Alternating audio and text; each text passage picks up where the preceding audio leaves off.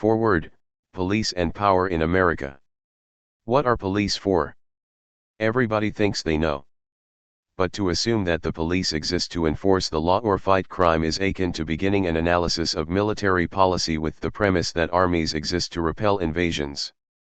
The ends an institution pursues are not always the same as those it claims to pursue. I begin, then, with a call for skepticism, especially about official slogans and publicly traded justifications. Let us focus less on what the police say they are doing and instead assess the institution based on what it actually does.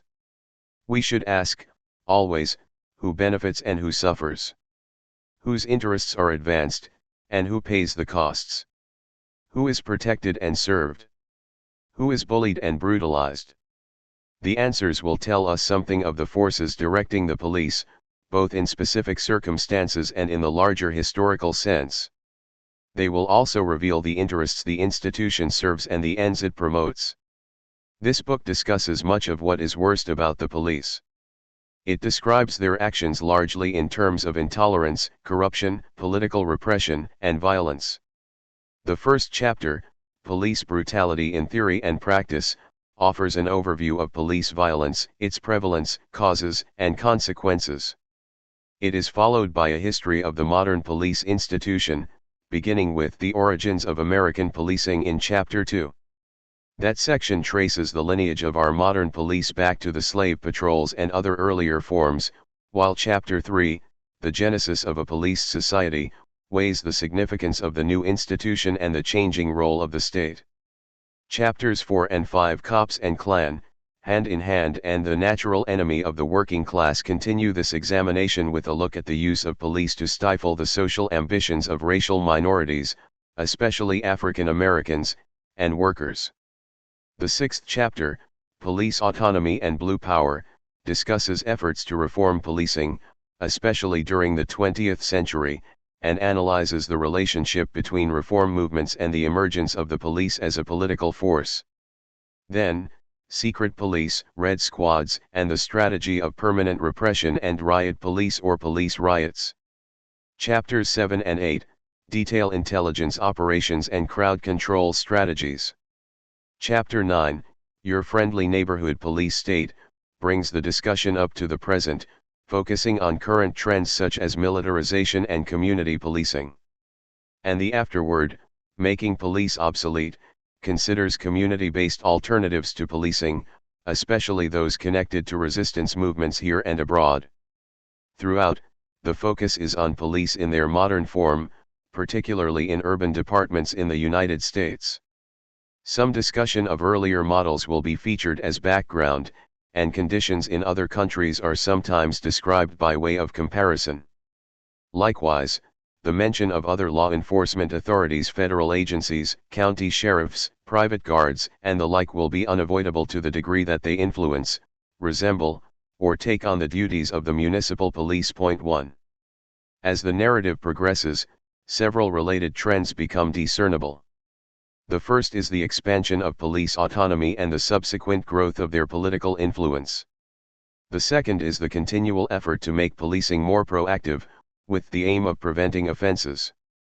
Related to each of these is the increased penetration of police authority into the community and into the lives of individuals.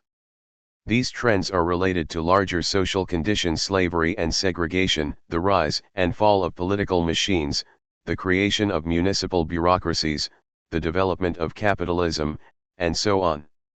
It is argued, in short, that the police exist to control troublesome populations, especially those that are likely to rebel.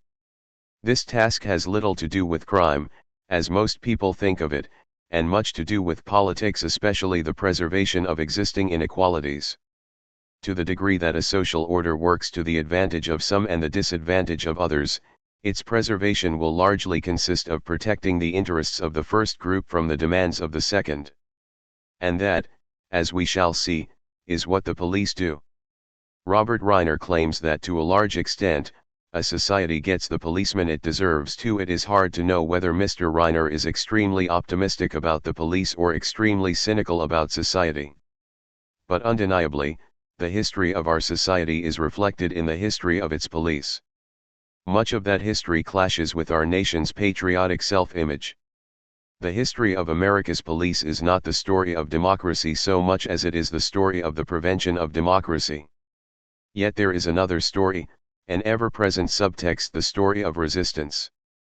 It, too, drives this narrative, and if there is a reason for hope anywhere in this book, we may find it here amidst the slave revolts, strikes, sit-ins, protest marches, and riots.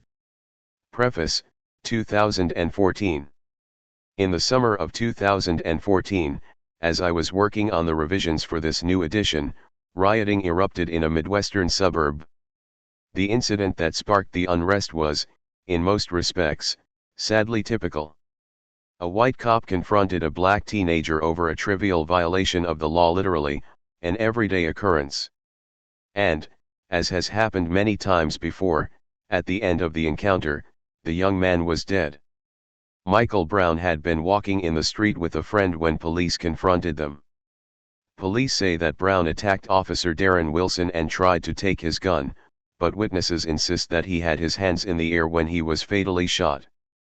Police also note that Brown had stolen some cigars from a convenience store a few minutes earlier, though Officer Wilson did not know that at the time.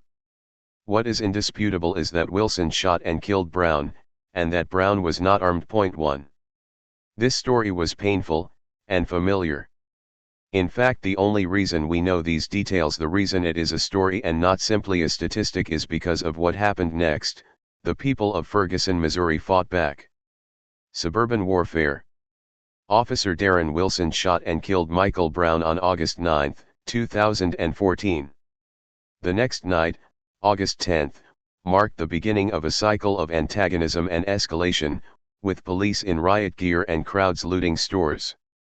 By August 11, cops were firing rubber bullets and tear gas. Point 2. Soon the crowds were battling them with rocks, bricks, bottles, firebombs, and occasional gunfire. Point 3. The effect, as USA Today described it, was a city-turned-war zone. 4. The police response surely helped to inflame the situation. One resident told a reporter, "When I see a cop in riot gear, first thing I think is, riot. When I see someone that looks like they're ready to fight me, I'm going to put up my fists." 5. The cops wore camouflage fatigues and body armor, some carried assault rifles, even aiming them at protesters. They blocked off streets with armored cars, set up snipers' nests, and filled middle-class neighborhoods with tear gas. In an effort to de-escalate, the Missouri State Highway Patrol took over crowd control. Captain Ron Johnson, a black man from the area, expressed sympathy with the demonstrators and promised not to use tear gas, but faced with ongoing rioting, his officers did so regardless. Soon the governor imposed a curfew and deployed the National Guard. Amnesty International sent observers and called for an investigation into the police action. 6. Navi Pillay, the UN High Commissioner for Human Rights, issued a statement condemning the excessive use of force by police, calling for the right of protest to be respected, and accusing the United States of practicing apartheid. 7. Clearly worried, the White House began calling civil rights leaders around the country, 1,050 of them, to enlist these participants to help keep the situation calm and focused. 8. Mediators from the Justice Department's Community Relations Service facilitated town hall meetings, inviting in Ferguson residents, police, and city officials but excluding the media. 9. Some members of the clergy took to the streets to urge peace, a few even calling for an end to protests altogether. 10. Meanwhile, the right-leaning militia-style Oath Keepers started sending armed volunteers to guard area businesses. 11. And the traditional American Knights of the Ku Klux Klan issued a warning to the terrorists masquerading as peaceful protesters, threatening them with lethal force. 12. A separate Klan group, the New Empire Knights, claimed to be guarding homes and businesses of whites that feel threatened, and held a fundraiser for Officer Wilson. All money will go to the cop who did his job against the Negro criminal. 13. Rioting would continue, on and off, for months, igniting with renewed vigor in late November, when a grand jury announced its decision not to indict Officer Wilson. Lewis Head, Michael Brown's stepfather, screamed in rage outside a Ferguson police station, "Burn this bitch down." That evening, police reported at least 21 buildings set on fire, 150 gunshots, damage to 10 police cars, and 60 arrests. 14. Twice in 2 weeks. On November 24, the Ferguson grand jury announced its decision: no indictment. A few days later, on December 3, in New York City, another grand jury reached the same unsatisfying conclusion in a separate case of police violence, declining to indict Officer Daniel Pontalio for the killing of Eric Garner. Earlier in the year, on July 17, 2014, New York City police confronted Garner, another unarmed black man, allegedly for selling single untaxed cigarettes called Lucy's. Video shows 4 officers pulling Garner to the ground, one with an arm around his neck. Garner gasps repeatedly, "I can't breathe." He died on the way to the hospital. 15. In the span of 2 weeks, U.S. Representative Marcia Fudge, chair of the Congressional Black Caucus, observed, "This nation seems to have heard one message loud and clear: there will be no accountability for taking black lives." 16. Phrased this way, she invited a comparison, deliberately or not, between the recent grand jury decisions and the 19th century legal principle, solidified in the Supreme Court's Dred Scott ruling, that African Americans represent a subordinate and inferior class of beings who had been subjugated by the dominant race, and, whether emancipated or not, yet remained subject to their authority, and had no rights or privileges but such as those who held the power and the government might choose to grant them. Or, more simply, they had no rights which the white man was bound to respect. 17. For Dred Scott, the issue was slavery; for Brown and Garner, it was murder. Connecting the cases was the failure, or rather, the refusal of the judicial system to extend its protection to the African American population. That sense of existing without rights, of living under threat, of being discounted was sadly, insistently, conveyed in the slogan that arose in connection to the protests, "Black Lives Matter." It is shameful, I feel, that we even have to make this point. That it is necessary to say, even once, that Black Lives Matter is itself a testimony to the racism of our society. It ought to be obvious that Black Lives Matter, that black people matter, and by implication, that their murder, especially at the hands of the state, cannot go unanswered. And yet it is not obvious. In the context of the legal system, the recent evidence suggests that it is not even true. The slogan represents, then, not simply a fact, but more importantly a challenge. If we believe it, we must make it real. When the Ferguson grand jury announced its decision, protesters mobilized in more than 170 cities across the country, blocking streets and even freeways, enacting die-ins at police stations, briefly occupying the mayor's office in Chicago. Most were peaceful. Only Oakland matched Ferguson in terms of intensity, breaking windows, looting businesses, blockading a police station, building and burning barricades. 18. The protests grew when the New York grand jury likewise declined to indict Officer Pontalio. Approximately 10,000 people joined protests in New York City, chanting "Shut the whole system down," while blocking the Manhattan and Brooklyn bridges and sometimes skirmishing with police. In the first 2 days, 302 people were arrested, 3 for felonies. 19. Displays of solidarity started appearing in some unexpected places.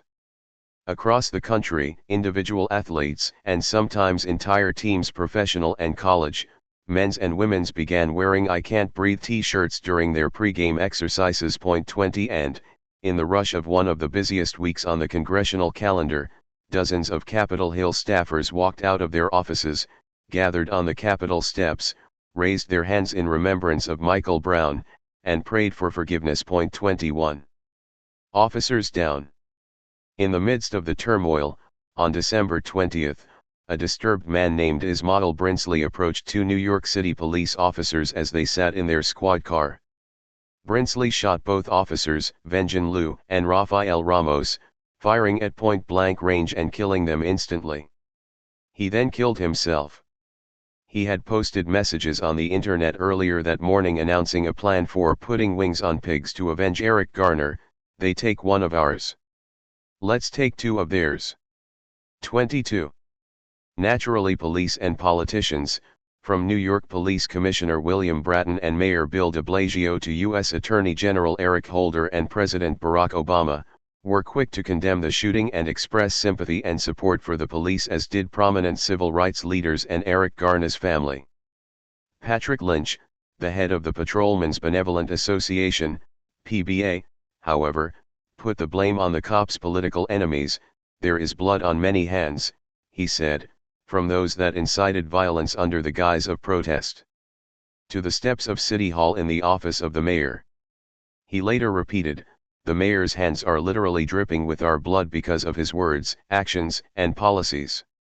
The PBA went on to declare war, though with the perpetrator dead, it is unclear against whom. We have, for the first time in a number of years, become a wartime police department. We will act accordingly. The PBA also offered its own instructions to patrol officers. At least 2 units are to respond to every call, no matter the condition or severity, no matter what type of job is pending, or what the opinion of the patrol supervisor happens to be. Meanwhile, patrol officers began an unofficial, and likely illegal, slowdown. In the days following the ambush of Lou and Ramos, police made 66% fewer arrests and wrote 94% fewer tickets. 23. The rift between the cops and the mayor seems particularly deep.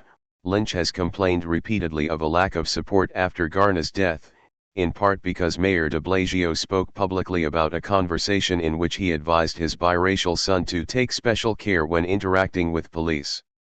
In retort, the PBA began offering a form for officers, instructing the mayor not to attend their funerals if they die in the line of duty. Then, when de Blasio spoke at Lou and Ramos's funerals, hundreds of police turned their back to him. 24. A legitimacy problem. The death of Eric Garner, and that of Michael Brown, the grand jury decisions, and even the riots all fit an established pattern, one we've seen repeatedly in just the past few years, beginning in Oakland in 2009, then Portland and Denver in 2010, Seattle and San Francisco in 2011, Atlanta and Anaheim in 2012, Santa Rosa, Flatbush, and Durham in 2013, and Salinas and Albuquerque earlier in 2014. 25. But the scale of the crisis sparked by Brown's shooting, and its duration, make it truly exceptional, and both political and cultural elites seem to have understood it as such. Police unions, and some commanders, as well as the reliable right-wing pundits, have obstinately defended their positions and cynically used the deaths of 2 hapless patrolmen to go back on the offensive. Other authorities, however, have been more careful and conciliatory, offering modest reforms and adjusting their rhetoric to match the nation's overall mood. As journalist Matt Taibbi so succinctly put it, the police suddenly have a legitimacy problem. 26. President Barack Obama did his best to equivocate, while calling for peace and calm. There is never an excuse for violence against police or for those who would use this tragedy as a cover for vandalism or looting. There's also no excuse for police to use excessive force against peaceful protests or to throw protesters in jail for lawfully exercising their First Amendment rights. 27. Attorney General Eric Holder added, "At a time when we must seek to rebuild trust between law enforcement and the local community, I am deeply concerned that the deployment of military equipment and vehicles sends a conflicting message." 28. Soon thereafter, the President ordered a review of the police use of military weaponry. 29. It's too early to know whether any lasting structural changes will result from the current unrest, but if nothing else it has certainly changed the terms of the debate. Time magazine, for example, ran a surprising piece titled "In Defense of Rioting." It cogently argues, riots are a necessary part of the evolution of society. Until human rights are respected, the legitimate frustration, sorrow, and pain of the marginalized voices will boil over, spilling out into our streets. Blacks in this country are more apt to riot because they are one of the populations here who still need to. 30. Rolling Stone, likewise, published a short piece looking at historical and, in retrospect, entirely justifiable uses of property destruction, pointing to precedents like the Boston Tea Party, slave rebellions, the suffragists, the anti-nuclear movement, and ongoing resistance to fracking. 31 The magazine then went a step further, arguing that it's time to start imagining a society that isn't dominated by police, and offering suggestions to help build a cop-free world. 32. Even some conservatives, among them Senator Rob Portman, Senator Ted Cruz, Representative Paul Ryan, and the writer Eric Erickson, expressed concern about the crackdown on protests. 33 There is a systemic problem with today's law enforcement, Senator Rand Paul wrote in an op-ed, pointing to militarization, paired with an erosion of civil liberties and due process represented by national security letters, no-knock searches, broad general warrants, and pre-conviction forfeiture. Then, unexpectedly, he departed from the Tea Party script. Given the racial disparities in our criminal justice system, it is impossible for African Americans not to feel like their government is targeting them. Anyone who thinks that race does not still, even if inadvertently, skew the application of criminal justice in this country is just not paying close enough attention. 34. It may be that the video of police literally strangling an African American man is it too much to compare it to lynching, disturbed the conscience of the nation, even those on the political right. And it may be that the sight of armored vehicles on suburban streets proved disconcerting to the small government crowd. But the cops kill black people with some regularity, and the militarization of local police has been underway for decades, often with the support of some of the same figures now expressing their somber concerns. The simple fact is that the authorities are responding, not to the deaths or to the military-grade weaponry as such, but to the riots. Rioting made policing a problem for elites. On its own, the death of a black man is what economists call an externality, somebody else's trouble. Racial profiling and zero-tolerance policing, the treatment of whole communities as suspicious in themselves, and the idea that the cops might stop, arrest, or even kill you simply for jaywalking are just business as usual until they provoke a crisis. Neither President Obama nor Attorney General Eric Holder had any qualms about giving the police military hardware. It was only when the armored vehicles and assault rifles started showing up on the television news that they started to worry. 35 It was the riots that put these issues on the national agenda. No number of petitions, lawsuits, op-ed columns, or books on the subject could have had the same effect. The riots of the previous few months pulled into focus some of the most troubling aspects of policing, and with them, some of the deepest injustices in our society. The unrest was not just about Mike Brown, Eric Garner, Officer Wilson, Officer Pontalio, gunshots, and chokeholds. It was also about racial profiling and the standards of public order. But beyond that, too, it was about race, class, and violence, ultimately, about questions of freedom and equality. Revisions. Our Enemies in Blue first appeared in 2004, 10 years before the events described above. Yet so many of the themes central to the book have suddenly found themselves in the headlines: race, class, violence, standards of public order, rioting, crowd control, the militarization of local departments, the power of police unions, collaboration with racist paramilitaries, the co-optation of social movement leaders, the promise and perils of reform, and alternatives to policing. History, suddenly, seems very present. I have, in this preface, only begun the story of Ferguson and the nationwide wave of resistance that followed Michael Brown's murder. We do not yet know how that story ends, but I hope that it comes to represent, not merely a new chapter in the history of policing, but a decisive break from the past. It is with the future, as well as the past, that this book is concerned. I began my research on policing, nearly 20 years ago now, not as an academic exercise, but because in my political organizing I was confronted with pressing questions that I did not then know how to answer. I turned to the past to help us understand the present, so that we might change the future. Returning to the book, 10 years later, my aims are largely the same. This new edition brings the history up to date and revises some of the earlier material, while keeping the same general structure, argument, and narrative as the original. As one might expect, the bulk of the revisions come toward the end of the volume. In addition to updating statistics, adding more recent examples, and correcting some mistakes or oversights, I have also substantively adjusted my analysis when new developments or just new ideas require it. For instance, the implications of the USA Patriot Act, shifts in crowd control strategies, and even the domestic effects of the wars in Iraq and Afghanistan, are all far clearer now than they were 10 years ago.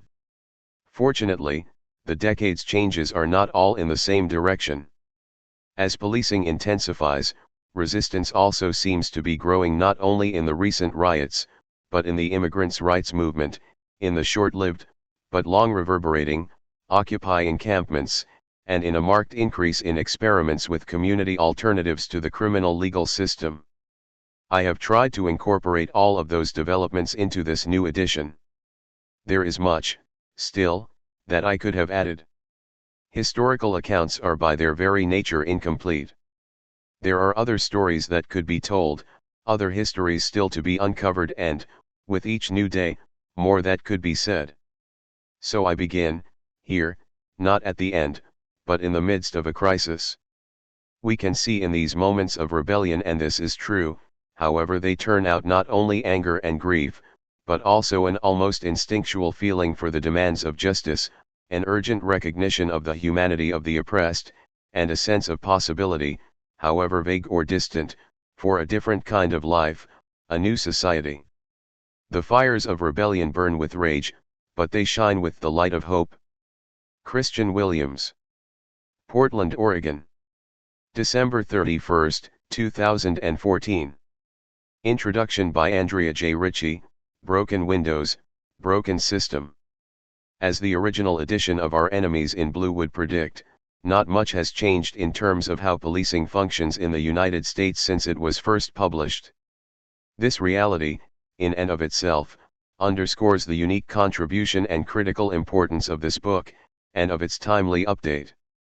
Our Enemies in Blue offers a systematic, well-researched, readable, and engaging examination of the evolution of police forces as tools of political control as well as political entities of their own.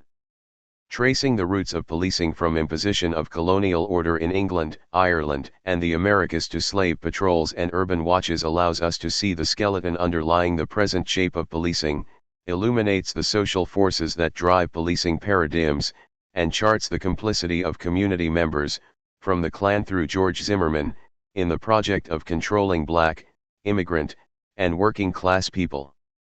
There are new names: Oscar Grant, Ray Marley Graham, Mike Brown, Eric Garner, Tamir Rice, Akai Gurley, and with each of them, new moments of resistance. Yet the history of modern-day policing outlined in careful and compelling detail in the first edition of Our Enemies in Blue, now updated and applied to the events of the past 10 years, continues to play out, not only in single incidents of deadly force against black and brown bodies, but also in the everyday violence of policing, be it racially discriminatory stop and frisk practices in New York City, continuing racial disparities in traffic stops on the nation's streets and freeways, or through daily stops, searches, beatings, sexual assaults, and police occupation of communities of people of color that are not just reminiscent of slavery and the Jim Crow era, but its direct descendants. Exposing the core of policing, as well as the social forces that drive it, enables us to see that, even as its outward form shifts over time, the underlying structure and purpose ultimately remains the same, decade after decade. This is not to say that resistance has had no impact. It has forced police departments to shift strategies and has at times reduced some harms of policing. It is simply to say that the history of policing, the underlying forces of punishment, and responses to calls for reform laid out in the following pages is essential to understanding how we arrived at the present moment, and to envisioning what lies ahead. By placing the string of individual cases of police violence that have captured headlines over the past 2 decades into a larger context, we are pushed beyond an understanding of them as individual acts of racist police officers to an examination of their root causes and sinister systemic underpinnings. Our demands for change are thus necessarily expanded beyond prosecutions in individual cases and advocacy for policy reform, while simultaneously acknowledging the pain and outrage generated by each individual act of police violence, and the limited respite changes to policing policies can bring. Particularly relevant to the present moment and the broken windows policing practices that ultimately killed Mike Brown and Eric Garner, Our Enemies in Blue chronicles the emergence of order maintenance policing as the modern-day manifestation of black codes, vagrancy laws, and common night walker ordinances. Pursuant to this theory, through what has become known as quality of life policing, officers are given explicit permission and discretion to target populations inextricably intertwined with notions of the dangerous classes described in Our Enemies in Blue. Police extortion schemes of old are replaced with a more elaborate shakedown of poor people through assessment of exorbitant fees and fines for minor, vague, and discriminatorily enforced quality of life offenses such as littering, sleeping, eating, or appearing disorderly or lewd in public. Indeed, it is telling that the biggest impact of the slowdown by NYPD officers in early 2015 was loss of revenue, not increased crime, and that first olive branch offered by the Ferguson Police Department in the wake of the uprising following Mike Brown's murder by Darren Wilson was a reduction in fees associated with failing to appear in court to answer to minor charges which were the bread and butter of city coffers. 1. Perhaps the most critical intervention Our Enemies in Blue makes to the current moment comes in the final chapter, which traces the roots of militarization of police departments displayed in such stark and brutal relief during the days and months following Mike Brown's killing in Ferguson to the advent of SWAT teams and the declaration of a war on drugs. Here, Williams reveals community policing, the kinder, friendlier face of law enforcement being advanced as its alternative, to simply be another side of the same coin. Like early police forces, community policing works to conscript civilians and helping institutions into the project of social control, while serving as the stick that continues to enforce the order that serves existing power relations. One thing that has changed since the first edition is the way we understand how policing operates along the axes of gender and sexuality, within and alongside those of race and class. Over the past decade, a body of work has emerged, which, like Conquest, Sexual Violence and American Indian Genocide by Andrea Smith, traces its lineage back to indigenous women's resistance to the sexualized violence by state actors that has been an essential weapon of colonization, or, like law enforcement violence against women of color, an article I authored for Color of Violence, The Insight Anthology, South End Press 2006, to black women's resistance to slave patrols and lynching, and to the struggles of freedom fighters like Fannie Lou Hamer, Angela Davis, and Assata Shakur in response to police violence against themselves and their communities. 2. Some of this work, like the book I co-authored with Joey Mogul and Kay Whitlock, Queer, in Justice, the Criminalization of LGBT People in the United States, draws directly on the history of morals enforcement through vagrancy laws and on the critical analysis of broken windows policing offered by Our Enemies in Blue to highlight how policing operates to enforce racialized and classed norms of gender and sexuality in both public and private spheres. 3. This process is mediated, as we discuss in Queer, in Justice, through criminalizing narratives and archetypes that literally shape how the same conduct by different people is perceived differently within the context of maintaining order and ensuring community safety. Others, like Dean Spade's Normal Life, Administrative Violence, Critical Trans Politics, and the Limits of Law and Captive Genders, Trans Embodiment and the Prison Industrial Complex, edited by Nat Smith and Eric Stanley, further elucidate the multiple ways in which law enforcement, prisons, and other systems of control explicitly police the lines of the gender binary. 4. This literature, along with research conducted by grassroots organizations, policy advocacy groups, academics, and even law enforcement, as well as powerful interventions made by black feminists in the post-Ferguson public discourse, has irrevocably expanded the frame of the conversation around policing to incorporate the voices and experiences of women of color and LGBTQ people of color targeted by gendered and sexuality-based forms of racial profiling and police violence, painting a more complete picture of the structures and dynamics of policing. For instance, researchers have begun to dig deeper into the statistics illuminating patterns of racialized policing detailed in Chapter 4 to unearth the experiences of women of color. As noted in a submission endorsed by over 75 organizations and individuals to the President's Task Force on 21st Century Policing, which was convened as a result of sustained national outcry in the wake of failure to hold officers who killed Mike Brown and Eric Garner accountable. Although racial profiling data reported by federal and state governments is rarely, if ever, disaggregated by race and sex, racial profiling studies which do analyze the experiences of women of color separately from those of men of color conclude that for both men and women there is an identical pattern of stops by race/ethnicity. For instance, in New York City, one of the jurisdictions with the most extensive data collection on police stops, rates of racial disparities in stops and arrests are identical among men and women. Racial profiling of women of color has specifically been reported in the context of law enforcement practices associated with the war on drugs and the policing of prostitution-related offenses. 5. Black women and women of color, who have played a leadership role in struggles against state-sponsored violence since colonial times and slavery, have increasingly insisted on recognition that we too are direct, and not collateral or occasional, targets of police shootings and violence.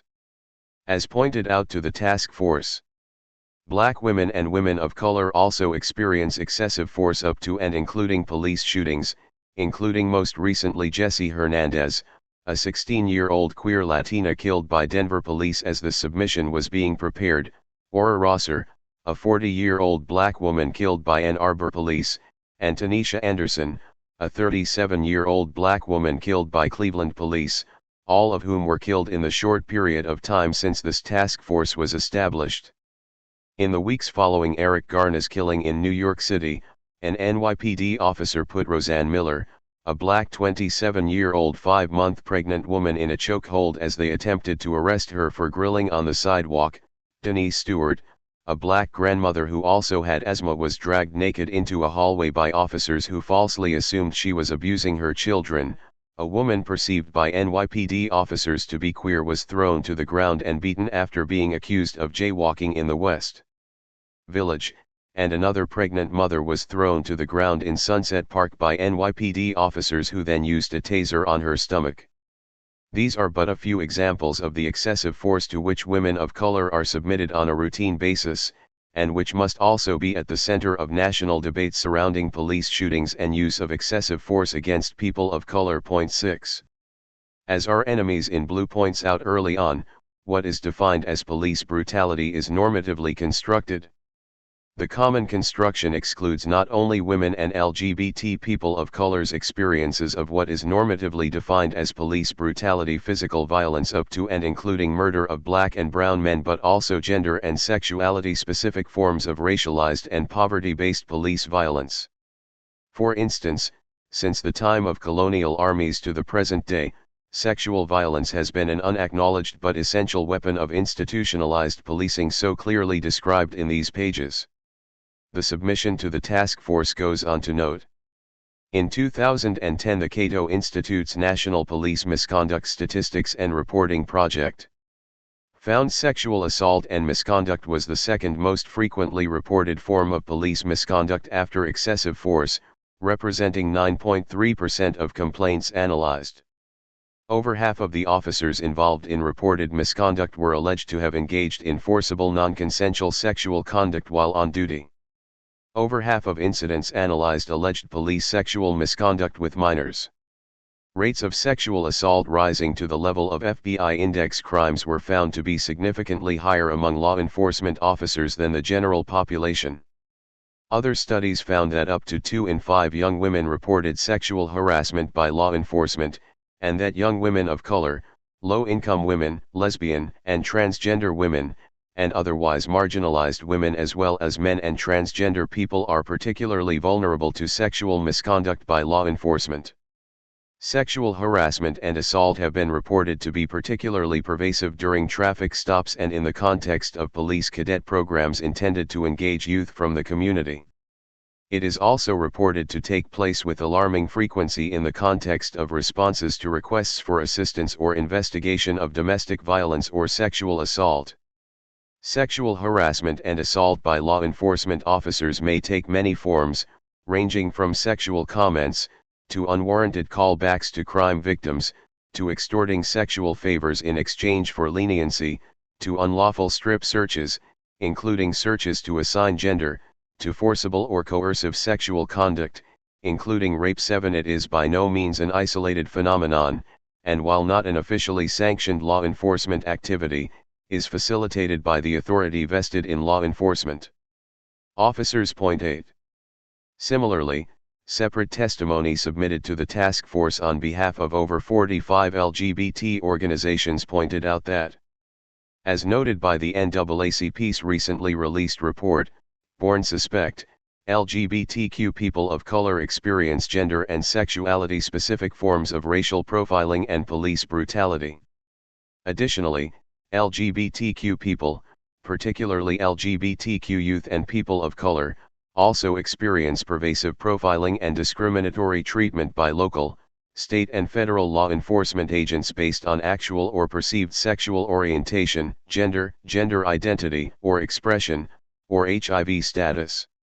Over the past decade, the National Coalition of Anti-Violence Programs, NCAP, has found that law enforcement agents have consistently been among the top 3 categories of perpetrators of homophobic or transphobic violence against LGBTQ people reported to anti-violence organizations. In a recent national survey of LGBTQ people conducted by Lambda Legal, a quarter of respondents who had in-person contact with police reported at least one type of misconduct or harassment, including profiling, false arrests, verbal or physical assault, or sexual harassment or assault. LGBTQ people of color, LGBTQ youth, low-income LGBTQ people, and transgender people were much more likely to report an experience of at least one type of police misconduct or harassment. Across the country, non-heterosexual youth are more likely to be stopped by the police and experience greater criminal justice sanctions not explained by greater involvement in violating the law. Investigations of local police departments in New Orleans and Puerto Rico by the U.S. Department of Justice have documented patterns and practices of profiling and discriminatory policing of LGBTQ people, and a number of local organizations have documented department-specific patterns and practices. 9. These more recent studies echo the patterns and practices of police misconduct identified by Amnesty International in its 2005 report Stonewalled: Police Misconduct and Abuse Against LGBT People in the United States. Widespread homophobic, transphobic, and sexual harassment, name-calling and verbal abuse by law enforcement officers, profiling and discriminatory enforcement, including citation of possession or presence of condoms as evidence of intent to engage in prostitution-related or lewd conduct offenses, failure to respect gender identity and expression when addressing members of the public, and during arrest processing, searches, and placement in police custody. Unconstitutional and unlawful searches to assign gender, sexual assault and rape by law enforcement officers, and dangerous placement and cruel, inhuman, and degrading treatment in police custody. 10. By incorporating an analysis of the ways in which systemic police violence affects all members of our communities in both similar and unique ways, this literature has informed and driven the work described in the afterword to this edition, envisioning, and more importantly, enacting, a world without police while offering the clearest of rationales for doing so. Ultimately, police operate as a source of violence rather than safety, even for those the law claims to protect, for reasons deeply rooted in the history of policing that Our Enemies in Blue so clearly lays out for us. Our Enemies in Blue critically informs and provides an essential basis for analysis of present and future possibilities in the current moment, and offers examples and criteria by which to evaluate our efforts. What does prevention and response to violence look like? And given the history of police and policing through the present day, can the police ever be the ones to provide them? Andrea J. Ritchie. Brooklyn, New York. March 2015. Andrea Ritchie is a black lesbian police misconduct attorney and organizer who has engaged in extensive research, writing, litigation, organizing, and advocacy on profiling, policing, and physical and sexual violence by law enforcement agents against women, girls, and lesbian, gay, bisexual, and transgender, LGBT, people of color over the past 2 decades.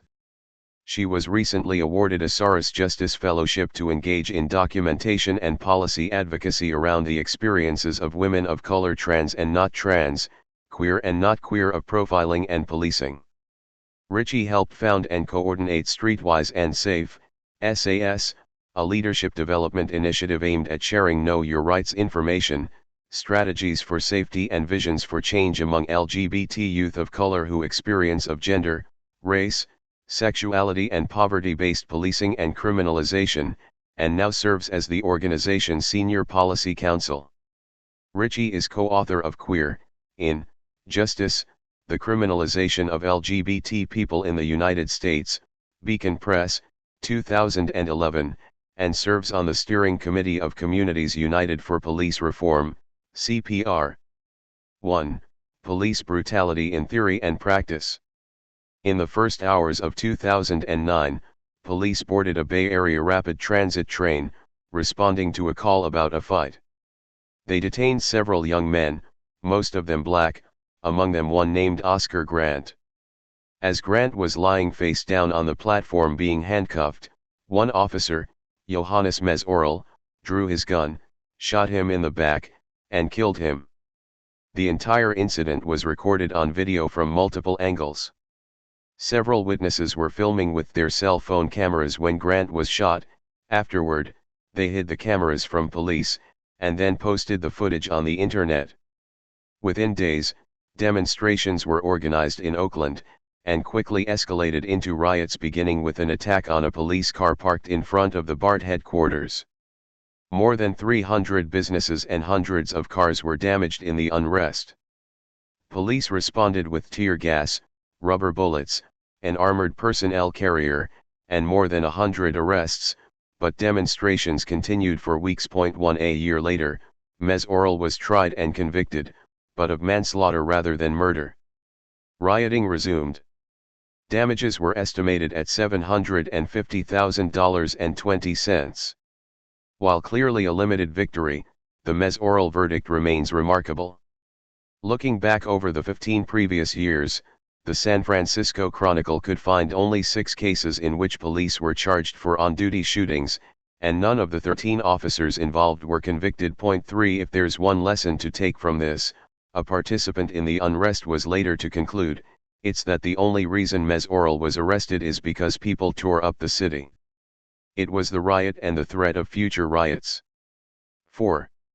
Grant's killing marked the start of a cycle of unrest affecting West Coast cities for the better part of 2 years, manifesting not only in militant protests and riots, but arson, sabotage, and ambush attacks. In October 2009, several unoccupied police cars were firebombed in Seattle. A few days later, on Halloween, 2 cops were shot in a drive-by attack, and 1 died. The following month, Maurice Clemens ambushed 4 cops in a Lakewood, Washington coffee shop, killing them all. On January 29, 2010, Portland police shot and killed an unarmed black man named Aaron Campbell as he was trying to surrender. His family had called 911 because they feared he might be suicidal. In March, they shot and killed a homeless man, Jack Collins, as he approached holding an X-Acto knife. Then in May, they shot and killed a young black man named Keaton Otis, whom they had pulled over because, as one officer explained, they thought he kind of looked like he could be a gangster. Each shooting was followed by protests of increasing militancy, as well as after-hours attacks on the offices of law enforcement agencies. In August 2010, Seattle police shot and killed a Native American woodcarver named John T. Williams, seemingly without provocation. Weeks of protests followed. Then, in September 2010, after police killed Manuel Jamens, a Guatemalan day laborer, Los Angeles saw riots lasting 3 nights. 5. It's no surprise that the police come into conflict with members of the public. The police are tasked with controlling a population that does not always respect their authority and may resist their efforts to enforce the law. Hence, police are armed, trained, and authorized to use force in the course of executing their duty. At times, they use the ultimate in force, killing those they are charged with controlling. Under such an arrangement, it is only too predictable that officers sometimes move beyond the bounds of their authority, and that the affected communities respond with anger, sometimes rage. The battles that ensue do not only concern particular injustices, but also represent deep disputes about the rights of the public and the limits of state power. On the one side, the police and the government try desperately to maintain control, to preserve their authority. And on the other, oppressed people struggle to assert their humanity. Such riots represent, among other things, the attempt of the community to define for itself what will count as police brutality and where the limit of authority falls. It is in these conflicts, not in the courts, that our rights are established. The Rodney King beating, basic stuff really. On March 3, 1991, a black motorist named Rodney King led the California Highway Patrol and the Los Angeles Police Department on a 10-minute chase. When he stopped and exited the car, the police ordered him to lie down. He got on all fours instead, and Sergeant Stacy Kuhn shot him twice with an electric taser. The other passengers in King's car were cuffed and laid prone on the street. An officer kept his gun aimed at them, and when they heard screams he ordered them not to look. One did try to look, and was clubbed on the head. 6. Others were watching, however, and a few days later the entire world saw what had happened to Rodney King. A video recorded by a bystander shows 3 cops taking turns beating King, with several other officers looking on, and Sergeant Stacy Kuhn shouting orders. The video shows police clubbing King 56 times, and kicking him in the body and head. 7 When the video was played on the local news, KCET enhanced the sound. Police can be heard ordering King to put his hands behind his back and calling him nigger 8. The chase began at 12:40 a.m. and ended at 12:50 a.m. At 12:56 SGT, Kuhn reported via his car's computer, "You just had a big time use of force, tossed and beat the suspect of CHP pursued, big time." At 12:57, the station responded, "Oh well. I'm sure the lizard didn't deserve it. Haha." At 1:07, the watch commander summarized the incident, again via mobile data terminal: CHP chasing, failing to yield, past car A23, they became primary, then tossed, then beat, basic stuff really. 9 Kuhn himself endorsed this assessment of the incident. In his 1992 book on the subject, he described the altercation, "just another night on the LAPD. That's what it had been." 10. King was jailed for 4 days, but released without charges. He was treated at County USC Hospital, where he received 20 stitches and treatment for a broken cheekbone and broken ankle. Nurses there reported hearing officers brag and joke about the beating. King later listed additional injuries, including broken bones and teeth, injured kidneys, multiple skull fractures, and permanent brain damage. 11. 23 officers had responded to the chase, including 2 in a helicopter. Of these, 10 Los Angeles Police Department officers were present on the ground during the beating, including 4 field training officers, who supervise rookies. 4 cops, Stacy Kuhn, Lawrence Powell, Timothy Wind, and Theodore Brasino, were indicted for their role in the beating. Wind was a new employee, still in his probationary period, and was fired. 2 California Highway Patrol officers were disciplined for not reporting the use of force, and their supervisor was suspended for 10 days. But none of the other officers present were disciplined in any way, though they had done nothing to prevent the beating or to report it afterward. 12. The 4 indicted cops were acquitted. Social scientists have argued that the verdict was predictable, given the location of the trial. Simi Valley, the site of the trial, and Ventura County more generally, is a predominantly white community known for its strong stance on law and order, as evidenced by the fact that a significant number of LAPD officers live there. Thus, the 4 white police officers were truly judged by a jury of their peers. Viewed in this context, the verdict should not have been unanticipated. 13. Kuhn, Powell, Wendt, and Brasino were acquitted. They were then almost immediately charged with federal civil rights violations, but that was clearly too little, too late. LA was in flames. A social conflagration. The people of Los Angeles offered a ready response to the acquittal. Between April 30 and May 5, 1992, 600 fires were set. 14 4,000 businesses were destroyed, 15 and property damage neared $1 billion. 1652 people died, and 2,383 people were injured seriously enough to seek medical attention. 17 smaller disturbances also erupted around the country in San Francisco, Atlanta, Las Vegas, New York, Seattle, Tampa, and Washington, D.C. 18. Despite the media's portrayal of the riot as an expression of black rage, arrest statistics show it to have been a multicultural affair. 3,492 Latinos, 2,832 black people, and 640 white people were arrested, as were 2,492 other people of unidentified races. 19 Likewise, despite the media focus on violence, especially attacks on white people and Korean merchants, the data tell a different story.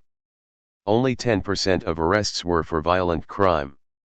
The most common charge was curfew violation, 42%, closely followed by property crimes, 35%. 20 Likewise, the actual death toll, definitely attributable to the rioters, was under 20. The police killed at least half that many, and probably many more. Moreover, although some whites and Korean Americans were killed, the vast majority of fatalities were African Americans and Hispanic Americans who died as bystanders or as rioters opposing civil authorities. 21.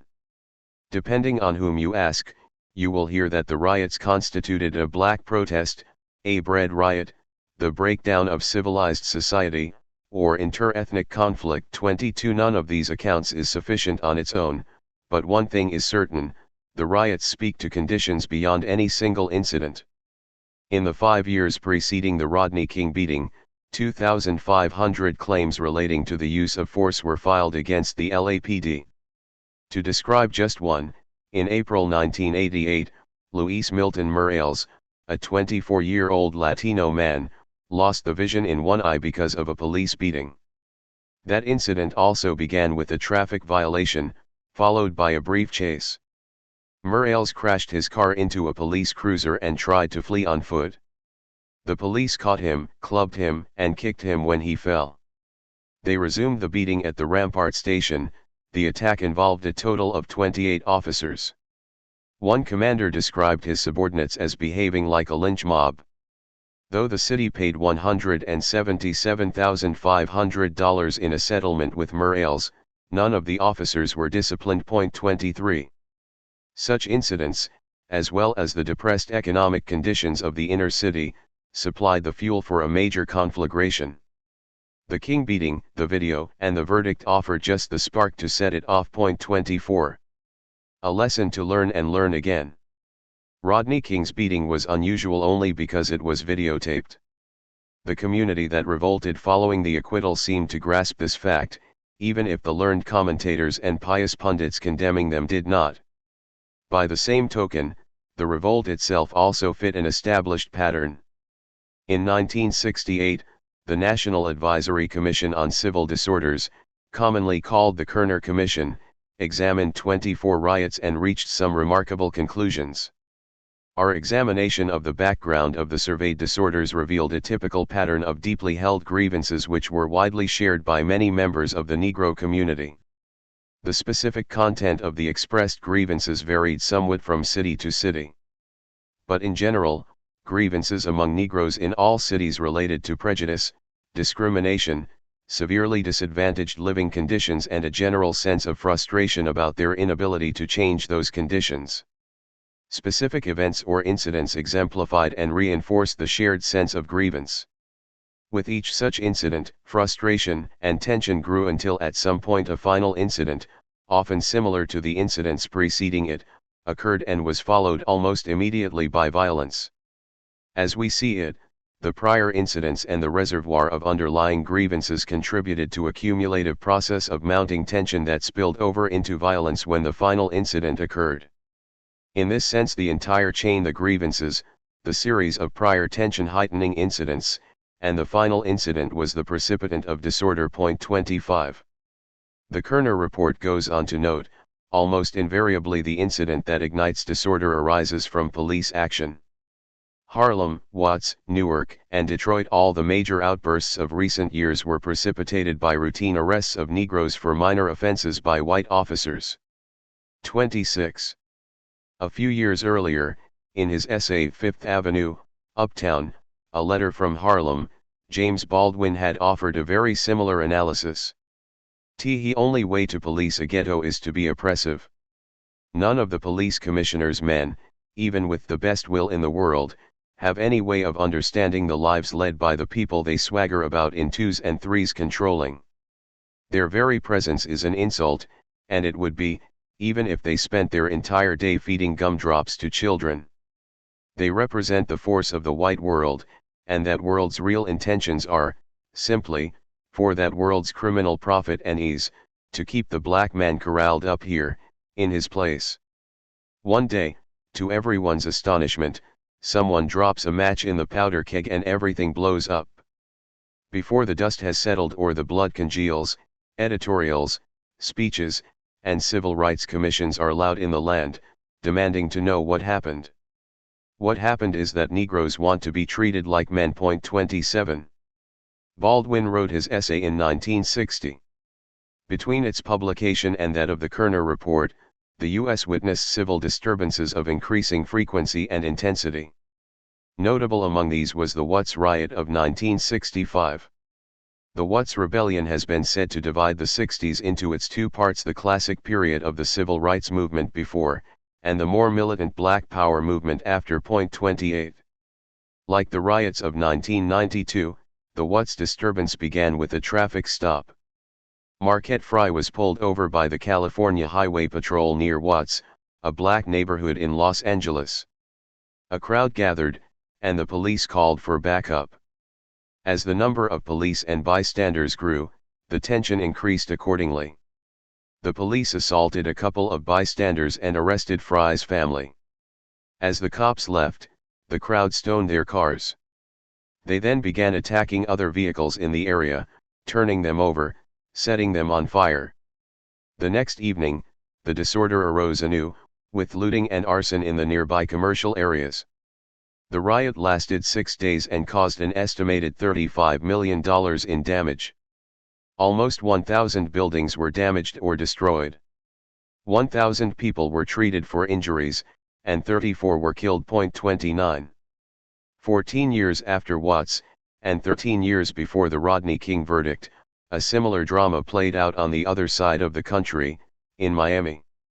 On December 17, 1979, the police chased, caught, beat, and killed a black insurance salesman named Arthur McDuffie. McDuffie, who was riding his cousin's motorcycle, allegedly popped a wheelie and made an obscene gesture at Police Sergeant Ira Diggs, before leading police on an 8-minute high-speed chase. 12 other cars joined in the pursuit, and when they caught McDuffie, between 6 and 8 officers beat him with heavy flashlights as he lay handcuffed, face down on the pavement.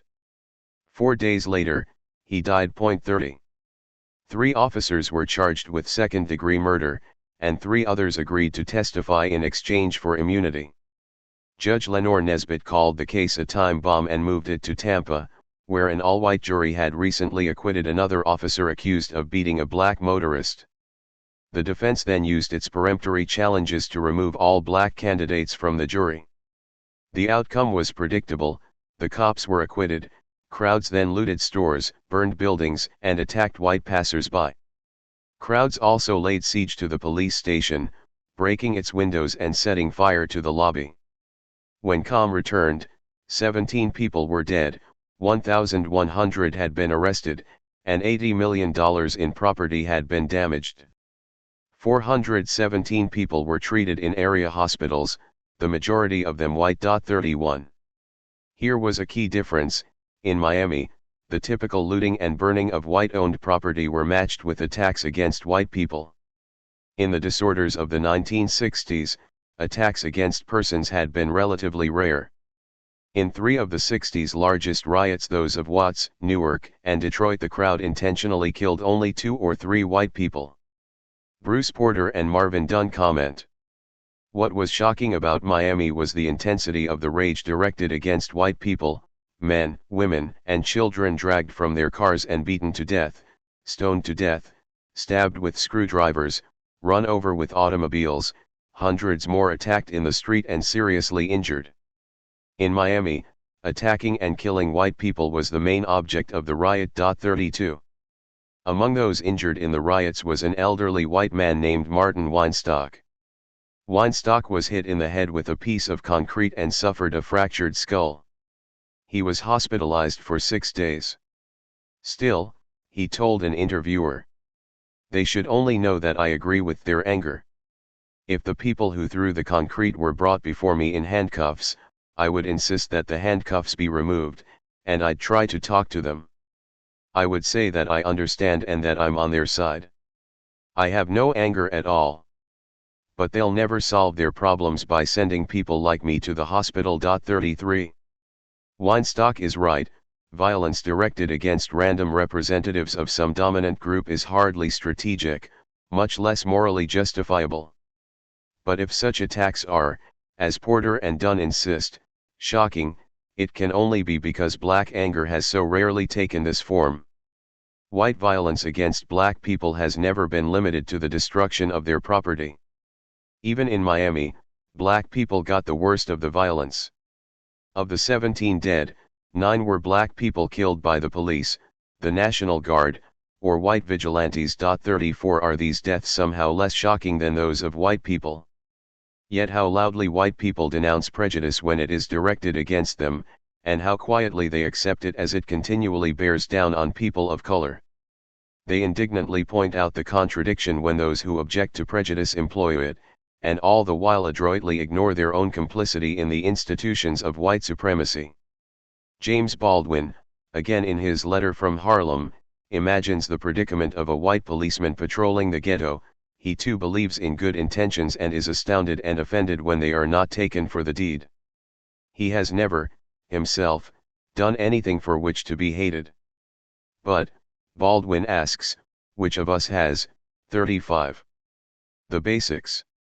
We are encouraged to think of acts of police violence more or less in isolation, to consider them as unique, unrelated occurrences. We ask ourselves always, what went wrong, and for answers we look to the seconds, minutes, or hours before the incident. Perhaps this leads us to fault the individual officer, perhaps it leads us to excuse him. Such thinking, derived as it is from legal reasoning, does not take us far beyond the case in question. And thus, such inquiries are rarely very illuminating. The shooting of Oscar Grant, the beating of Rodney King, the arrest of Marquette Frye, the killing of Arthur McDuffie, and any of the less noted atrocities I've mentioned here in passing, any of these may be explained in terms of the actions and attitudes of the particular officers at the scene, the events preceding the violence, including the actions of the victims, and the circumstances in which the officers found themselves. Indeed, juries and police administrators have frequently found it possible to excuse police violence with such explanations. The unrest that followed these incidents, however, cannot be explained in such narrow terms. To understand the rioting, one must consider a whole range of related issues, including the conditions of life in the black community, the role of the police in relation to that community, and the history and pattern of similar abuses. If we are to understand the phenomenon of police brutality, we must get beyond particular cases. We can better understand the actions of individual police officers if we understand the institution of which they are a part. That institution, in turn, can best be examined if we have an understanding of its origins, its social function, and its relation to larger systems like capitalism and white supremacy. Let's begin with the basics. Violence is an inherent part of policing. The police represent the most direct means by which the state imposes its will on the citizenry. 36 When persuasion, indoctrination, moral pressure, and incentive measures all fail, there are the police. In the field of social control, police are specialists in violence. They are armed, trained, and authorized to use force. With varying degrees of subtlety, this colors their every action. Like the possibility of arrest, the threat of violence is implicit in every police encounter. Violence, as well as the law, is what they represent. Defining brutality. The study of police brutality faces any number of methodological barriers, not the least of which is the problem of defining it. There is no standard definition, nor is there one way of measuring force and excessive force. As a consequence, different studies produce very different results, and these results are difficult to compare. Kenneth Adams, writing for the National Institute of Justice, notes, because there is no standard methodology for measuring use of force, estimates can vary considerably on strictly computational grounds. Different definitions of force and different definitions of police-public interactions will yield different rates. In particular, broad definitions of use of force, such as those that include grabbing or handcuffing a suspect, will produce higher rates than more conservative definitions. Broad definitions of police-public interactions, such as calls for assistance, which capture variegated requests for assistance, lead to low rates of use of force. Conversely, narrow definitions of police-public interactions, such as arrests, which concentrate squarely on suspects, lead to higher rates of use of force. 37. Adams himself outlines multiple definitions for use of force violations, focusing on different aspects of the misconduct. For example, deadly force refers to situations in which force is likely to have lethal consequences for the victim. The victim need not necessarily die. The term excessive force is used to describe situations in which more force is used than allowable when judged in terms of administrative or professional guidelines or legal standards. Illegal use of force refers to situations in which use of force by police violated a law or statute. Improper, abusive, illegitimate, and unnecessary use of force are terms that describe situations in which an officer's authority to use force has been mishandled in some general way, the suggestion being that administrative procedure, societal expectations, ordinary concepts of lawfulness, and the principle of last resort have been violated, respectively. 38. Adding to the difficulty of comparing one set of figures with another, each of these concepts refers to standards that vary according to the agency, jurisdiction, and community involved. Even within a single agency, agreement on the interpretation of the relevant standards may not be perfect. Bobby Lee Cheatham, a black cop in Miami, noted the different standards among the police.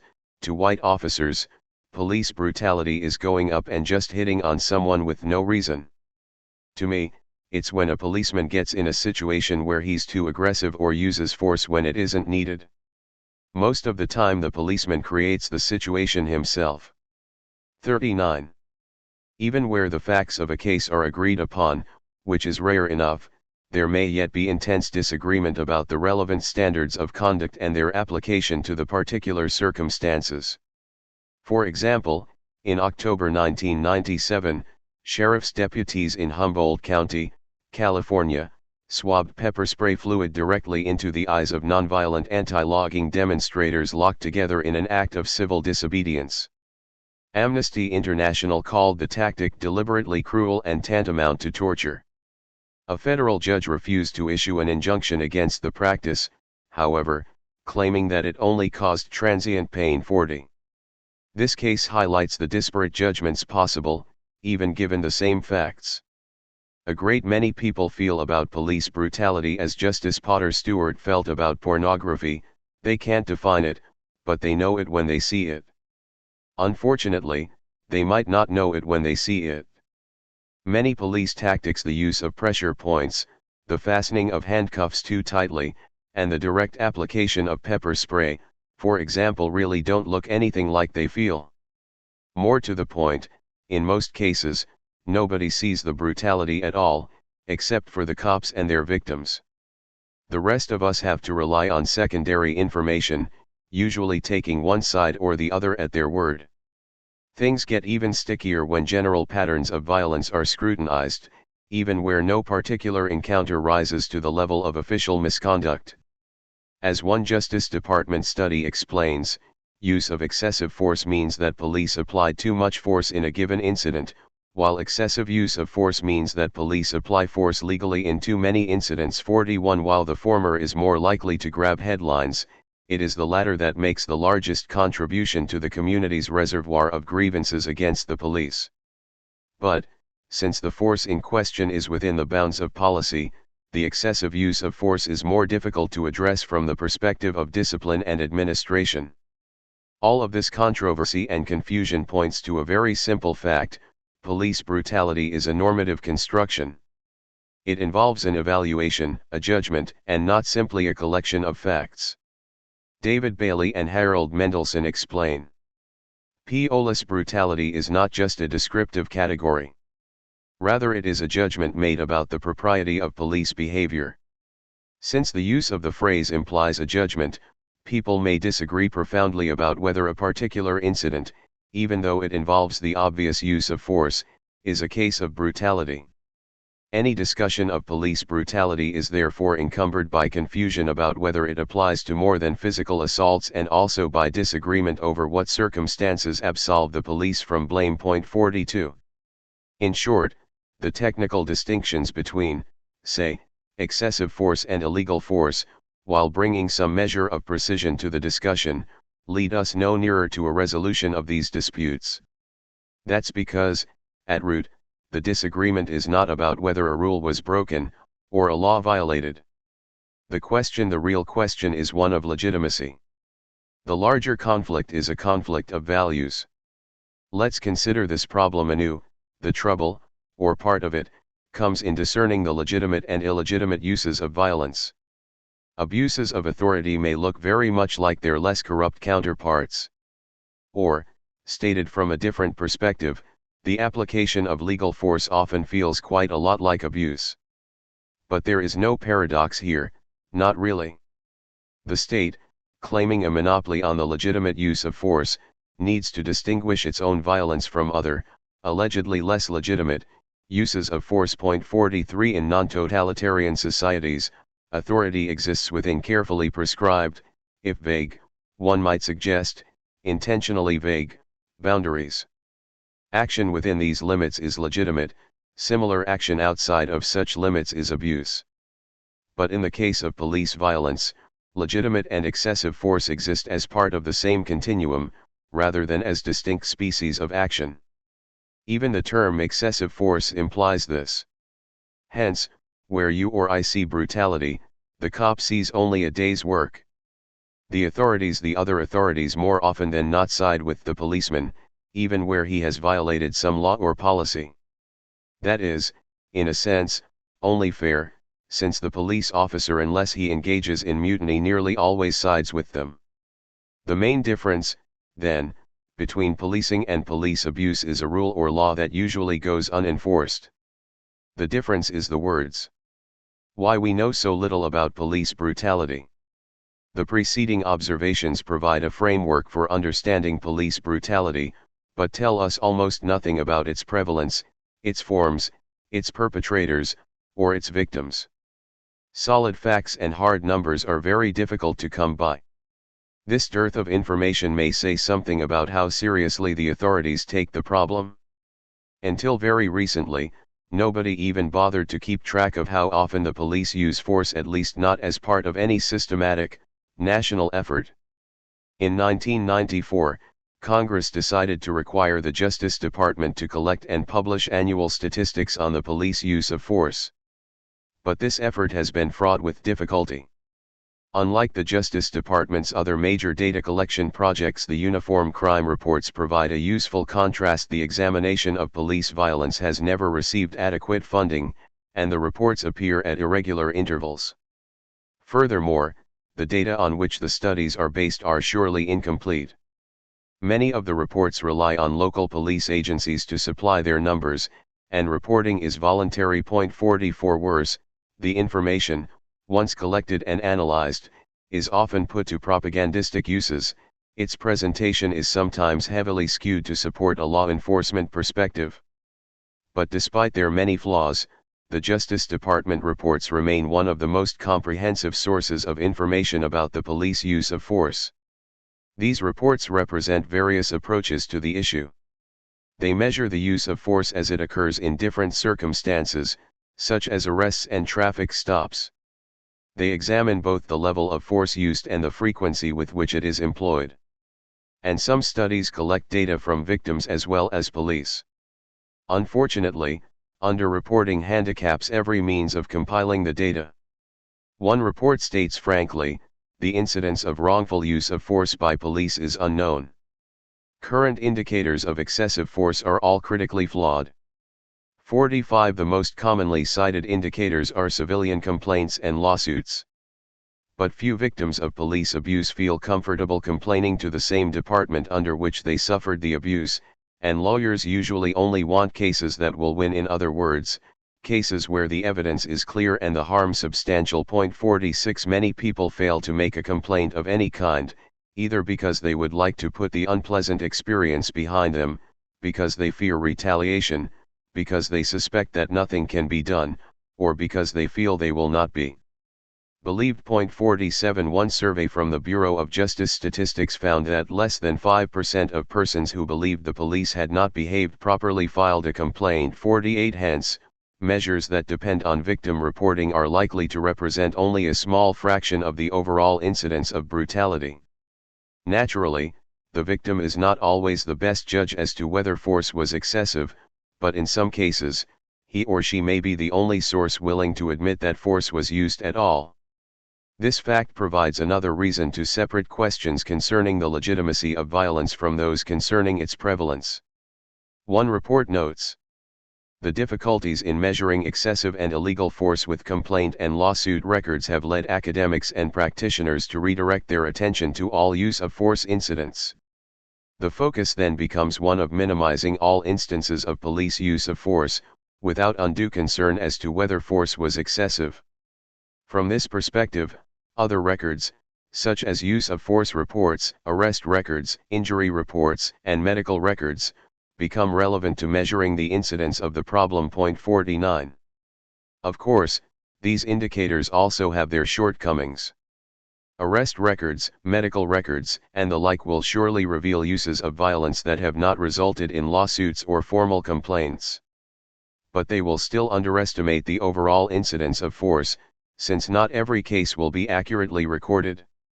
For example, attempts to assess the prevalence of force based on arrest reports leave out those cases where force was used but no arrest was made. 50 Like the victims, though for very different reasons, the perpetrators of police violence are also likely to underreport its occurrence. And they are likely to understate the level of force used and the seriousness of resultant injuries when they do report it. 51 Individual medical records, meanwhile, are not generally available for examination, except when presented as evidence in a complaint hearing or civil trial. And even if emergency rooms were to maintain statistics on police-related injuries, many victims of violence, especially the uninsured, do not seek treatment except for the most serious of injuries.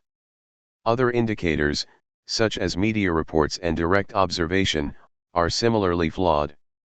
The media, of course, can only report on events if they know about them.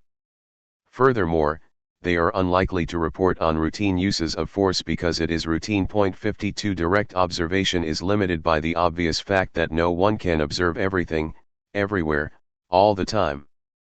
An observation can lead a subject, either the officer or the suspect, to change his behavior while he is being observed. In humanitarian terms, such deterrence is all for the good, but it doesn't do much for the systematic study of police activity or the measurement of police violence. The sad fact is that nobody knows very much about the police use of force, much less about the use of excessive force.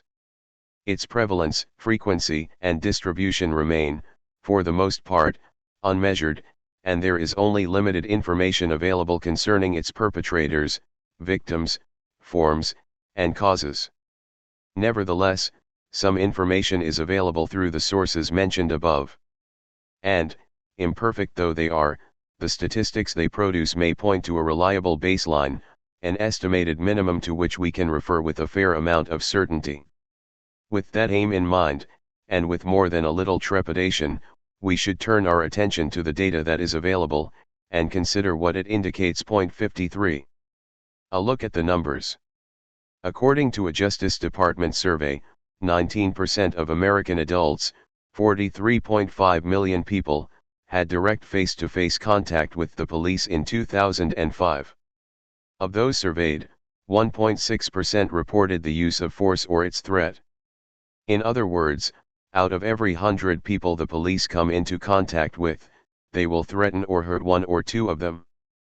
The rate is much higher for blacks, 4.4%, and Hispanics, 2.3%, than for whites, 1.2%. The vast majority of the victims, 83%, characterized the force as excessive. 54. 1.5% is a polite way of saying nearly a million. An estimated 991,930 people experienced some level of force, including threats. More than half, 55%, or 546,000 people were subject to physical force. 55. That latter group, if we got them all together, would make for a fair-sized city, larger than Portland, Oregon, population 537,081. 56. And when you orient yourself to the fact that the city could be reproduced every year, you start to get some picture of how common police violence really is. Also in 2005, there were 57,546 officers assaulted in the course of their work, the equivalent of 11.9 assaults per 100 officers. Most involved unarmed assailants, 80%, and resulted in no injuries, 77%. 57. Comparing the numbers, we find that the police use violence, 546,000 times in 2005, 9 times as often as they face it, 57,546 times that year. There is a similar imbalance when it comes to fatalities. A study covering the years 2003 to 2005 found that 380 police died on duty during that time. Only 159 of these deaths were homicides, and 221 were the result of accidents. During the same period, 1,095 people were killed by police and other officials in the process of arrest. That averages 365 each year, or 1 a day. 58. If we do the math, we see that the police kill almost 7 times as often as they are killed. The fact is, the police produce far more casualties than they suffer. The available studies tell us very little about the prevalence of excessive force, but they do indicate that the police use violence more often, at higher levels, and with deadlier effects, than they encounter it. This disparity should not be surprising, considering the nature of policing, the imperative to maintain control at all times, in every situation, hardly a realistic goal, the training to use escalating levels of force to gain compliance, and authority unhindered by genuine oversight. Policing, as I said earlier, is inherently violent. This violence, generally speaking, seems to be of an offensive rather than defensive character. Explaining away the abuse. In Uprooting Racism, Paul Keivel makes a useful comparison between the rhetoric abusive men employ to justify beating up their girlfriends, wives, or children and the publicly traded justifications for widespread racism. He writes, "During the first few years that I worked with men who are violent, I was continually perplexed by their inability to see the effects of their actions and their ability to deny the violence they had done to their partners or children. I only slowly became aware of the complex set of tactics that men use to make violence against women invisible and to avoid taking responsibility for their actions. These tactics are listed below in the rough order that men employ them. 1. Denial, I didn't hit her. 2. Minimization, it was only a slap. 3. Blame, she asked for it. 4. Redefinition, it was mutual combat. 5. Unintentionality, things got out of hand. 6. It's over now, I'll never do it again. 7. It's only a few men, most men wouldn't hurt a woman. 8. Counterattack, she controls everything. 9. Competing victimization, everybody is against men. 59. Keivel goes on to detail the ways these 9 tactics are used to excuse, or deny, institutionalized racism. Each of these tactics also has its police analogy, both as applied to individual cases and in regard to the general issue of police brutality. 60. Here are a few examples. 1. Denial. The professionalism and restraint was nothing short of outstanding. 61. America does not have a human rights problem. 62. 2. Minimization. Injuries were of a minor nature. 63. Police use force infrequently. 64. 3. Blame. This guy isn't Mr. Innocent Citizen, either. Not by a long shot. 65. They died because they were criminals. 66. 4. Redefinition. It was mutual combat. 67. Resisting arrest. 68. The use of force is necessary to protect yourself. 69. 5. Unintentionality. Officers have no choice but to use deadly force against an assailant who is deliberately trying to kill them. 70. 6. It's over now. We're making changes. 71. We will change our training, we will do everything in our power to make sure it never happens again. 72. 7. It's only a few men. A small proportion of officers are disproportionately involved in use of force incidents. 73. Even if we determine that the officers were out of line, it is an aberration. 74. 8. Counterattack. The only thing they understand is physical force and pain. 75. People make complaints to get out of trouble. 76. 9. Competing victimization. The police are in constant danger. 77. Liberals are prejudiced against police, much as many white police are biased against Negroes. 78. The police are the most downtrodden, oppressed, dislocated minority in America. 79. Another commonly invoked rationale for justifying police violence is 10. The hero defense. These guys are heroes. 80. The police routinely do what the rest of us don't, they risk their lives to keep the peace. For that selfless bravery, they deserve glory, laud, and honor. 81. Without the police, anarchy would be rife in this country, and the civilization now existing on this hemisphere would perish. 82. They alone stand guard at the upstairs door of hell. 83. This list is by no means exhaustive, but it should convey something of the tone that these excuses can take. Many of these approaches overlap, and often several are used in conjunction. For example, LAPD Sergeant Stacy Kuhn offers this explanation for the beating of Rodney King. From our view, and based on what he had already done, Rodney King was trying to assault an officer, maybe grab a gun. And when he was not moving, he seemed to be looking for an opportunity to hurt somebody, his eyes darting this way and that. So we'd had to use force to make him respond to our commands, to make him lie still so we could neutralize this guy's threat to other people and himself. The force we used was well within the guidelines of the Los Angeles Police Department, I'd made sure of that. And, I was proud of the professionalism the officers had shown in subduing a really monster guy, a felony evader seen committing numerous traffic violations. 84. In 3 paragraphs, Kuhn employs minimization, blame, redefinition, unintentionality, counterattacks, competing victimization, and the hero defense. As is usual, his little story stresses the possible danger of the situation, and elsewhere Kuhn emphasizes the generalizable sense of danger that officers experience. We all thought that maybe we were getting lured into something. It's happened before. How many times have you read about a cop getting killed after stopping somebody for a speeding violation? 85. The dangers of the job. The danger of the job is a constant theme in the defense of police violence. It is implicit, or sometimes explicit, in about half of the excuses listed above. By pointing to the dangers of the job, the excuse makers don't only defend police actions in particular circumstances, which might actually have been dangerous, but as often as not take the opportunity to mount a general defense of the police.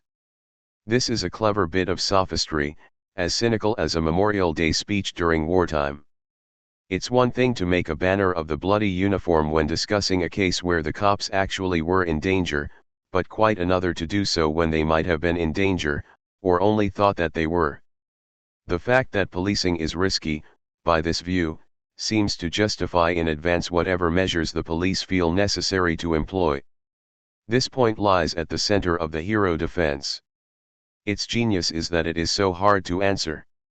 Few people are indifferent to the death of a police officer, especially when they feel, though only in some vague, patriotic kind of way, that it occurred because the officer was selflessly working, as former Philadelphia City Solicitor Sheldon Albert put it, so that you and I and our families and our children can walk on the streets. 86. The flaw of the hero defense, however, is both simple and, if you'll pardon the term, fatal. Policing is not so dangerous as we are led to believe. A total of 105 patrol officers died on the job in 2012. Less half of those, 51, died as the result of violence, and another 48 died in traffic accidents. 87 Between 1961 and 2012, 3,847 cops were murdered and 2,946 died in accidents, averaging about 75 murders and 58 fatal accidents in a typical year. 88. Naturally, it is not to be lost sight of that these numbers represent human lives, not widgets or sacks of potatoes. But let's also remember that there were 4,383 fatal work injuries in 2012. As dangerous professions go, according to the Bureau of Labor Statistics, policing is not even in the top 10. In terms of total fatalities, more truck drivers are killed than any other kind of worker, 741 in 2012. A better measure of occupational risk, however, is the rate of work-related deaths per 100,000 workers. In 2012, for example, it was 17.4 for truck drivers, 0.89 at 15.0 deaths per 100,000. Policing is slightly less dangerous than being a maintenance worker, 15.7, and slightly more dangerous than supervising the gardener, 14.7. 0.90. The highest rate of fatalities is among loggers at 127.8 per 100,000, just ahead of fishers at 117.0. The rate for all occupations, taken together, is 3.2 per 100,000 workers. 91.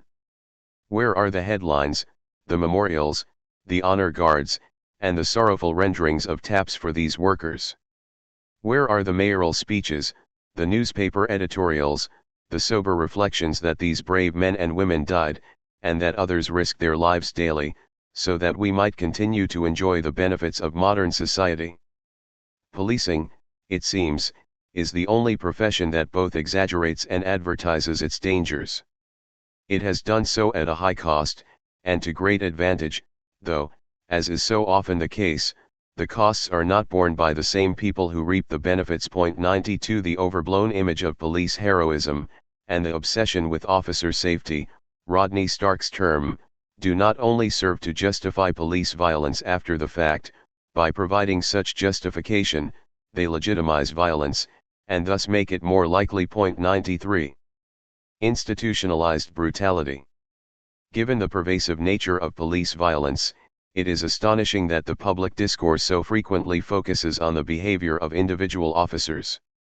Commonly called the rotten apple theory, the explanation of misconduct favored by police commanders and their ideological allies holds that abuse is exceptional, that the officers who misuse their power are a tiny minority, and that it is unfair to judge other cops, or the department as a whole, by the misbehavior of the few. 94 This is a handy tool for diverting attention away from the institution, its structure, practices, and social role, pushing the blame, instead, onto some few of its agents. 95 It is, in other words, a means of protecting the organization from scrutiny and of avoiding change. Despite the official insistence to the contrary, it is clear that police organizations, as well as individual officers, hold a large share of the responsibility for the prevalence of police brutality. 96 Police agencies are organizationally complex, and brutality may be promoted or accommodated within any, or all, of its various dimensions. Both formal and informal aspects of an organization can help create a climate in which unnecessary violence is tolerated, or even encouraged. Among the formal aspects contributing to violence are the organization's official policies, its identified priorities, the training it offers its personnel. 97 Its allocation of resources, and its system of promotions, awards, and other incentives. 98 When these aspects of an organization encourage violence, whether or not they do so intentionally, or even consciously, we can speak of brutality being promoted from above.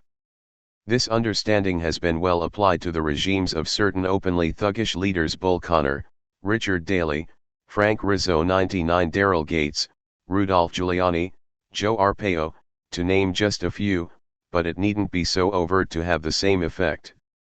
On the other hand, when police culture and occupational norms support the use of unnecessary violence, we can describe brutality as being supported from below. Such informal conditions are a bit harder to pin down, but they certainly have their consequences. We may count among their elements insularity 100, indifference to the problem of brutality 101, generalized suspicion 102, and the intense demand for personal respect. 103 One of the first sociologists to study the problem of police violence, William Westley, described these as basic occupational values, more important than any other determinant of police behavior. The policeman regards the public as his enemy, feels his occupation to be in conflict with the community, and regards himself as a pariah. The experience and the feeling give rise to a collective emphasis on secrecy, an attempt to coerce respect from the public, and a belief that almost any means are legitimate in completing an important arrest. These are for the policeman basic occupational values. They arise from his experience, take precedence over his legal responsibilities, are central to an understanding of his conduct, and form the occupational contexts with which violence gains its meaning. 104. Police violence is very frequently overdetermined, promoted from above, and supported from below. But where it is not actually encouraged, sometimes even where individuals, officers or administrators, disapprove of it, excessive and illegal force are nevertheless nearly always condoned. Among police administrators there is the persistent and well-documented refusal to discipline violent officers, and among the cops themselves, there is the code of silence. In its 1998 report, Human Rights Watch noted the inaction of police commanders. Most high-ranking police officials, whether at the level of commissioner, chief, superintendent, or direct superiors, seem uninterested in vigorously pursuing high standards for treatment of persons in custody. When reasonably high standards are set, superior officers are often unwilling to require that their subordinates consistently meet them. 105. Even where officers are found guilty of misconduct, discipline rarely follows. For example, in 1998 New York Civilian Complaint Review Board issued 300 findings against officers. Fewer than half of these resulted in disciplinary action. 106. LAPD Assistant Chief Jesse Brewer told the Christopher Commission, "We know who the bad guys are. Reputations become well known, especially to the sergeants and then of course to lieutenants and captains in the areas. But, I don't see anyone bringing these people up and saying, look, you are not conforming, you are not measuring up. You need to take a look at yourself and your conduct and the way you're treating people and so forth. I don't see that occurring. The sergeants don't, they're not held accountable, so why should they be that much concerned? I have a feeling that they don't think that much is going to happen to them anyway if they try to take action, and perhaps not even be supported by the lieutenant or the captain all the way up the line when they do take action against some individual. 107. Rank and file cops, likewise, are extremely reluctant to report the abuses they witness. Some of this reluctance, surely, is a reflection of their superiors' indifference. After all, if nothing's going to come of it, why report it? But their peers also enforce the silence. A National Institute of Justice study on police integrity discovered a large gap between attitudes and behavior. That is, even though officers do not believe in protecting wrongdoers, they often do not turn them in. More than 80% of police surveyed reported that they do not accept the code of silence, i.e., keeping quiet in the face of misconduct by others, as an essential part of the mutual trust necessary to good policing. However, about one quarter, 24.9%, of the sample agreed or strongly agreed that whistleblowing is not worth it. More than two-thirds, 67.4%, reported that police officers who report incidents of misconduct are likely to be given a cold shoulder by fellow officers, and a majority, 52.4%, agreed or strongly agreed that it is not unusual for police officers to turn a blind eye to other officers' improper conduct. A surprising 6 in 10, 61%, indicated that police officers do not always report even serious criminal violations that involve the abuse of authority by fellow officers. 108. We should remember that these numbers reflect the reluctance of police to report misconduct when they recognize it as such. Given police attitudes about the use of force, when nearly a quarter of officers, 24.5%, think it acceptable to use illegal force against a suspect who assaults an officer, 109, we can reasonably conclude that the police report their colleagues' excessive force only in the rarest of circumstances. I have, to this point, concentrated on the means by which violence, and excessive force in particular, is institutionalized by police agencies. That is, I have discussed the ways police organizations produce and sanction violence, even outside the bounds of their own rules and the law. This examination has provided a brief sketch of the way the institution shapes violence, but has not thus far considered the implications of this violence for the institution. It seems paradoxical that an organization responsible for enforcing the law would frequently rely on illegal practices. The police resolve this tension between nominally lawful ends and illegal means by substituting their own occupational and organizational norms for the legal duties assigned to them. Westley suggests. This process then results in a transfer in property from the state to the colleague group. The means of violence which were originally a property of the state, in loan to its law enforcement agent, the police, are in a psychological sense confiscated by the police, to be conceived of as a personal property to be used at their discretion. 110. From the officer's perspective, the center of authority is shifted and the relationship between the state and its agents is reversed. The police become a law unto themselves. This account reflects the attitudes of the officers, and explains many of the institutional features already discussed.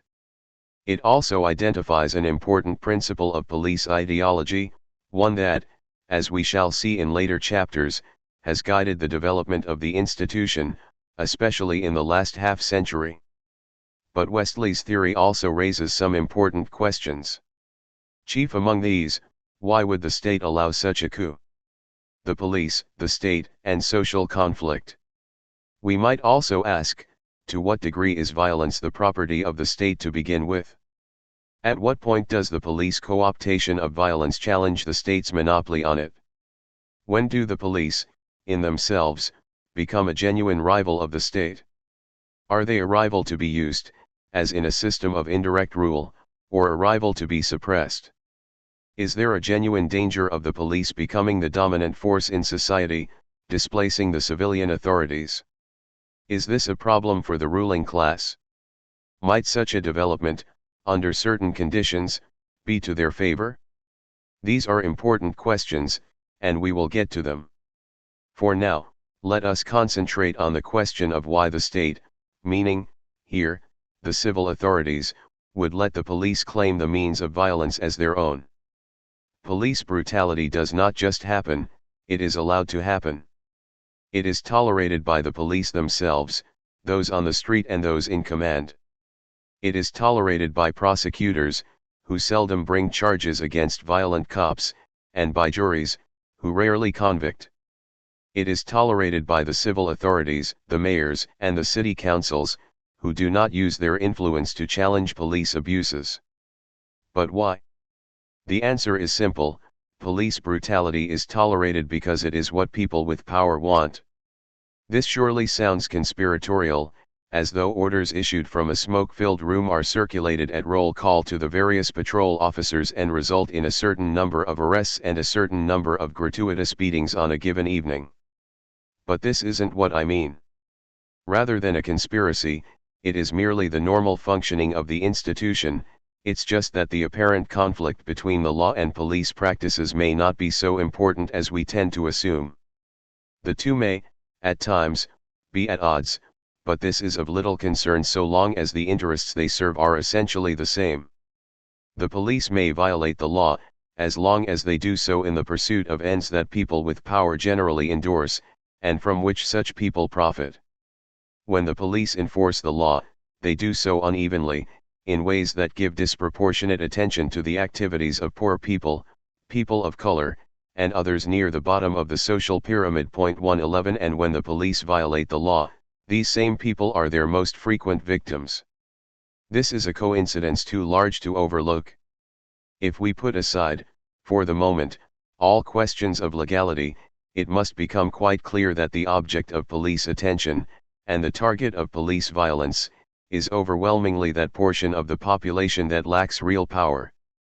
And this is precisely the point: police activities, legal or illegal, violent or non-violent, tend to keep the people who currently stand at the bottom of the social hierarchy in their place, where they belong at the bottom.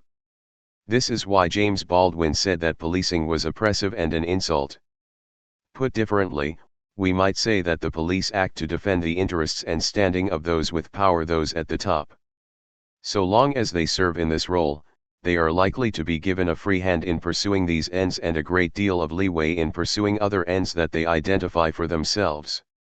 The laws may say otherwise, but laws can be ignored. In theory, police authority is restricted by state and federal law, as well as by the policies of individual departments. In reality, the police often exceed the bounds of their lawful authority and rarely pay any price for doing so. The rules are only as good as their enforcement, and they are seldom enforced. The real limits to police power are established not by statutes and regulations, since no rule is self-enforcing, but by their leadership and, indirectly, by the balance of power in society. So long as the police defend the status quo, so long as their actions promote the stability of the existing system, their misbehavior is likely to be overlooked. It is when their excesses threaten this stability that they begin to face meaningful restraints.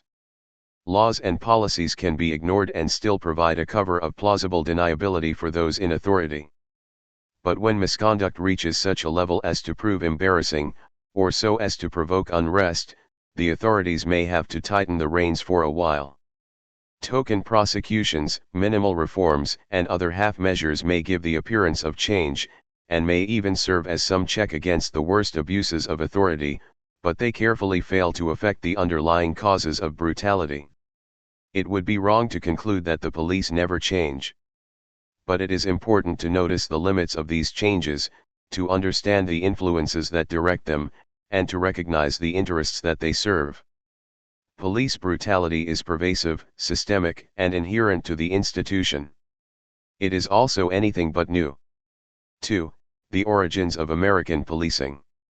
In February 1826, Aziel Conklin, the captain of the watch in New York's 3rd District, was suspended but later reinstated after a conviction for assault and battery. 1 This incident was not especially unusual at the time.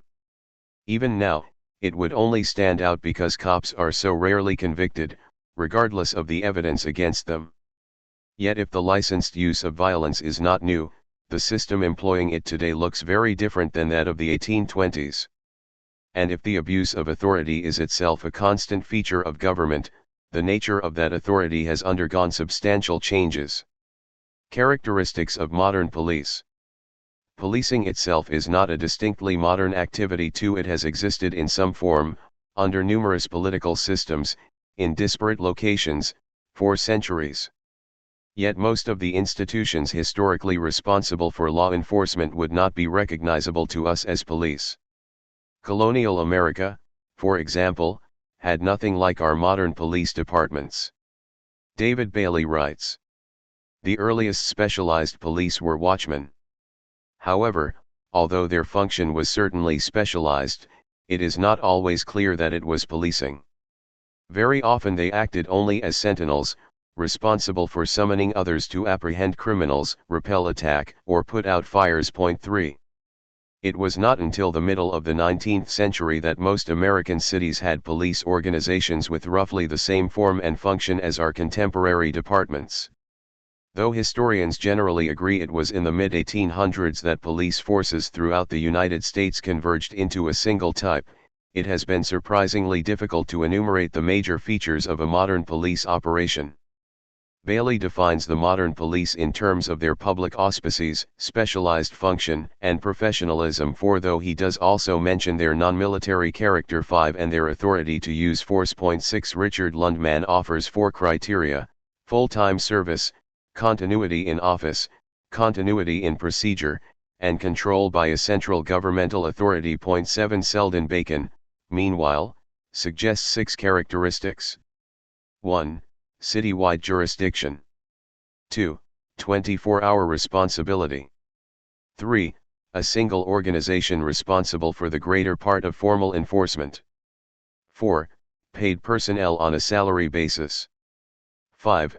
A personnel occupied solely with police duties. 6. General rather than specific functions. 8. Raymond Fosdick argues that the defining mark of modern police departments is their organization under a single commander. 9 And Eric Munkinen takes as his sole criterion the presence of uniforms. 10. 3 of these criteria are easily done away with. The use of uniforms is neither a necessary nor a unique feature of modern policing. Some police officers, especially detectives, do not wear uniforms, and are no less modern for that fact. Furthermore, even within the history of law enforcement, uniforms predate the modern institution. The London Watch, for example, was uniformed in 1791.11. Likewise, though most police agencies are headed by a single police chief, that is not always the case, and has not always been the case, even in departments that are distinctly modern. Police boards of various kinds have moved in and out of fashion throughout the modern period, especially at the cusp of the 19th and 20th centuries. The civilian character of the police is more problematic, and, precisely because it is problematic, I will put it aside as a suggested criterion. The relationship between policing and the military has always been complex and controversial, and if current trends are any indication, it will remain so for some time. Given the ambiguous and shifting character of the police, it seems unwise to generalize about its essentially civilian, or military, nature, and I do not wish to define away the problem at the expense of a more nuanced analysis. 12. Those characteristics remaining may be divided into 2 groups. The first are the defining characteristics of police. 1. The authority to use force. 2. A public character and accountability, at least in principle, to some central governmental authority, and 3. General law enforcement duties, as opposed to limited, specified duties such as parking enforcement or animal control. These traits, I think, are essential to any organization that claims to be engaged in policing. The second set comprises those criteria distinguishing modern policing from earlier forms. These include: 1. The investment of responsibility for law enforcement in a single organization. 2. Citywide jurisdiction and centralization. 3. an intended continuity in office and procedure. 13. 4. A specialized policing function, meaning that the organization is only or mainly responsible for policing, not for keeping the streets clean, putting out fires, etc. 5. 24-hour service, and 6. Personnel paid on a salary basis rather than by fee. There is one final characteristic that deserves consideration. The development of policing has been guided in large part by an emerging orientation toward preventive rather than responsive activity. Though this idea was firmly established by the time modern departments took the stage, it was not until quite some time later that specific techniques of prevention entered into use, and the degree to which the police do, or can, or should, act to prevent crime remains even now a matter of intense debate. Rather than use these factors to draw a sharp line demarcating the clearly identifiable modern police, a line most police departments will have crossed and recrossed, I propose we use these criteria to place various organizations on a continuum as being more or less modern depending on the degree to which they display these characteristics. Point 14. I have listed the traits here in order of what I take to be their relative significance. This approach may seem a bit impressionistic, but I think the picture it offers is helpful in understanding the evolution of police systems. For the most part, the creators of the new police did not see themselves as marching inexorably toward an ideal of modern policing. Instead, they adapted pre-existing institutions to the demands of new circumstances, evolving their system slowly through a process of invention and imitation, improvisation and experimentation, promise and compromise, trial and error. The rate of progress was unsteady, its path wavering, its advances frequently reversed, and its direction determined by a variety of factors including political pressure, scandals, wars, riots, economics, immigration, budget constraints, the law, and sometimes crime. There is a further advantage to this approach: it acknowledges the fact of continuing development and leaves open the possibility of further modernization. Hence, rather than a revolution of modernity, occurring between 1829 and about 1860, we are faced with a much more protracted process. We find police departments approaching their modern form quite a while earlier, and yet, we can recognize that these same departments may not be fully modernized, even now. Point 15. In short, this view avoids the tendency to treat our contemporary institution as the final product of earlier progress, as an endpoint marking completion, and instead situates it as one stage in an ongoing process. English predecessors. Many people find it astonishing that the police have predecessors. They seem to imagine that the cop has always been there, in something like his present capacity, subject only to the periodic change of uniform or the occasional technological advance. Quite to the contrary, the police have a rich and complex history, if an ugly one. Our contemporary institution owes much of its character to those that came before it, including those offices imported or imposed during the colonial period.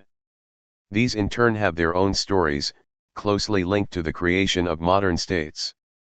It is worth considering this lineage and the forces that propelled change, from one form of control to another.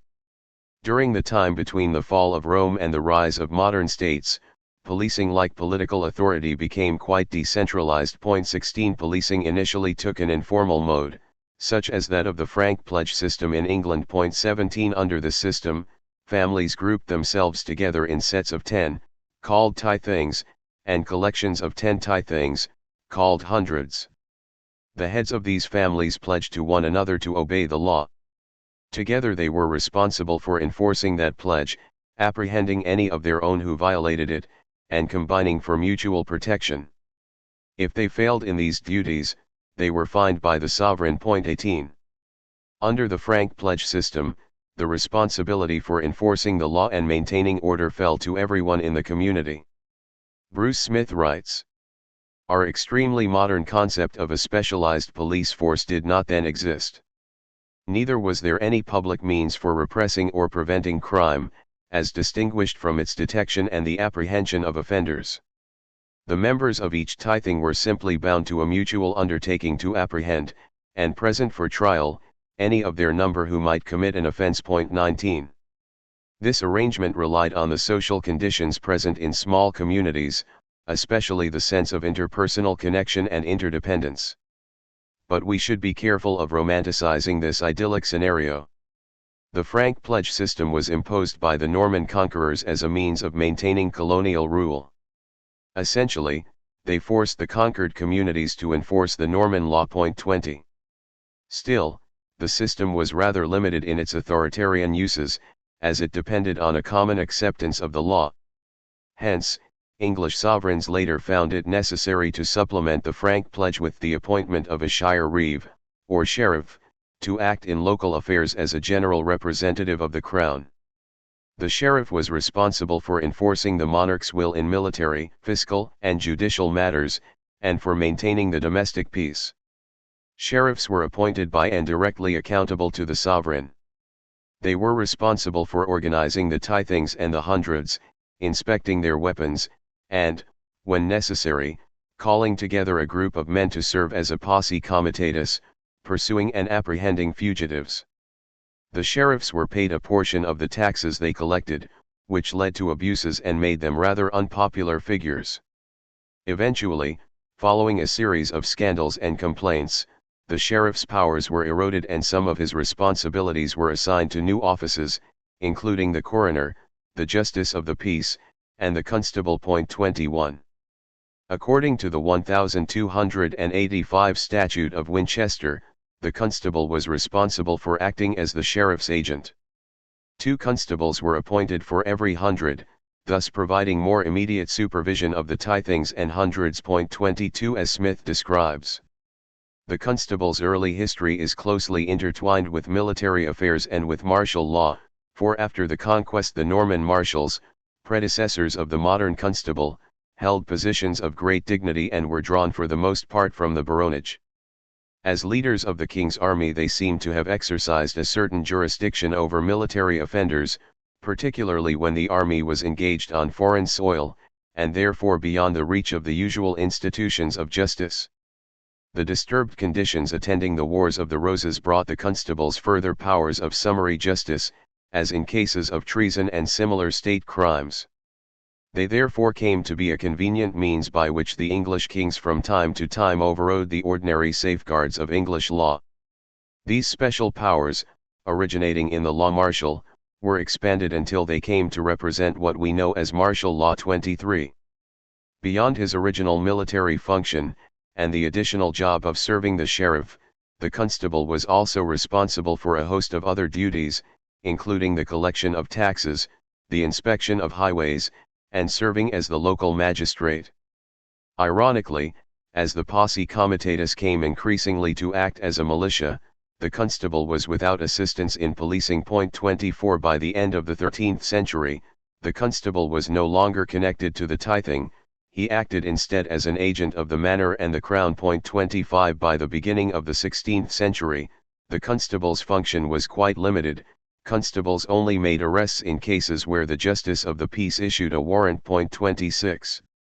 Around the middle of the 13th century, towns of notable size were directed by royal edict to institute a night watch. 27 This was usually an unpaid, compulsory service borne by every adult male. Carrying only a staff and lantern, the watch would walk the streets from late evening until dawn, keeping an eye out for fire, crime, or other threats, sounding an alarm in the event of emergency. Charlies, so called because they were created during the reign of Charles II. 28 were unarmed, untrained, under-supervised, often unwilling, and frequently drunk. In 1727, Joseph Cotton, the deputy steward of Westminster, visited St. Margaret's watch house and complained that there was neither constable, beadle, watchman, or other person, save one who was so drunk that he was not capable of giving any answer, present in, or near the said watch house.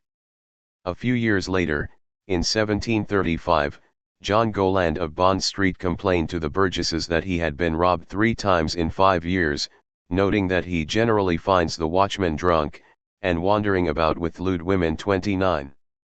The watch thus represented neither a significant bulwark against crime nor a major source of power for the state. Yet the watch continued in various forms for 600 years. During the 18th century, the London Watch underwent a long series of reforms. 30 While neglect of duty and drunkenness remained major complaints, most of the characteristics of modern police were introduced to the watch in this period, first in one locale and then in the others. The goal, as historian Elaine Reynolds notes, was a system of street policing that was honest, accountable, and impartial in its administration and operation. 31 Toward this end, several West End parishes began paying watchmen in 1735, most other parishes adopted the practice within the next 50 years. 32 During this same time, more men were hired, hours of operation were expanded, command hierarchies and plans of supervision were drafted, minimum qualifications established, record-keeping introduced, and pensions offered. 33 Reynolds explains. By 1775, Westminster and several neighboring parishes had a night watch system that was both professional and hierarchical in structure, charged with preventing crime and apprehending night walkers and vagabonds. While police authority did remain divided between several local bodies and officials, decentralization was not necessarily synonymous with defectiveness. These parochial authorities put increasing numbers of constables, beadles, church officials, watchmen, and militia patrols on the street, paid and equipped them. They spent increased amounts of time disciplining them when they were delinquent and increasing amounts of money on wages. 34. Thus, during the 18th century the London Watch came very nearly to resemble the modern police department that replaced it.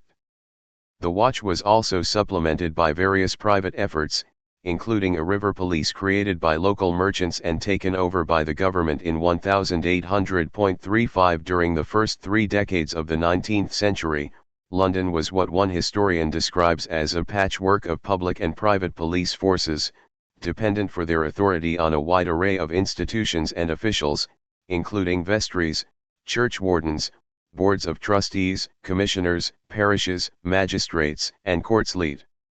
36 Among this mix, we find one group worthy of special notice: the thief-takers, forerunners of the modern detective. Despite their name, thief-takers were less interested in catching thieves than in retrieving stolen property and collecting rewards. The easiest way to do that was to act as a fence for the thieves, returning the goods and splitting the fee. Until his execution in 1725, Jonathan Wild was England's most prominent thief-taker, controlling an international operation that included warehouses in 2 countries and a ship for transport. 37. Such was the state of policing when Robert Peel, the Home Secretary, proposed a plan for a city-wide police force. This body, the Metropolitan Police Department, now nicknamed Bobbies after their creator, but commonly called Crushers by the public of the time, 38, adopted many of the innovations previously introduced in the local watch, adding to these a new element of centralization. 39 It thus fulfilled most of the criteria defining modern policing. Peel based this effort on his experiences in Ireland, where he had introduced the Royal Irish Constabulary in 1818.40. Hence both the traditional watch and the police system that came to replace it were informed by the experience of colonial rule. They were each created by foreign conquerors to control rebellious populations. Peel had seen the difficulties of military occupation and understood the need to establish some sort of legitimacy. He crafted his police accordingly, first in Ireland, and then, with revisions, in England. 41 In London the police uniforms and equipment were selected with an eye toward avoiding a military appearance, though critics of the police idea still drew such comparisons. 42. In 1829, citing a rise in crime, especially property crime, Parliament accepted Peel's proposal with only a few adjustments. 43 The most important of these compromises excluded the Old City of London from the jurisdiction of the Metropolitan Police. The Old City of London, about 1 square mile, geographically, retained its own police force, which in 1839 was reorganized on the Metropolitan model. 44 Meanwhile, the Watch and River Police were preserved and proved for some time more effective than the new Metropolitans. 45 Still, though they lack city-wide jurisdiction and sole policing authority, the London Metropolitan Police are generally credited as the first modern police department. Some historians treat the modern American police as a straightforward application of Peel's model.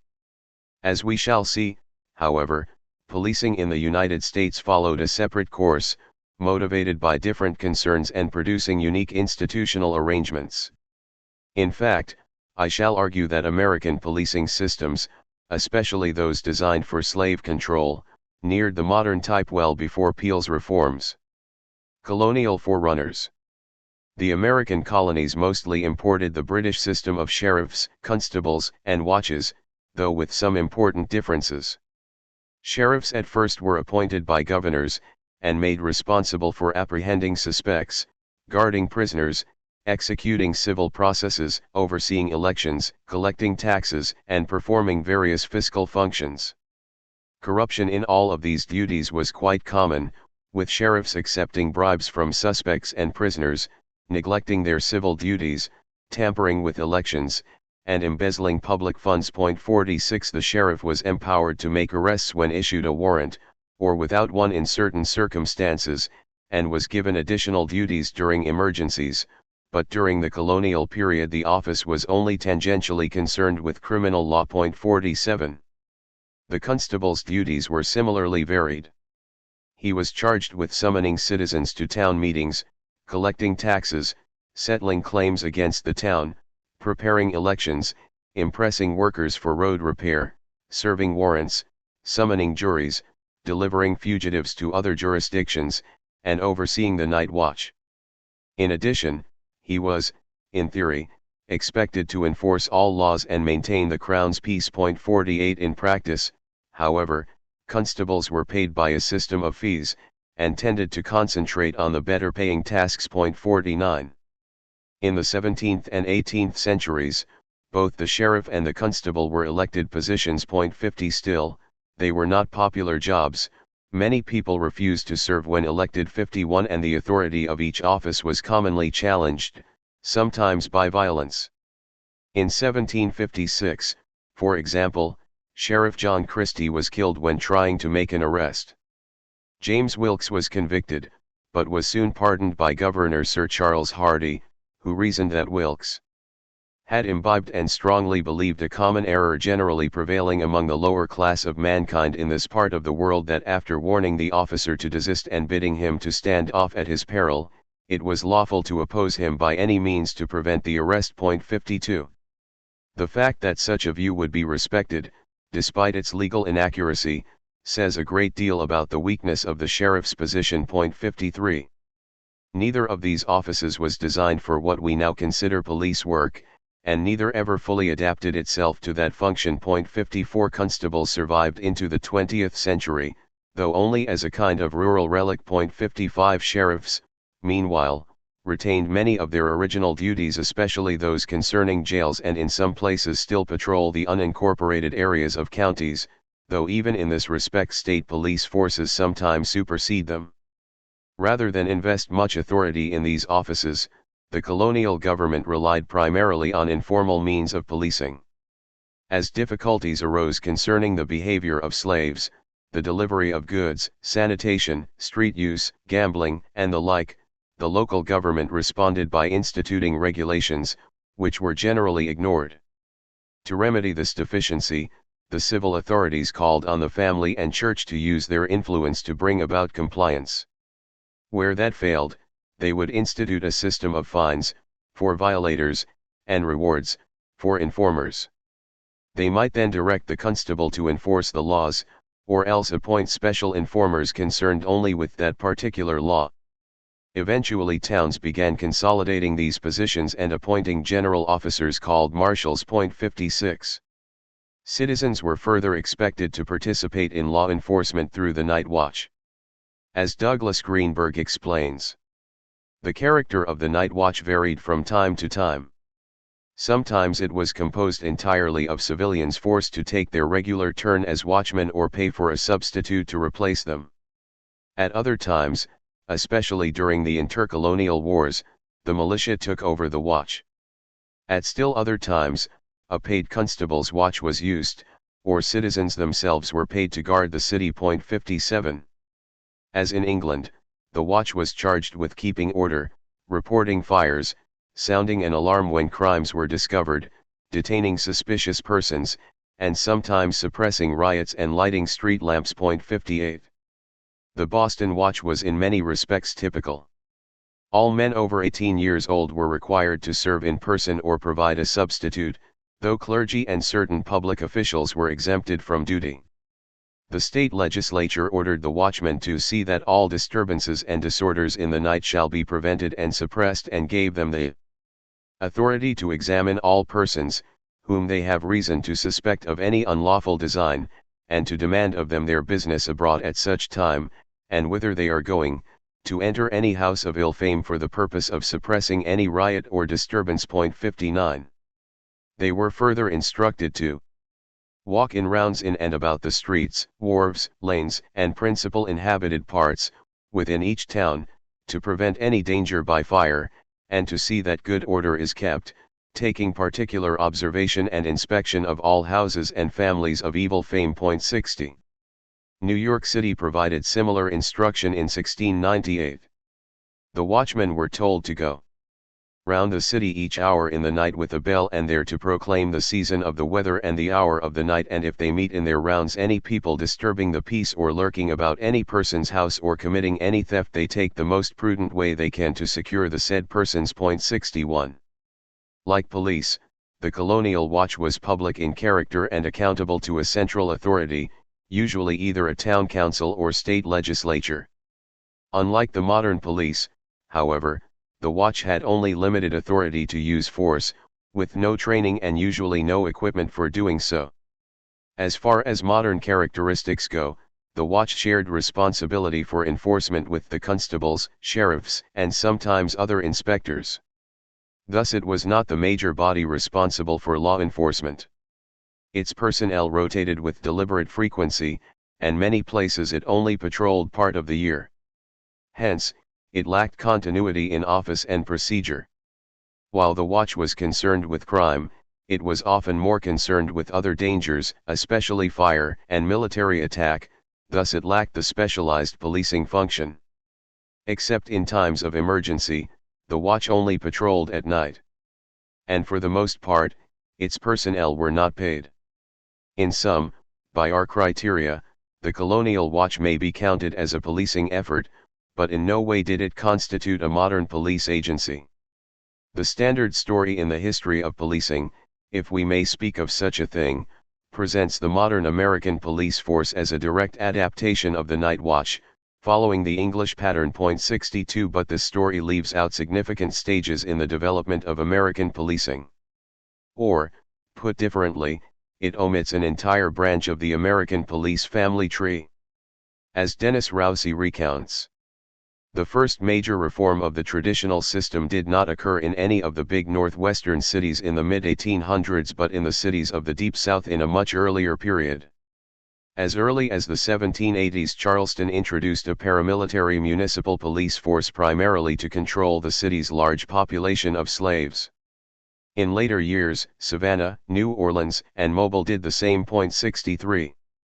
These police forces, which I will refer to as city guards, were distinct from both the militia and the watch. They were armed, uniformed, and salaried. They patrolled at night but kept a reserve force for daytime emergencies. In most respects, they resembled modern American police departments to the same degree as did the London Metropolitan Police of 1829, though much earlier. Of course, these city guards did not arise out of nothing. To understand their origin, we should consider the peculiar institutions of Southern society, its social and economic systems, and the police measures that arose to preserve them. Slave codes, slave patrols. Relying on a slave economy, the American South faced unique problems of social control, especially in areas where white people were in the minority. Regardless of their own economic class or ethnic background, white people were haunted by the prospect of a slave revolt. They became utterly obsessed with controlling the lives of black people, free and slave, and developed a deep and terrible fear of any unsupervised activity in which black people might engage. 64. As a result, the South developed distinctive policing practices. Called slave patrols, alarm men, or searchers, by the authorities who appointed them. They were known as paddy rollers, paderoles, padaros, and paterolos by the populations they policed. 65. Michael Hindu cites 3 related reasons why the criminal legal system in the South developed along different lines than it did in the North. 1. Tradition, 2. Social and economic development, and 3. Slavery. 66. Of these 3, slavery exerted the most powerful influence. It held a central place in Southern society, in the social and political as well as the economic life of the region. For many Southerners, a future without slavery was literally inconceivable. 67. Thus the whole of Southern society was, at times, directed to the defense of the peculiar institution. Where the demands of slavery conflicted with the region's traditions and social development, and to a lesser extent when it interfered with economic development, the maintenance of the slave system was nearly always preferred. 68. Faced with the difficulties of keeping a major portion of the population enslaved to a small elite, Southern society borrowed from the practices of the Caribbean, especially Barbados. There, slave owners used professional slave catchers and militias to capture runaways, while overseers were responsible for maintaining order on the plantations. The weaknesses of this system led to the creation of slave codes, laws directed specifically to the governing of slaves. Beginning in 1661, the slave codes shifted the responsibilities of enforcement from the overseers to the entire white population. Shortly thereafter, in the 1680s, the militia began making regular patrols to catch runaways, prevent slave gatherings, search slave quarters, keep order at markets, funerals, and festivals, and generally intimidate the black population. 69. As Sally Haddon writes in her authoritative study, Slave Patrols. The final move in policing Barbadian slaves in the 17th century came with the importation of 2,000 professional English soldiers, who were installed on plantations as intimidating militia tenants. Arriving between 1696 and 1702, they did not perform manual labor but instead functioned exclusively as slave control forces. Their presence served the white colonists' purposes well. Throughout the 18th century only one slave rebellion attempt was reported in Barbados. 70. During the same period, South Carolina passed laws restricting the slaves' ability to travel and trade, and created the Charleston Town Watch. Beginning in 1671, this watch consisted of the regular constables and a rotation of 6 citizens. It looked for any sign of trouble, fires, Indian attacks, or slave gatherings.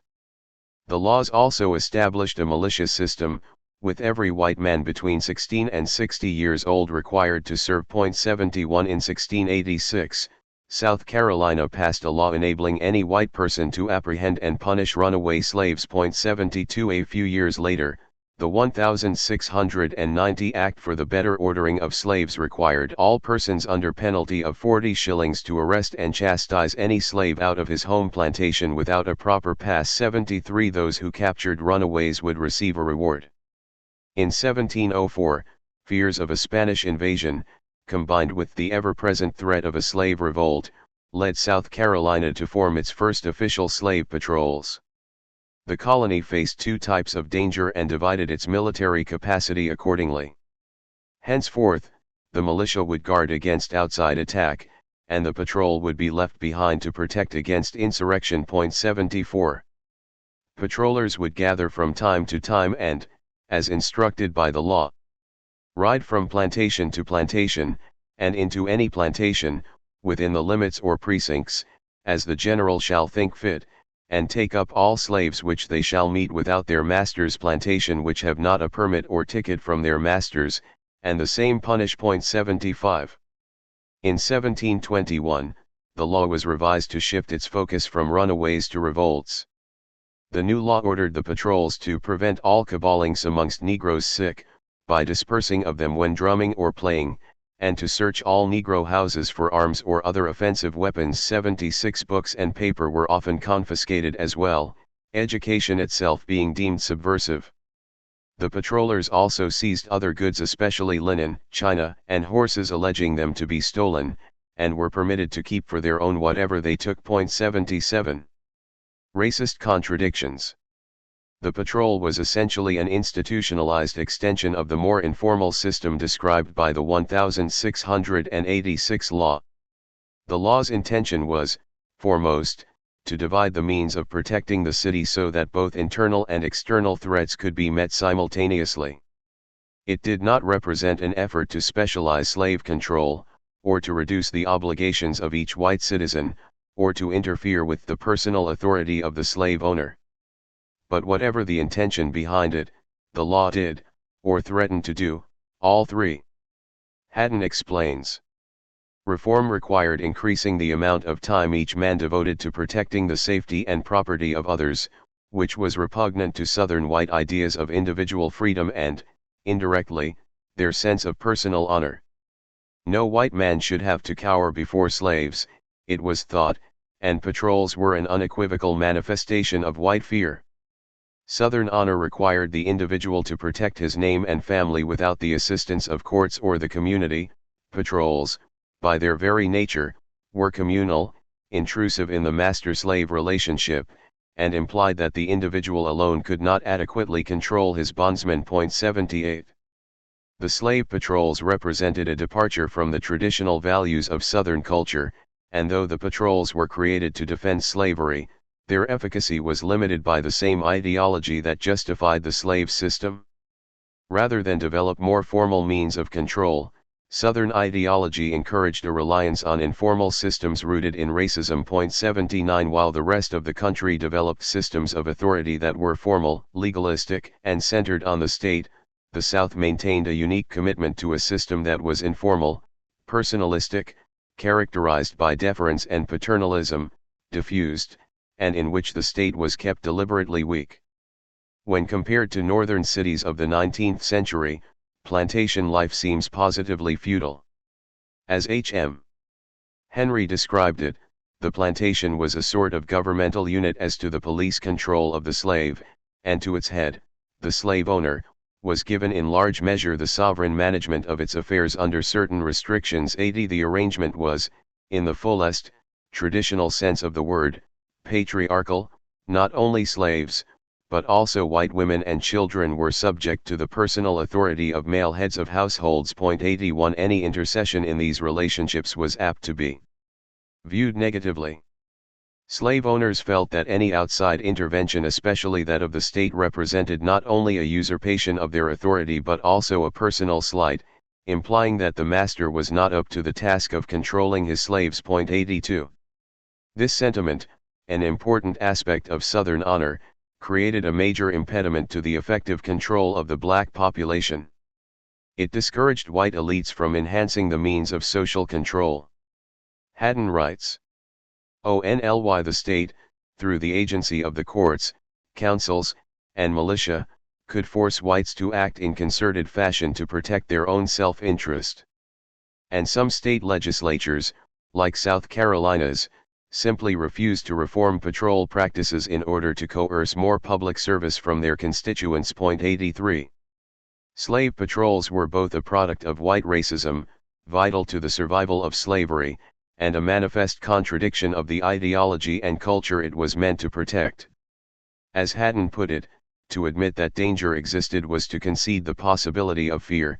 To admit that slaves posed a threat could undermine confidence in an entire way of life. 84. Of course, to ignore the threat of insurrection could prove equally as dangerous. Thus, progress, if that is the word, came not as the result of continual efforts at critique and improvement, but in a rush during times of crisis, typically following real or rumored revolts. Aside from minor alterations in 1737 and 1740, the patrol system established in 1704 survived in rural areas, virtually unaltered, until 1819. The 1737 and 1740 Acts limited the personnel of the patrols, first to landowners of 50 acres or more, and then to slave owners and overseers. 85. But in 1819, the South Carolina legislature, spurred by two separate slave revolts shortly before, again made all free white males aged 18 to 45 liable for patrol duty, without compensation.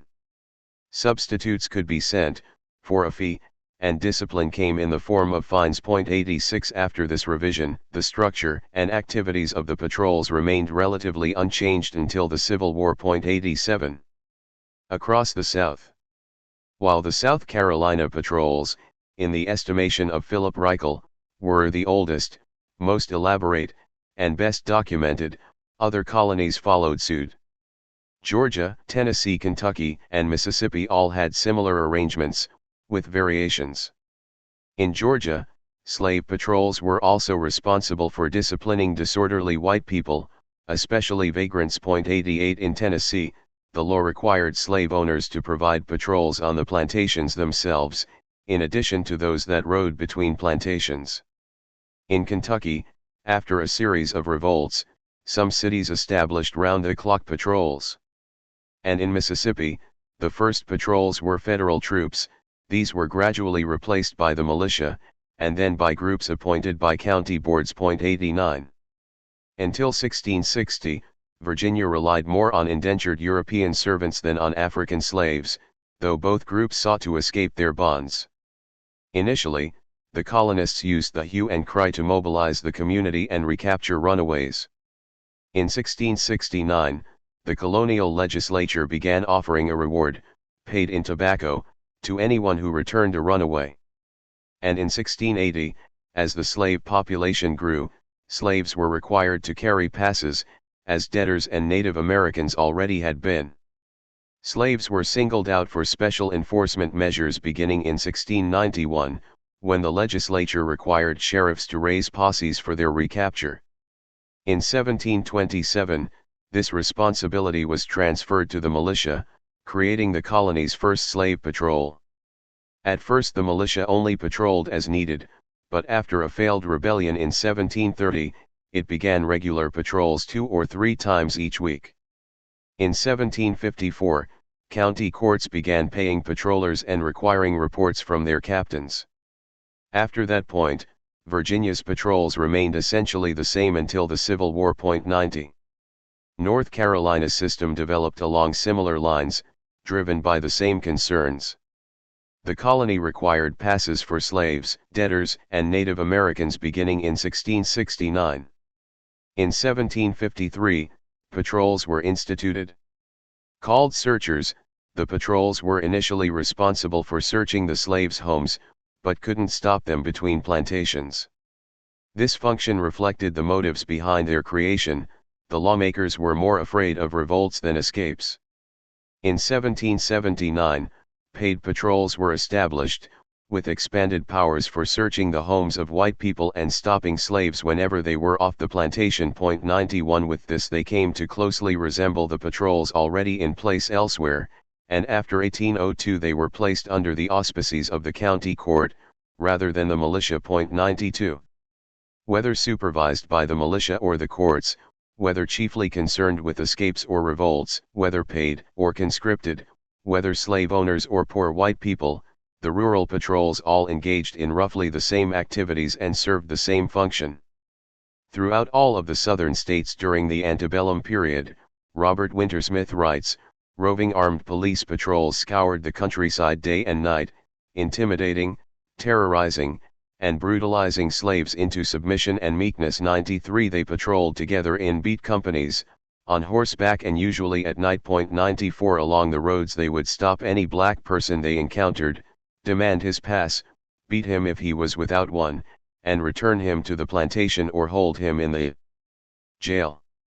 For this, they carried guns, whips, and binding ropes. 95 One patroller recalled that his company was instructed to apprehend every Negro whom we found from his home, and if he made any resistance, or ran from us, to fire on him immediately, unless he could be stopped by other means. They were also ordered to search the Negro cabins, and take everything we found in them, which bore a hostile aspect, such as powder, shot and C-96. The patrols would break up any unsupervised gathering of slaves, especially meetings of religious groups the patrollers themselves disliked. Baptist and Methodist services were specifically targeted. 97 One former slave, Ida Henry, recalled an assault against her mother. The patrollers wouldn't allow the slaves to hold night services, and one night they caught me mother out praying. They stripped her naked and tied her hands together and with a rope tied to the handcuffs and threw one end of the rope over a limb and tied the other end to the pommel of a saddle on a horse. As me mother weighed bout 200, they pulled her up so that her toes could barely touch the ground and whipped her .98. Patrollers couldn't legally interfere with a slave carrying a pass, but they would often harass black people whom they felt to be traveling too far or too often. .99 Moses Grandy, a former slave, verified that the law did little to restrain the patrollers. If a Negro has given offense to the patrol, even by so innocent a matter as dressing tidily to go to a place of worship, he will be seized by one of them, and another will tear up his pass.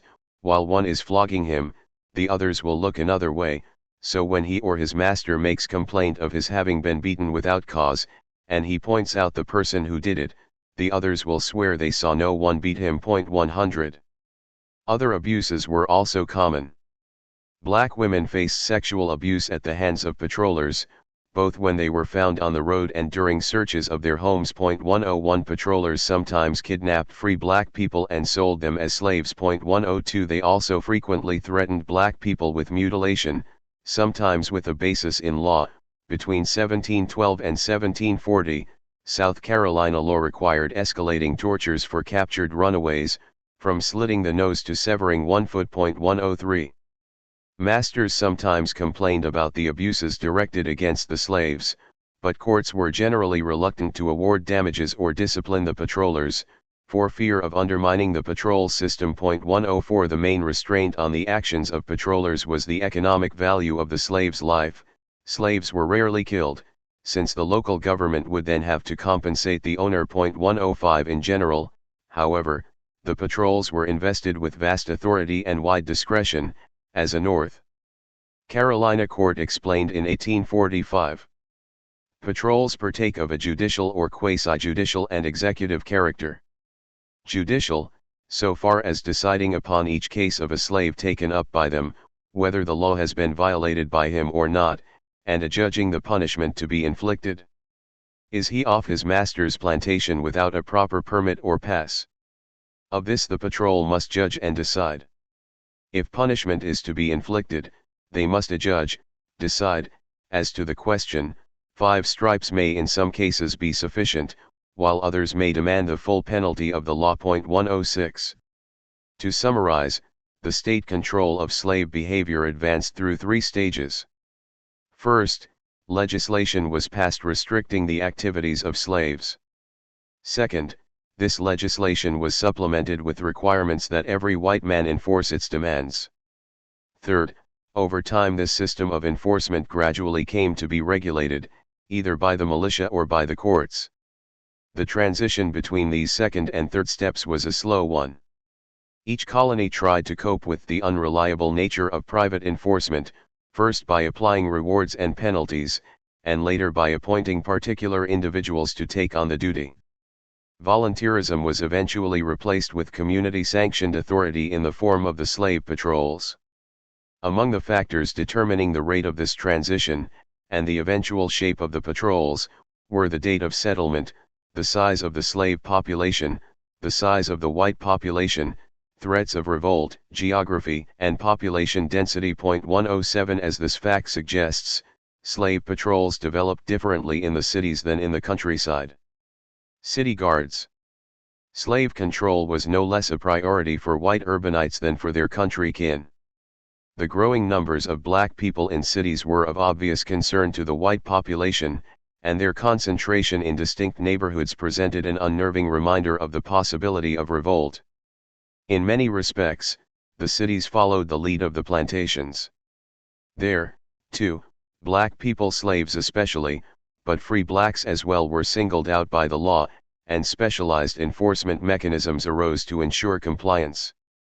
According to Hatton, these agencies went by a variety of names, including town guard, city patrol, or night police, although their duties were the same, to prevent slave gatherings and cut down on urban crime. 108, for the sake of simplicity, I refer to the general type as city guards. In the initial stage, enforcement would be entrusted to private individuals and the existing watch, but after some period the town might petition the legislature for the funds to form a permanent patrol, with the same group on duty each night. 109 The urban patrols, then, did not evolve from the watch system, rather, adapted from the rural slave patrols, they came to supplant the watchman. Charleston formed a city guard in 1783. It wore uniforms, carried muskets and swords, and maintained a substantial mounted division. Unlike the watchmen, who walked their beats individually, the city guard patrolled as a company. 110.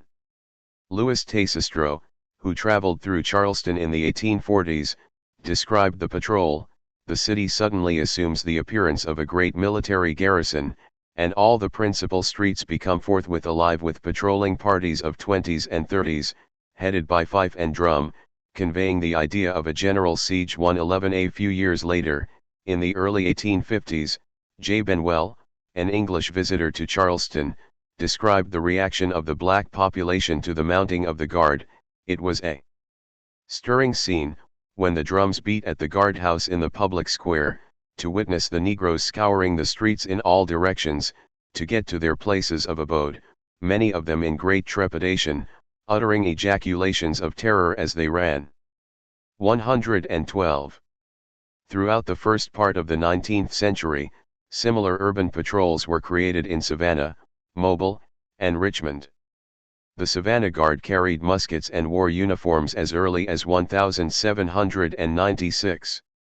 It was later equipped with horses and pistols. 113 Richmond's Public Guard was formed in 1800, after the discovery of a planned rebellion. It was assigned to protect public buildings from insurrections, and was made responsible for punishing any slaves it found out after curfew. 114. The urban patrols, and the laws they enforced, were modeled on the system developed for the plantations. But cities with developing industries had different needs than did the surrounding rural areas, with their plantation economies. For one thing, the large numbers of black people present in the city often lived in one part of town, away from their masters, making it impossible to maintain the sort of intimate knowledge of the slaves' comings and goings essential to the plantation system. Furthermore, rigid restrictions on daily travel were not even desirable, proving inconvenient for the budding industries. As manufacturers sought cheap sources of labor, the practice of hiring out slaves became increasingly common. Under this arrangement, slaves paid the master a stipulated fee, and were then free to take other jobs at wages. The regulations on travel, then, had to be more flexible for slaves to do their work. 115. As the masters capitalized their slaves, 116 the bondsmen became, literally, wage slaves. 117 Given the white population's preoccupation with controlling black people, the practice of hiring out slaves was quite controversial. As late as 1858 it was denounced in a grand jury report of colored population. Spelling out the concerns of the white community, the report states: "The evil lies in the breaking down of the relation between master and slave, the removal of the slave from the master's discipline and control, and the assumption of freedom and independence on the part of the slave, the idleness, disorder, and crime which are consequential, and the necessity thereby created for additional police regulations to keep them in subjection and order, and the trouble and expense they involve." 118. Industrialization in southern cities thus not only created new demands for social control, but threatened to alter the entire institution of slavery. In short, economic changes related to industrialization and urban life relaxed the master's personal control over the slave but did not reduce the racist obsession with slave control. Additional responsibilities thus fell to the state. Between 1712 and 1822 South Carolina banned the practice of hiring out slaves, but these laws went almost entirely unenforced, and other means of control emerged. 119 Beginning in 1804, Charleston established a nightly curfew for the black population, free and slave alike. 120 A few years later a statewide 9 o'clock curfew was established. Free black people were required to carry a pass from their employers, and patrols beat those who didn't have their free papers. 121 A stricter law was passed in Pendleton in 1835, instructing the patrol to apprehend and correct all slaves and free persons of color on the streets after 9 at night, whether such slave or free person of color have a pass or not. 122. In Charleston, the law requiring passes gradually gave way to a system of badges for slaves being hired out. This procedure allowed the state the opportunity to regulate the practice, and entitled it to a share of the master's fee, that is, really, of the slave's wages. 123. Slowly, Charleston began to prefigure the segregated South of the 20th century. In 1848, the city limited the right of black people to use the public parks. In 1850, black people were banned from bars. 124. Meanwhile, throughout South Carolina, town after town asked the state legislature to transfer control of the slave patrols from the county courts or state militia to the local government. Camden won that power in 1818. Columbia followed in 1823.125. Georgetown requested it in 1810, but was not allowed it until 1829.126. 10 years later, the legislature granted all incorporated South Carolina towns the power to regulate patrol duty. 127. Patrols in perspective. The patrol's work was not always popular. Soon after his appointment as the head of the Georgetown Guards, Peter Cutting found his house burned to the ground. 128. Around the same time, a citizen wrote into the Charleston paper, "I think it is dangerous for a person to send out his slave even with a pass."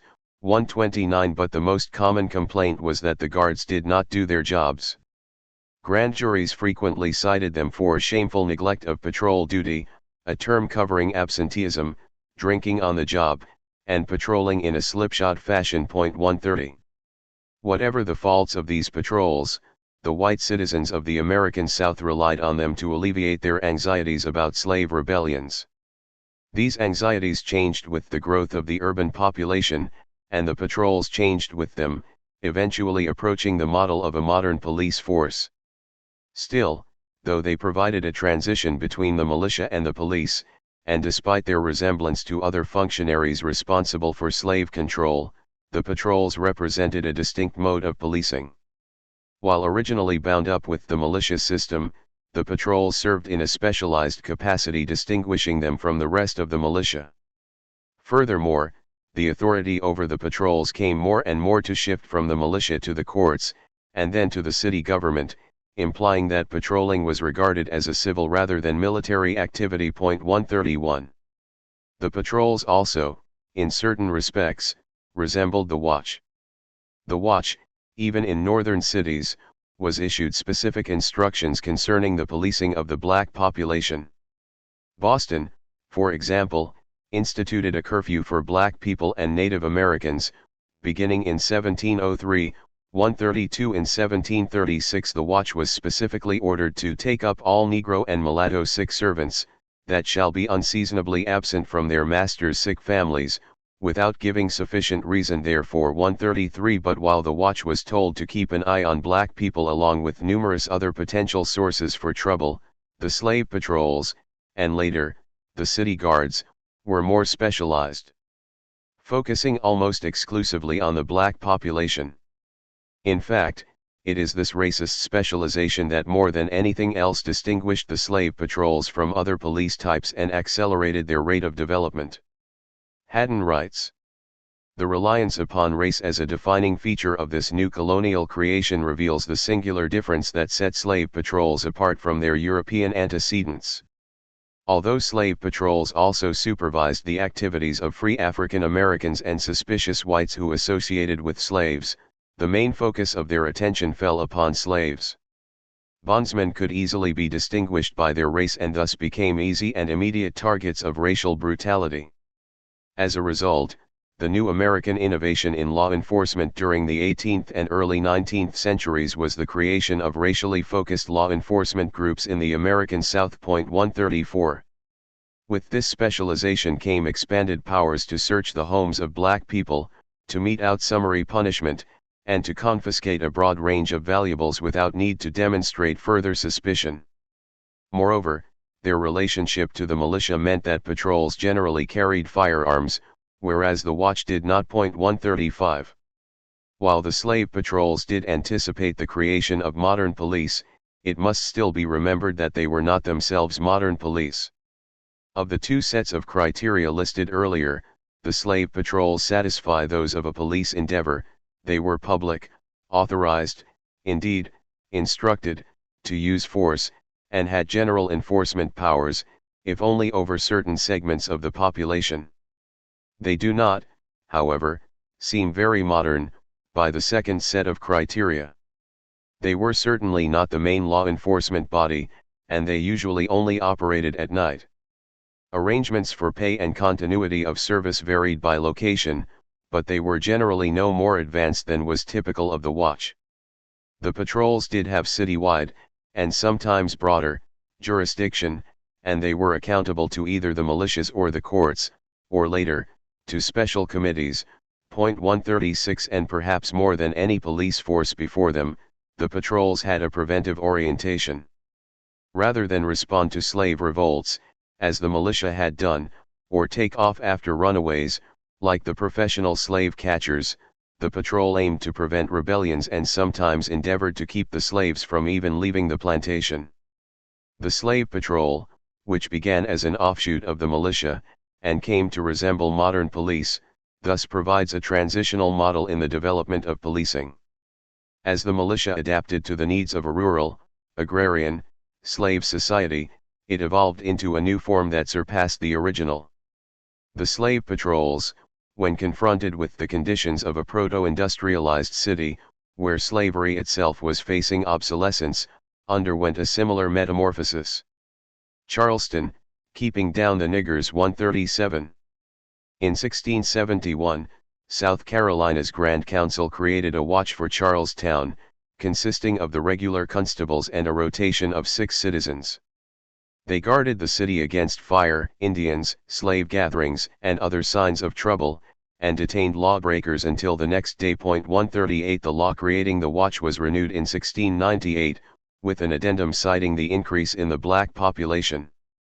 And whereas, Negroes frequently absent themselves from their masters' or owners' sick houses, caballing, pilfering, stealing, and playing the rogue, at unseasonable hours of the night, be it therefore enacted, that any constable or his deputy, meeting with any Negro or Negroes, belonging to Charlestown, at such unseasonable times as aforesaid, and cannot give good and satisfactory account of his business, the said constable or his deputy, is required to keep the said Negro or Negroes in safe custody till next morning. 139. For this work, the constable was to receive a fee from the owner of the detained slaves. In 1701, the exact language of this law was repeated, though the fee was increased and the constable was further instructed to administer a severe beating. 140. In 1703, as a wartime measure, the governor established a paid watch, and added special duties related to sailors and bars. This experiment was short-lived, however, and 17 months after its creation it was replaced with a volunteer patrol organized by the militia. 141. This organization was essentially the slave patrol. In 1721, it again merged with the militia. Its function was broadened, giving patrollers authority over a large part of the working class besides the slaves. The new law instructed patrollers to use their utmost endeavor to prevent all caballings amongst Negroes, by dispersing of them when drumming or playing, and to search all Negro houses for arms or other offensive weapons, and farther, are hereby empowered to examine all white servants they shall meet with, out of their master's business, and the same, if they suspect to be runaway, or upon any ill design, to carry such servant immediately to be whipped, or punished as he shall think fit, and then send him home to his master. And also, if they meet with any idle, loose, or vagrant fellow that cannot give good account of his business, shall also be hereby empowered to carry such vagrant fellow to a magistrate. 142. By 1734, this body was again removed from the militia, and was explicitly referred to as a slave police. By this time the patrollers were all armed and mounted, and were ordered to search the homes of all black people, pursue and capture escaped slaves, and kill any slave who used a weapon against them.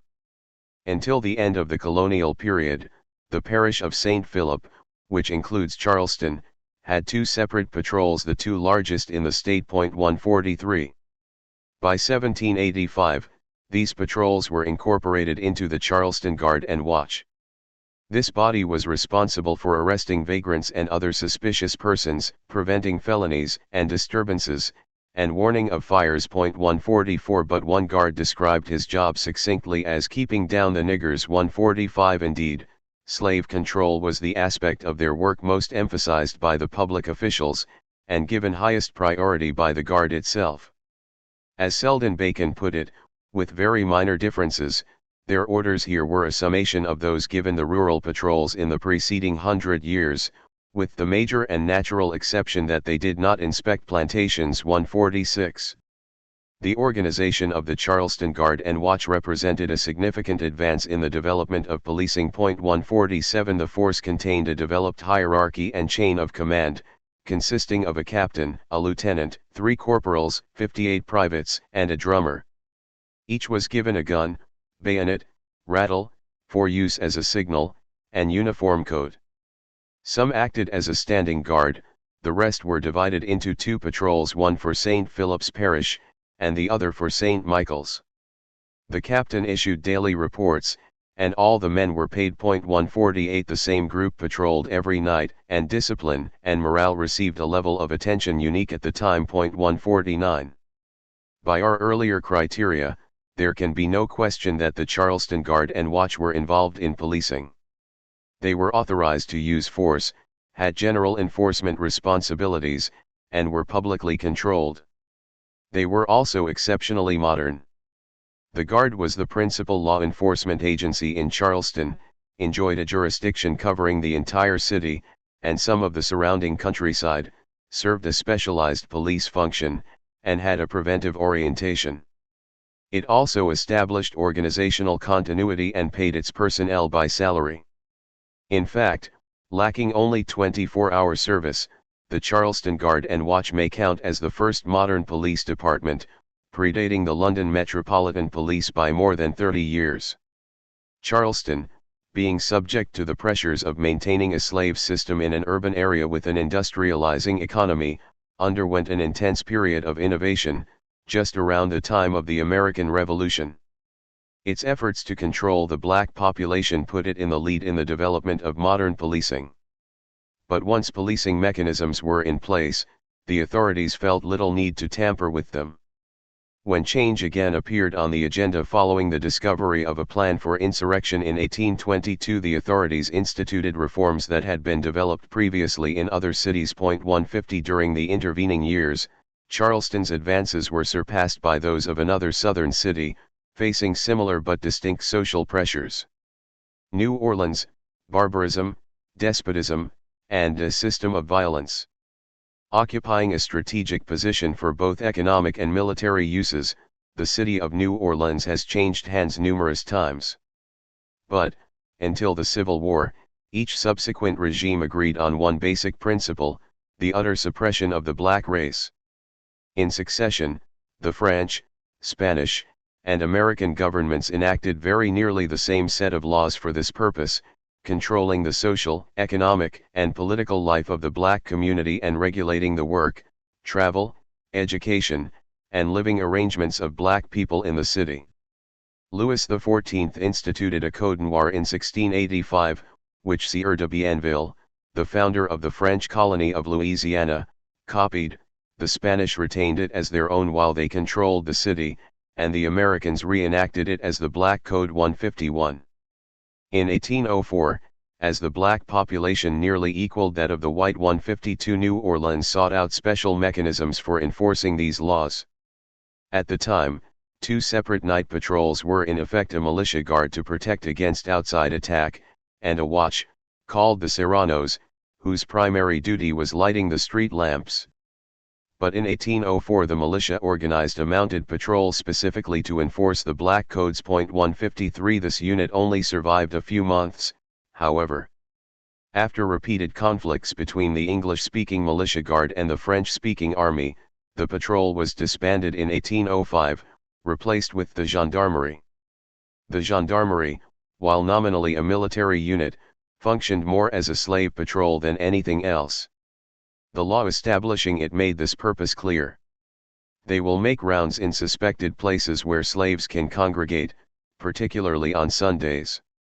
They will break up these assemblies, foresee and prevent uproars and gambling, and declare confiscated all monies found for their own profit. The officers, accompanied by all or part of their troop, and equipped with orders from the mayor, shall search Negro huts on plantations, but only after looking for and then notifying the overseer or owner of their actions, as well as inviting them to be present at the search. And all firearms, lances, swords, etc. that shall be found in the said cabins will be confiscated and deposited in the city arsenal. 154. The gendarmerie also arrested slaves traveling without passes and maintained a reserve of officers for daytime emergencies. 155. While drawn from the military, this group was directed by the mayor, magistrates, and other civil officials, and was paid through a combination of salaries, fees, and rewards. Half mounted, half on foot, and all wearing blue uniforms, the same men patrolled every night. 156. In many respects, then, the New Orleans patrol closely resembled the Charleston Guard of the same period, but it survived only briefly. In February 1806 the City Council abolished the gendarmerie, citing the cost of horses and the poor quality of the men. 157. That same year, the council created a city guard, modeled after and performing the same functions as the gendarmerie, though less militaristic in demeanor and lacking the horses. 158. Aside from 2 years when there was no patrol, this body survived until 1836. 159. In the 1830s the city guard came under attack in the newspapers, courtrooms, and among politicians. In 1834, the Louisiana Advertiser accused them of barbarism and despotism. It urged the city council to dispense with the sword and pistol, the musket and bayonet, in our civil administration of republican laws, and adopt or create a system more congenial to our feelings, to the opinions and interests of a free and prosperous people, and more in accordance with the spirit of the age we live in. 160. That same year a committee of the city council decried the guards' violent treatment of suspects, saying that the moment they lay hands on a prisoner they at once commence a system of violence towards him. 161. It was the violence of the authorities, the committee argued, that caused the forceful resistance of both prisoners and passers-by acting from just indignation. 162. In 1830, the death of the first person killed by a New Orleans cop prompted much of this criticism. 163. But an underlying xenophobia was at work, and the native-born population openly expressed distaste for the immigrant-dominated guard. Another important demographic shift may help explain this backlash. During the 1830s and 1840s the white population increased by 180%, while the black population increased at a much slower rate, 41%. 164. Hence, with white people in the overwhelming majority, fears of a slave revolt were less present, while ethnic tensions among white groups were increasingly pronounced. 165. In short, both the initial militarization, and eventual demilitarization of New Orleans police were the product of the ethnic fears of the city's ruling class. In 1836, the city council did away with the military model of policing. In its place they put a system of 24-hour patrolling along distinct beats. The blue uniforms were replaced with numbered leather caps like those worn by watchmen in other cities. A committee of vigilance was elected to supervise them. This revision brought New Orleans into line with the watch system as it existed in northern cities, and represented a substantial break from the Charleston model. 166. Still, the new organization retained the most modern features of the city guard, and added to them 24-hour service. Hence, in 1836, the New Orleans city government approved the adoption of a public body, accountable to a central authority, authorized to use force, and assigned general law enforcement duties. This body would be the main agency of law enforcement, with citywide jurisdiction, organizational continuity, a specialized policing function, and 24-hour operations. And, as its inheritance from the slave patrol, it would be oriented toward the prevention of various disorders. In short, it would have all the major features of a modern police department. 167 As luck would have it, however, this organization never materialized. As the city government was busy redesigning the police services, the state government was redesigning the entire municipal administration. In March 1836, the Louisiana state legislature divided New Orleans along the borders of its ethnic neighborhoods, creating 3 distinct municipalities and preventing the just settled police reforms from taking effect.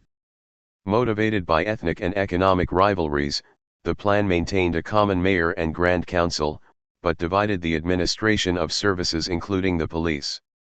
The city stayed so divided until 1852.168.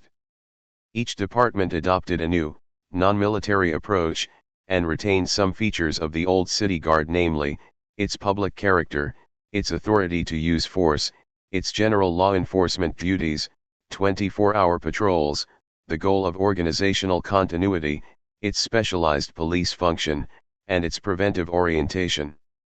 However, none of the 3 could be counted as the chief law enforcement agency in the city because none had city-wide jurisdiction.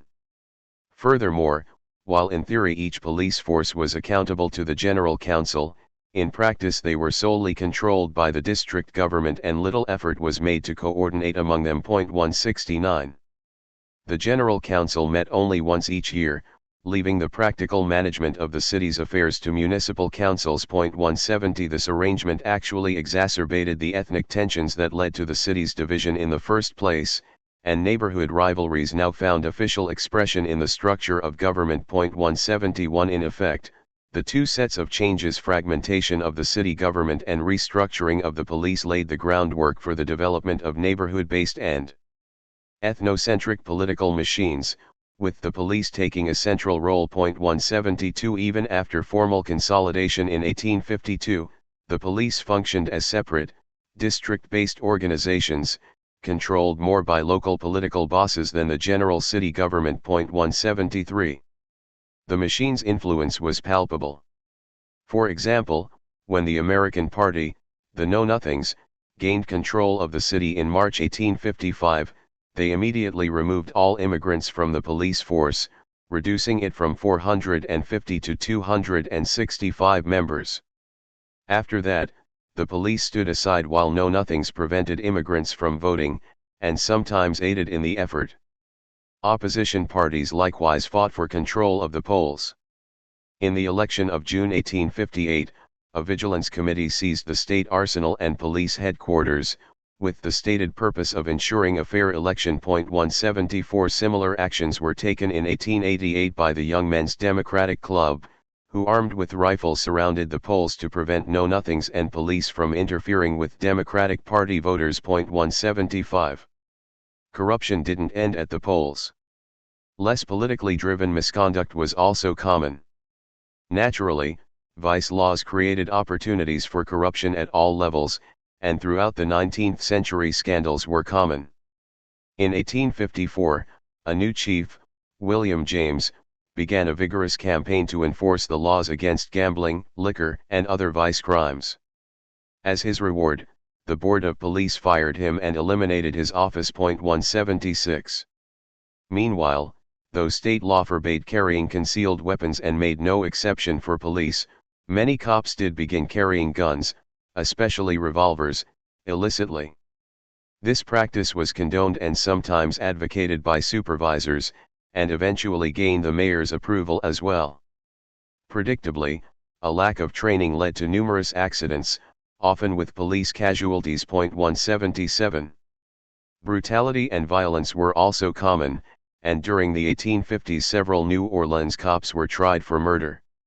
Most of these cases involved personal disputes, and the victims were frequently cops themselves. 178 Less severe episodes of violence were legion, Dennis Rousey notes.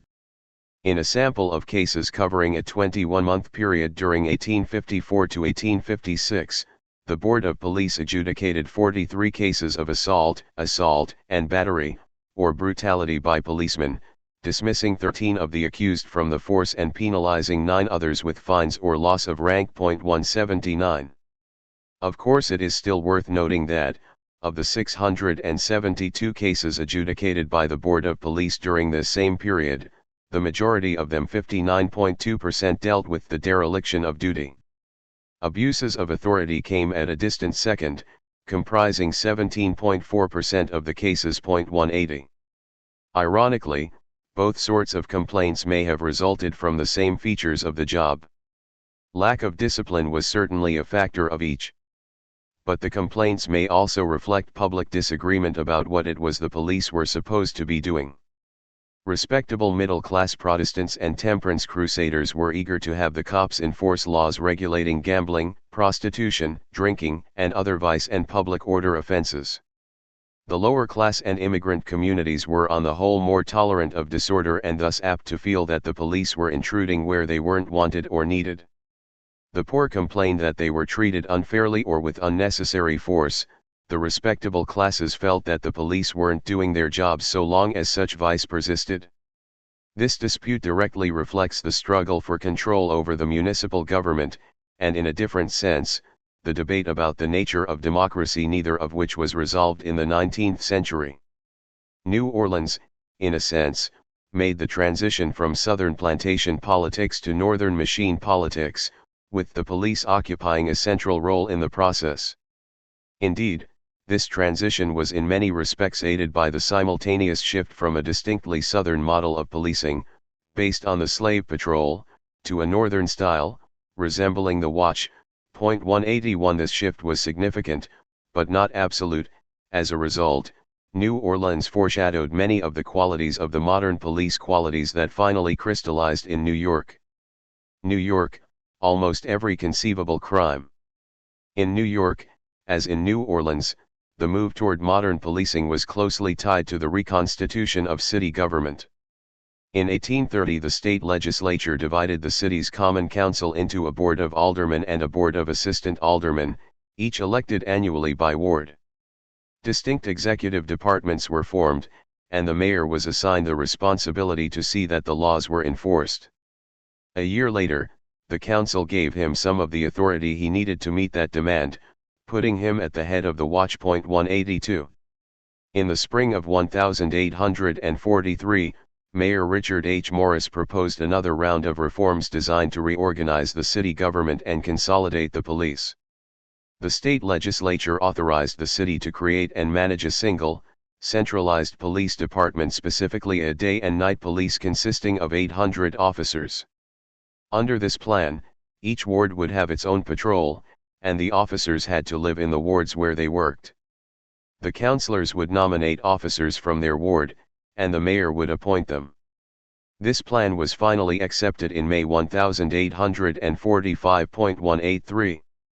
The new police, ranked as extremely modern by the criteria listed earlier, a single organization, was entrusted with the exclusive responsibility for law enforcement, served a specialized police function, patrolled 24 hours a day, and employed salaried personnel. 184. In fact, New York City is often credited with having the first modern department in the United States. As we've seen, its claim to this title is debatable. The day and night police marked a step forward in a nationwide progression, drawing from and solidifying ideas already in circulation elsewhere. But if New York's police did not invent the model, they set the standard for the rest of the country. At the same time, they also set a new standard for political interference. The mayor's power to appoint officers of all ranks made it clear that the new police force would be politically driven. An officer's job came as a reward for his political loyalty, and to keep the job he needed to support the officials who appointed him. 185. Even if the politicians themselves did not demand such support, it was nevertheless built into the system. Since any incoming councilman would be likely to replace the present police with those of his own choosing, the cops understood that to keep their jobs they had to keep their patrons in power. Thus the police came to represent not only a means of securing political support through patronage, but also of ensuring influence through more direct means. In 1894, the Lexow Commission concluded that in a very large number of the election districts in the city of New York, almost every conceivable crime against the elective franchise was either committed or permitted by the police, invariably in the interest of the dominant Democratic organization of the City of New York, commonly called Tammany Hall. The committee's report goes on to document police involvement in the arrest and brutal treatment of Republican voters, watchers, and workers, open violations of the election laws, canvassing for Tammany Hall candidates, invasion of election booths, forcing of Tammany Hall pastors upon Republican voters, general intimidation of the voters by the police directly and by Tammany Hall election district captains in the presence and with the concurrence of the police, colonization of voters, illegal registration and repeating, aided and knowingly permitted by the police, denial of Republican voters and election district officers of their legal rights and privileges, and on. Point 186. Political corruption was not new to the city, and law enforcement had always had a role in it. But the political use of the day and night police extended the established pattern and reached a new level of malfeasance.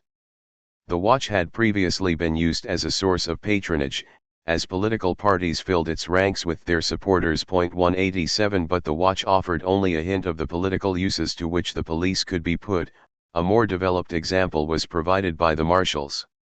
Marshals, who operated more or less like constables, were created in the early 19th century to enforce laws that had previously been left to the attention of civilian informants. Point 188. While the watch was a resource for rewarding supporters with jobs, the marshals were becoming an active force in local politics, a force that Tammany Hall would harness and direct for its own ends. Placed under the mayor's command, the marshals provided one means of controlling the city council. As James Richardson writes, there were only 100 marshals, but this force could exert great influence upon the primary meetings at which candidates for the general election were chosen. The marshals often had enough political influence in the wards to block the nomination of a candidate for alderman or assistant alderman, and sometimes they had sufficient power to ensure the nomination of their favorites. Point 189. The new day and night police replaced the watch and the marshals, concentrating police power, and its political potential, in a single agency. Point 190. Predictably, the police expanded their political role in new directions, becoming a tool for ambitious politicians to increase their influence. The career of Fernando Wood gives some idea of the uses to which police could be put. Wood, a Democrat, ran for mayor on a reform platform and was elected in 1854. He began his term by launching an ambitious campaign against vice crimes, but quickly turned the effort to his own advantage. Saloons, gambling houses, and brothels were shut down unless their owners supported the mayor's political machine. Point 191. While declaring, "I know no party and recognize no political obligation," 192 Wood disciplined police along strictly partisan lines and was willing to impose all sorts of political obligations on the officers under his command. Police were required to make financial contributions to the mayor's re-election campaign, and many were ordered to canvass for him as well. Point 193. Those on duty ignored irregularities in polling, and 2 officers Petty and Hanley inspected all the ballots in the first ward, beating anyone who voted against the mayor. When Wood was re-elected, the Tribune estimated the police had been worth 10,000 votes. Point 194. But while the Democrats retained the mayoralty and controlled both boards of the council, the Republicans held the governor's mansion and the state assembly, sharing the Senate with the Know-Nothings. In 1857 the state legislature passed the Metropolitan Police Bill, creating a new police force with jurisdiction over Kings, Westchester, Richmond, and New York counties, and dissolving the existing municipal police. A 5-member board was established to oversee the new department, and no Democrats were appointed to it. Point 195. Harper's Weekly noted, "Of this change the practical effect will be to transfer the patronage of our city police to Albany." 196. Wood refused to acknowledge the legitimacy of the Metropolitan Police law and ordered the police to obey only his authority. 800 officers and 15 captains sided with Wood, and about half as many joined the Metropolitans. For 2 months the city had 2 competing police forces, resulting in occasional street fights and brawls in the station houses. The conflict reached its peak when 50 Metropolitans tried to arrest Wood. 500 municipal police came to his defense, attacking the Metropolitans with their clubs and forcing a retreat. Finally, in July, after an appeals court ruled in favor of the metropolitans, would dissolve the municipal police. 197. The Metropolitan Police Department lasted until 1870, when another series of power struggles led to its reorganization. In the 1869 election, the Democrats won control of the mayor's office, the governorship, and the majority of the legislature. William M. Tweed proposed a new city charter and invested $600,000 in its passage. Under the new charter, the mayor appointed the police board, and the police controlled the board of elections. They selected all inspectors and clerks, guarded the polls, and supervised the counting of the ballots. 198. In this, too, New York set the standard for the rest of the country. Political machines arose throughout the East, and in a more subdued fashion, in the West as well.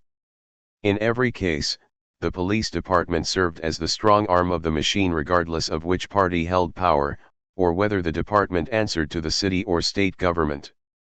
The police, as we know them, came into maturity at about the same time as the urban political machine.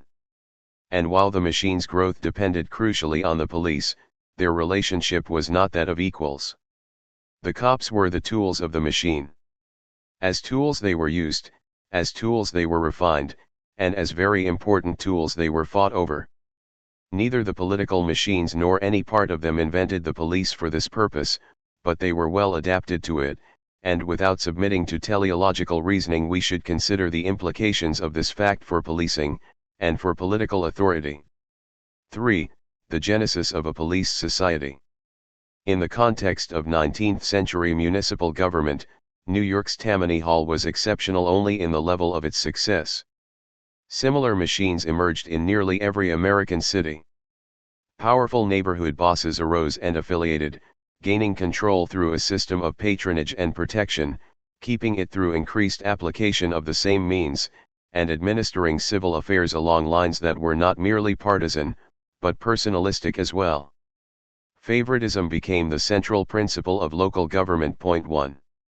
Under the machines, the resources of the government were the spoils of victory, belonging less to the public than to the reigning faction. Thus, quite removed from the ideal of deliberative democracy, elections were neither contests of principle nor gauges of the public will, but battles between rival cliques, battles fought as often in the streets as at the polls. And these battles determined the distribution of jobs, services, and graft. Elections decided who made the law, who supplied public services, and who controlled the city treasury. And more importantly, they decided whose friends would fill public jobs, which neighborhoods would receive attention or suffer neglect, which illicit businesses would continue operation, and whose palm would be greased in the process. Political machines, the gang and the government. The gang and the government are no different. Jane's addiction to corruption was the foundation and the defining characteristic of the political machine. Edward C. Banfield and James Q. Wilson offer a formal definition: a political machine is a party organization that depends crucially upon inducements that are both specific and material. 3. Put more simply, machine government is, essentially, a system of organized bribery. 4. But perhaps even that puts too pleasant a face on it, for machines did not use only bribery to get what they wanted, they used whatever means were available to them, including threats, fraud, blackmail, and actual violence.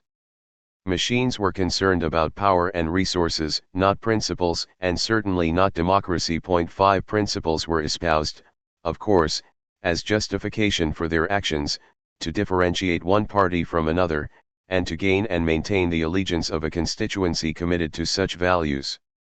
But it was typical of machine politics that principles were always secondary to the demands of power. The privileging of power over principle meant that every aspect of the government's activity was directed toward maintaining the ruling clique's control. By the same token, every resource at the city's disposal was available as a reward for the machine's supporters. The police served in both capacities. Hiring, discipline, transfers, and promotions were all governed by the convenience of the machine organization. Hence, whenever control of the city government changed hands, turnover in the police department was sure to follow. Without regard for the qualifications of the individual officer, each party dispensed with the supporters of the other and replaced them with their own. Very nearly full turnover of police personnel followed the Los Angeles election of 1889, the Kansas City election of 1895, and the Chicago and Baltimore elections of 1897.6.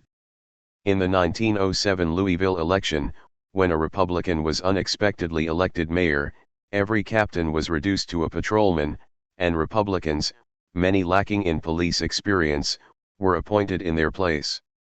When the Democrats won in the following election, the process was reversed. Again in 1917, the Republicans gained control and fired 300 from a department of 429. Everyone above the rank of sergeant was replaced. 7. In New York, positions were so sought after that appointments relied on political sponsorship or outright bribery, or sometimes both. Hence, from the first moment, the importance of political influence and bribes was made clear to new recruits. 8. A patrolman's position typically sold for $300 and required the approval of the district leader. 9. Higher positions cost more. In 1893, Timothy Creedon paid a commissioner $15,000 to be promoted from sergeant to captain. As a captain's salary was only $3,000 each year, it is obvious that he would need to rely on graft just to pay for his job. 10. Even when civil service tests were instituted in the 1880s, conditions remained largely the same. Politicians circumvented civil service requirements by appointing partisan boards, administering the exams in essay style, or requiring the Civil Service Commission to provide 3 qualified candidates for every open position and allowing police officials to choose among them. 11. Experiments with state-level police boards proved equally unhelpful. The creation of state boards, a partisan maneuver by design, only transferred the control of patronage from one group to another, as indeed it was intended to do. Likewise, bipartisan boards, rather than eliminating political spoils, merely divided them between the 2 strongest parties, to mutual advantage. 12. Nor did political interference end once an officer was hired. Police with powerful friends proved nearly impossible to discipline, no matter how corrupt, brutal, or negligent they might be. Even such routine matters as going on patrol and wearing uniforms were difficult to enforce. 13. Since each officer's career was politically controlled from beginning to end, the police became ardent supporters of their patrons. Police support was central to the survival of the machines. For much of the 19th century, New York's Board of Elections was under the supervision of the police board. The commissioners chose the polling places, drew up the voting districts, had the ballots and voter registration lists printed, and appointed the polling inspectors and clerks. The police department itself verified the registration lists, guarded the polls, and counted the votes. Mayor William R. Grace described the system as a standing menace to the safety and purity of the ballot box, and tending to render the police of the city its masters rather than its servants. Tammany Police Commissioner John Sheehan once bluntly stated that control of the police was more important than how the votes were cast. 14. This power tended to magnify the significance of the administrative branch, and especially bolstered the influence of the mayor. 15. The career of Boston's Josiah Quincy anticipated the trend. Beginning in 1823, Quincy was elected mayor 6 times. In 1829, he was dubbed the Great Mayor, a title which probably reflected the extent of his power more than the quality of his performance. During his term, Quincy chaired every important committee, allowing him to build an efficient administration and, as importantly, consolidate power under his personal leadership. At the same time, Quincy maintained his influence in the wards with the assistance of the nascent police apparatus. Central to this effort was the creation of a new office marshal of the city which, lacking precedent and statutory limits, could be made to fit whatever demands the mayor placed on it. The marshal served as head constable, commanded the night watch, acted as the city's chief health officer, prosecuted minor cases and took on additional responsibilities after the creation of a day police in 1838.16. The Marshals' power reached its peak during the term of Francis Tukey, who took office in 1846. Within the first year of Tukey's command the number of officers on the force was doubled, a detective division added, and a special night force created. 17 But there were limits to how far this power would be allowed to develop. In 1851, the police voted as a bloc for Benjamin Seaver in the mayoral election, acting under the assumption that he would bar Irish immigrants from joining the force. Seaver won, but did not ban Irish police. Apparently the night police had crossed a line when they marched to the polls en masse. Seaver responded by firing all the night duty officers, dissolving that branch of the force, and leaving its patrols entirely in the hands of the barely existent night watch.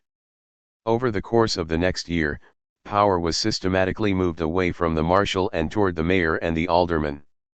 In April 1852, the alderman limited the marshal's tenure to 1 year.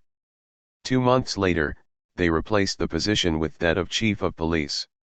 While Tukey was not fired outright, neither was he named the new chief.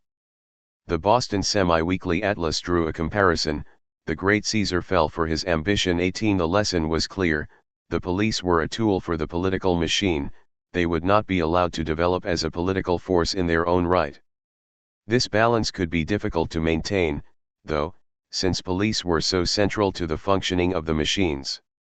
The police served the interests of political machines in 3 key ways: police jobs served as rewards for supporters, police controlled the elections, and police regulated illicit businesses, deciding which would be allowed to operate and under what conditions. 19 As historian Robert Fogelson tells it, contrary to the conventional wisdom, the police did not suppress vice, they licensed it.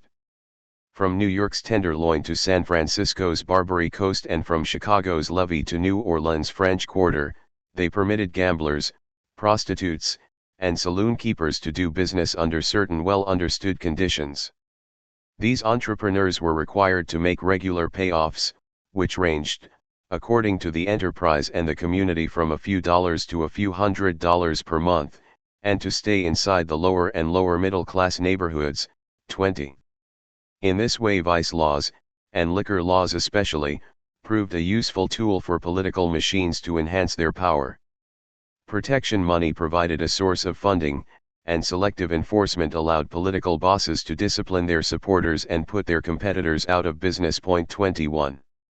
In New York, precinct captains used detectives to collect protection money. 22. In other places, the landlord would collect it as a part of the rent, then pass it on to the police. He would say to the proprietor of the saloon or brothel, "You can have this house for $200, with police protection, or $100 if you take care of yourself." 23. Police detectives, like the thief-takers before them, were more interested in retrieving stolen property and collecting rewards than in catching crooks. Of course, the easiest way to get hold of stolen goods was to work with the thieves. In exchange for immunity and a portion of the reward, thieves would supply detectives with their loot. The detectives would return the stolen items to the rightful owners minus whatever sum they claimed as a reward. Many professional criminals would not work outside of such a framework, and these deals could be quite profitable for the cops. Between January 1, 1855, and April 30, 1857, Robert Bowyer of the New York Police Department earned $4,700 in rewards, more than twice his salary for the same period. 24. Sometimes, no effort would be made to retrieve the stolen property, or to return it to the victim. Pickpockets and con artists were generally allowed to go about their business unmolested so long as they cut the cops in on the action. The profits then worked their way up the political food chain. The patrolmen were required to give a portion of their take to their commanders, the local politicians, and their affiliates, thus avoiding any punishment. 25. Shakedowns weren't restricted to illicit enterprises, either. Legitimate businesses could also be inconvenienced by strict enforcement of the law and were vulnerable to the disruption caused by routine harassment. Builders, bootblacks, produce merchants, and other peddlers had to pay off the beat cop, or else they might be taken in for blocking the sidewalks. 26. The system of bribery and extortion that was 19th century policing far surpassed anything that could be termed individual misconduct, or even organizational deviance. It resembled nothing so much as institutionalized corruption, state-sponsored crime. Graft and the abuse of power were not merely allowed, they were expected, required, and enforced within the police department and throughout the city administration. The political machine may best be understood as an exercise in government of, by, and for corruption. This fusion of government and criminality follows a certain kind of logic. In War-Making and State-Making as Organized Crime, Charles Tilly argues, banditry, piracy, gangland rivalry, policing, and war-making all belong on the same continuum. See on Sider the definition of a racketeer as someone who creates a threat and then charges for its reduction. Government's provision of protection, by this standard, often qualifies as racketeering. To the extent that the threats against which a given government protects its citizens are imaginary or are the consequences of its own activities, the government has organized a protection racket. 27. The history of American cities gives concrete expression to Tilly's theoretical claim. In the classic political machines, government agencies and organized criminal enterprises were not only moral equivalents, they often comprised the same people. 19th century policing did not just resemble racketeering, it was unmistakable gangsterism. The police were a central component of this system. Both the protection schemes that ensured the cooperation of the underworld and the brawling gangs that controlled the polls on election day relied on at the very least the acquiescence of the police.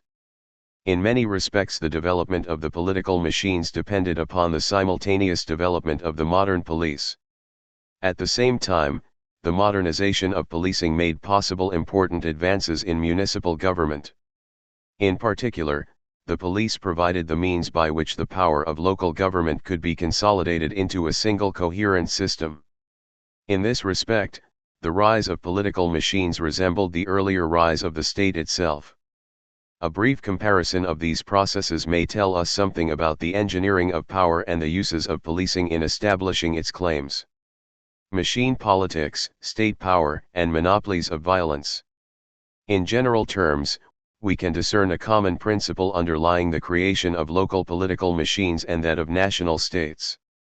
As Tilly explains, a tendency to monopolize the means of violence makes a government's claim to provide protection, in either the comforting or ominous sense of the word, more credible and more difficult to resist. 28. He identifies four activities characteristic of states. 1. Making war, defeating external rivals. 2. Making states, destroying internal rivals. 3.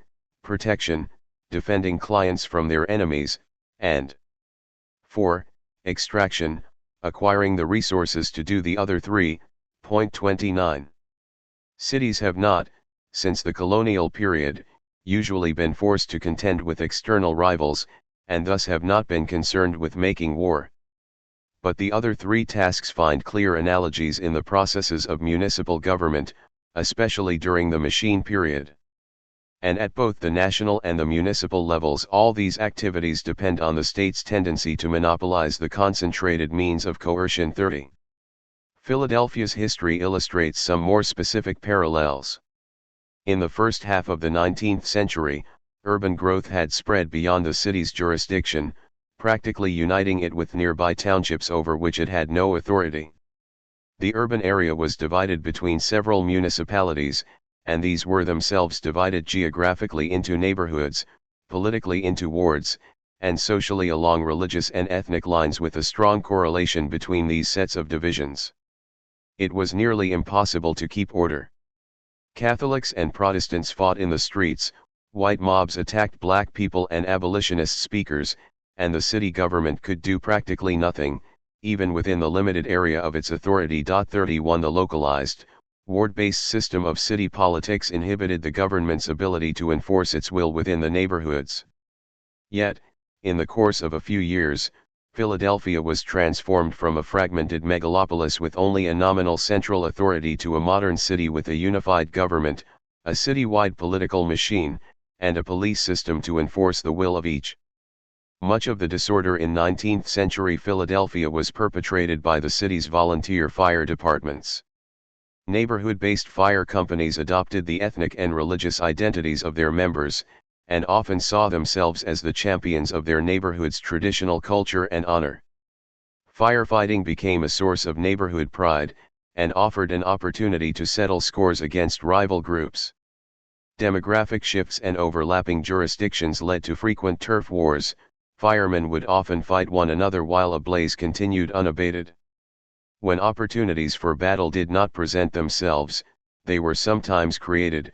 Fire companies would set fires in other precincts and then ambush their rivals. 32. These brawls became neighborhood affairs, involving large sections of the community. Many of the fire companies affiliated with youth gangs, some with names like Killers, Rats, and Bouncers. 33. As the police at the time were also organized into separate ward organizations, they were ill-suited for suppressing such riots. Not that they were eager to, the cops generally felt little inclination to interfere with these battles, except in support of their neighborhood company. This situation put conflicting pressures on the political system. On the one hand, it created demands for more centralization, such as government-run fire departments and a single police force capable of suppressing disorder. On the other hand, ward leaders saw the political potential of the fire companies and were quick to avail themselves of this additional source of election day muscle. 34. The balkanized state of the city therefore left local political bosses in a bit of a bind. Their personal fiefdoms were inextricably tied to the ward-based structure of government. It allowed them a distinct realm of influence and a base of support for pursuing their agenda in the citywide political arena. But the exercise of this authority relied on a certain minimum degree of public order which the same ward structure, with its rivalries and fragmentation, constantly threatened. The outcome of this dilemma is revealing. In 1850, a marshal's police force was created for the entire city of Philadelphia. Police in the suburbs and the four city districts continued to act independently, but were also called on to cooperate with the marshal's force. The first marshal, John Kaiser, recruited the new police directly from the youth gangs associated with nativist fire departments, reasoning that he could form a strong armed force prepared to slug it out with fire gangs. 35. By co-opting the most militant element of the fire companies and consolidating them into a single, citywide force, the marshal's police organization afforded the new cops the opportunity to defeat their traditional rivals and greatly enhanced the power of the city government as well as, for a time, that of the nativist party machine. Catholic gangs and fire companies, while overpowered, were not especially impressed with their rivals' new authority. One gang, the Bleeders, told in a song of being attacked by a band of ruffians, they called themselves police. And when the nativists lost control of the city government, Kaiser's replacement, a Democrat, filled the force with Democrats, also recruited from fire company gangs. 36. In 1854, the legislature revised the city's charter to cover the entire contiguous urban area, incorporating outlying districts into the city. 37. The new charter required a centralized police department and allowed for a city-controlled fire department as well. The mayor was given the power to appoint police officers and set the department's rules, and the city council was responsible for determining the size and organization of the force. The council created an 820-man department, divided between 14 precincts corresponding to the ward districts. One alderman was elected to serve as magistrate in each district, and a single marshal was appointed to oversee the entire operation. 38. In effect, this arrangement put the new police directly in the service of the reigning political machine. 39. But the consolidation of power may not have been everything the ward leaders had hoped for. In many respects, the beginnings of a central authority relied on a corresponding decline in local power. The survival of the central power structure demanded the eventual elimination of its potential rivals. So long as local political bosses could command their own sources of power, the central government as a whole was necessarily vulnerable. Again we find a parallel with the creation of the nation-state.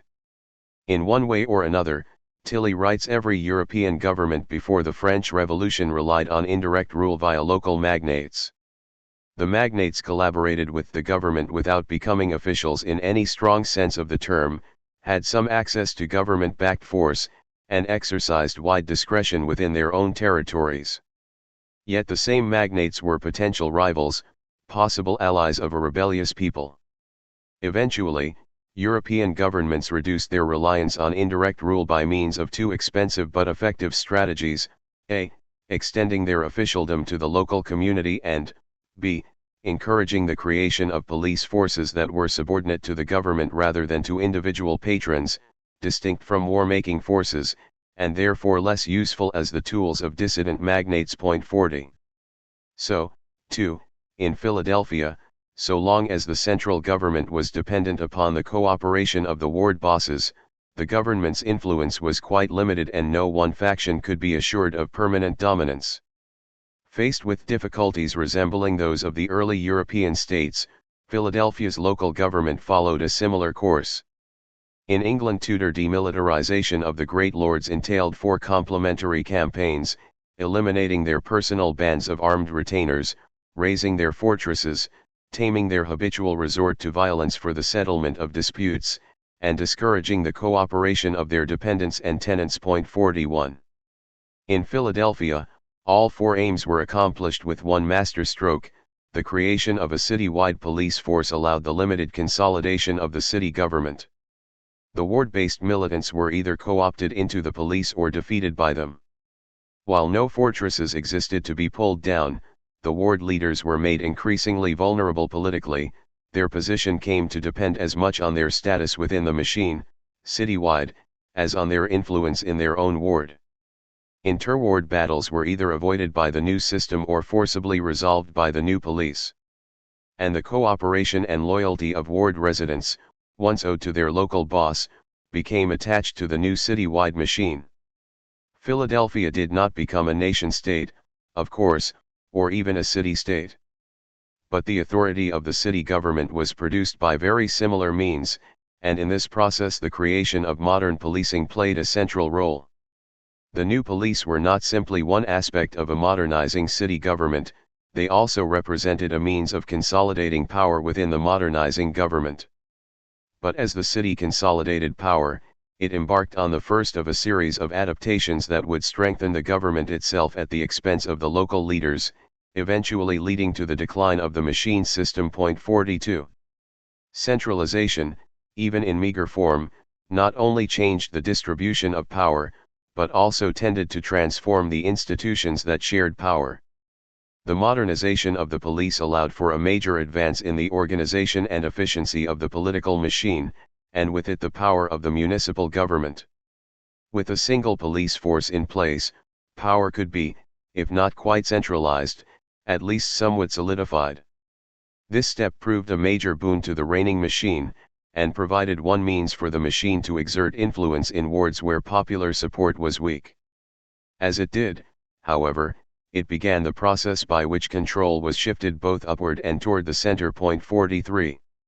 Inadvertently, the creation of a city-wide police force both drew up the blueprint and laid the groundwork for the creation of other municipal bureaucracies, and for the eventual destruction of the ward-based machine system. 44. While somewhat ironic, this turn of events represents a continuation of the trends that had shaped the development of law enforcement as it approached the modern period, specifically, the growing emphasis on prevention, the tendency to expand police duties, and the move towards specialized agencies. Each of these 3 factors contributed to the process of modernization, but the ideal of prevention occupied a special place as a guiding principle of police development. The preventive ideal, generalized powers, and specialization. The idea of preventing crime has long been the avowed aim of policing, but it has undergone significant revision over time. In the London Night Watch Acts of 1737 and 1738, crime prevention was explicitly cited as the goal of the watch, though it is unclear how the body was supposed to contribute to this aim. 45. The instructions offered the Philadelphia Watch in 1791 were only slightly more explicit. He said constable and watchman, in their respective turns and courses of watching, shall use their best endeavors to prevent murders, burglaries, robberies, and other outrages and disorders within the city, and to that end shall, and they are hereby empowered and required to arrest and apprehend all persons whom they shall find disturbing the peace, or shall have cause to suspect of any unlawful and evil design. 46. By 1800, the preventive rationale had been refined. The watch's role was to ensure that criminals would be punished. 47. To this end, in 1794, the St. Marylebone Watch Committee resolved unanimously that in case any robbery be committed within the parish, the watchman in whose walk the same shall happen be absolutely discharged. Several other London districts adopted a similar standard, though eventually the limits of the system had to be admitted. A few months later, St. Marylebone's committee relented, acknowledging that many robberies are committed within this parish without the possible knowledge of the watchman. 48.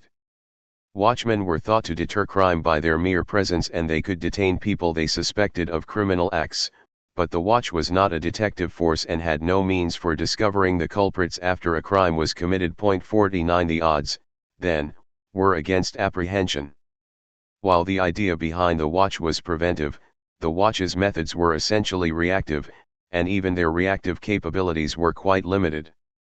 When Robert Peel created the London Metropolitan Police in 1829, the prevention of crime was singled out as the new body's chief concern. It should be understood, at the outset, that the principal object to be attained is the prevention of crime. To this great end every effort of the police is to be directed.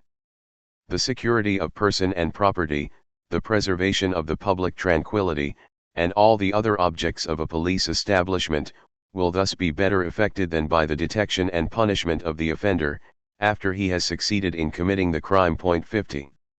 Nevertheless, the Metropolitans remained unsure of how to prevent crime. In the decades that followed, they essentially replicated the patrols of the watch, with even less success. 51. In the United States, historian James Richardson tells us, the term preventive police was used frequently and loosely. Preventive seemed to mean that by their presence the police would inhibit the commission of crime and that they would deal with potentially serious crimes before they reached the crisis stage. 52. This crude notion of prevention developed into a more serious and ambitious program as time passed, and came to inform the expansion of police powers. In Boston, for example, in 1850 the police were authorized to order any group of 3 or more people to move on or suffer arrest. 53. Of course, most of what the police did was still responsive, and most actual crime fighting still took place after the crimes had been committed. But the preventive ideal was clearly gaining an articulation, and slowly techniques were developed to bring the practice closer to the principle. The preventive ideal both prompted the expansion of police power and helped shape the specialized focus on crime. It is worth noting the tension between these two trends. If police powers expand over too large a range of duties, policing loses its character. The police come to resemble generalized inspectors, and enforcement of the criminal law becomes a secondary matter. But, if enforcement is overly specialized, the police are in effect replaced by a series of guards, traffic wardens, thief-takers, bounty hunters, and whatnot. Constables, sheriffs, and marshals, as servants of the court or sovereign, were assigned general responsibilities. The slave patrols developed from the other end of the spectrum, beginning with a few select duties and accumulating responsibilities and power over time. This second path was the more straightforward route toward modernization because, rather than serving primarily as officers to the crown or the court, the slave patrols existed solely as a means of preserving the status quo through the enforcement of the slave codes. As soon as they separated from the militia, they became law enforcement bodies, and new duties were added accordingly. The tension between specialization and generalization did not vanish with the creation of the modern police. The police retained many duties that were quite remote from their alleged purpose of preventing crime and enforcing the criminal law. Robert Fogelson explains. In the absence of other specialized public bureaucracies, the authorities found the temptation almost irresistible to transform the police departments into catch-all health, welfare, and law enforcement agencies. Hence the police cleaned streets and inspected boilers in New York, distributed supplies to the poor in Baltimore, accommodated the homeless in Philadelphia, investigated vegetable markets in St. Louis, operated emergency ambulances in Boston, and attempted to curb crime in all these cities. 54. In fact, even today, the police continue to hold duties quite removed from the enforcement of the law and the prevention of crime. In many cities, cops still direct traffic, license parades, escort funerals, remove panhandlers, quiet loud parties, find lost children, advise urban planners, make presentations to civic groups and school children, sponsor youth sports leagues, respond to mental health crises, and perform other tasks quite apart from any concern about crime.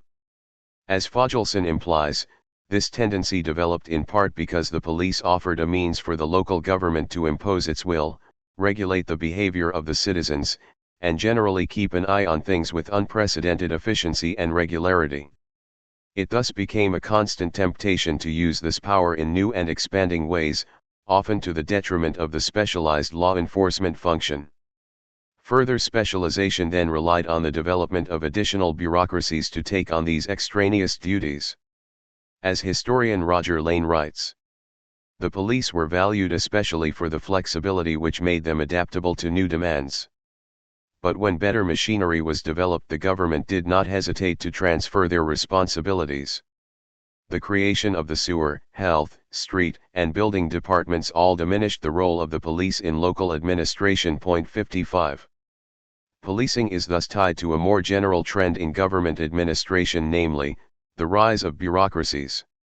The development of modern police both depended on and promoted the creation of other municipal bureaucracies. In the first place, the creation of other bureaucracies allowed the police to specialize.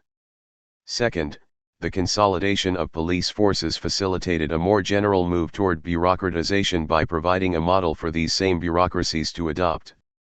For both of these reasons, the modernization of the police was a key component in the modernization of city government. 56. But the impact of the new police was not restricted to its effect on municipal administration.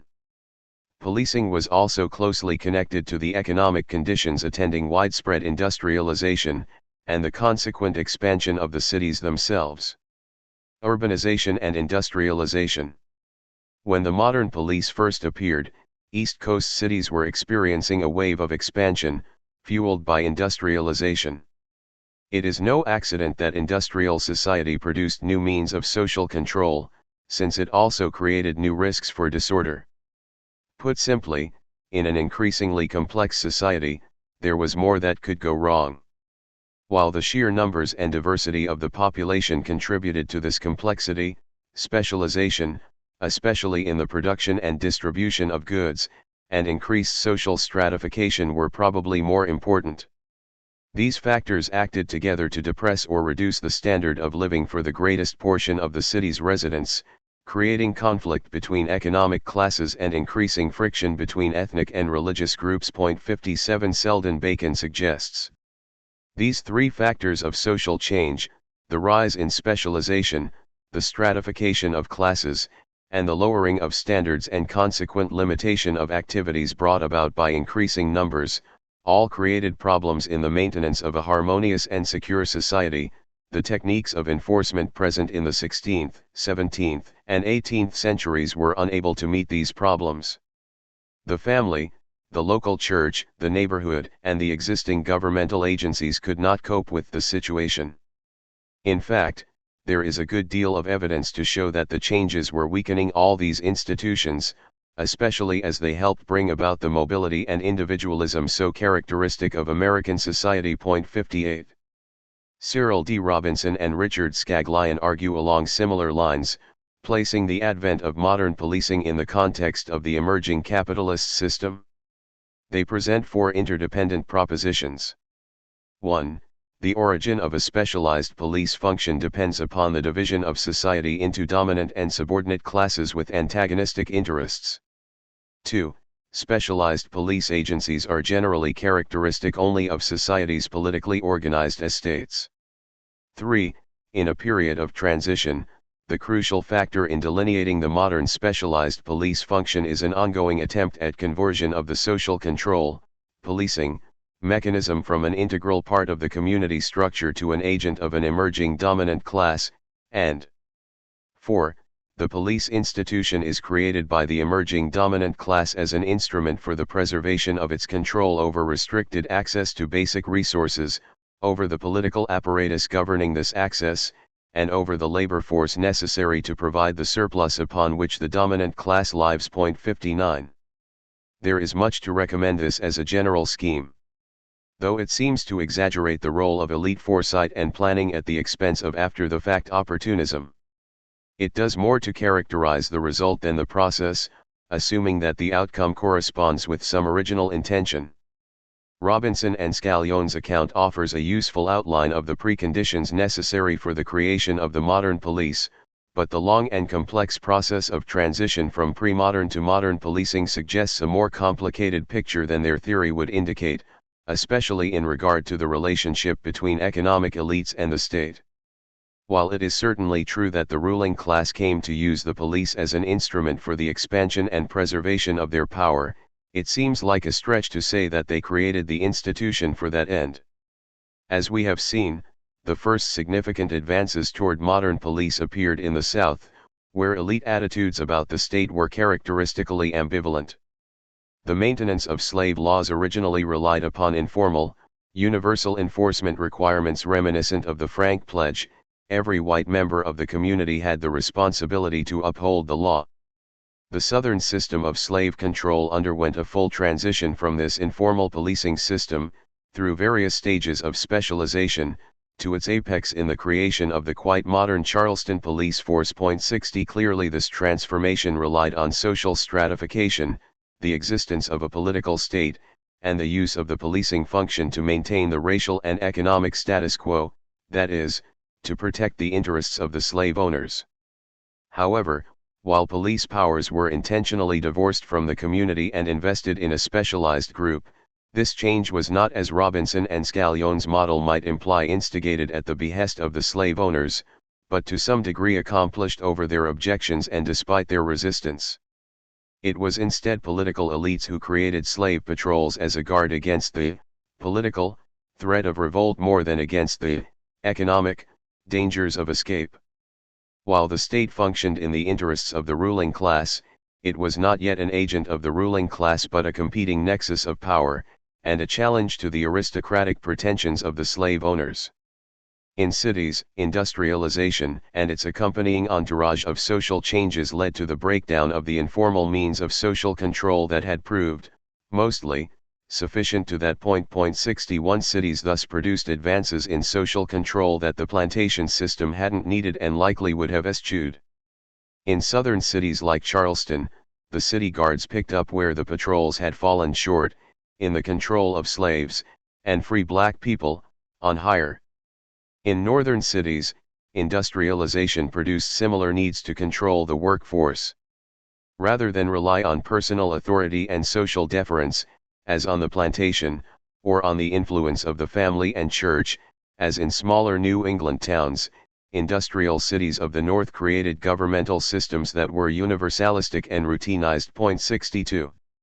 Faced with similar challenges relating to urbanization, industrialization, and the rise of capitalism, elites in different cities responded in markedly similar ways, sometimes consciously borrowing from each other and sometimes unwittingly reproducing models and techniques that were in use elsewhere, keeping what succeeded and discarding that which failed to suit their purposes. And as this process advanced, they transformed the mechanisms of law enforcement and created a new, distinctive institution. The New York Municipal Police came to define the type. But it would be wrong to think of the New York Police as simply a modern watch, or as a Northern Slave Patrol, or as a set of American Bobbies. 63 Though it was somewhat analogous to all three. In New York, as elsewhere, the police appeared when broad social trends intersected with local crises and the particular needs of the city. Of course, the authorities only responded to the crises on a rather shallow level, never acknowledging the underlying causes that produced them. Instead, local elites preferred to blame the problems of urbanization on the moral shortcomings of the poor, and the idea of the dangerous classes was born. In the years preceding the rise of police departments in London and in the United States, Richard Lundman notes middle-class and elite members of society attributed crime, riot, and public drunkenness to the members of the dangerous classes. The image was that of a convulsively and possibly biologically criminal, riotous, and intemperate group of persons located at the base of society. Their actions were seen as destroying the very fabric of society. 64. The particular population identified with the dangerous classes varied by locale. In England, the dangerous classes consisted of the urban poor, vagrants, and prostitutes in particular. In the northern United States, it was the immigrant lower class. In Boston, the term was especially applied to Irish Catholics. 65. The term was not used much in the South, but the dangerous classes found an analogy in the black population, and especially the slaves. In addition to their association with crime and disorder, the dangerous classes also represented an alien presence, a group with different values whose behavior was therefore suspicious as if by definition. 66. The Boston Council reported. In former times the night watch with a small constabulary force, were quite sufficient to keep the peace in a city proverbial for its love of order and attachment to the laws and remarkable for the homogeneous character of its population. But the rapid development of the system of railroads and of the means of communication, with all parts of Europe, together with other causes have brought among us great numbers who have not had the benefit of a New England training and who have heretofore been held in restraint rather by fear of the lawgiver than respect for the law. 67. Moreover, criminal behavior was understood as a threat to the social order, not merely to its real or potential victims. Theft obviously challenged the sanctity of private property, but more to the point, drunkenness and vagrancy seemed to threaten the standards of diligence and self-control central to Protestant morality and crucial to an economic system dependent on regularity, predictability, and a disciplined workforce. 68. Crime and criminality were thus constructed to reflect the ideological needs of elites. Criminality was less a matter of what people did than of what they represented. 69. The idea of the dangerous classes was intimately tied to the prevailing economic order in each place, and had profound implications for the systems of social control they adopted. As Michael Hindus writes, slavery was not primarily a penal institution, though that was one of its results. In addition to its role in the Southern labor and social system, the plantation kept under confinement and control the one class that was most threatening to the social order. Similarly, the prison was not primarily a labor system, but it mandated labor for rehabilitation, profit, and internal order. The prison adopted many features of the factory system and justified forced labor of convicts because of the moral uplift it provided. 70. Both systems supplied large-scale, unpaid labor for the propertied classes, deprived the workers of their most basic civil liberties and political rights, and relied on corporal punishment and shaming for discipline. 71. Furthermore, in both cases the economic systems created the class of people they were then at such pains to control: the slaves in the plantation system, and the immigrant working class in industrialized cities. While elite anxieties about the dangerous classes supplied the impetus for new forms of social control, other concerns also helped to shape the emerging institutions. The modern police system, unlike less formal means of control, actually required very little of ordinary citizens in the way of enforcement, and exposed the respectable classes to almost no personal danger. And, though supplying an organized force under control of the government, it avoided the unseemly image of a military occupation, since police, in the North, at least, patrolled alone or in pairs, and were sparingly armed. Furthermore, an impersonal system was to be preferred over either a military model or a more informal arrangement because ironically it was less obviously a tool of the ruling classes. 72. To the degree that industrialization and urbanization created changes related to the diversity of the urban population, economic specialization, and social stratification, they certainly produced new challenges of social control. But the question remains, what did those difficulties have to do with crime? Put differently, It might be asked, were the dangerous classes criminal? Or were they criminalized? The demand for order. It is generally assumed that the police were created to deal with rising levels of crime caused by urbanization and the increasing numbers of immigrants. John Schneider describes the typical accounts. The first studies were legal and administrative in their focus, confined mostly to narrative descriptions of the step-by-step demise of the old constabulary and the steady, but often controversial evolution of the professionals. Scholars seemed preoccupied with the politics of police reform. Its causes, on the other hand, were considered only in cursory fashion, more often assumed than proved. Cities, it would seem, moved inevitably toward modern policing as a consequence of soaring levels of crime and disorder in an era of phenomenal growth and profound social change. 73. I will refer to this as the crime and disorder theory. Despite its initial plausibility, the idea that the police were invented in response to an epidemic of crime is, to be blunt, exactly wrong. Furthermore, it is not much of an explanation. It assumes that when crime reaches a certain level, the natural social response is to create a uniformed police force. But, as Eric Munkinen notes, that is not an explanation but an assertion of a natural law for which there is little evidence. 74. It may be that slave revolts, riots, and other instances of collective violence precipitated the creation of modern police, but we should remember that neither crime nor disorder were unique to 19th-century cities, and therefore cannot on their own account for a change such as the rise of a new institution.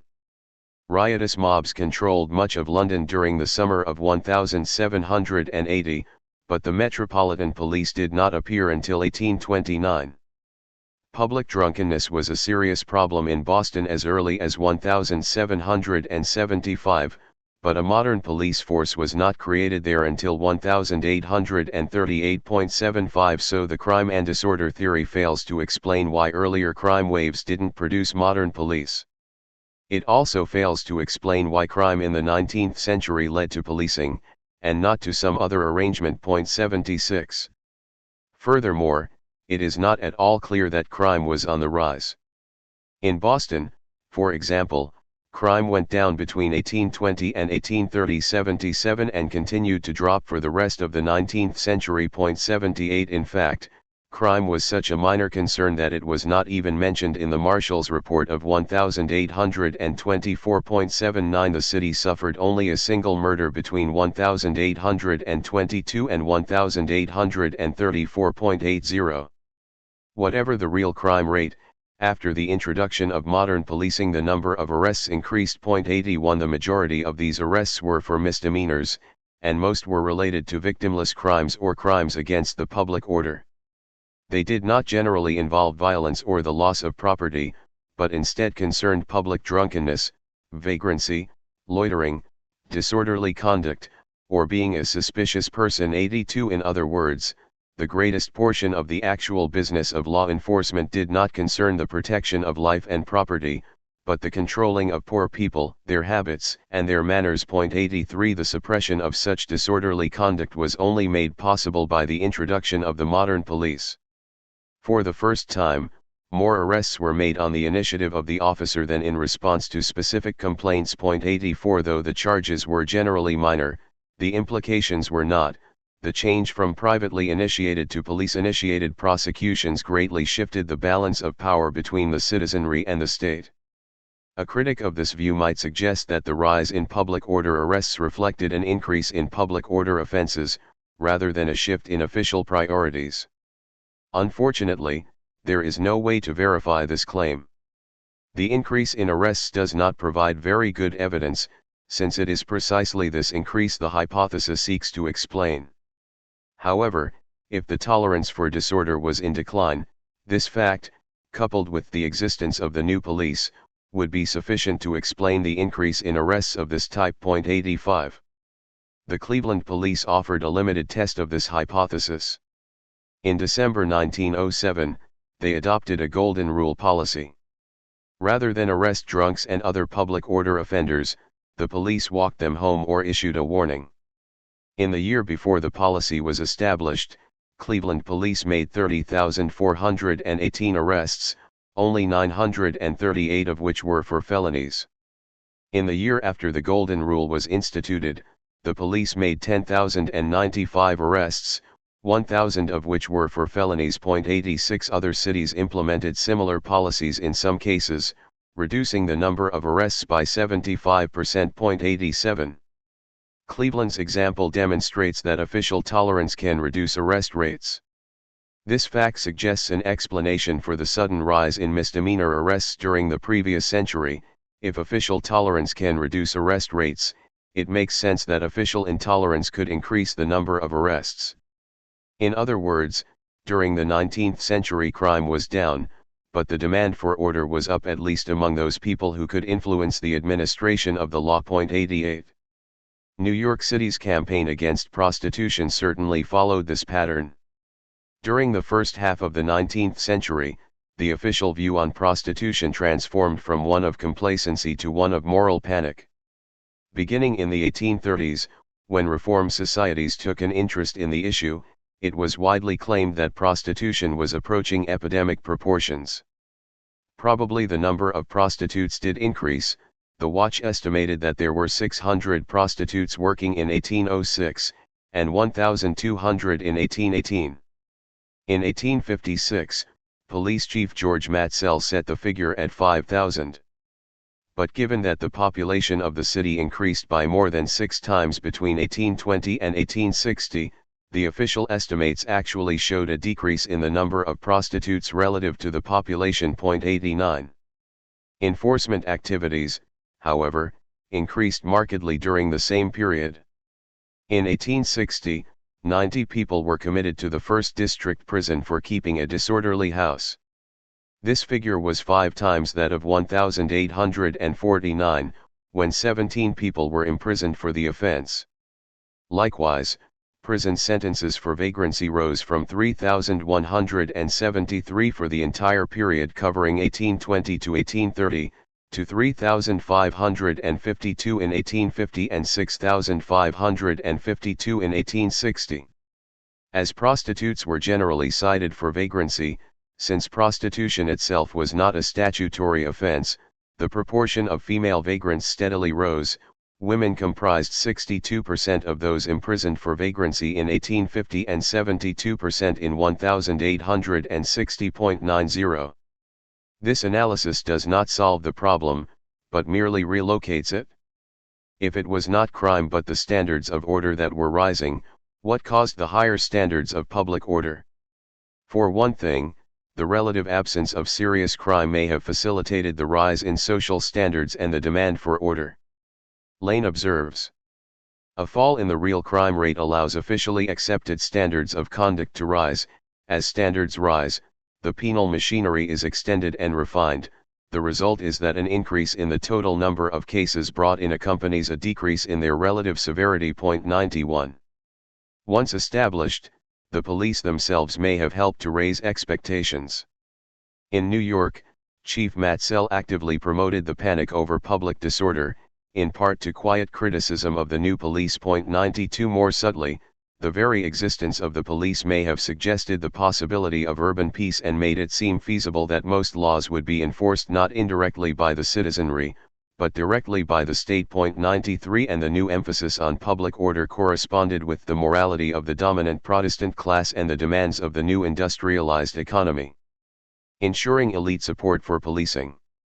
This intersection of class bias and rigid moralism was particularly clear concerning, and had special implications for, the status of women. In many ways, the sudden furor over prostitution was typical. As the social mores of the Protestant ruling class came to define legal notions of public order and vice, the role of women was redefined and increasingly restricted. As Stephanie Kuntz remarks, fond paternalistic indulgence of women who conformed to domestic ideals was intimately connected with extreme condemnation of those who were outside the bonds of patronage and dependence on which the relations of men and women were based. As a result, women were held to higher standards and subject to harsher treatment when they stepped outside the bounds of their role. Women were arrested less frequently than men, but were more likely to be jailed and served longer sentences than men convicted of the same crimes. 94 Enforcement practices surrounding the demand for order thus weighed doubly on working-class women, who faced gender-based as well as class-based restrictions on their public behavior. At the same time, the increased demand for order came to shape not only the enforcement of the law, but the law itself. In the early 19th century, Boston's laws only prohibited habitual drunkenness, but in 1835 public drunkenness was also banned.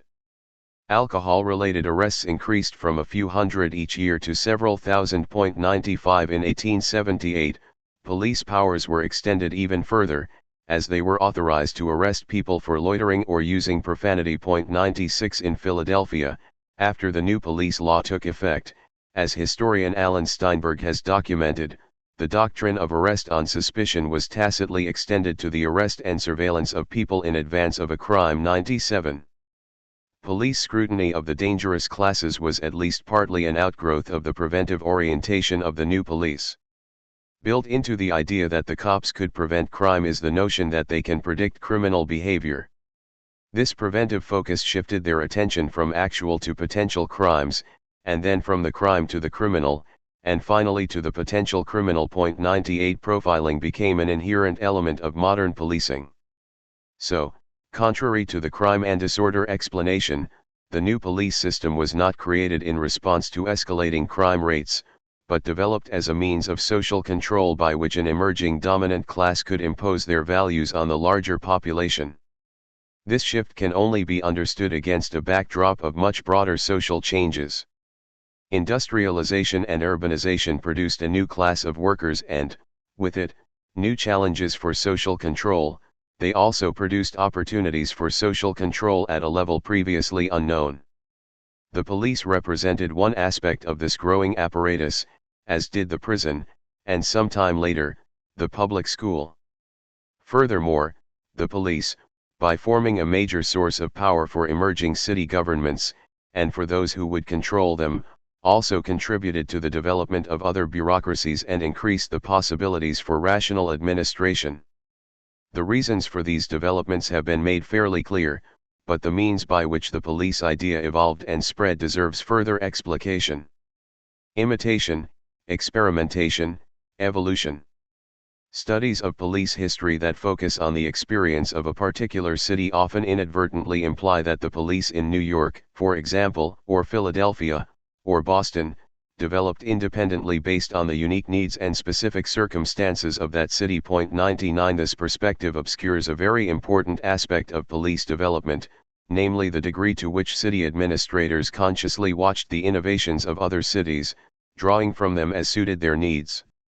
This system of communication and imitation explains the sudden appearance of very similar police organizations in cities all across the country, in a relatively short period of time.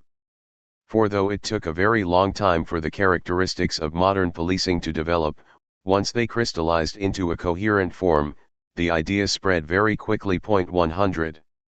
Of course, the practice of borrowing police models from elsewhere was not itself new.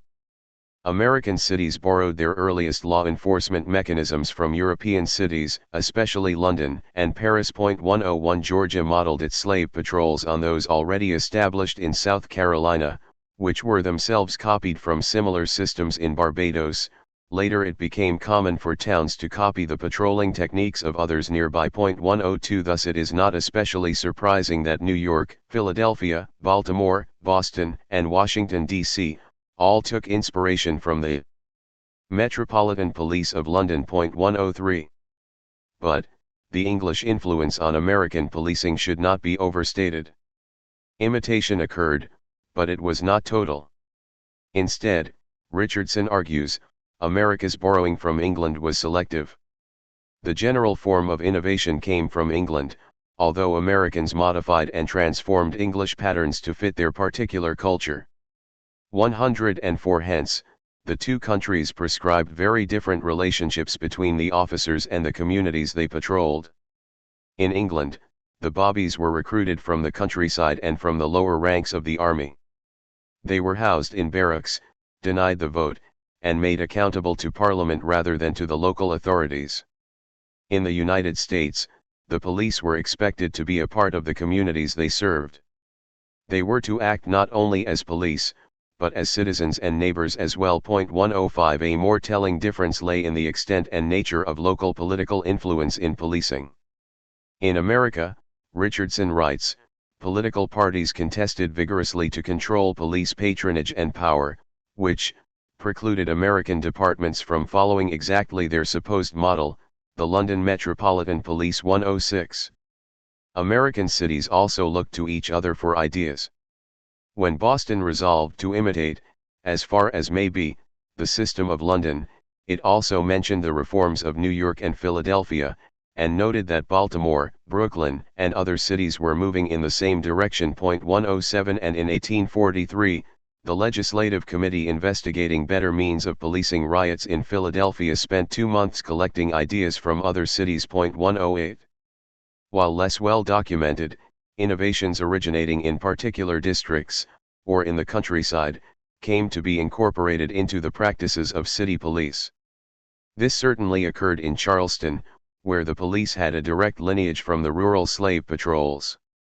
A similar process took place in London, where the use of full-time officers, the system of beat patrols, the focus on crime prevention, and even a bureaucratic structure were all developed in the parishes under the watch system, and then consolidated in 1829.109. If the practice of imitation shows how cities came to create police departments that closely resembled one another's, the process of experimentation helps to explain why they settled on the particular model they did. Because each city adjusted its organization in a number of ways, either in response to local pressures or based on innovations of its own, variations emerged that could then be tested by experience. Those judged to be successful were retained, and those that failed were abandoned. A kind of natural selection took place. Only the ideas deemed successful in one city survived to be reproduced elsewhere. In principle, this process could result in a diversity of policing mechanisms, and at times has done so. Witness the contrast between the 17th-century plantation system and that of New York during the same period. But as cities faced similar pressures related to population growth, industrialization, increased stratification, and the like, they came to adopt shared measures of success. As a result, older models, which had survived in some places for a very long time, were suddenly outmoded and replaced. When social changes caused the traditional means of control to fail, variations of enforcement were adopted. Generally these were aimed at particular populations, slaves, the poor, immigrants, or trouble spots, ghettos, plantations, saloons, etc. Specialists in enforcement arose, and then unified into general enforcement bodies. 110 The move from informal systems of racial dominance to slave patrol, to police, may be understood as following this pattern. In New York, policing developed along similar lines. The watch was expanded, the constable's duties extended, the marshal's office created, and eventually a modern police force replaced them all. The new agencies drew heavily from their predecessors in matters related to organizational structure, methods, and purpose. By incorporating the best of the recent innovations, the new types outcompeted the disparate organizations they first imitated and then replaced. But it would be wrong to think of such changes as only ever representing real progress. In fact, the nature of experimentation practically guaranteed otherwise. Innumerable innovations were introduced, only to be abandoned a short time later. Reforms were implemented, and quickly reversed. 111. It would be tedious to trace out every dead branch on this family tree, but to only consider the successes would run the risk of distorting the picture of development, presenting a circuitous route as a straight away for the sake of preserving the neatness of our map. To make the point briefly, I will borrow Bacon's taxonomy of the abandoned types.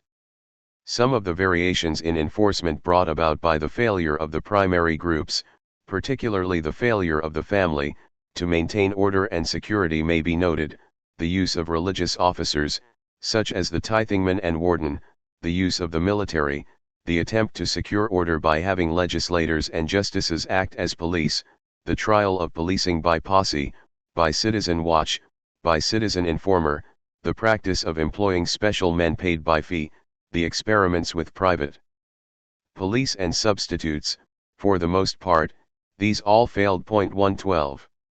Experimentation moved cities from one type of law enforcement to the next, but we should not exaggerate the empiricist nature of the process. Far from following a carefully controlled program and employing the scientific method, progress occurred on an improvisational basis in response to short-term political considerations.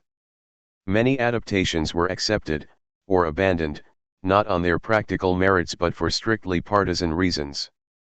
Americans have rarely if ever agreed on the proper scope and function of the police, and Richardson notes such conflicts have molded police performance in a variety of ways. Most police administrators have responded to whichever group was making the most noise at the moment rather than following a consistent and thought-out line of policy. 113. These political conflicts help to shape the institution, just as the practice of imitation and the process of constant revision did. But behind it all is the simple fact that institutions, like organism species, must adapt to their environment or die. Policing, as an institution, did a great deal better than just survive. As it adapted to the social conditions of the early and mid-19th century, it became not only the product, but also the producer of social change. The police society. As policing changed, it grew in importance, and in turn changed the society that had created it. The development of modern police facilitated further industrialization, it consolidated the influence of political machines, it led to the creation of new bureaucracies and advances in municipal government, and it made possible the imposition of Protestant moral values on the urban population. Also, and more basically, it allowed the state to impose on the lives of individuals in an unprecedented manner. Sovereignty and even states are older than the police. European kingdoms in the Middle Ages became law states before they became police states, David Bailey writes, meaning that they made laws and adjudicated claims before they established an independent mechanism for enforcing them. Organized police forces only emerged when traditional, informal, or community-maintained means of social control broke down.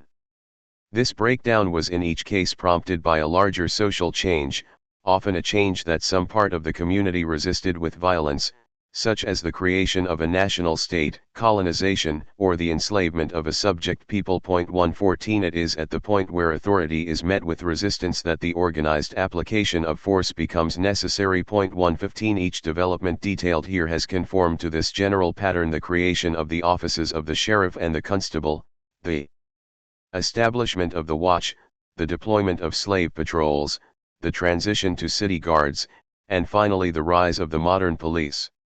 The aims and means of social control always approximately reflect the anxieties of elites. In times of crisis or pronounced social change, as the concerns of elites shift, the mechanisms of social control are adapted accordingly. In the South, the institution of the slave patrol developed in stages following real or rumored insurrections. Later, complex factors conspired to produce the modern police force. Industrialization changed the system of social stratification and added a new threat, or set of threats, subsumed under the title of the dangerous classes. Moreover, while serious crime was on the decline, the demand for order was on the rise owing to the needs of the new economic regime and the Protestant morality that supported it. In response to these conditions, American cities created a distinctive brand of police. They borrowed heavily from the English model already in place, but also took ideas from the existing night watch, the office of the constable, the militia, and the slave patrols. At the same time, the drift toward modern policing fit nicely with the larger movement toward modern municipal government, best understood in terms of the emerging political machines, and later tied to the rise of bureaucracies.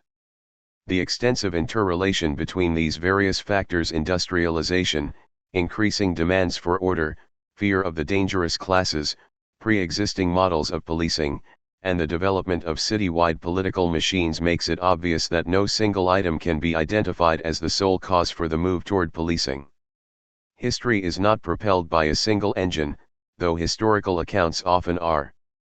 Scholars have generally relied on one set of these factors in crafting their explanations, with most emphasizing those surrounding the sudden and rapid expansion of the urban population, especially immigrant communities.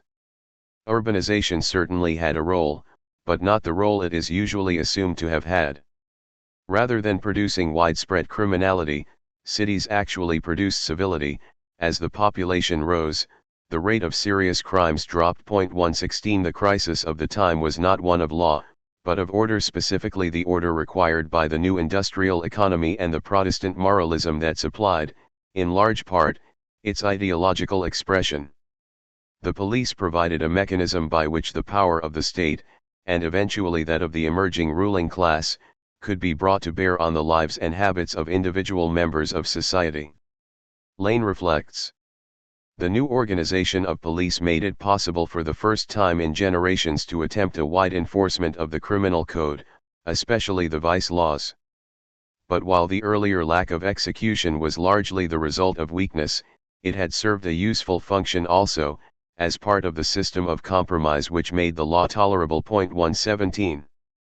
In other words, the much decried inefficiency and inadequacy of the night watch in fact corresponded with the practical limitations on the power of the state. 118 With these limits removed or overcome, the state at once cast itself in a more active role. Public safety was no longer in the hands of amateur watchmen, but had been transferred to a full-time professional body, directed by and accountable to the city authorities. The enforcement of the law no longer relied on the complaints of aggrieved citizens, but on the initiative of officers whose mission was to prevent offenses. Hence, crimes without victims need not be ignored, and potential offenders needn't be given the opportunity to act. In both instances the new police were doing what would have been nearly inconceivable just a few years before. It was in this way that the United States became what Alan Silver calls a police society. A police society is unique in that central power exercises potentially violent supervision over the population by bureaucratic means widely diffused throughout civil society in small and discretionary operations that are capable of rapid concentration. 119. The police organization allowed the state to establish a constant presence in a wide geographic area and exercise routinized control by the use of patrols and other surveillance. Through the same organization, the state retained the ability to concentrate its power in the event of a riot or other emergency, without having to resort to the use of troops or the maintenance of a military presence. Silver argues that the significance of this advance lay not only in its narrow application to crime and violence. In a broader sense, it represented the penetration and continual presence of central political authority throughout daily life.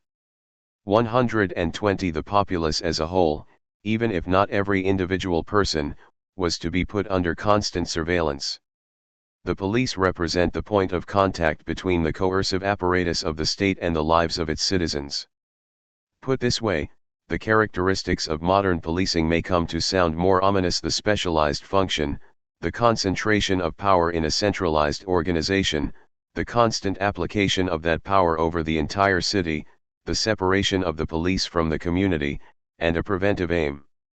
While in some ways a more rational application of traditional means, the organizations that developed in this direction were fundamentally different from the ones they replaced. With the birth of modern policing, the state acquired a new means of controlling the citizenry, one based on its experiences, not only with crime and domestic disorder, but with colonialism and slavery as well. If policing was not in its inception a totalitarian enterprise, the modern development of the institution has at least been a major step in that direction. 4. Cops and Klan, hand in hand. And the police are simply the hired enemies of this population. They are present to keep the Negro in his place and to protect white business interests, and they have no other function. James Baldwin 1. In the later 19th century, as political machines, industrialization, and the modern police reshaped urban society, politics in the South faced additional complexities in the aftermath of the Civil War. There, many of the trappings of machine politics were present: corruption, abuses of power, favoritism, and street brawls, but with a difference. The status of the newly freed black population became the political question. The Republican Party, dominant following the war, developed a constituency among black voters eager to assert themselves, and relied on the occupying Union Army to suppress opposition. The Democratic Party aligned itself with disenfranchised Confederate veterans, deposed planters, former slave owners, and the other reactionary remnants of the status quo ante, including many poor white people ideologically attached to the old order. 2 The coercive force of the Democratic Party was embodied in secret terrorist societies and vigilante groups including the Black Cavalry, the Men of Justice, the Young Men's Democratic Clubs, the Knights of the White Camellia, and the Ku Klux Klan. 3. As the Klan gained a prominence in 1868, it concentrated on discouraging black voters, intimidating Republican candidates, and defeating proposed radical constitutions. 4 But the Klan's defense of white supremacy quickly expanded beyond such narrow political goals. Reconstruction and Redemption, who won the war? During Reconstruction, vigilante actions and policing were often indistinguishable. The Klan, which saw itself as a force for order, especially against black criminality, took up night riding, at times in regular patrols. Its members stopped black people on the roads, searched their homes, seized weapons and valuables, interrogated them about their voting plans, and often brutalized them. 6 In many places, the Klan totally regulated the social lives of the black population, breaking up worship services, opposing the creation of black schools, often with success, and establishing and enforcing a system of passes for black workers. 7. In less routine actions, white mobs sometimes attacked individual black people, black political assemblies, and white Republicans. These attacks often involved the police as participants, or even leaders. For example, in April 1866, after a crowd of African American Union Army veterans prevented the Memphis police from arresting two of their comrades, the cops led white mobs through the streets attacking black people at random. Mounted squads headed by police rode through black neighborhoods, beating anyone they found on the streets and setting fire to schools, churches, and homes. The attack lasted 4 days, until martial law was declared. 46 black and 2 white people died, 91 houses, 12 schools, and 4 churches were burned. 8. That July in New Orleans, the police led a military-style attack against a majority black convention of Union loyalists. On July 30, as the delegates gathered at the Mechanics' Institute, crowds of white men collected on the streets, many cops and firefighters among them. As a procession of 100 or so black delegates approached the Mechanics' Institute, a fight broke out. It is disputed what, precisely, led to the fight, but it is generally agreed that a white policeman fired the first shot. The delegates returned fire and hurried into the building. The mob, more than 1,000 white people, surged in after them, breaking down doors, firing into the assembly hall, and clubbing those inside. 9. A New Orleans Times reporter described the scene following the massacre. Out of the Senate chamber, once more in the cross passage, pass through the hall, here is the last step of the main stairway. Blood is on it. The white wall is smeared with blood in the track of what had been a live man's shoulder leaning up against it. Blood on the next step. Blood marks higher up on the walls, blood and marks of sanguinary struggle from the top to the bottom. A door opens outward on the stairway leading down into the vaults. The first thing noticed is a bloody hand mark, blood spots line the white walls on the side, and blood spots the steps. It is with a sensation of sickening horror that you leave all the scenes and respectfully picking your way through cast-off hats and shoes that are all over every floor of the building, find yourself in the open street, the sidewalk of which ran with blood. 10. With the convention in ruins, the police led bands of white vigilantes around the city, beating any black people they encountered and shooting at those who fled. The majority of the victims had no connection to the convention. At least 38 people were killed, and many times that number wounded. Overwhelmingly, the victims were black. 11. That afternoon, bodies were piled into baggage cars. Many of the wounded were loaded in with the dead, and witnesses later swore to seeing police systematically shooting those who stirred. 12 No one was prosecuted for the massacre, though a congressional committee concluded that it had been planned by a group of police, mostly Confederate veterans. 13 They were assisted by a know-nothing group called, appropriately, the Thugs, and a vigilante regiment named Hayes Brigade, acting under the leadership of Police Sergeant Lucien Adams and Sheriff Harry T. Hayes, respectively. 14 These two examples, especially the Mechanics' Institute massacre, illustrate the character of such attacks. As historian Melinda Hennessy explains, the actions of whites in many of the Reconstruction riots had less in common with mob rule than with the organized character of paramilitary units. Antebellum militias and slave patrols gave Southern whites experience in local military organization, and this trend continued in the locally based Confederate military units. 15 White people adhered not only to the values of the slave system, but to its methods as well. The central role of the police in these two disturbances was unfortunately typical of the period.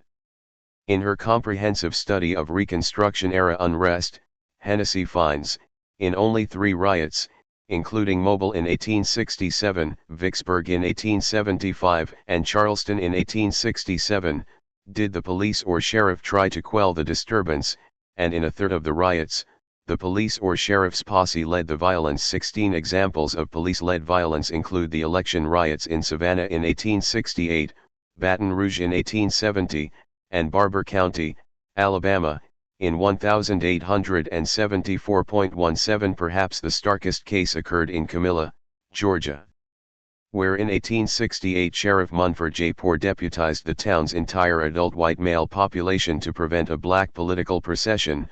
18 A military investigation found that the sheriff made no effort to control the posse and was a party to the wanton and unnecessary destruction of life which subsequently ensued. 19 Where legal authorities were not themselves complicit with the terrorists, they found themselves among the terrorized. They were powerless to stop Klan activity, prosecute offenders, protect their own constituents, or, in some cases, defend themselves. For officers sincere in their duties, the situation was desperate. In Warren County, Georgia, Sheriff John C. Norris faced constant harassment for his efforts to enforce the law. Eventually he was crippled in a Klan ambush. The weakness of his position might be indicated by the fact that, though he could identify his attackers, he did not press charges. 20 The impotence of local authorities was particularly felt in areas where they were dependent on the national government for their power. As the federal authorities became increasingly reluctant to insert themselves, especially militarily, into local affairs, city and county officials were left vulnerable. Sheriff Joseph P. Doyle of Madison County, Alabama, worried, "I have nobody to protect me." 21 When Klan-type violence occurred, arrests were unusual, prosecutions rare, and convictions almost unknown. The attitudes, and sometimes, involvement, of police officers and sheriffs certainly impeded the enforcement of the law, but this was only one of many obstacles standing in the way of convictions.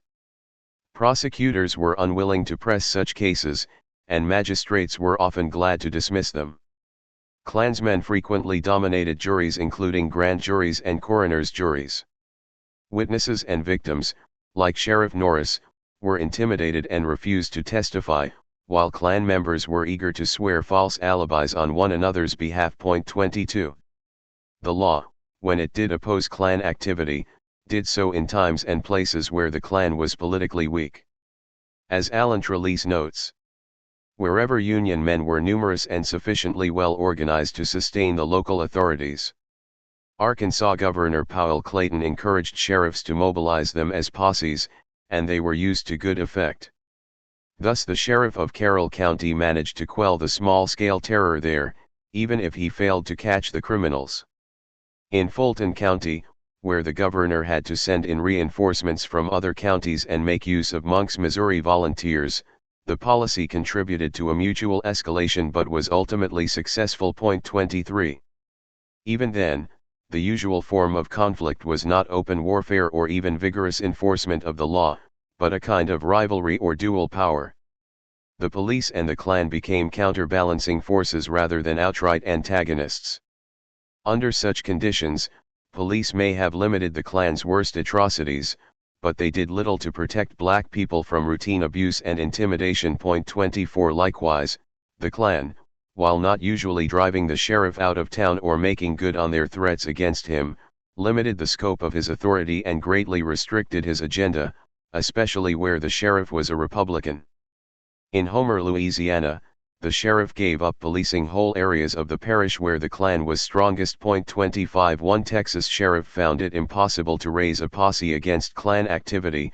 White citizens told him derisively to call on your nigger friends. 26 But usually, law enforcement agents were unwilling to move against the Klan, even when they were backed by federal military force. 27 And they were almost never willing to avail themselves of the one source of power that may have been most readily mobilized against Klan activity: the black population. Even when faced with widespread lawlessness, white officials proved unwilling to arm and rally their black constituency. 28 It may be that they worried such a move would create a panic among whites and provoke further violence, or it may be that they feared creating a black resistance that they could not then control. 29 Whatever the reasons, the result was disastrous for African Americans. As renegade states were reincorporated into the Union and the federal commitment to Reconstruction waned, black people were returned to something very much like their previous status. When Democrats attained control of state legislatures and local governments, they passed a series of black codes designed to regulate the former slaves and reconstitute the system of white supremacy based not on the private institution of slavery, but on publicly established segregation. 30 Black people were, whether by law, custom, or Klan intimidation, commonly forbidden to own land, run businesses, work on railroads, change employers, travel, or vote. 31 Those convicted of crimes, even nominal offenses such as vagrancy, 32 could be imprisoned and returned to involuntary servitude, leased to wealthy whites to work in their fields, factories, or mines. 33 This was termed, in the parlance of Southern whites, redemption. For black people, it was more like damnation. Slave patrols revisited. During the Reconstruction period, the line between legal and extra-legal authority became extremely hazy. The Klan took on criminal violence in the defense of an archaic view of law and order, and the local authorities were either incapable or unwilling to challenge them. In many cases, the police were actually complicit with Klan violence, and it seemed that the two organizations pursued the same ends, sometimes using the same means. These common features were not arrived at by chance. Both the police and the Klan were adaptations of an earlier and deeply entrenched Southern institution, the slave patrols. 34 As Sally Haddon recounts, in the new regime of Reconstruction, Southern whites were forced to adopt laws and policing methods that appeared racially unbiased, but they relied upon practices derived from slave patrols and their old laws that had traditionally targeted blacks for violence. To resolve this apparent contradiction, the more random and ruthless aspects of slave patrolling passed into the hands of vigilante groups like the Klan. Meanwhile, policemen in southern towns continued to carry out those aspects of urban slave patrolling that seemed race-neutral but that in reality were applied selectively. Police saw that nightly curfews and vagrancy laws kept blacks off city streets, just as patrollers had done in the colonial and antebellum eras. 35 The slave patrols helped form the character of both the police and the Klan. Like the slave patrols, the Klan was organized locally, operated mostly at night, drew its members from every class of white society, enforced a pass system and curfew, broke up black social gatherings and meetings, searched homes, seized weapons, and enforced its demands through violence and intimidation. 36 A former slave, J.T. Timms, remarked, "There wasn't no difference between the patrols and the Ku Klux that I know of. If they'd catch you, they all would whip you." 37 As a part of this same tradition, racial minorities, especially black people, became the objects of police control. 38 The targets of brutality, and the victims of neglect. 39 Perhaps the clearest inheritance from this tradition is the racial characterization of criminality, the criminalizing of people of color, and black people especially.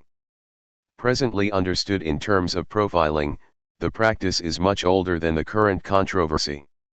Under slavery, bondsmen could easily be distinguished by their race and thus became easy and immediate targets of racial brutality. 40 The only thing new about racial profiling is the term, which makes prejudicial harassment seem procedural, technical, even scientific.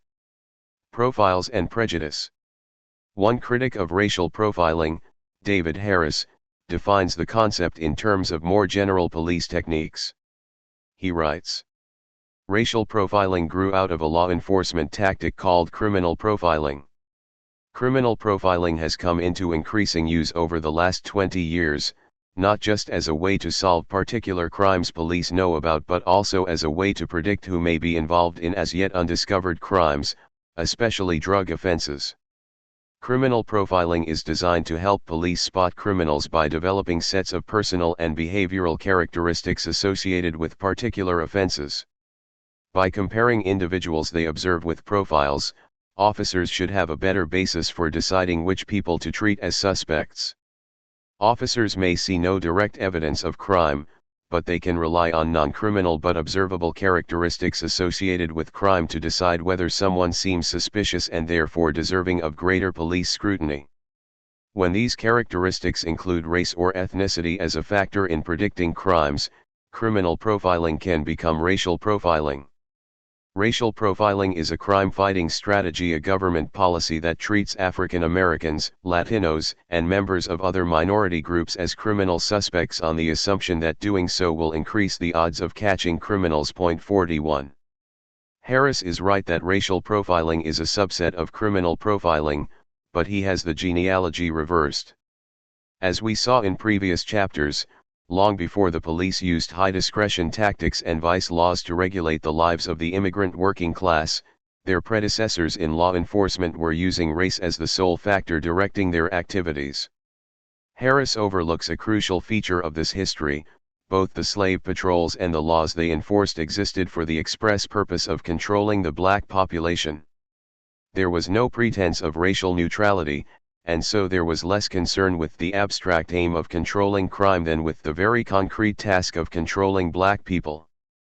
Black people were, in a sense, criminalized, but more importantly, they were permanently deemed objects for control. As cities industrialized, white workers formed another troublesome group. Efforts to control these new dangerous classes were more legalistic and impartial, in form, if not in application, than those directed against the slaves.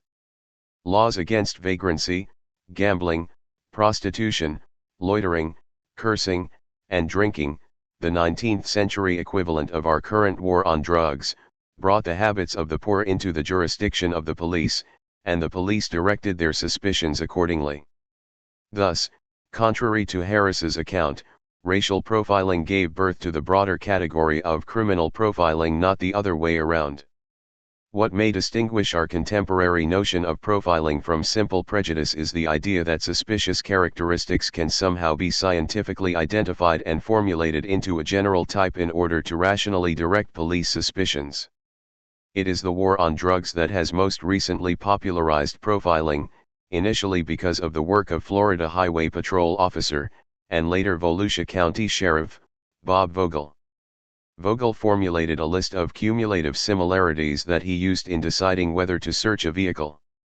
These included factors like demeanor, discrepancies in the vehicle's paperwork, overcautious driving, the model of the car, and the time of the trip.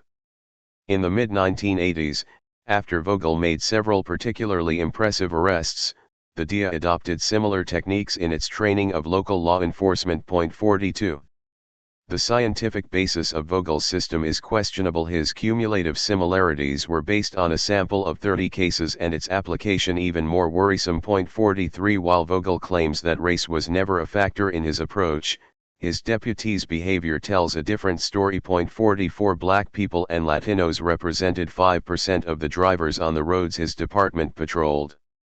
But according to a review of 148 hours of videotape from cameras mounted in squad cars, minorities made up 70% of the people stopped and 80% of those searched. Of the 1,100 drivers appearing on the tapes, only 9 were issued tickets. 45. Likewise, under Operation Pipeline, the DIA told the police not to consider race as a factor, while continuously referencing the race of suspected drug dealers. 46. Pipeline emphasized the use of pretext stops and consent searches, that is, searches lacking probable cause. 47. The results were predictable. According to a 1999 report by the California Legislature's Task Force on Government Oversight, 2/3 of those stopped as part of Operation Pipeline were Latinos. The report noted the systematic nature of this bias. It should be emphasized that this program has been conducted with the support of CHP California Highway Patrol Management. Individual officers involved in these operations and training programs have been carrying out what they perceive to be the policy of the CHP, the Department of Justice, and the Deukmejian and Wilson administrations. Thus we are not faced with rogue officers or individual, isolated instances of wrongdoing. The officers involved in these operations have been told repeatedly by their supervisors that they were doing their jobs exactly right. 48. By 2000, the DIA had trained over 25,000 cops working for more than 300 agencies in 48 states. 49. The flawed logic of racial profiling. The theoretical groundwork for racial profiling was in place long before the DIA popularized its current form. Writing in the middle of the 20th century, LAPD Chief of Police William H. Parker defended the police saturation of minority neighborhoods. His views anticipate those supporting the use of other race-based police tactics. They are worth quoting at length. Deployment is often heaviest in so-called minority sections of the city. The reason is statistical. It is a fact that certain racial groups, at the present time, commit a disproportionate share of the total crime. Let me make one point clear in that regard: a competent police administrator is fully aware of the multiple conditions which create this problem. There is no inherent physical or mental weakness in any racial stock which tends its sick toward crime.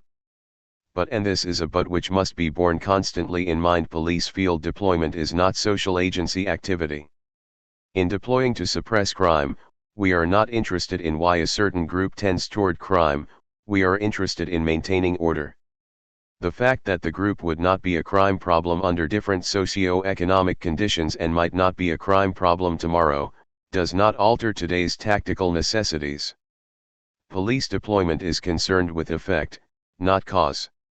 At the present time, race, color, and creed are useful statistical and tactical devices. So are age groupings, sex, and employment. If persons of one occupation, for some reason, commit more theft than average, then increased police attention is given to persons of that occupation. Discrimination is not a factor there. If persons of Mexican, Negro, or Anglo-Saxon ancestry, for some reason, contribute heavily to other forms of crime, police deployment must take that into account. From an ethnological point of view, Negro, Mexican, and Anglo-Saxon are unscientific breakdowns, they are a fiction. From a police point of view, they are a useful fiction and should be used as long as they remain useful. The demand that the police cease to consider race, color, and creed is an unrealistic demand. Identification is a police tool, not a police attitude. If traffic violations run heavily in favor of lavender-colored automobiles, you may be certain, whatever the sociological reasons for that condition, we would give lavender automobiles more than average attention. And if these vehicles were predominantly found in one area of the city, we would give that area more than average attention. 50. These remarks clearly outline the logic of racial profiling, and reflect the flaws of such logic. Parker tries to deny police bias by relocating it from the individual to the institutional level. He then defends institutional bias by denying individual prejudice. He also attempts to justify institutionalized racism by casting it in statistical terms. Hence, we're reassured that race-based police tactics are not based on a police attitude or on a belief in the inherent criminality of people of color, while at the same time we are urged to accept practices designed to target specific populations. Parker explains unequal police attention with reference to variations in crime rates among different groups. No evidence is offered concerning these variations, but they are said to be the product of unidentified multiple conditions, which we are informed are not the business of the police. The possibility that policing may preserve or contribute to these socio-economic conditions is not discussed, though the function of policing is identified as maintaining order. Put differently, Parker tries to justify the police department's discrimination with reference to other discrimination. If this line of reasoning is accepted, then so long as an overall system of white supremacy exists, no particular aspect of it can be faulted. Landlords could justify discrimination in housing, or bankers in lending, just by noting that the reason is statistical, that for some reason unemployment is higher among certain racial groups. Employers could justify discrimination in hiring by explaining that, statistically speaking, certain groups tend to be less qualified. And so on. The moral and political faults of such reasoning are obvious, but there is a logical fallacy as well. An individual's ability to pay the rent, to perform a job, or to obey the law, cannot be judged on the basis of the statistical performance of a group to which she belongs. 51. In the end, Parker's argument is circular, the premises assume the conclusion. It calls for intensive scrutiny of people of color based on a disproportionate share of the total crime committed by them. And how do we know they commit more crimes? Because of their contact with the criminal justice system, obviously. 52. David Harris explains the problem simply. In the case of consensual crimes such as drug activity and weapons offenses, arrest and incarceration rates are particularly poor measures of criminal activity. They are much better measures of law enforcement activity. Arrest statistics tell us that police arrest disproportionate numbers of African American males for drug crimes. This reflects decisions made by someone in the police department, the chief, lieutenants, street-level supervisors, or even individual officers themselves, to concentrate enforcement activity on these individuals. 53. While admitting that the very categories of race are unscientific and a fiction, Parker argues that race is a useful fiction and so should be maintained. But we should ask, useful for what?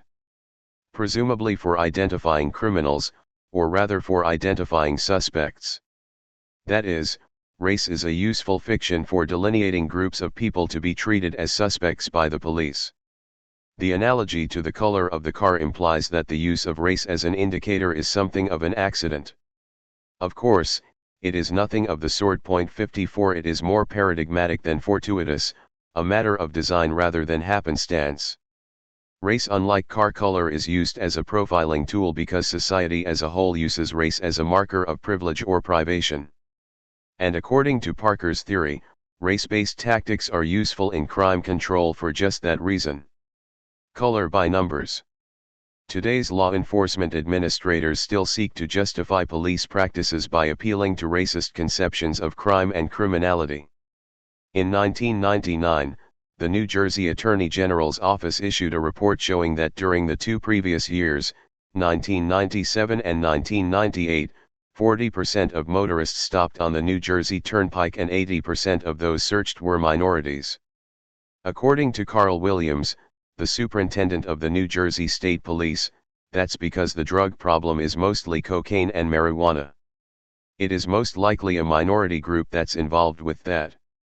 55. Studies in other states reveal a common pattern.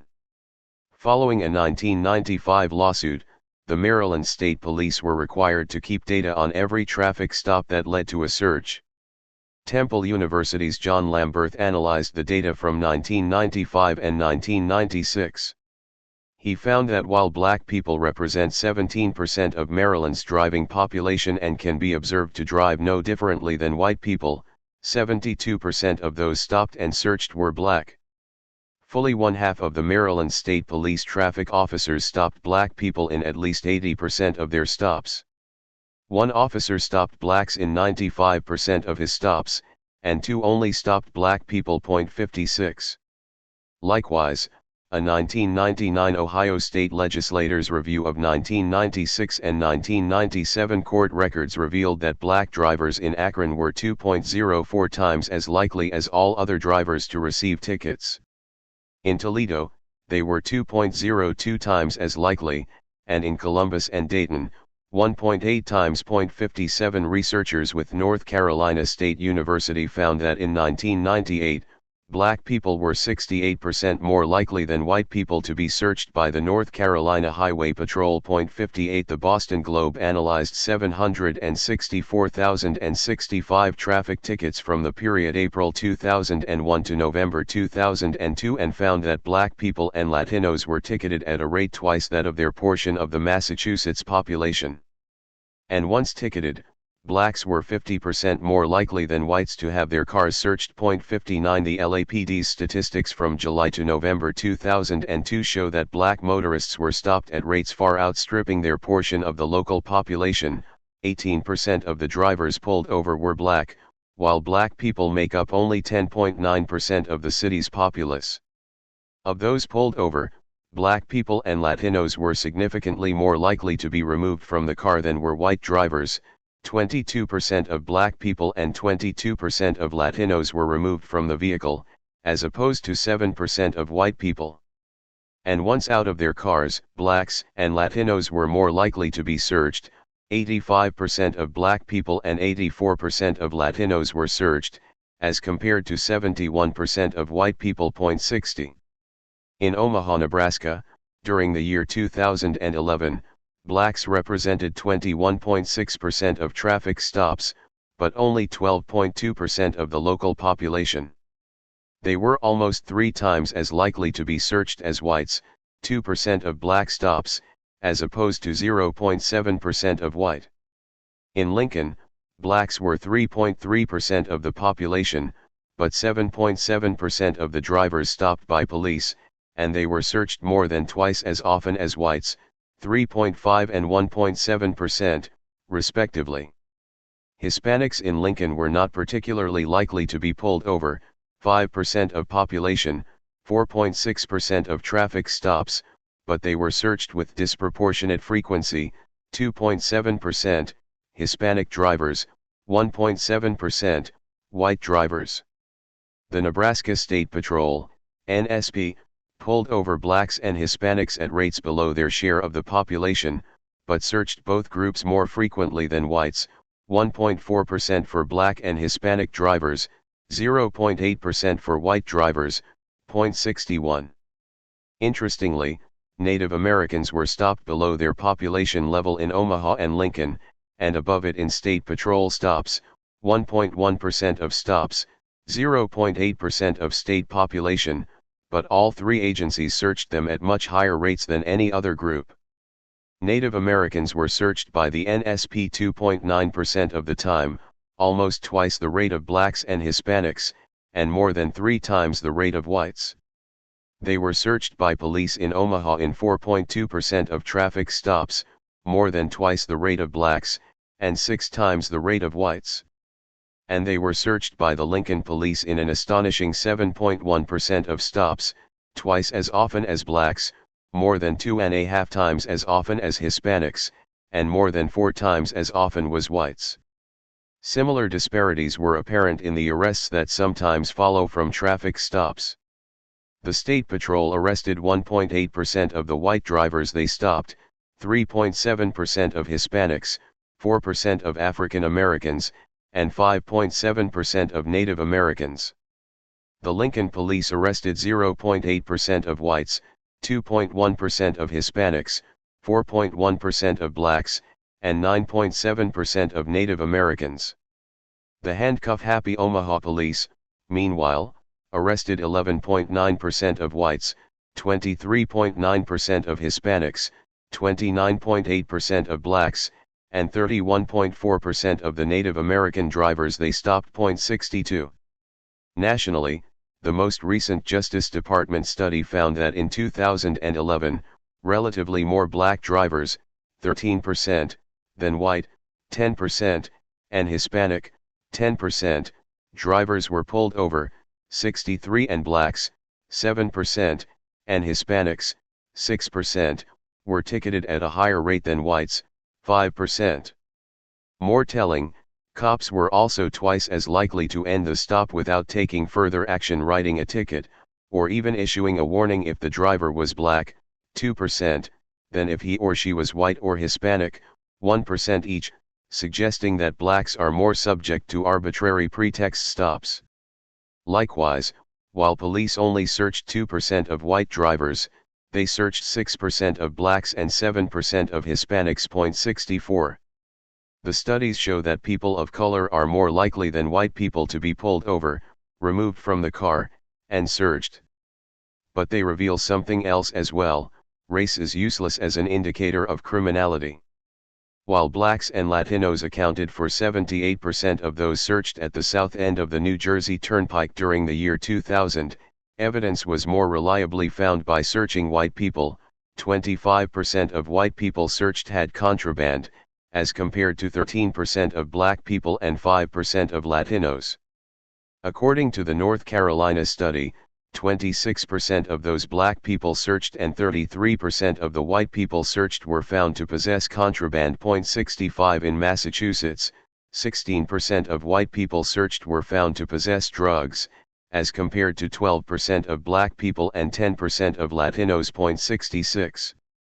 In Portland, in 2011, African Americans were the subject of 11.8% of all traffic stops and 19.5% of all pedestrian stops, though they are only 6.3% of the local population.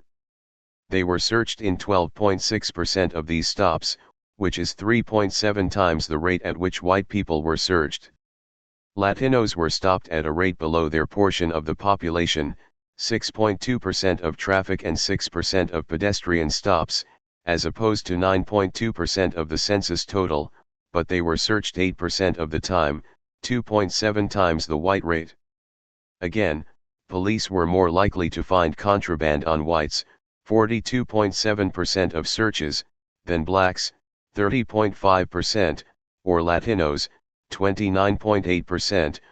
67. Crackdown in Seattle. Of course, these biases aren't limited to traffic and pedestrian stops. In her study of drug arrests in Seattle over a 4-month period in 2005 and 2006, University of Washington sociologist Catherine Beckett found that, though blacks represent only 8% of the city's population, they make up 67% of drug arrests. This placed the arrest rate, per 100,000 population, for blacks at 13.6 times that of whites, and the arrest rate for selling drugs at 21 times that for whites. 68. Even adjusting for different patterns of consuming and distributing narcotics, the disparity remains, depending on the source. Empirical studies suggest that blacks represent between 11 and 28% of Seattle's drug consumers and between 14 and 28% of the city's drug dealers. 69. Direct observation of outdoor drug markets in the downtown and Capitol Hill areas support these estimates. African Americans were 33.3% of sellers observed downtown and 9.1% in Capitol Hill, but represented 85.3 and 27.2% of arrests in these areas, respectively. In other words, blacks delivering drugs in Capitol Hill were 3.9 times more likely to be arrested, and those downtown were 13.6 times more likely than whites engaged in the same behavior in the same geographic area during the same period of time. 70.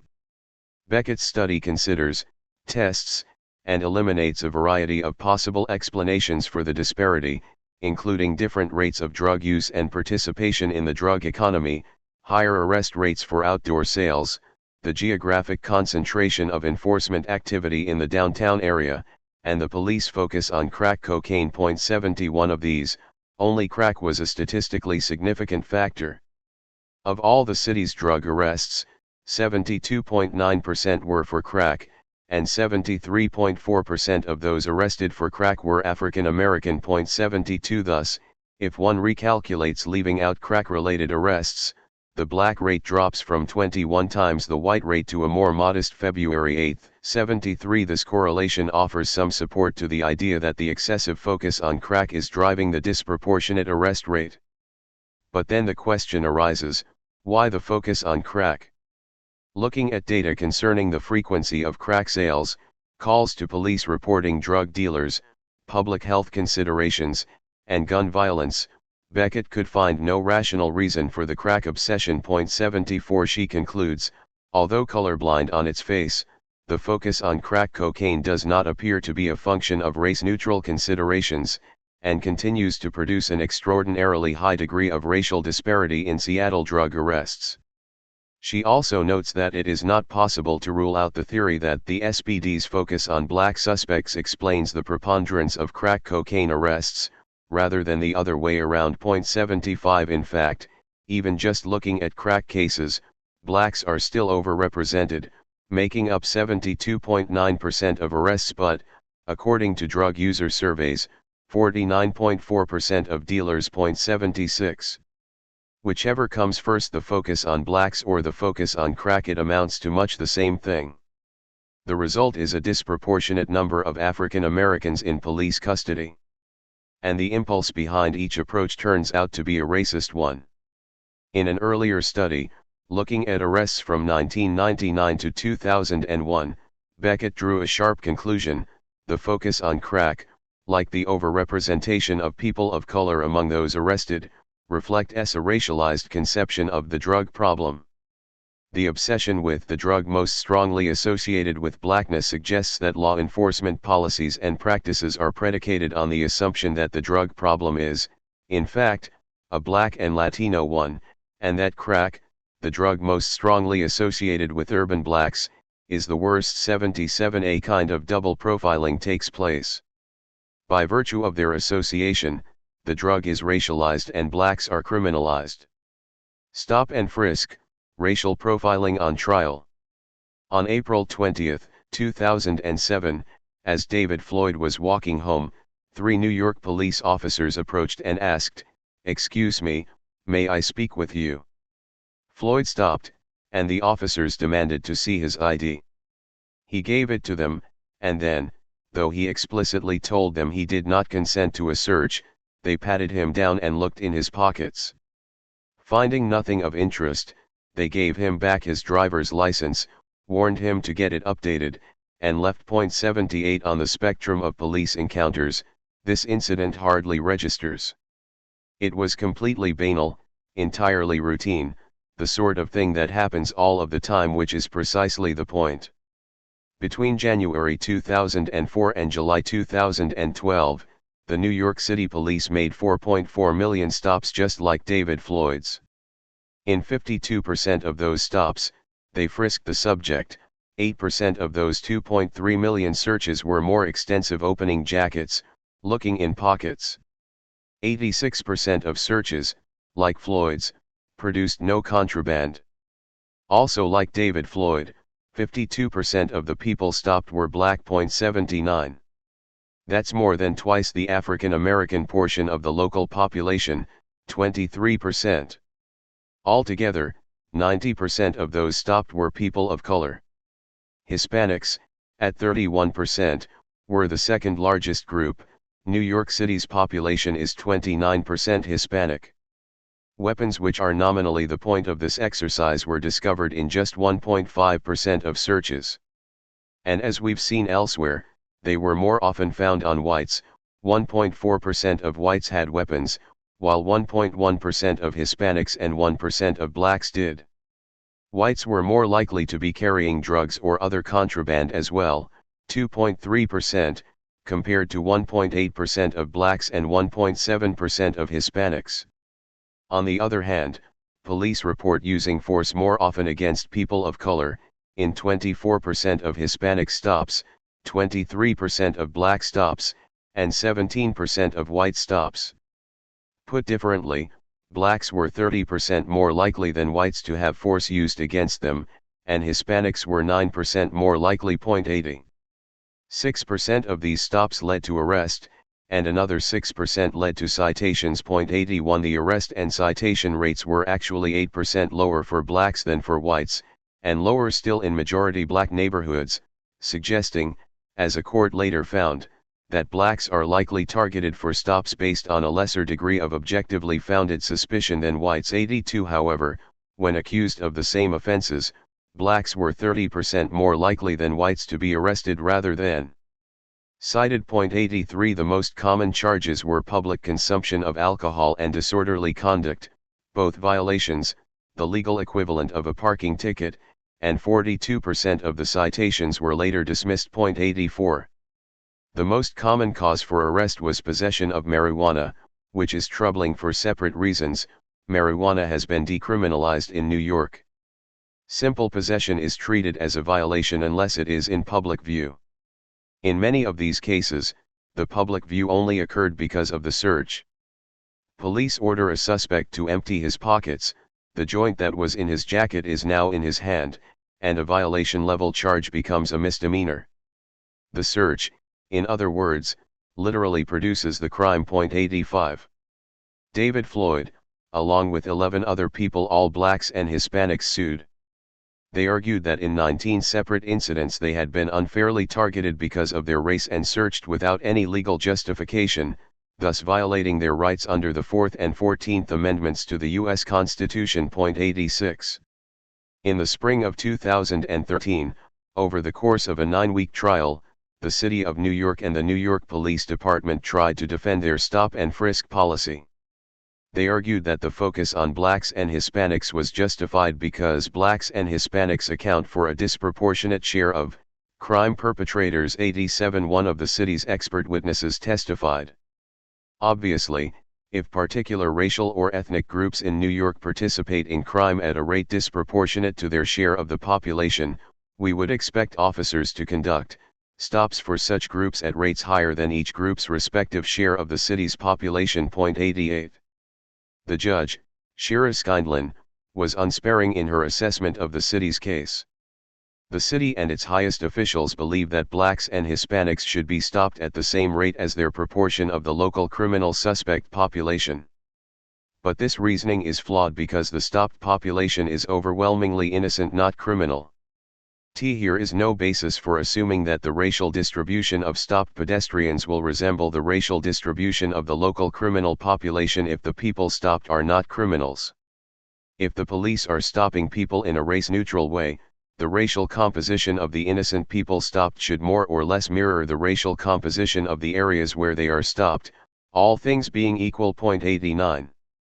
She goes on to argue that even if one demographic group or another is more involved with criminal activity, it in no way follows that innocent people from the same group are more likely to behave suspiciously, giving police grounds to stop them. The use of race as a proxy, it seems, has been substituted for the legal standard of reasonable suspicion and led the police to search for suspects from the pool of non-criminals not exhibiting suspicious behavior. 90. Which is, very nearly, the definition of racial profiling. As Judge Skindlin explains, to say that black people in general are somehow more suspicious looking, or criminal in appearance, than white people is not a race-neutral explanation for racial disparities in NYPD stops, it is itself a racially biased explanation. In other words, rather than a defense against the charge of racial profiling, this reasoning is a defense of racial profiling. 91. Judge Skindlin ruled that 9 of the 19 stops discussed in court were unconstitutional and, of the remaining 10, 5 involved unconstitutional searches. 92. Moreover, she found that, at an absolute minimum, the police had engaged in 200,000 stops that fail the test of constitutionality. 93. She blamed police leaders for their deliberate indifference to the rights of minorities, noted the pressure they put on their subordinates to aggressively stop and search people of color, and pointed to shortcomings in record-keeping, supervision, training, and discipline. 94. She did not, however, order an end to the stop and frisk per se, but only prescribed policy reforms and increased monitoring to change how it is done. 95. Such half measures may reduce the scale of the practice, but they will not stop the police from viewing people of color with suspicion, arbitrarily stopping them, rifling through their pockets, arresting them, and worse. Consequences of profiling. On February 4, 1999, a 22-year-old West African immigrant named Amadou Diallo was killed by New York City police officers while standing in front of his own home. 4 cops, Sean Carroll, Edward McMillan, Kenneth Boss, and Richard Murphy, fired a total of 41 shots. 19 hit him. Diallo was unarmed, and had committed no crime. 96 He was simply in the wrong place at the wrong time, and black. Stephen Worth, a lawyer for the Patrolmen's Benevolent Association, explained the shooting. He is acting strange, he fits the rapist's description in a generic way. The reason they are shooting him is they think he has a gun. 97 Worth refused to elaborate on Diallo's strange behavior, the description he matched, or why the police would think he was armed. But witnesses later helped to fit the shooting into a broader pattern. They told the Village Voice that earlier in the evening the same officers, members of the elite street crimes unit, were stopping and searching numerous black men, seemingly at random. Such behavior fit the unit's established modus operandi. In 1997 and 1998 the Street Crimes Unit stopped and searched 45,000 men, mostly blacks and Latinos. It made 9,000 arrests. 98. Amadou Diallo was not a criminal. He was not, in any real sense, a suspect. He matched a generic description. He fit the profile. He was a young black man, and that was enough. He became, quite literally, a target. The police gunned him down as he stood in his doorway. They fired 41 shots. Diallo's shooting represents only one cost of racial profiling, the losses calculated in terms of bodies, bullet holes, scars, and stitches. But there are other victims, other costs, counted in years, marked off in cell blocks, ringed with razor wire. 99 Race-based policing contributes to the overrepresentation of minorities, especially black people, at every stage of the criminal legal process. Statistics from mid-sized cities across the country show startling disparities in the drug arrest rates for whites and blacks. If we look specifically at the rates for drug sales, excluding marijuana, the gap is even more striking.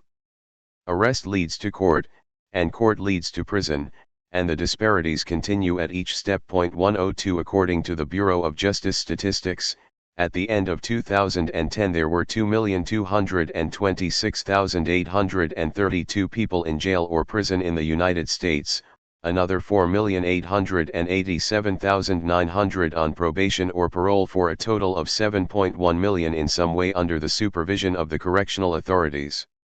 That means that 3% of adults were under correctional supervision, including 1 in 48 on probation or parole and 1 in 104 in jail or prison.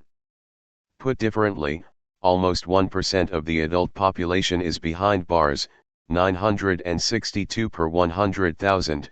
103 of those, in 2010, blacks were 13% of the national population but 40% of the prison population. Hispanics were 16% of the U.S. population and 19% in prison, and whites were 64% nationally, but only 39% carcerally. 104 For every 100,000 black women in the U.S., 260 were in prison. For every 100,000 Latina women, 133, for white women, 91.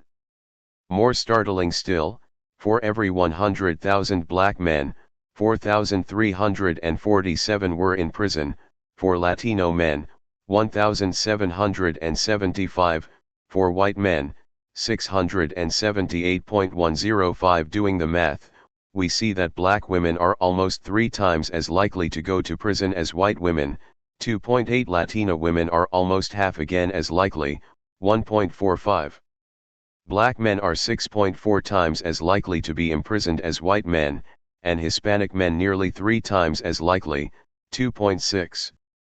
By some estimates, 1 in every 3 black men will go to jail at some point in his life. 106. Taken together, the numbers on police stops, searches, arrests, and incarceration show a persistent bias in the criminal legal system, one neither explained nor justified by any considerations related to crime. The evidence absolutely contradicts the idea that racial profiling is useful in getting drugs, or guns, or criminals off the streets. If we insist on viewing the police as crime fighters, profiling can only be seen as a mistake, a persistent disaster. But if we suspend or surrender this noble view of police work, and look instead at the actual consequences of what the cops do, profiling does make a certain kind of sense, it follows a sinister logic. Racial profiling is not about crime at all, it's about controlling people of color. Racial profiling doesn't only label certain groups as the objects of official control, it also limits the mobility of people of color, and thus restricts their access to resources and opportunities. Harris notes, it may cause many people of color to plan their driving and travel routes in certain ways, to take, or not take, particular jobs. They may simply stay out of places and neighborhoods where they will stand out, where police may feel they don't belong. And thus these tactics help to reinforce existing segregation in housing and employment. 107. Race-based policing, and especially the fear of black criminality, has a more subtle function as well, maintaining the ideological basis of white unity and indirectly controlling the political allegiances of white people. While people of color are the targets of racial profiling, there are actually two audiences. Profiling serves to humiliate and threaten those who are targeted. Even when it does not lead to criminal sanctioning, it serves as a not very subtle reminder of their place. And it helps to align white people with the power structure by convincing them that the state protects them from purportedly criminal people of color. 108. In all these respects, police and prisons have replaced patrols and plantations as the means by which white society maintains its dominance over black people. 109. Racial lines, national borders. Of course, the racial politics of policing are not simply black and white. Over the last 2 decades, immigration, like crime, has increasingly served as a coded proxy for race, a way of talking about it without saying it. Immigration enforcement, then, has operated as an ostensibly colorblind means of maintaining white supremacy, which has directed police attention toward those groups with a sizable proportion of immigrants, the Latino community most of all. 110. Until the mid-1990s, immigration was treated as a strictly federal matter. Aside from notifying the Immigration and Naturalization Service when taking foreign nationals into custody, local and state police had little role to play in enforcement. In the last 2 decades, and especially since the terrorist attacks of September 11, 2001, local cops have increasingly been enlisted, sometimes eagerly, sometimes over their objections to enforce immigration law. 111. The new police duties came as a result of several major shifts occurring simultaneously, or in quick succession. Border enforcement has been increasingly militarized, incorporating the use of helicopters and drones, and sometimes involving Marines and Army Special Forces. 112. At the same time, many immigration violations, which had previously been treated as administrative or civil matters, have now been criminalized, and the remaining administrative elements have become increasingly punitive. 113. Enforcement has also come to focus more and more on the interior of the country, in cities and farm towns far from the border. 114. The implications for civil liberties have been serious, and bad, because immigration has historically been an administrative and civil, rather than criminal, matter. It has weaker safeguards and suspects enjoy fewer rights. For example, the courts have been more flexible in search and seizure requirements and often allow illegally obtained evidence to be presented in deportation hearings. Homeland Security's Immigration and Customs Enforcement, ICE, has thus been aggressive in testing the limits of the Fourth Amendment, a habit that police will likely carry with them into criminal investigations as well. Police may also take advantage of the lower standards and decide to treat immigration enforcement as a cover for criminal investigations, using ICE databases, civil warrants, and immigration holds for other purposes. 115.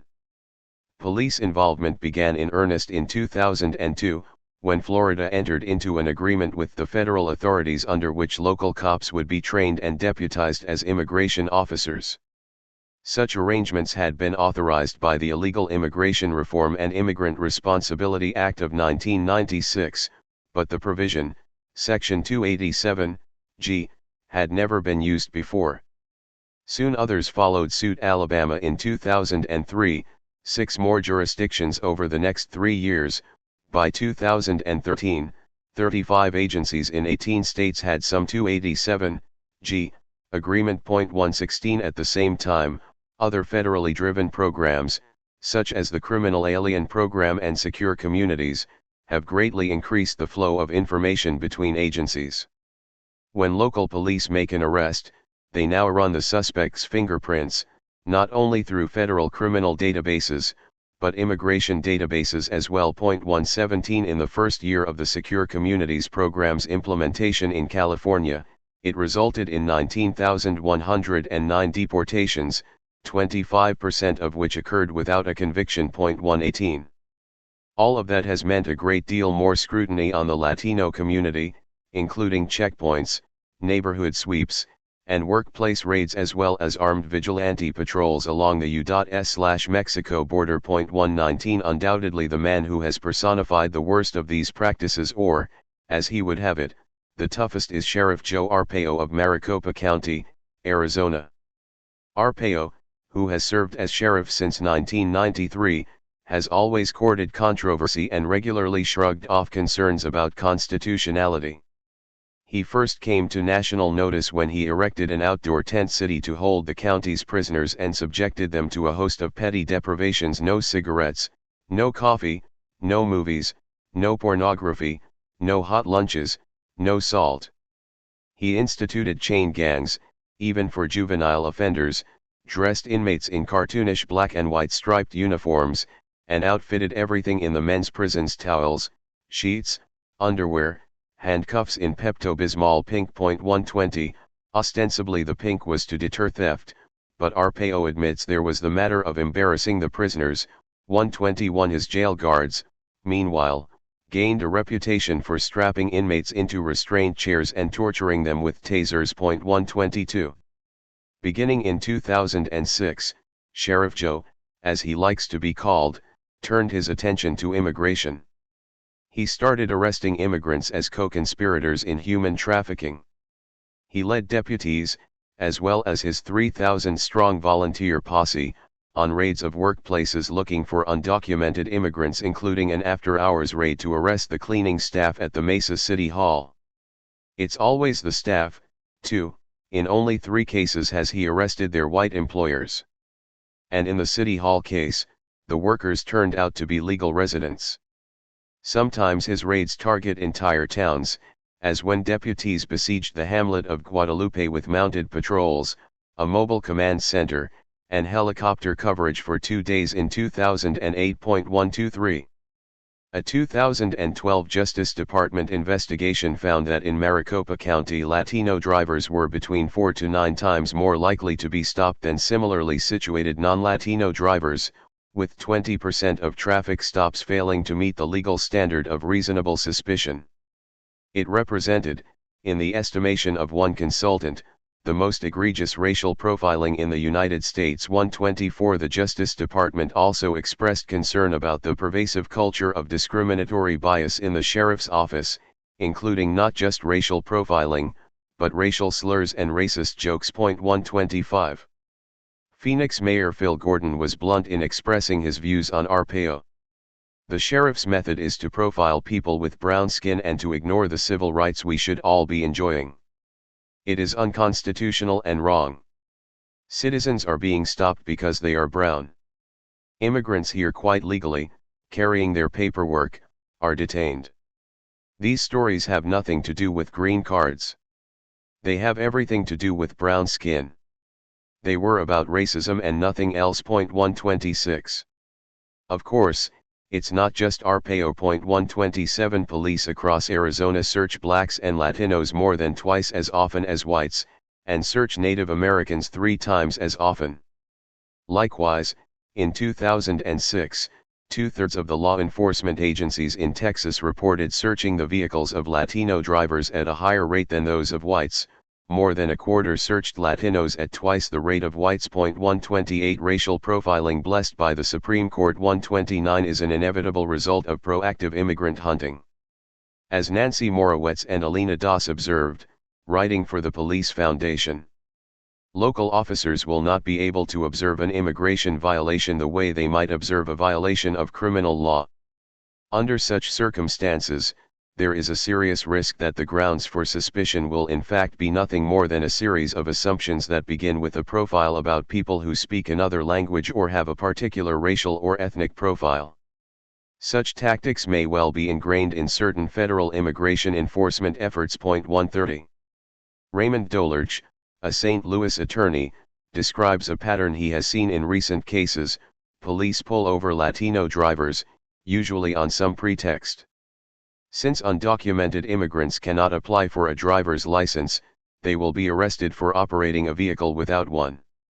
In jail, then, police will run their prints and check their status, leading to criminal charges or deportation. 131. In towns like Waukegan, Illinois and Rogers, Arkansas, police set up checkpoints for the same purpose. 132. Obviously, traffic safety is just a pretext in these operations, a seemingly race-neutral rationale for rounding up members of a target population. But then, some Rogers cops have dispensed with the pretext altogether, asking people directly about their status without making an arrest. 133. Likewise, in Irving, Texas, once the jail started reporting to ICE, the police began arresting greater numbers of Hispanics for low-level public order offenses. 134. The Department of Homeland Security, which manages both immigration and customs enforcement and customs and border protection, captured 517,000 foreign nationals in 2010, 83% from Mexico.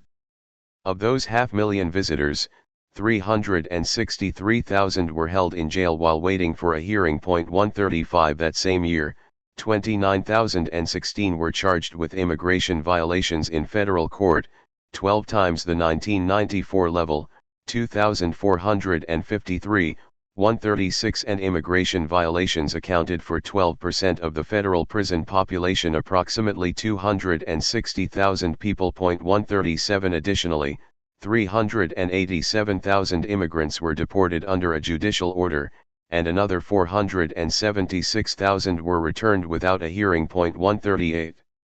The result is that immigrants are increasingly isolated, fearful, and powerless. 139. That is likely part of the point. As Christian Parenti argues, American capitalism needs a steady supply of immigrant labor, but it needs it cheap. By criminalizing the workers, the state helps to keep them uncertain, uneasy, disorganized, and docile. The attack on immigrants, therefore, is both politically an organic expression of nativist hostility and a very useful, rational system of elite-inspired class control, the primary product of which is fear. 140. It is hardly surprising, then, that when immigrants amass to demand respect, they are met with police violence. On May 1, 2006, International Workers' Day, tens of thousands of workers, mostly Latino, marched in cities across the country, opposing a bill that would make it a felony to be in the country without official authorization. In the process, demonstrators also, not incidentally, collectively withdrew their labor from the economy for the day. Among other things, the protest was the most widespread agricultural strike in California history. 141. And it worked, the criminalization bill was withdrawn. When the demonstrations were over, though, repression began anew. Raids and roundups followed, led by ICE but often supported by local police. Sometimes they targeted factories, restaurants, or other workplaces, sometimes individual homes, and sometimes entire neighborhoods. Over the next couple years, approximately 900,000 people were deported, 3 times the previous level. 142. The following May, Los Angeles police, allegedly responding to rock-throwing youths, attacked an immigrants' rights demonstration. Helmeted cops pushed through the crowd at MacArthur Park, firing 146 rubber bullets and beating journalists and protesters alike. More than 250 people were injured, including 18 officers. 143. The police chief later apologized, and the city paid out $13 million to settle lawsuits. 144. But it is hard not to feel that the cops were offering a lesson in real-world civics, reminding the activists of the limits to their rights and the risks of resistance. White and wealthy criminals, an aside. Black people have been stereotyped as criminals, Latinos as illegals. and activities associated with these groups have been increasingly criminalized, as a result hypercriminalized, in the case of crack cocaine. What about the crimes of rich white people? Rather than producing profiles and leading to concentrated enforcement, these offenses are downplayed, legitimized, treated leniently, or even decriminalized. 145 Thus, the possession of powder cocaine elicits a fraction of the penalty for possessing crack. Literally, mandatory sentences for yuppie-style coke are 1/18 those for the ghetto brand. 146. Or consider drunk driving. In the mid-80s, at about the same time legislators were establishing draconian sentences for small amounts of crack cocaine, they were also setting minimum sentences for driving under the influence. The juxtaposition is revealing. At the time, drunk driving killed about 22,000 people each year, which was more than all other drug-related deaths combined. But while crack was tagged with a 5-year minimum sentence, the penalty for drunk driving was typically 2 days for a first offense, up to 10 days for a second. The difference is that, while 93% of those convicted of possessing crack are black, 78% of those arrested for drunk driving were white men. 147. And let's not forget the enormous range of corporate crimes that are essentially handled as violations of administrative rules or as civil matters rather than as criminal conspiracies. 148 As journalist Matt Taibbi recalls in his book The Divide. It's become cliché by now, but since 2008, no high-ranking executive from any financial institution has gone to jail, not one, for any of the systemic crimes that wiped out 40% of the world's wealth. Even now, after JP Morgan Chase agreed to a settlement north of $13 billion for a variety of offenses, the basic principle held true: nobody went to jail. Not one person. 149. Taibbi helpfully contrasts white-collar corporate fraud, the kind that produced a global financial crisis, with a paradigmatic poverty crime, welfare fraud. On the one hand, he finds $26 billion of fraud, no charges. On the other, the San Diego County District Attorney's Office conducts 26,000 warrantless, preemptive searches every year to make sure that welfare recipients really are exactly as poor as the poverty bureaucracy demands that they be. 150 The operative principle of American justice, he concludes, is that rights aren't absolute but are enjoyed on a kind of sliding scale. 151 At the bottom of that scale, it is literally a crime to be poor, while at the top, rich people literally cannot be prosecuted. 152. This double standard follows the same pattern as 19th-century public order arrests, and may be presumed to fulfill a similar function. 153 It's not about justice. It isn't even really about money. What it's about, as Taibbi puts it, is this: it's about fucking with people. 154 Specifically, it's about which kinds of people get fucked with. Secret societies, public terror. Laws have been passed and interpreted and enforced in ways designed to maximize the control white people exercise over people of color. But they have also been broken and ignored and under-enforced with the same aim in mind. When the demands of white supremacy and the requirements of the law have conflicted, the maintenance of white supremacy has almost always appeared higher on the police agenda. Police illegality and complicity in white terror continue in an unbroken sequence from Reconstruction to today. In the early 20th century, police re-established their ties to the newly revived Klan. During the 1920s, Klansmen were enlisted to aid the authorities in their fight against the evils of alcohol and communism. In 1930, John G. Murphy, a member of the Alabama Knights of the Ku Klux Klan, testified before the House Special Committee to investigate communist activities, also called the Fish Committee, that the Klan helped the Birmingham police and the FBI keep track of communists by following Communist Party organizers, identifying people at their meetings, and so on. 155 In other places, whole klaverns were deputized for prohibition raids, and many cops signed up in the Invisible Empire. 156. The extent of joint membership was often startling. In 1922, when Los Angeles District Attorney Thomas Lee Woolwine raided the area Klan headquarters and seized their records, he discovered that Los Angeles Chief of Police Louis D. Oakes, Sheriff William I Tridger, and U.S. Attorney Joseph Burke were all connected to the Klan. The police chief and police judge in nearby Bakersfield were both members, as were 7 Fresno officers, 25 cops in San Francisco, and about a tenth of the public officials and police in the rest of California's cities. 157. Further north, in Portland, Oregon, the connection between the police and the Klan was public knowledge. In 1923, the Portland Telegram reported that the police bureau was full to the brink with Klansmen. At times, this relationship was officially sanctioned, as when the police bureau deputized 100 Klansmen specially selected by Grand Dragon Fred Gifford, designating them Portland Police Vigilantes. Of course, Klan membership was not limited to policemen. The Portland-based Klan No. 1 boasted 15,000 members, and on March 3, 1923, it hosted a banquet featuring Governor Walter Pierce and Mayor George L. Baker. 158.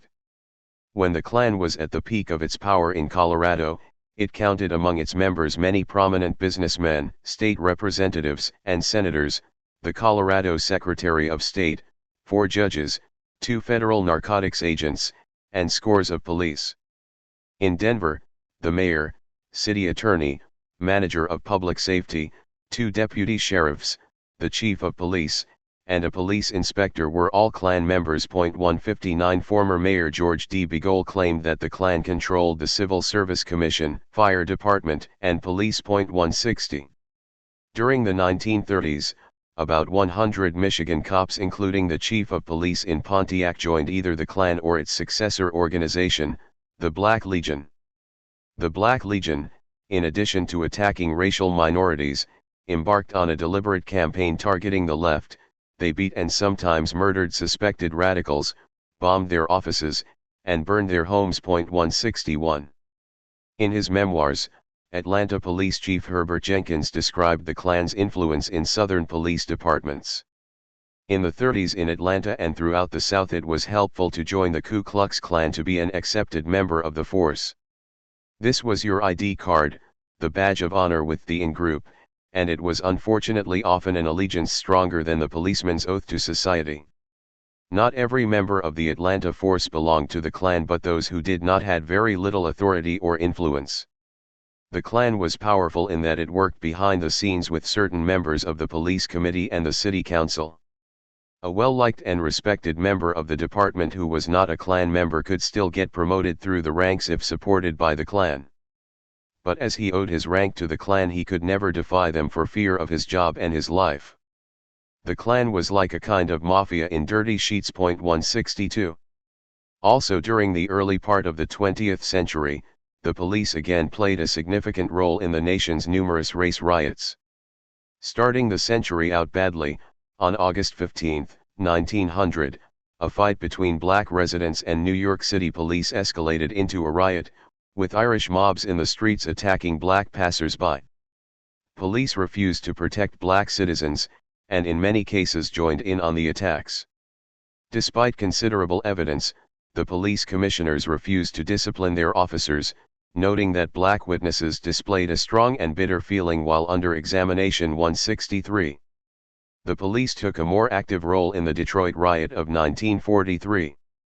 The disorder began on June 20, with a short-lived skirmish between black and white patrons at the Belle Isle amusement park.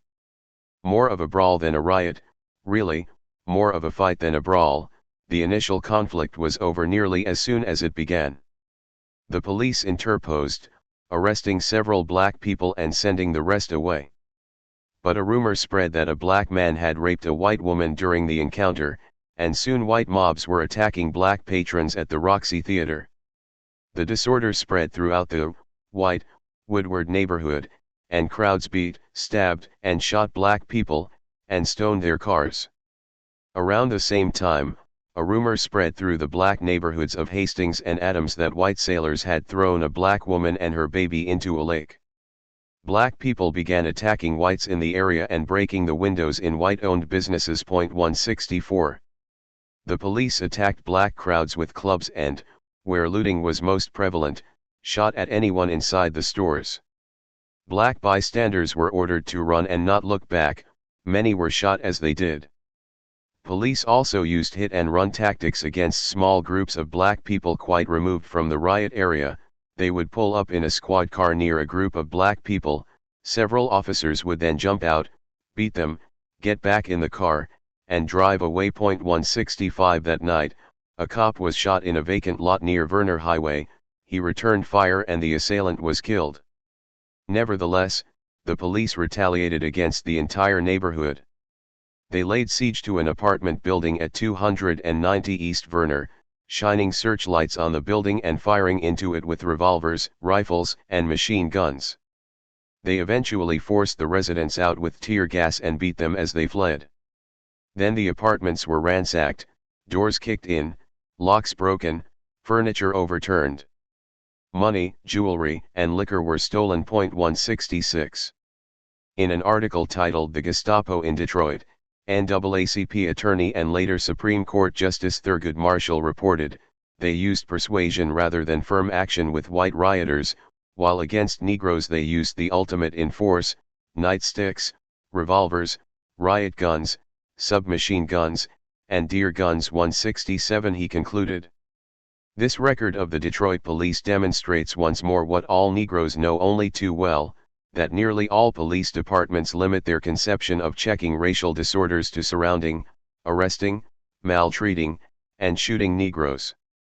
Little attempt is made to check the activities of whites. 168. Of the 34 people killed, 25 were black and 9 were white.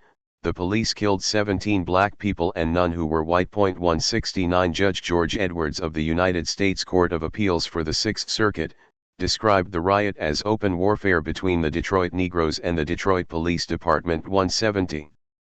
Birmingham, Bull Connor and the Law. Shortly after World War II, resistance to white supremacy began to accumulate a critical mass. Nearly a century after the Civil War, black people had had enough, more than enough, of empty promises and the thin simulacrum of freedom that had been their lot since the end of slavery. Tired of being excluded and exploited, sick of segregation and second-class citizenship, they determined to, as James Forman put it, either sit at the table, or knock the fucking legs off of it. 171 First in the South, but soon throughout the country, black people were demanding their due of white society. And white people, as usual, were serious about not giving it to them. The police occupied their traditional place, standing firmly in the way of African Americans' efforts to win their rights. The situation demanded nothing new of the police, though in times of crisis their function may have been a bit clearer than usual, as the rhetoric of legal impartiality slipped further and further away from them. Birmingham's police chief, Bull Connor, put it plainly, "We don't give a damn about the law.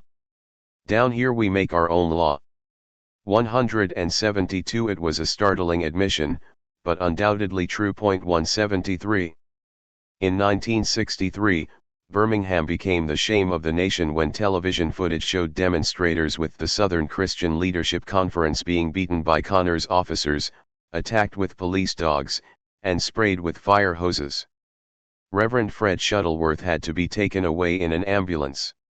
Connor expressed his disappointment, "It should have been a hearse." 174 Connor's disdain for Shuttleworth had a long history.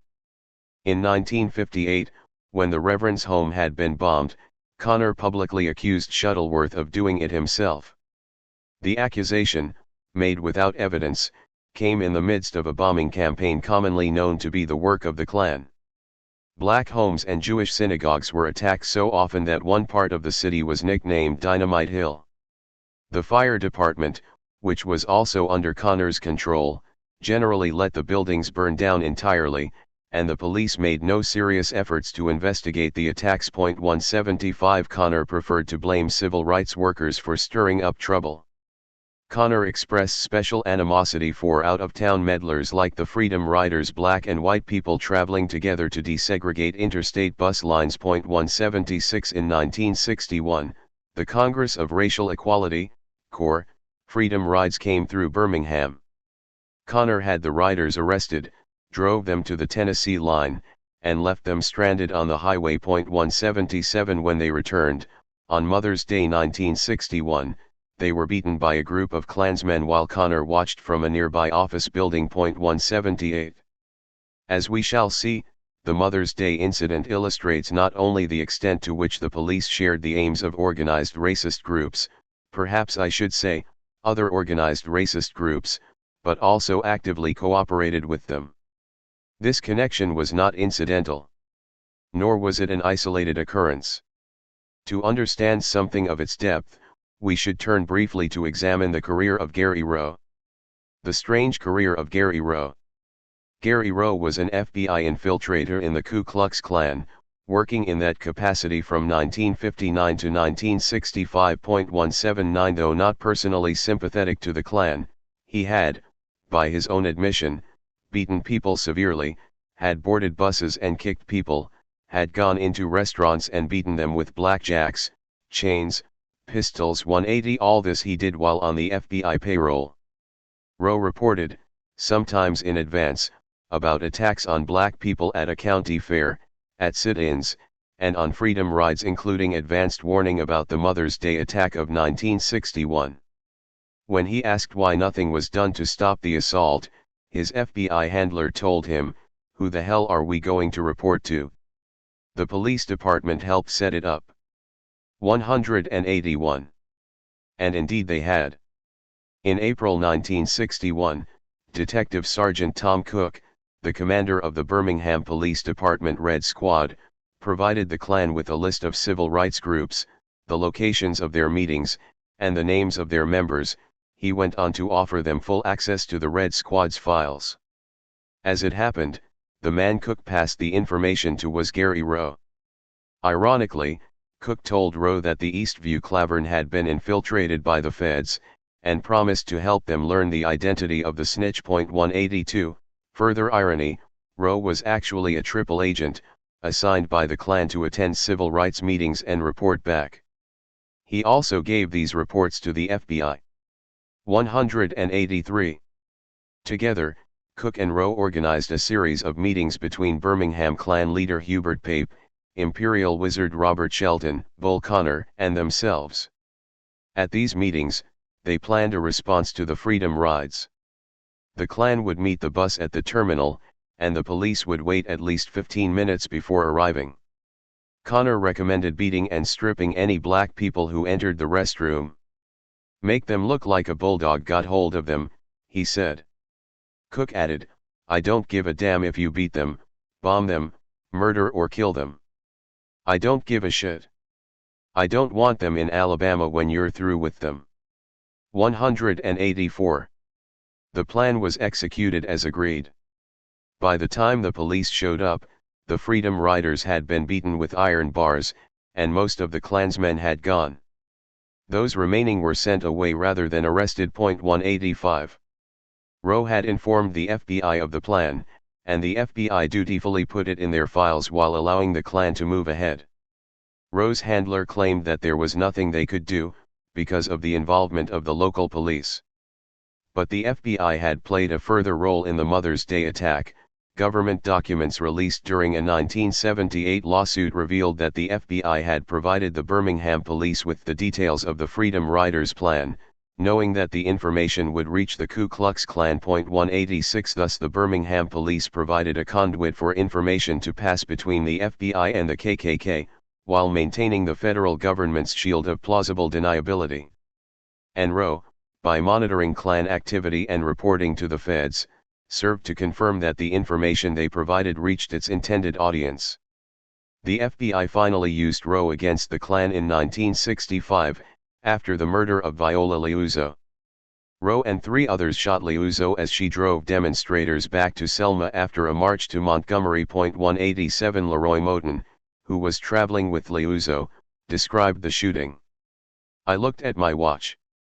It was like 8 o'clock, and I reached over for the radio, and that's when I felt this glass and everything hit me in the face, and the car going off the road." Mrs. Liuzzo, last thing she said was, "I was just thinking of this song, before I'll be a slave, I'll be buried in my grave." By the time she got grave out, that's when she was shot. "That's when the glass started hitting me in the face. We ran into an embankment, a ditch, came out of it, and ran into a fence. And I reached over and called her, shook her. She didn't say anything. That's when I turned the motor off and the lights. This other car came back, stopped, and I looked over my left shoulder and I seen it, and I saw the door open and I passed out for about a half hour. I understand they thought I was dead, too. Because the blood was on my face from the glass hitting me. They figured I was dead. Only the good Lord saved me. 188.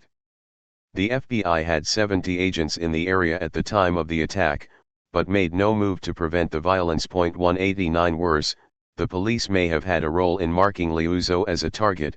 At a press conference after the murder, a Klan spokesman cited details of her life drawn from the files of the Detroit Police Department's Special Investigations Bureau. 190. The Klansmen were eventually arrested for murder, and acquitted. The Justice Department then prosecuted them for civil rights violations.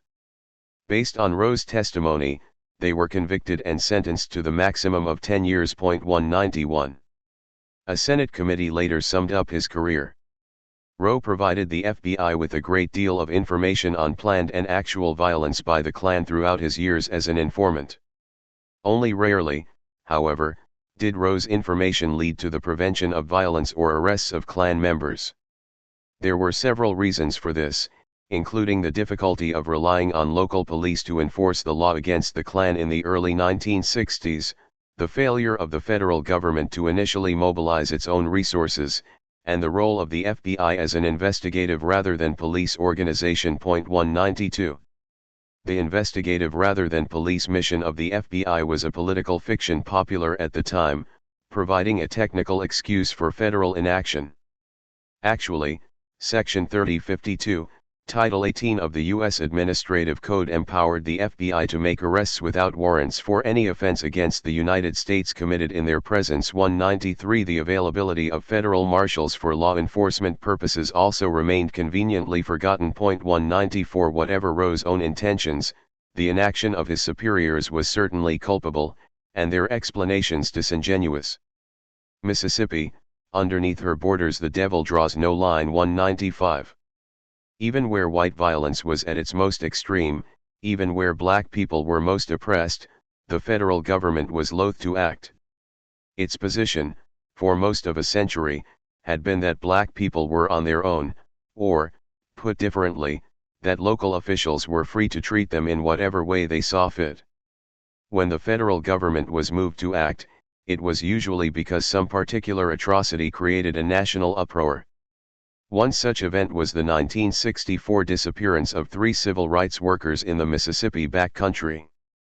On June 21, 1964, Michael Schwerner, James Chaney, and Andrew Goodman traveled to Philadelphia, Mississippi, to investigate a fire at a black church. They never returned. That was just one of many instances of violence and intimidation visited upon the participants of the Mississippi Summer Project organized by the Council of Federated Organizations, COFO, a coalition including the Student Nonviolent Coordinating Committee, SNCC, CORE, the National Council of Churches, and the NAACP. The violence used against civil rights workers was audacious and severe. But more staggering was the violence against the black community at large. Chaney, Goodman, and Schwerner weren't the only 3 men to disappear in Mississippi that summer. They're just the 3 who made headlines, they're just the 3 we remember. When white people disappeared, people noticed. And Schwerner and Goodman were white. When black people disappeared, who cared? Who took notice? Black folks could vanish, black folks could hang without stirring even a mutter from the nation's newspapers, without so much as a report from the FBI. 196. Dave Dennis, a field secretary for CORE, draws out the point. During the time they were looking for the bodies of Chaney, Schwerner, and Goodman, they found other bodies throughout the state. They found torsos in the Mississippi River, they found people who were burned, they even found a few bodies of people on the side of the roads. As soon as it was determined that these bodies were not the 3 missing workers, or one of the 3, these deaths were forgotten.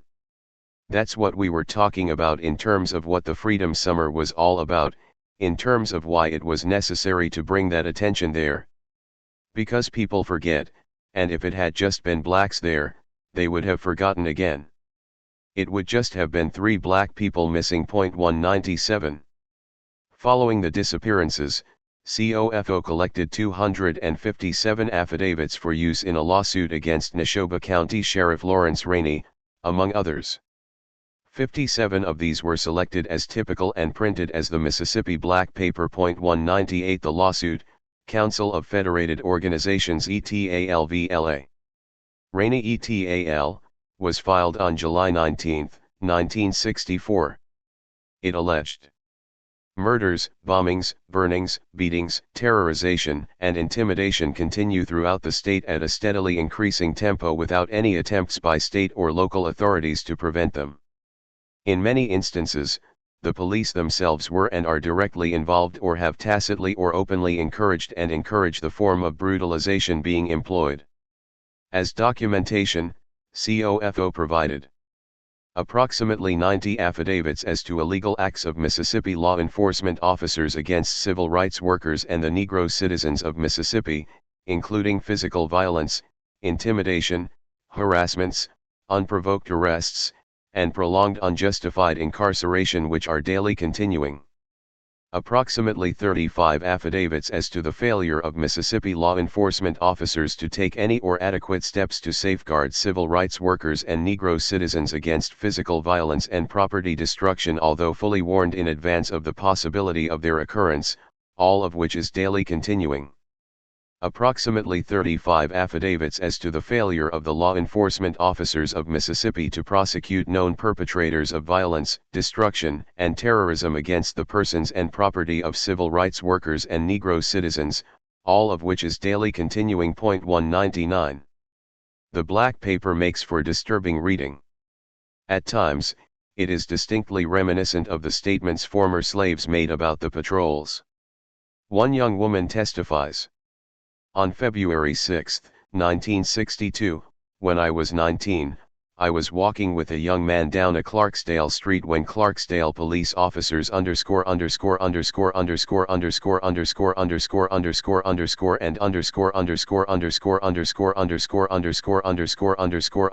stopped us and accused me of having been involved in a theft. I was taken to jail by the officers and they forced me to unclothe and lie on my back.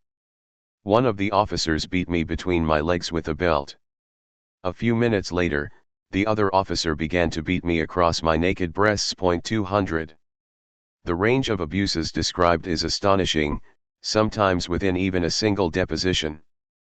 Douglas MacArthur Cotton, for example, tells of being followed by the Macomb police as he canvassed for a mock election. Police followed me wherever I went, stood beside me on the front porch of people, photographing them and taking their names while I was talking to them. More terrifying, he also attests to the abuse of prisoners. On approximately July 20, Willie Carnell was hung by his hands to the cell bars for 30 hours. Guards accused him of singing. 201. These documents help to situate Goodman, Schwerner, and Cheney's disappearance, their murder, within a broader pattern of ongoing violence. In her deposition, Rita Schwerner, the wife of one of the missing men, tells of the numerous threats they received, and the constant harassment by police officers. She remembers one occasion, when her husband went to bail out picketers who had been arrested. The desk sergeant told him, "If you get any more of these damn kids arrested, Schwerner, I'm going to get you," and that's a promise. 202. Such threats were not made, or taken, lightly. Someone did get Michael Schwerner, and Andrew Goodman, and James Cheney. After a long investigation, the FBI found an informant who was willing to talk. He led them to an earthen dam where the 3 men were buried and told investigators what happened on the night they disappeared. Deputy Cecil Price arrested Schwerner, Goodman, and Cheney. He released them in the middle of the night, and then pulled them over again. This time, Price put them in his car and drove them to a deserted area, where Klansmen shot and killed them. 203. 19 men were charged with conspiracy to deprive the activists of their civil rights.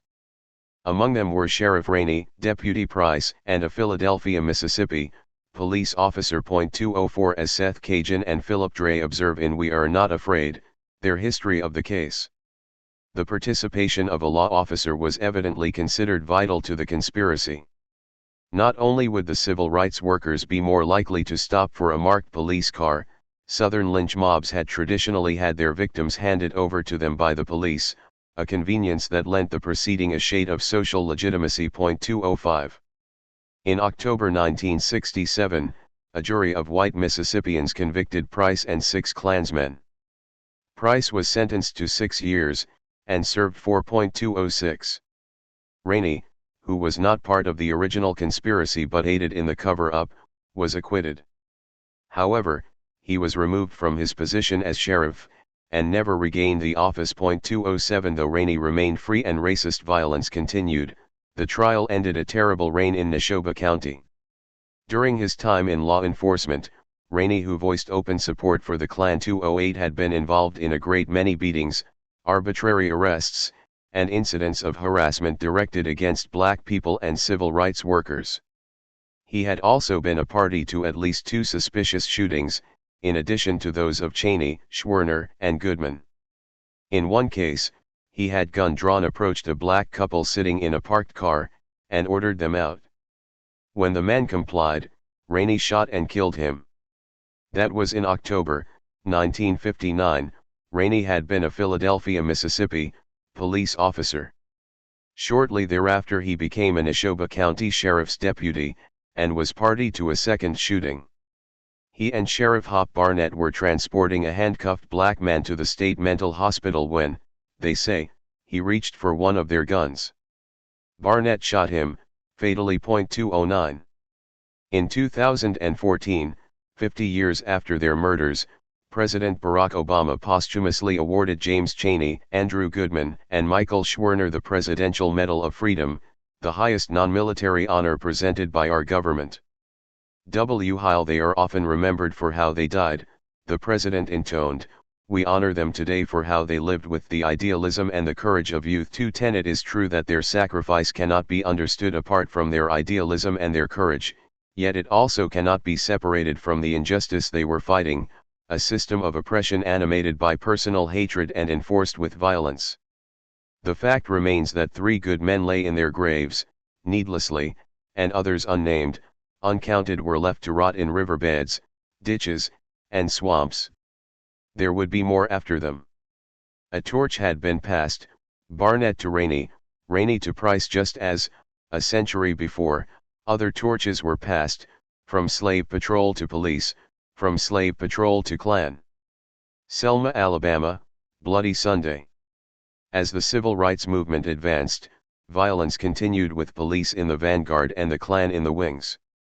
Birmingham was, unfortunately, only the most notorious example.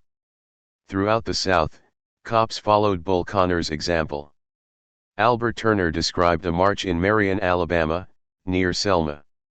As we went out of the church to begin the actual march, we got about half a block from the door. The sheriff and several troopers halted us. We were told that we was an unlawful assembly and that we had to disband the demonstration and go back to the church.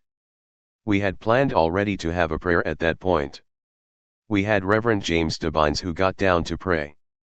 And they took Reverend Devines, who was on his knees immediately behind me, and they just started beating him right there on the ground. That was probably the viciousest thing I have ever seen. They beat him, and they took him by his heels and dragged him to jail. At that point, they had state troopers all over the city, and plainclothes people.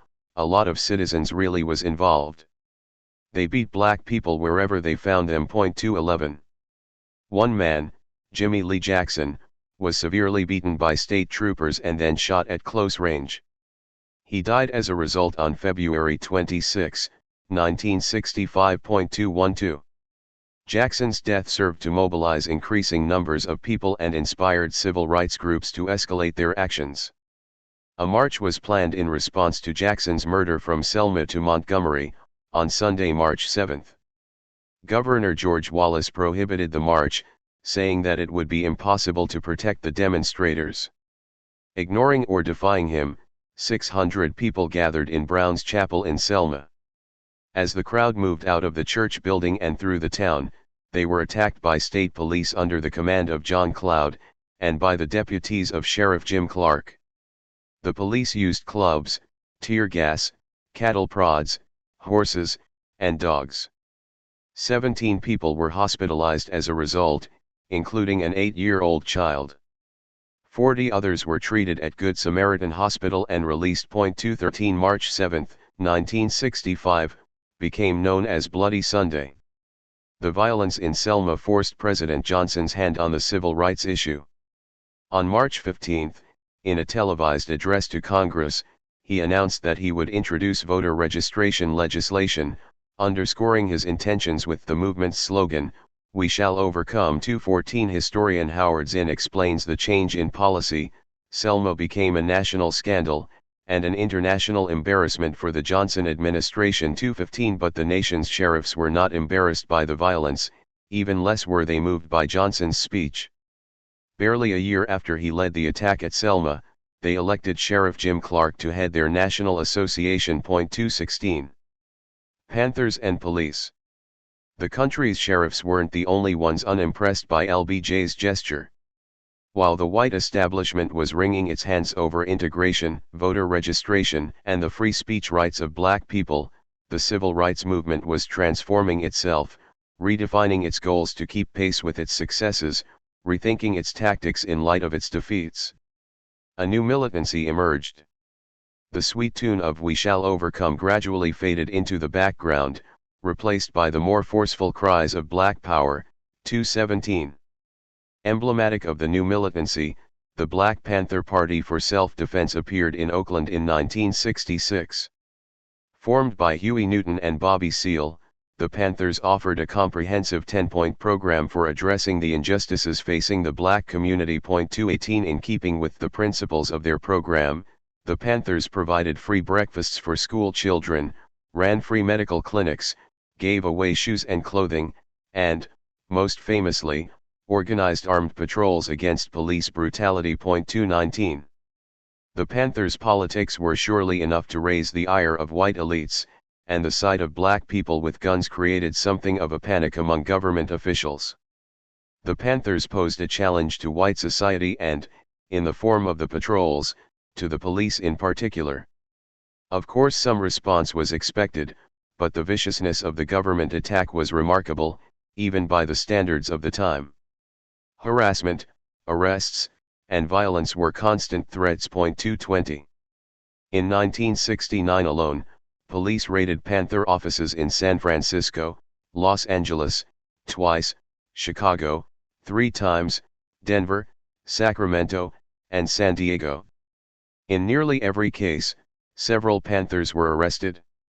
In at least 2 of the raids, office equipment and food, for distribution in the community, were destroyed. 1 Panther was killed in LA, 2 in Chicago. By the end of the year, 30 Panthers were charged with capital offenses, 40 faced life imprisonment, 55 faced sentences of up to 30 years, and another 155 were either in jail or in hiding. 221 Not all the attacks on Panthers involved raids, arrests, or gun battles. In Los Angeles, cops pulled Panthers over on site and often tore out their dashboards, door panels, and upholstery when conducting searches. Many party members simply stopped driving as a result. 222 Furthermore, supporters with Black Panther bumper stickers complained of routine police harassment. In 1969, a professor at California State College decided to test their claims. He assembled a group of 15 student volunteers, 5 black, 5 white, 5 Mexican, 3 men and 2 women in each group, all with perfect driving records. They affixed to their vehicles orange and black bumper stickers featuring a picture of a panther and the words Black Panthers. Within 2 hours, one of the students had received a ticket for an incorrect lane change. On the 4th day of the experiment, one student was forced to quit because he had received 3 tickets and was in danger of losing his license. 3 others reached the 3-ticket limit within a week. After 17 days, the $500 fund to pay for tickets hit zero, and the experiment officially ended. All the participants removed the stickers from their cars.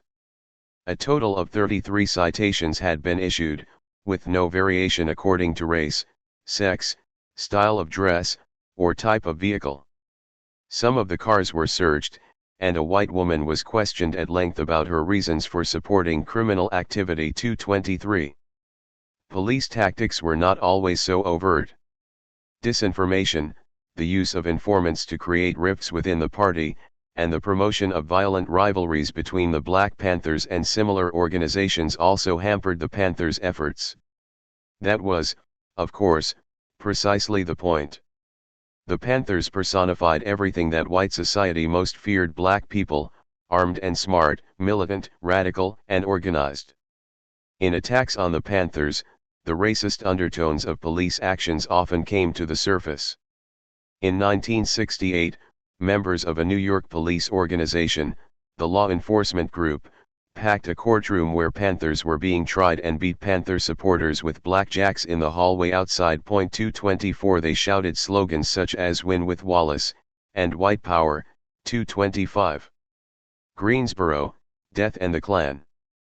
A decade later, on November 3, 1979, in Greensboro, North Carolina, Klansmen and members of the American Nazi Party, acting together as the United Racist Front, gunned down demonstrators assembled for a Death to the Klan rally organized by the Communist Workers' Party. 5 labor leaders and community organizers, Jim Waller, Sandy Smith, Bill Sampson, Caesar Koss, and Mike Nathan, were killed, and 10 other people were wounded. 226. At the time of the attack, the Greensboro Police Department Tactical Squad was, literally, out to lunch, and routine patrols were mysteriously absent. 227. Afterward, while slow to move against the Nazis, the police were quick to arrest 8 anti-Klan demonstrators, charging them with planning a riot. 228. One of the Klansmen, Eddie Dawson, was a paid informant for the Greensboro Police Department, and, previously, for the FBI. Dawson later stated that he was in charge of the attack. He recruited the Klansmen and arranged the meeting with the Nazis. But he had a great deal of assistance in planning the massacre. The police supplied him with a copy of the parade permit, which noted the starting place and route of the march. And an ATF agent, Bernard Butkavish, had infiltrated the Nazi Party, urging them to join the Klan's attack and providing them with guns. 229. Let me say that again clearly: an agent of the Greensboro Police Department assembled this band of assassins, drew up the plan, and saw the mission through to completion. Meanwhile, an agent of the Bureau of Alcohol, Tobacco, and Firearms brought reinforcements and provided them weapons. And both agencies stood aside while a bloodbath ensued. 230. The killers were tried twice, first for murder, then for civil rights violations. Both times they were acquitted by all-white juries, despite video evidence provided by local television stations. 231. The district attorney blithely suggested that most Greensboro residents felt the communists got about what they deserved. 232. Finally, in 1985, a lawsuit awarded 3 plaintiffs $390,000. The jury found 3 Nazis, 2 Klansmen, a police informant, and 2 cops liable for the wrongful death of Michael Nathan, but strangely insisted that there had been no conspiracy. 233. Since the 70s. While it's uncommon these days to hear police chiefs publicly ranting like Bull Connor, Joe Arpaio being the exception, and while police departments have added increasing numbers of minorities to their ranks, the use of the police to control people of color and guard white supremacy continues in a refined form. Race-based tactics remain in prominent use. Racist ideology still exercises a strong pull on individual officers, and racist organizing within law enforcement has entered a new phase. Michael Novick of People Against Racist Terror documented more than 50 incidents of police involvement in racist organizing between 1976 and 1994. His chronology listed occurrences across the country and described the involvement of police, prison guards, and federal agents in building racist organizations, attacking minorities, and ignoring, or engaging in, Klan-style terrorism. 234.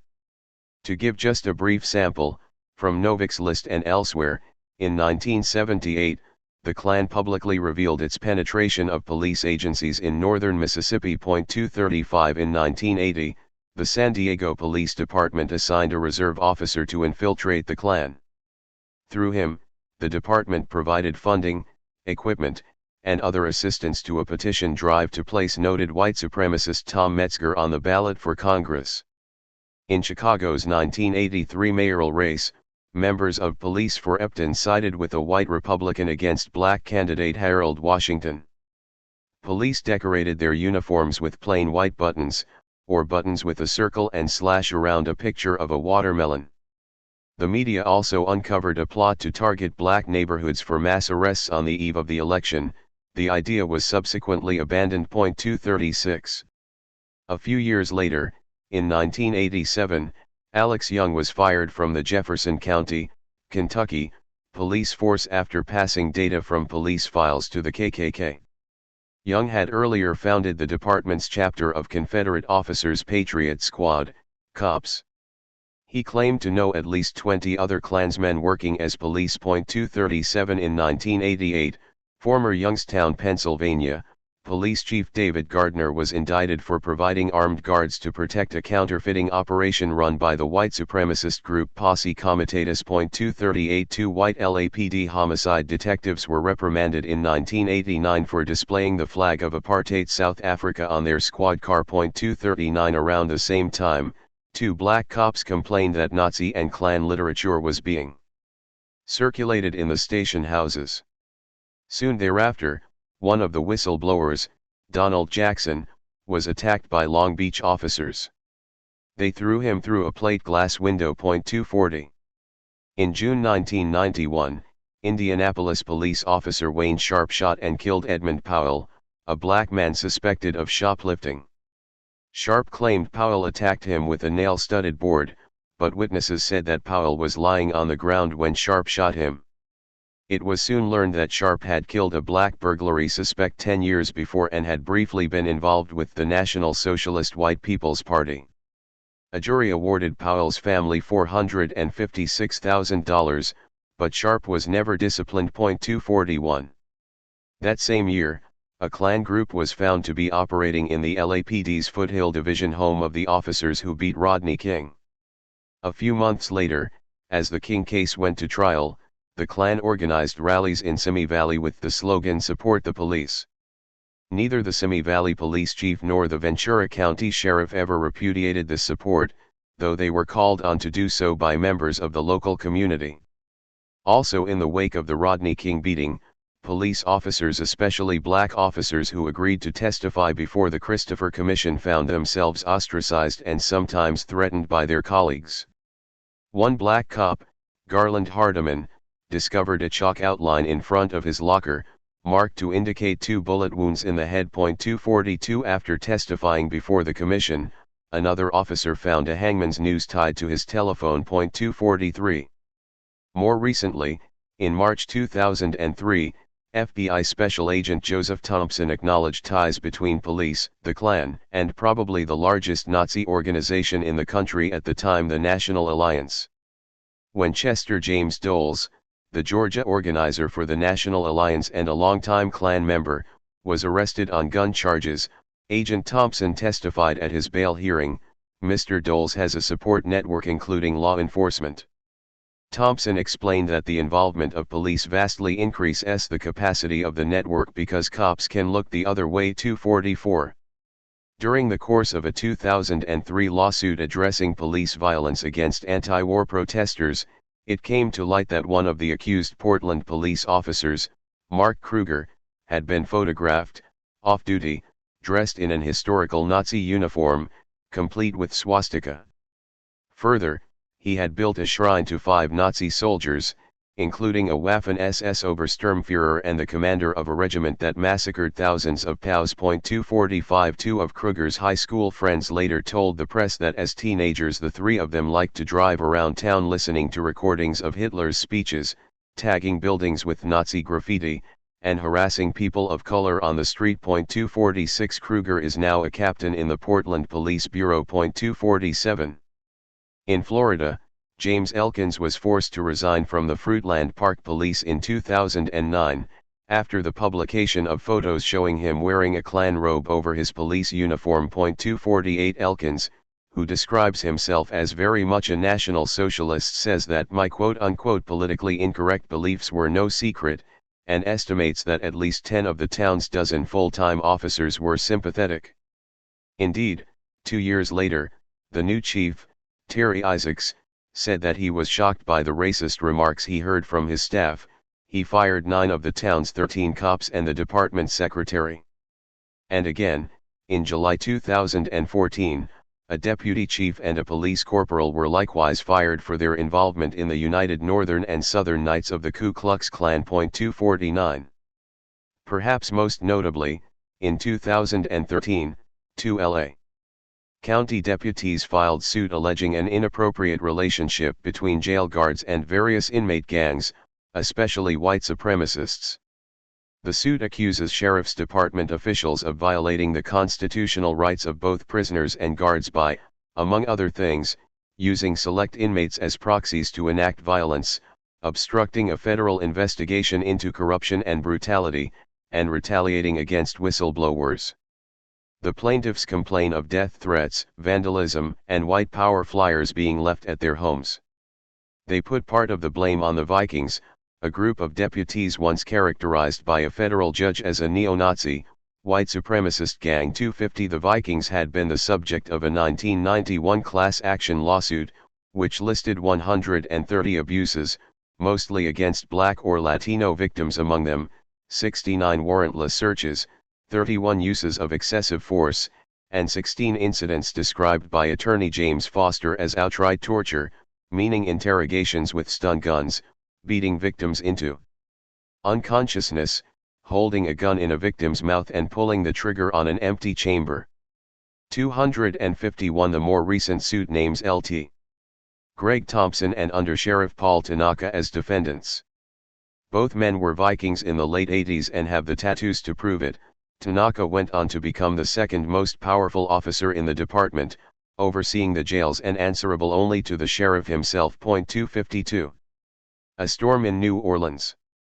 No single episode from the opening years of the 21st century has symbolized the continued legacy of racism in American society, and the role of the police within it, so well or so terribly as the events surrounding the devastation of New Orleans, physical and then social, in the late summer of 2005. On August 29, Hurricane Katrina, a storm of incredible force and apocalyptic effect, reached the Louisiana coast. Soon thereafter, the levees protecting New Orleans failed, the result of years of infrastructure neglect in the name of fiscal conservatism. 253 And the city flooded.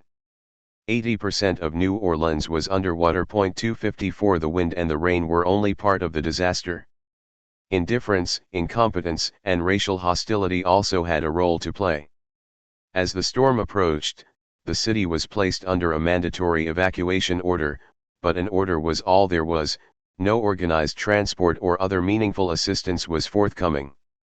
Those who were too poor, too old, too sick, or too disorganized to arrange their own exit were abandoned in a city that essentially shut itself down, lacking commerce and basic government services, and then, too, lacking clean water and electricity. Similarly stranded were those people who felt themselves responsible for the care of elders, invalids, or neighbors, and were unwilling to leave them to face the storm alone. At least 1,580 people died as a result of Katrina, 70% of them senior citizens. 255. The truth of this situation was bad enough: people trapped in attics, homes destroyed, bodies floating in the street, but the fearful imaginings of a racist culture were far worse. Rumors spread, echoed and amplified by an overeager media, describing violence on a massive scale, senseless, vicious, and random. Tales circulated about piles of corpses at the Superdome, where 20,000 people sought shelter, widespread sexual assault, children with their throats slit, snipers firing at rescue workers, hospitals being looted, gangs running amok. Many of these stories were little more than grotesque stereotypes of black criminality: rapists, looters, and gangsters dropped into a terrifying new setting, a ruin of a city, a swamp overtaking civilization. 256 Police and other officials both heard and propagated these stories. Mayor Ray Nagin appeared on Oprah, speaking in ominous tones about hundreds of gang members in the Superdome, hooligans killing people, raping people, while Police Chief Eddie Compass broke down in tears, describing little babies getting raped. 257. In the end, nearly all the horror stories were shown to be, at the very least, perverse exaggerations. Most were simply false. Between the Air Force, Coast Guard, and Homeland Security, no one could authenticate reports of helicopters taking sniper fire. 258 And the death toll at the Superdome was 6: 1 drug overdose, 1 suicide, and 4 from natural causes. No children had their throats cut. 259. Racist fables of black savagery in an ungoverned city had direct and deadly consequences. 2 days into the disaster, on August 31st, Mayor Nagin ordered police to cease rescue operations and concentrate on ending looting, in effect, announcing that private property was a higher priority than human life. 260 Presumably he was unaware that some officers had been conscientiously facilitating the looting of survival goods like food, water, and clothing, or that others had opportunistically stolen jewelry and electronics, as well as the entire inventory of a local Cadillac dealership. Almost 200 cars. Some of the vehicles were used to flee the city by precisely the people under orders not to evacuate. Following Katrina, 228 officers were investigated for deserting during the emergency and 91 others resigned. One cop, Officer Lawrence Celestine, told his commander that the behavior of his peers pushed him past the point of despair. He killed himself moments later. The NOPD Public Information Officer, Paul Accardo, committed suicide as well. 261. The Sheriff's Department performed no better. As the city jail, the Orleans Parish Prison, OP, began to flood, guards simply fled and left their 8,500 charges locked in their cells, with water quickly rising. They left us to die there, one prisoner recalled. Those inmates who got out, as most, by working together, were met at the gate by guards who beat and maced them, then held them on a highway overpass without food, water, or shelter for days. In the end, prisoners were scattered to other jails around the state, usually without the paperwork identifying their charges. People arrested for very minor offenses. The cops had orders to clear the streets before the storm. Spent months in jail, far from home, sometimes literally lost in the system. Most of the prisoners at UP were not even convicts, but were being held for trial. They were, therefore, presumed innocent by law. Nevertheless, under the declaration of emergency, Governor Kathleen Blanco suspended the right to a speedy trial. The average stay for an inmate arrested during the Katrina period, before trial, was more than a year, 385 days. One man was held 1,289 days. 262. Those outside the jail's walls were hardly more free. At an evacuation camp on Interstate 10, thousands of people, 95% of them black, were held for days behind metal barricades, surrounded by the National Guard, with no shelter from the sun. 263 Outside the camps, people were similarly trapped. Those who tried walking across the bridge to the suburb of Gretna, which was not flooded, found their way barred by a sheriff's posse, firing guns over their heads. 264 Larry Bradshaw, a white paramedic who attempted to negotiate one group's passage, reported that the cops told him, "This is not New Orleans. We're not going to have any Superdomes here." Bradshaw comments, "To me, that was code for we're not having black people coming into our neighborhood." 265. Worse, investigative journalist A.C. Thompson has documented 10 police shootings in the days after the storm. 266 The most notorious was the incident on the Danziger Bridge, when plainclothes cops attacked a crowd without warning, killing 2 and wounding 4.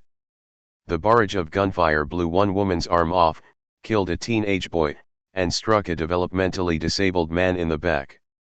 Police then proceeded to kick him to death. 267. The cops weren't the only trigger-happy yahoos patrolling the disaster area. Governor Blanco mobilized 40,000 National Guard troops, and announced, "They have M16s, and they're locked and loaded. These troops know how to shoot and kill, and they are more than willing to do so if necessary, and I expect they will." 268 At the same time, mercenaries from a dozen companies including DynCorp, Intercon, American Security Group, Blackhawk, Wackenhut, Instinctive Shooting International, and Blackwater were busy securing neighborhoods and confronting criminals. 269 As a couple of the hired guns told Jeremy Scahill, "We're on contract with the Department of Homeland Security. We can make arrests and use lethal force if we deem it necessary." Indeed, bodyguard and tactical security's Michael Montgomery recounted a gunfight with some black gangbangers, who were injured in the exchange. "All I heard was moaning and screaming, and the shooting stopped. A moment later the army arrived. I told them what happened," Montgomery recalls, "and they didn't even care. They just left." 270. More troubling still was the sudden re-emergence of organized vigilantism, harkening back to the Klan days, or even those of the slave patrols.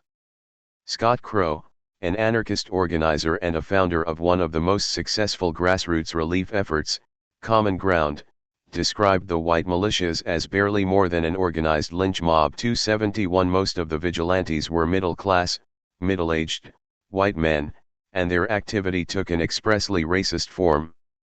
Patrolling in pickup trucks and staffing roadblocks, they stopped and turned back black people trying to cross through the Algiers Point neighborhood, harassed and intimidated blacks who lived nearby, and sometimes, it seems, just shot people without warning. One patroller confessed to a journalist that his group had shot 3 black men in one day, tagging them as looters because they were carrying tote bags. "People think it's a myth," he said. "But we killed people." 272 Another told a neighbor they shot anyone darker than a brown paper bag. 273 A third boasted to a documentary filmmaker, "I'd be walking down the streets of New Orleans with 2.38s and a shotgun over my shoulder.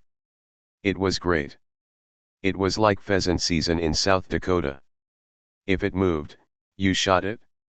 274. Malik Rahim, a former Black Panther and another founder of Common Ground, estimates that 18 young black men were murdered in the Algiers neighborhood in the days following the storm. It was either the police or by vigilantes that was allowed to run amok, he says. 275 It was sometimes hard to tell them apart. One of the militia's victims, a black man named Henry Glover, went to the police station seeking help after being shot. Witnesses saw a cop drive away with him. Days later, his car was found, torched and abandoned with Glover's burned corpse inside. 276. Rahim recalls another incident. He was confronting a group of the patrollers when a New Orleans police officer pulled up. "These guys are acting like vigilantes," Rahim told him, "but the cop only said that they had the right to defend their neighborhood." "We all have a right?" Rahim asked. "They have a right," the cop said, pointedly. 277. White sheets, blue uniforms. The police did not create the racism in American society. If anything, it's the other way around. But the police have, since their inception, enforced and defended the racist status quo by controlling slaves, maintaining segregation, resisting civil rights efforts, and generally terrorizing the black community and other people of color. This function has remained constant even when the laws have changed. That is, even when it has conflicted with their official duties, the police have acted as a repressive force against the interests of people of color. It will surely be objected that I have singled out the police unfairly. It will be pointed out by critics at both ends of the political spectrum that all of Southern society, perhaps, all of American society, has been implicated in racist violence. It is hardly surprising that policemen were also involved. Were my point simply that individual police officers were complicit, this complaint would be well grounded. But it overlooks 2 major features of my argument. First, that the involvement of the police is different than the involvement of, say, dentists or auto mechanics. Second, and more importantly, the cop-clan connection is institutional, not merely individual. The participation of police officers in white supremacist organizations and racist violence is different than the involvement of other people because the police are often professionally as well as personally involved. They use their professional position to advance the aims of the group, they use their standing in the community to legitimize vigilante violence, and they are often considered attractive recruits for just these reasons. The same may be true of certain other occupational groups as well: journalists, clergy, politicians, but cops engage in these crimes when they have sworn to stop them. To understand this contradiction we must view it, not only in terms of personal prejudice and individual action, but as a sustained institutional relationship. Historically, the police and the Klan have operated as parallel and, in general, mutually reinforcing types of organizations. Cops, like other officials, have sometimes drawn on the political support of the Klan to buttress their own authority. Conversely, the police can offer some degree of validation to Klan activity by lending it their support, or less directly, by refusing to treat racist violence as crime. At times the police have supplied the institutional nucleus around which vigilante activity could orbit.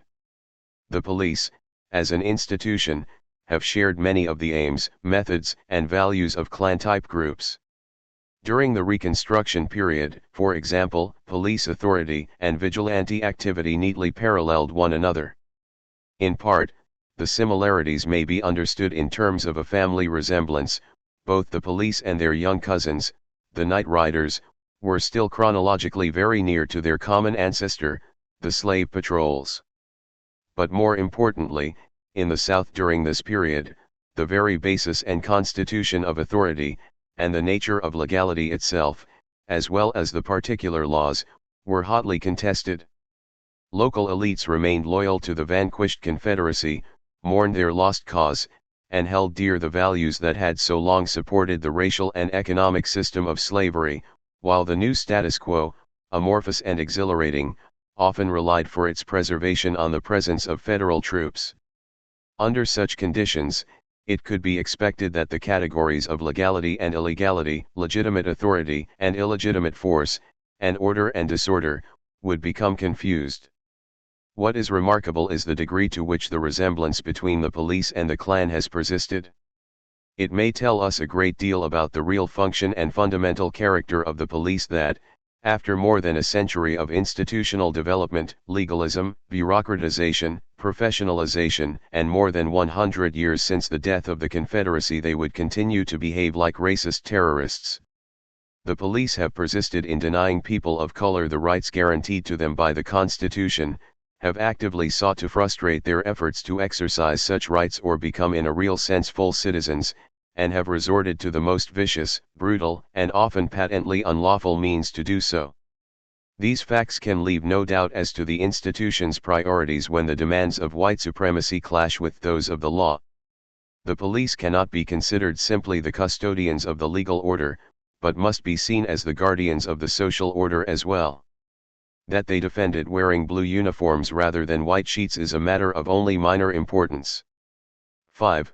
The natural enemy of the working class.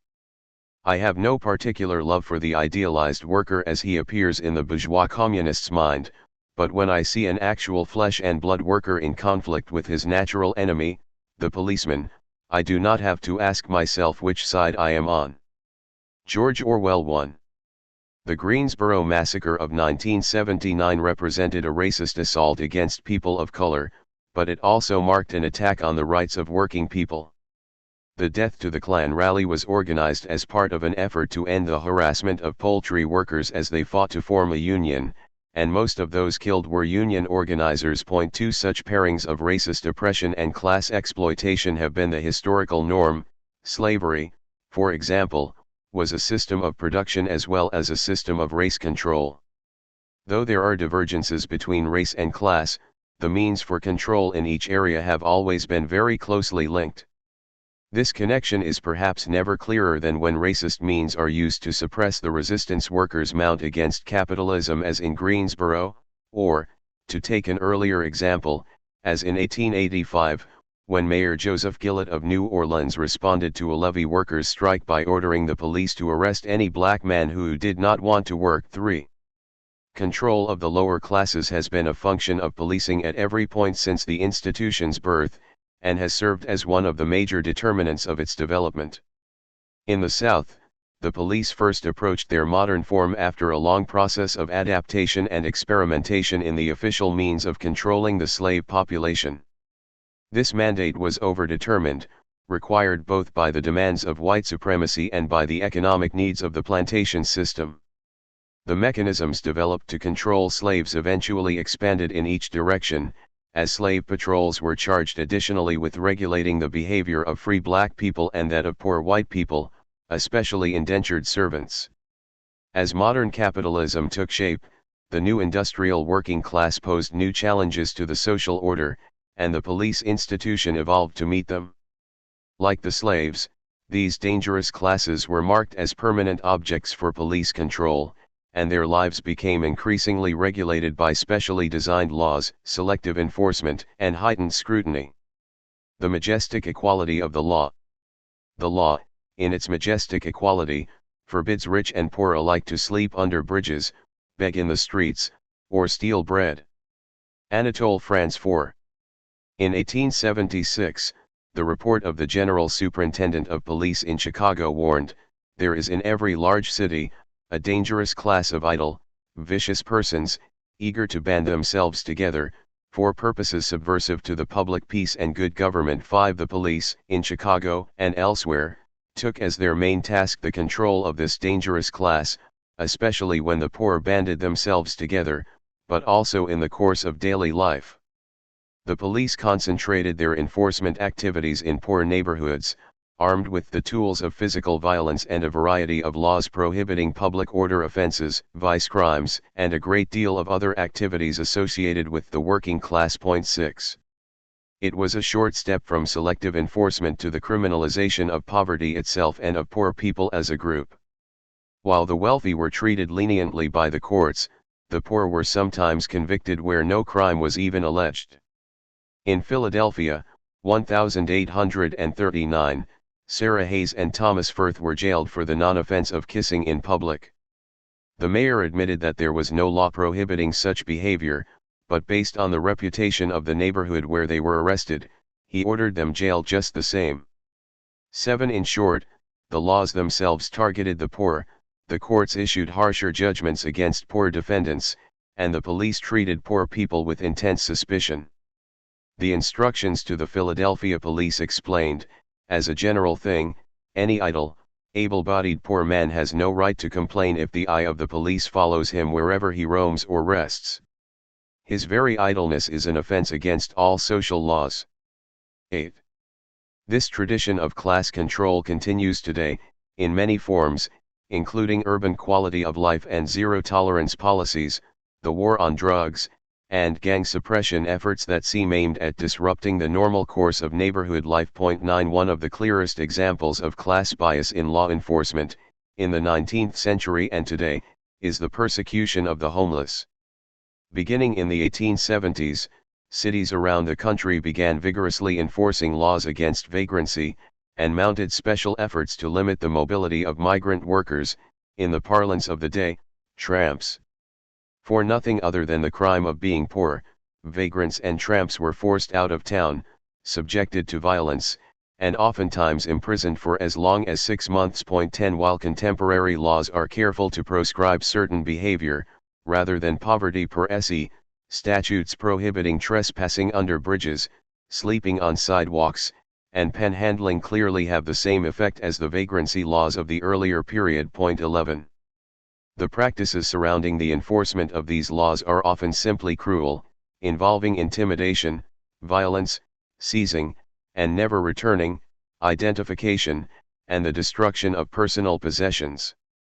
In the fall of 1993, I was witness to an incident in which numerous police officers, all wearing latex gloves, moved methodically through Lafayette Park in Washington, D.C., seizing the belongings of the people who lived in the park: sleeping bags, backpacks, pieces of tarpaulin. With the White House in the background, the police carried the items to a nearby garbage truck, where they were unceremoniously crushed.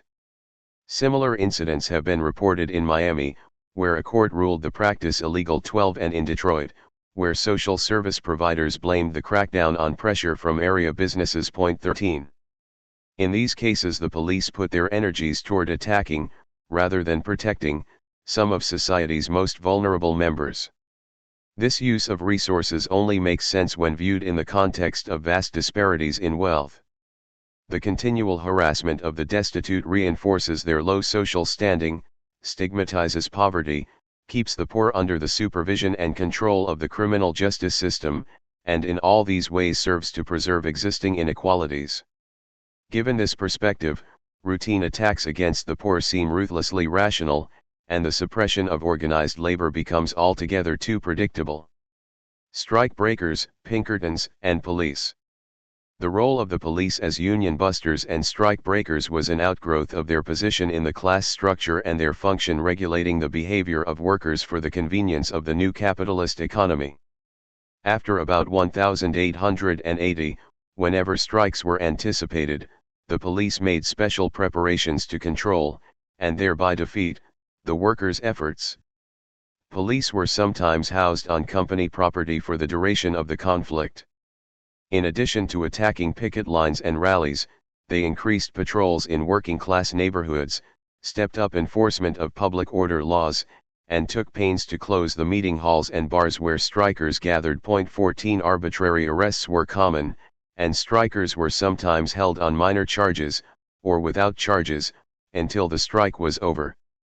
The police also intercepted union organizers and radicals traveling to areas affected by strikes. The Unionists and Reds were usually interrogated, sometimes under torture, and released at the town line with a stern warning to stay away. 15. Writing in 1920, Raymond Fosdick described something of the range of police tactics, and the uses to which they were put. The police are often used on behalf of employers as against employees in circumstances which do not justify their interference at all. This has been especially true in the handling of strikes. Lawful picketing has been broken up, the peaceful meetings of strikers have been brutally dispersed, their publicity has been suppressed, and infractions of ordinances which would have gone unnoticed had the violators been engaged in another cause, have been ruthlessly punished. Sometimes, too, arrests have been made on charges whose baselessness the police confidentially admit. "We locked them up for disorderly conduct," a chief of police told me when I asked him about his policy in regard to strikes and strikers. Obstructing the streets is another elastic charge often used on such occasions. Sometimes the arbitrary conduct of the police passes belief.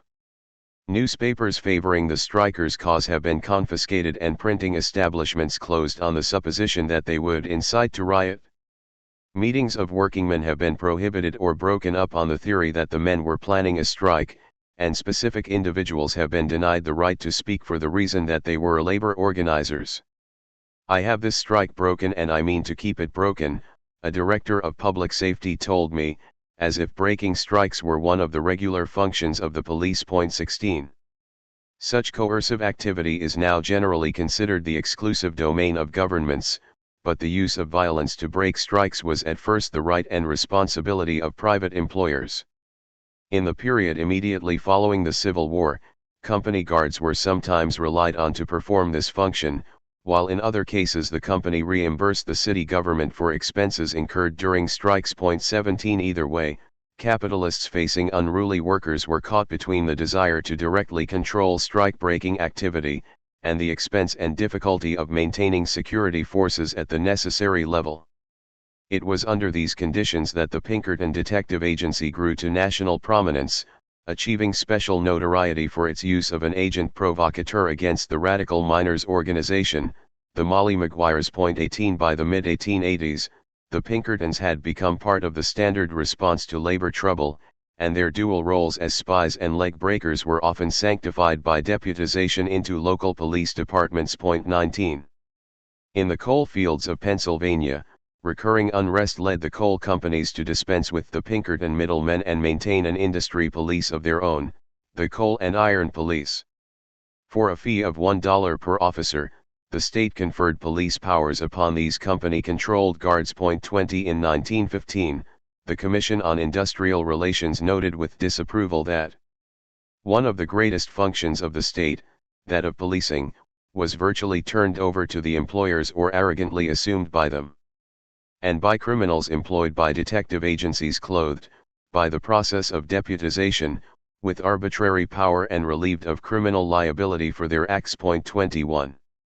During the early 20th century progressive era, such civic-minded concerns, matched with the employer's unwillingness to bear the full cost of strike breaking, shifted responsibility for these duties to the public police.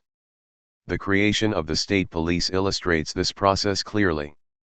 After the 1902 Great Anthracite Strike, President Theodore Roosevelt appointed a body to investigate the conflict and make recommendations concerning the unresolved disputes.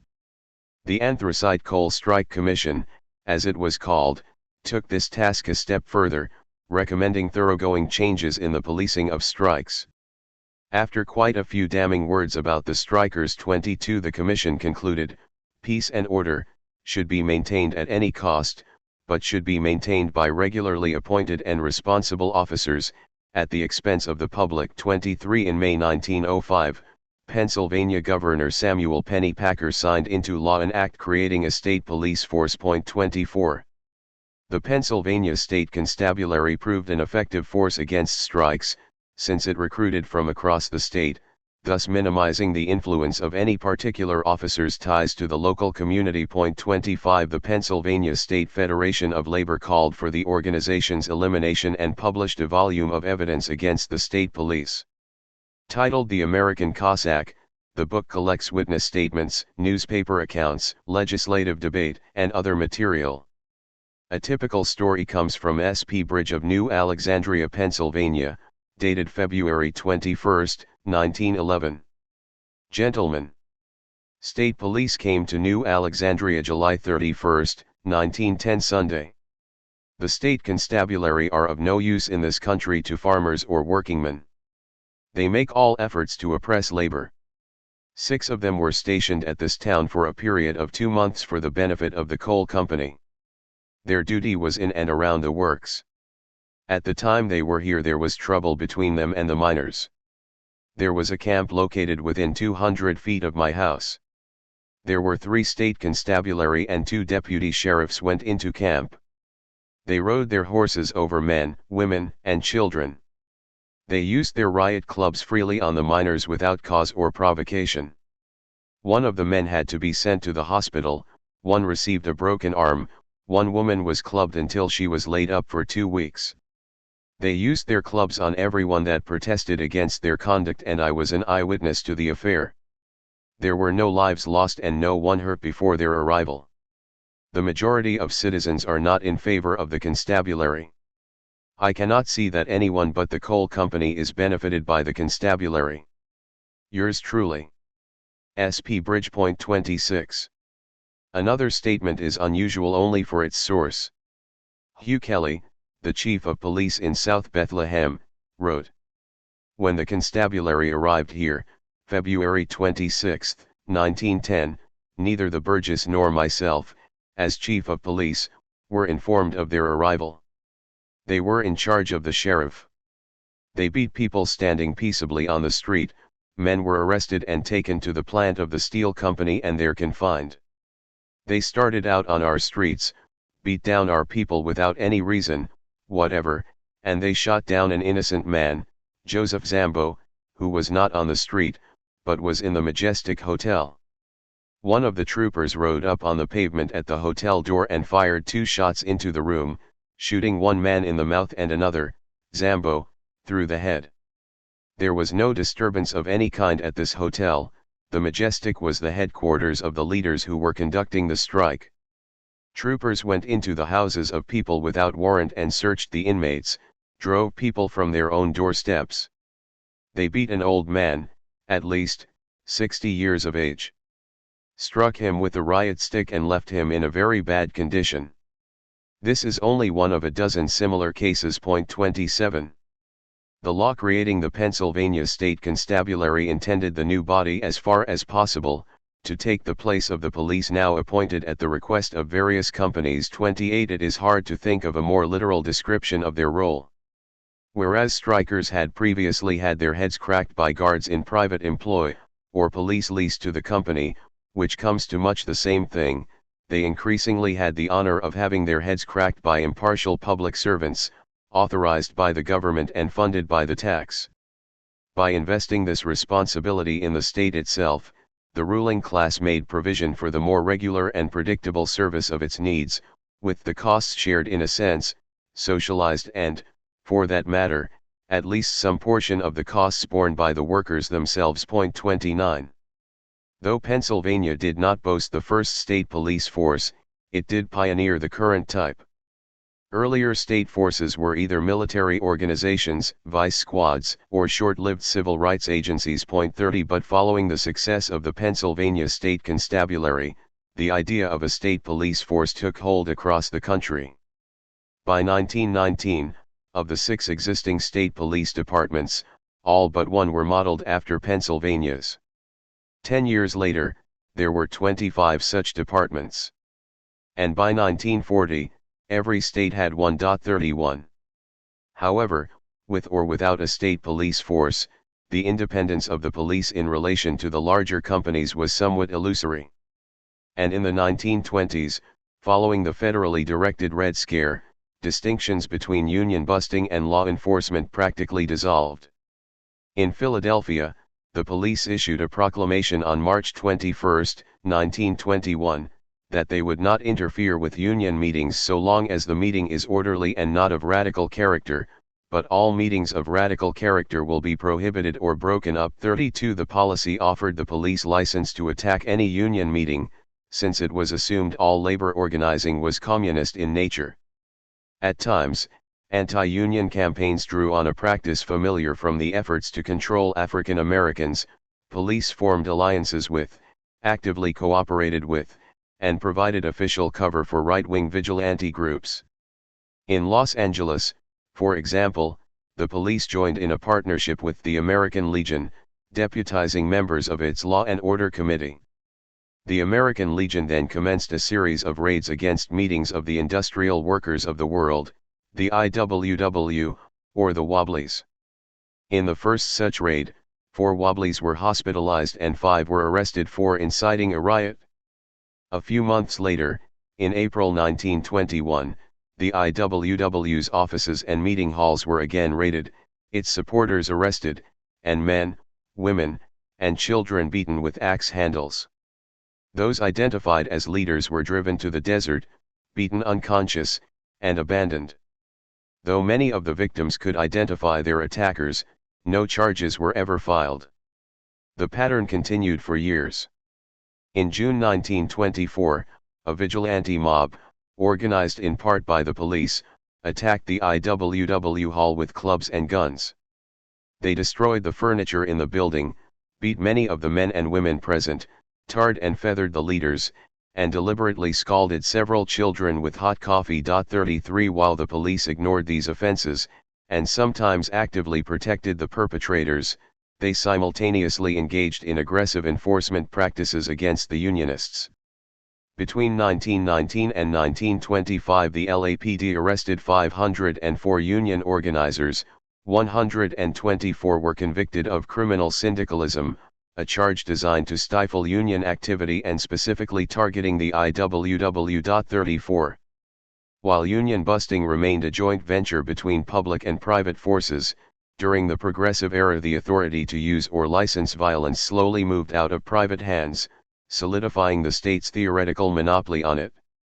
Over the coming decades, as we'll see, the balance between private security and public police, between corporate funding and government authority, would shift back and forth repeatedly according to the demands of the moment and ideological trends. Despite this continual reconfiguration, the police mission during strikes remained fairly stable, to defend the company's interests, to preserve the status quo. Where conflicts arise between workers and bosses, between the rights of one class and the interests of the other, the machinery of the law is typically used as a weapon against the workers. Even where the law is contrary to the demands of powerful corporations, the police often act not from principle or legal obligation, but according to the needs of the ruling class. This tendency shouldn't surprise us, if we remember the lengths to which the cops have gone in the defense of white supremacy, even as laws and policies have changed. 35 With class, as with race, it is the status quo that the police act to preserve and the interests of the powerful that they seek to defend, not the rule of law or public safety. The law, in fact, has been a rather weak guide for those who are meant to enforce it. To take just one of many examples, the Interchurch World Movement's Commission of Inquiry reported that during the 1919 steel strike, violations of personal rights and personal liberty were wholesale. Men were arrested without warrants, imprisoned without charges, their homes invaded without legal process. Magistrates' verdicts were rendered frankly on the basis of whether the striker would go back to work or not. 36. Thus, in a time of crisis, the pretense of law enforcement was given up in favor of naked repression and class warfare. The police, the jails, and the courts acted to serve, not the law, but the interests of business. Moments of ambivalence. 37. There have been exceptions, times when the police briefly departed from their usual role, typically because the local government's agenda conflicted with the immediate interests of the company. During a 1902 streetcar strike, the mayor of the Providence suburb Pawtucket openly sided with the striking workers, and the police did almost nothing to impede their activities. 38 During the 1919 steel strike, Cleveland Mayor Harry Davis ordered police to treat scabs as suspicious persons and run them out of town. 39 Likewise, during the 1934 Milwaukee Electric Railway and Light Company strike, Mayor Daniel Hone ordered the arrest of 150 strike breakers. 40 In grappling with the dilemmas posed by community polarization, historian James Richardson explains, the police tended to follow the lines of power and influence. If the authorities favored the workers or were at least neutral, the police remained neutral. If, on the other hand, political leaders and newspapers viewed the strikers as un-American radicals or a threat to the town's prosperity by making industry reluctant to locate there, then the police acted as agents of employers in their strike-breaking activities. 41. In general, then, such instances should be understood not as the cops siding with labor in the context of class struggle, but following the direction of their superiors in a dispute between elites.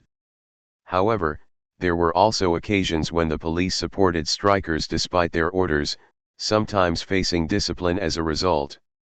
Cops refused to break strikes in Patterson, 1877, Chicago, 1894, and Cleveland, 1896.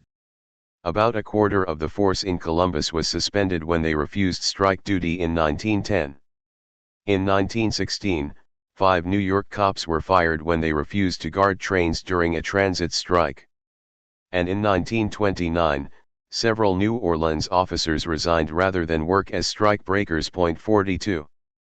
Most recently, in February 2011, when Unionists occupied the Wisconsin Capitol building and tens of thousands more filled the streets surrounding it in opposition to a bill that would strip public employees of most of their collective bargaining rights, they were joined by a small contingent of off-duty police, wearing shirts reading "Cops for Labor" and "Deputies for Democracy."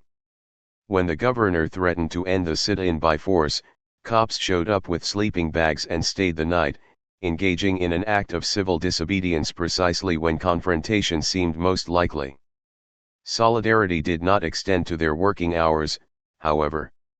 Within a few days, police cleared out the protesters and removed the barricades around the Capitol, arresting 59 people in the process. Wisconsin Law Enforcement Association Executive Board President Tracy Fuller confessed that the notion of resisting orders hasn't even come up. He said, "I'm not able to even fathom that any of those police officers would not carry out whatever orders were given." Fuller went on, "I guess that's the one ironic thing about this. I could be down there confronting my wife with the protest sign that I made. That's my job."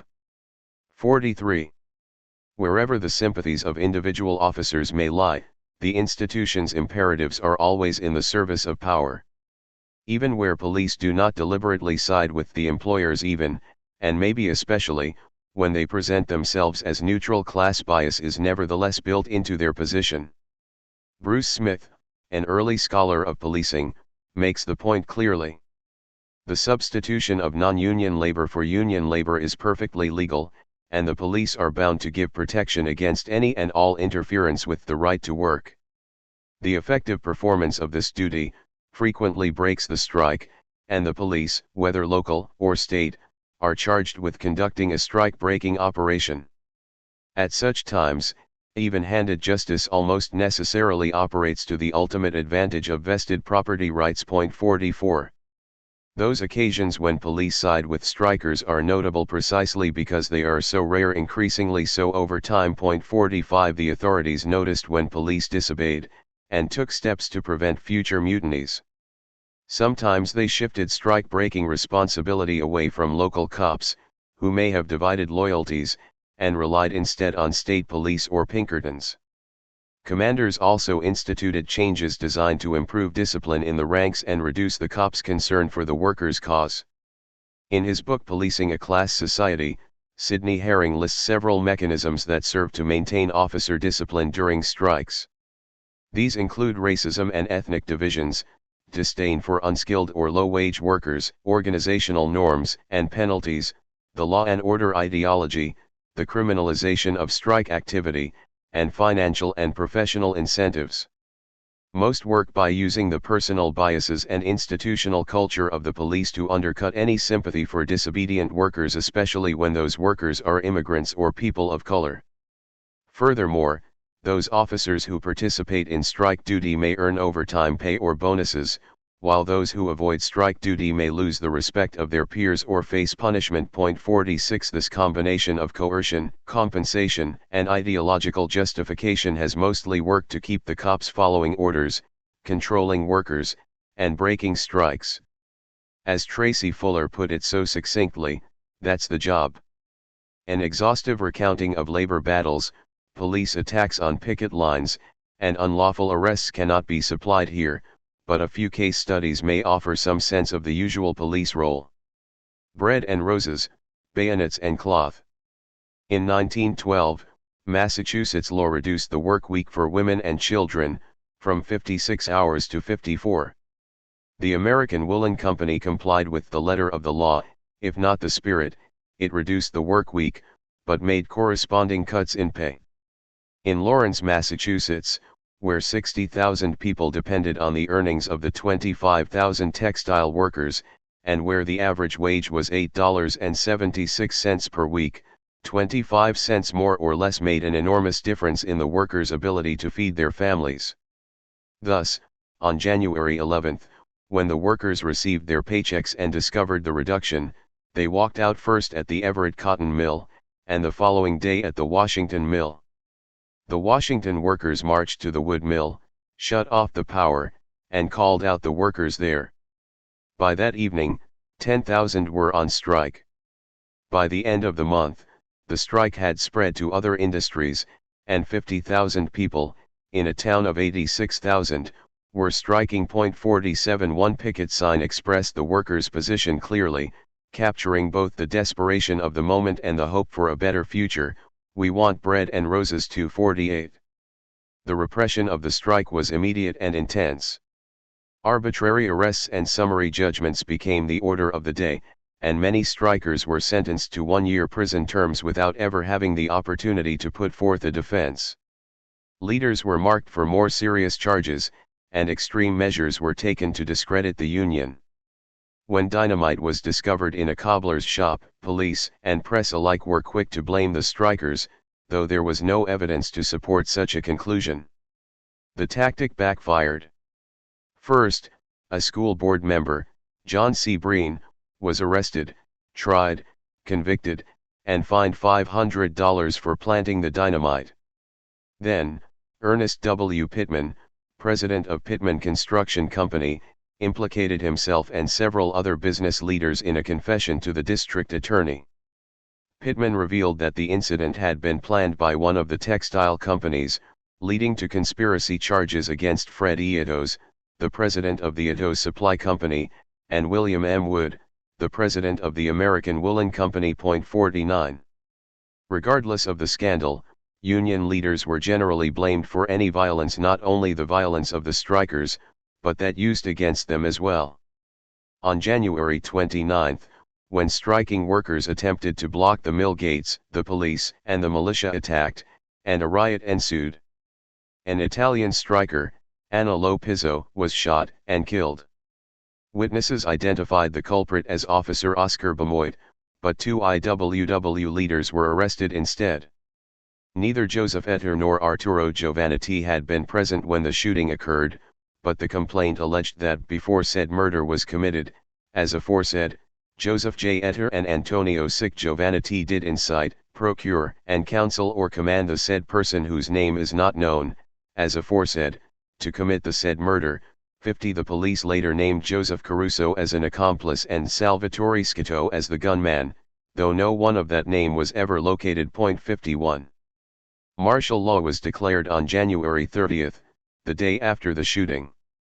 Colonel Leroy Sweetser was given charge of 12 companies of infantry, 2 cavalry troops, 50 cops from the Metropolitan Park Force, and 22 companies of militia. Citizens were forbidden to meet or talk in the streets, and Lopizzo's funeral was broken up by a cavalry charge.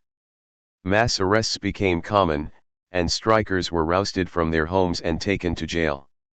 A Syrian striker, John Ramey, was stabbed with a bayonet and subsequently died. But the strike grew. The textile companies kept the looms running, but only as a kind of propaganda. They had no workers to operate them, and thus no product. 52. Joseph Etter commented from jail, "Bayonets cannot weave cloth." 53. On February 5, the Italian Socialist Federation proposed evacuating the strikers' children. Supplies could thus be saved and the children decently cared for by sympathetic families.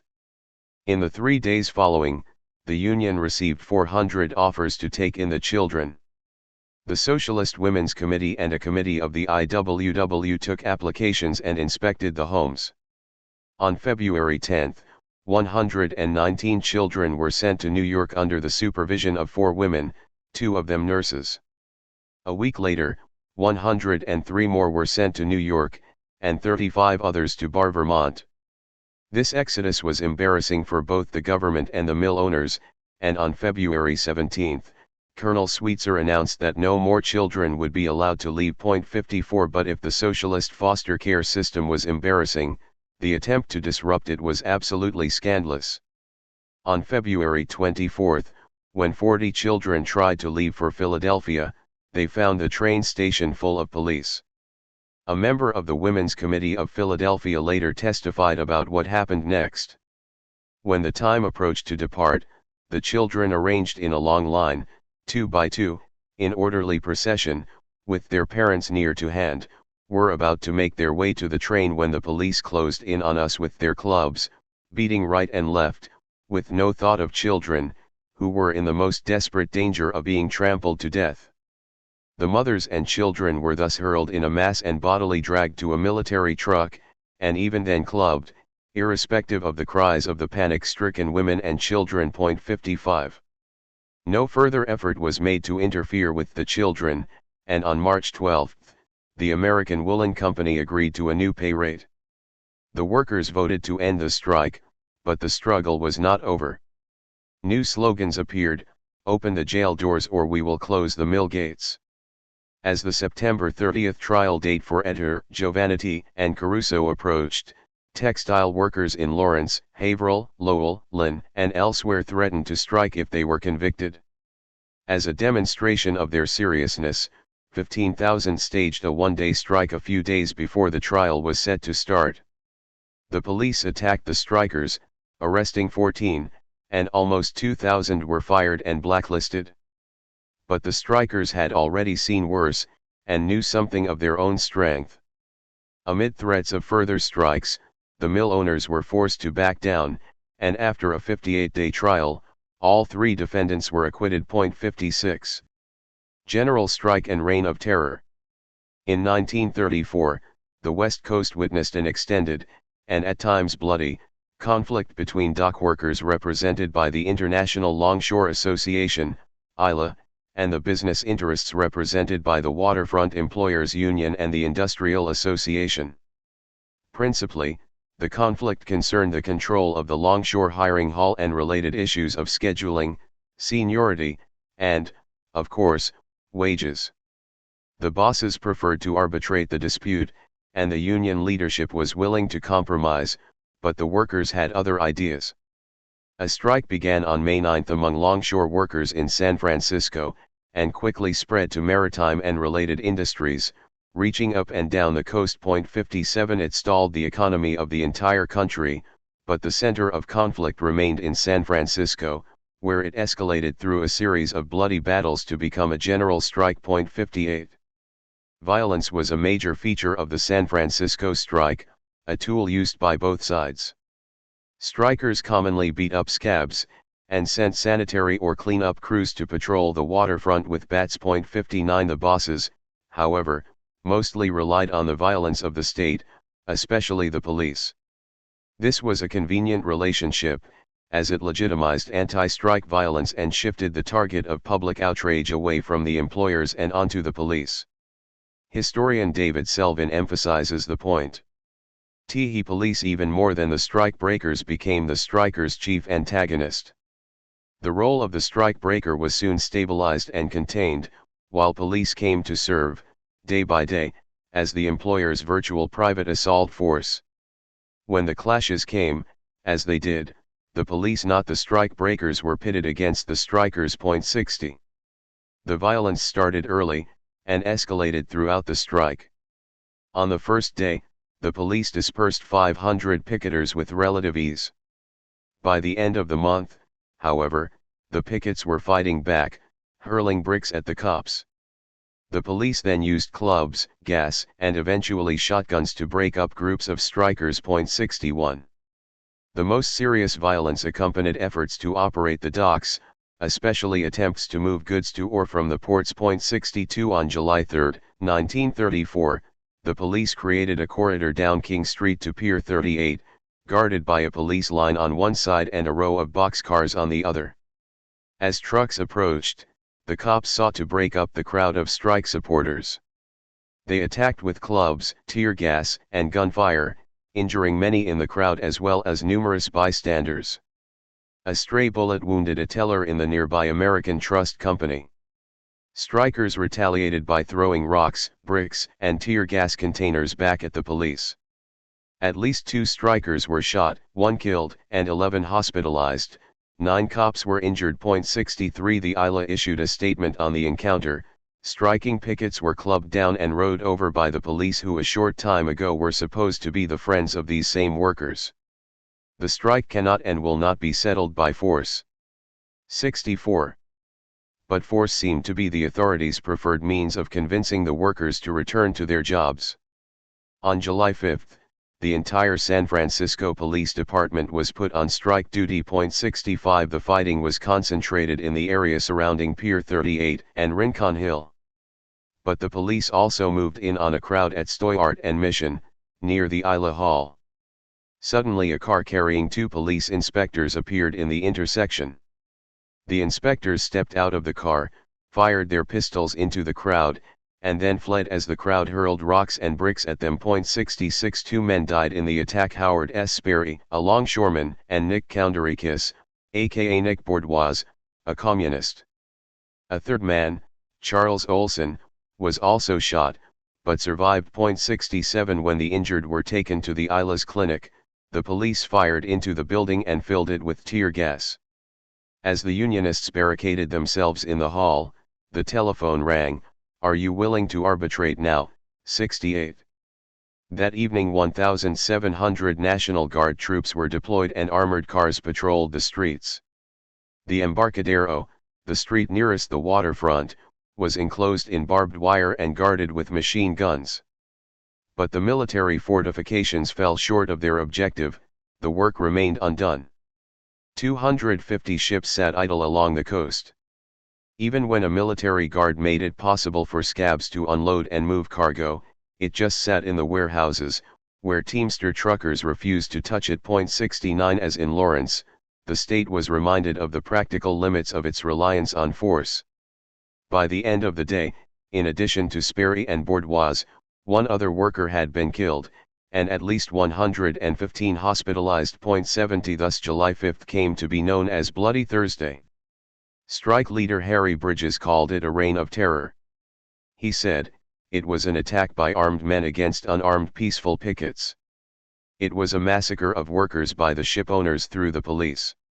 71 The next day, the corner of Stoyart and Mission was covered with flowers. Chalked on the street were the words, "2 men killed here, murdered by police." 72. 1 week later, 4,000 truck drivers walked out, marking the move toward a general strike. They were quickly joined by butchers, machinists, welders, laundry workers, culinary workers, cleaners and dyers, and boiler makers. 13 unions, representing 32,000 workers, joined the strike. The Teamsters picketed the city's southern limits, guarding the only vehicular route to the city. There they turned back and sometimes turned over non-union trucks. A strike committee issued permits for hospital supplies, food, and other necessary services, but the city could not function as usual. 73 Signs began appearing in shop windows, "Closed, out of supplies, no gas, due to the strike, closed for the duration, and closed till the boys win." 74.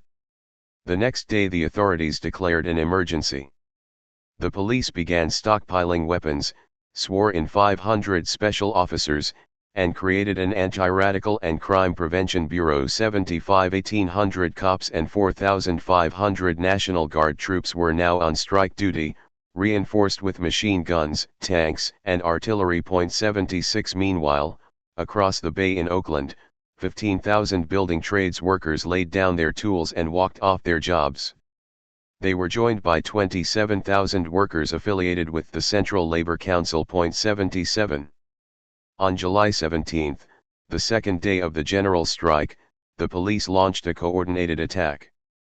That morning a group of uniformed officers and plainclothes detectives raided the Maritime Workers Industrial Union office, breaking down the door, destroying office equipment and furniture, smashing windows, seizing records, and arresting everyone present, often delivering a beating in the process. This was the first of a day-long series of similar raids, not only in San Francisco, but throughout the state.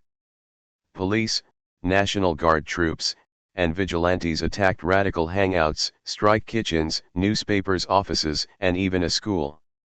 About 300 people were arrested. 78. Shortly thereafter, on July 20, the strike committee voted to end the general strike, though the longshore and maritime workers continued striking on their own. 79 The announcement was met with another wave of police raids and vigilante attacks. 80 11 days later, the last strikers returned to work. The strike had lasted 82 days and involved 30,000 dock workers. 7 were killed, hundreds were hospitalized, and thousands were treated at the Isla Clinic. There were 938 arrests in San Francisco alone. 81. In arbitration, the workers won a raise and a 30-hour week, but were only granted partial control of the hiring hall, falling short of their most important demand. 82 The strike delivered real gains, but not the decisive victory the workers wanted. In this case, they proved unwilling to accept even a partial defeat, and the class war shifted from a campaign of massive, often deadly, battles to one of quick, bloodless, guerrilla attacks. Both the longshore and the ship workers immediately instigated a series of on-the-job actions against unfair and dangerous conditions. 83 The small-scale strike quickly became the workers' most powerful weapon. Between January 1, 1937, and August 1, 1938, the West Coast docks were the site of 350 strikes, mostly brief and localized quickies. 84. Bought and paid for. From the past 2 decades, the most famous example of police-managed union busting is probably that of the Detroit newspaper strike, and later, lockout. In July 1995, when 2,600 employees of the Detroit News and the Detroit Free Press went on strike, the newspapers, together, the Detroit news agency, responded by hiring 2,000 private security guards supplied by Vance International, and by giving money to police in the suburb of Sterling Heights, where the paper's production plants are located. Police initially confiscated clubs and other weapons from Vance guards, but after the Detroit news agency's first donation, a sum of $115,921, the cops' attitudes changed. 85 Police ignored harassment and violence on the part of the guards even when several Vance agents beat a striker so severely they split his skull. 86 Meanwhile, Union sympathizers were arrested for even minor infractions, such as blowing the horns of their cars to show support for the strike. 87 The cops also perpetrated their own violence against the workers. Most notoriously, on August 19, 1995, a picketer named Frank Brabinick was beaten by the Sterling Heights police. A widely published photograph showed a uniformed officer dragging Brabinick along the ground while a plainclothes cop later identified as Lieutenant Jack Severance kicked him. 88 A couple weeks later, on Saturday, September 2, the police attacked picket lines with pepper spray. The unions happened to be holding a rally nearby, and 4,000 supporters rushed to the site of the conflict. The cops called for reinforcements from 22 police agencies, and a 16-hour standoff ensued, during which time trucks could not enter or leave the plant. 2 days later, on Labor Day, a smaller crowd fought with the security guards. 89 Those first few weeks set the tone for the next 5.5 years, until December 2001, when the unions finally gave in. Only a third of the striking workers were rehired at lower wages, of course. 90 It is hard to know how much of the blame for this defeat really falls to the police, especially given the poor planning of the unions, media hostility, and court orders limiting the number of strikers on picket lines. But it is easy to see what the cooperation of the police was worth to the Detroit news agency. During the course of the strike, the company donated nearly $1 million to the Sterling Heights police. Police violence escalated accordingly, and crowds took to chanting "bought and paid for" when the cops arrived. 91 Mayor Dennis Archer explained that riot police helped to preserve a good business climate. 92 Policing the abattoir.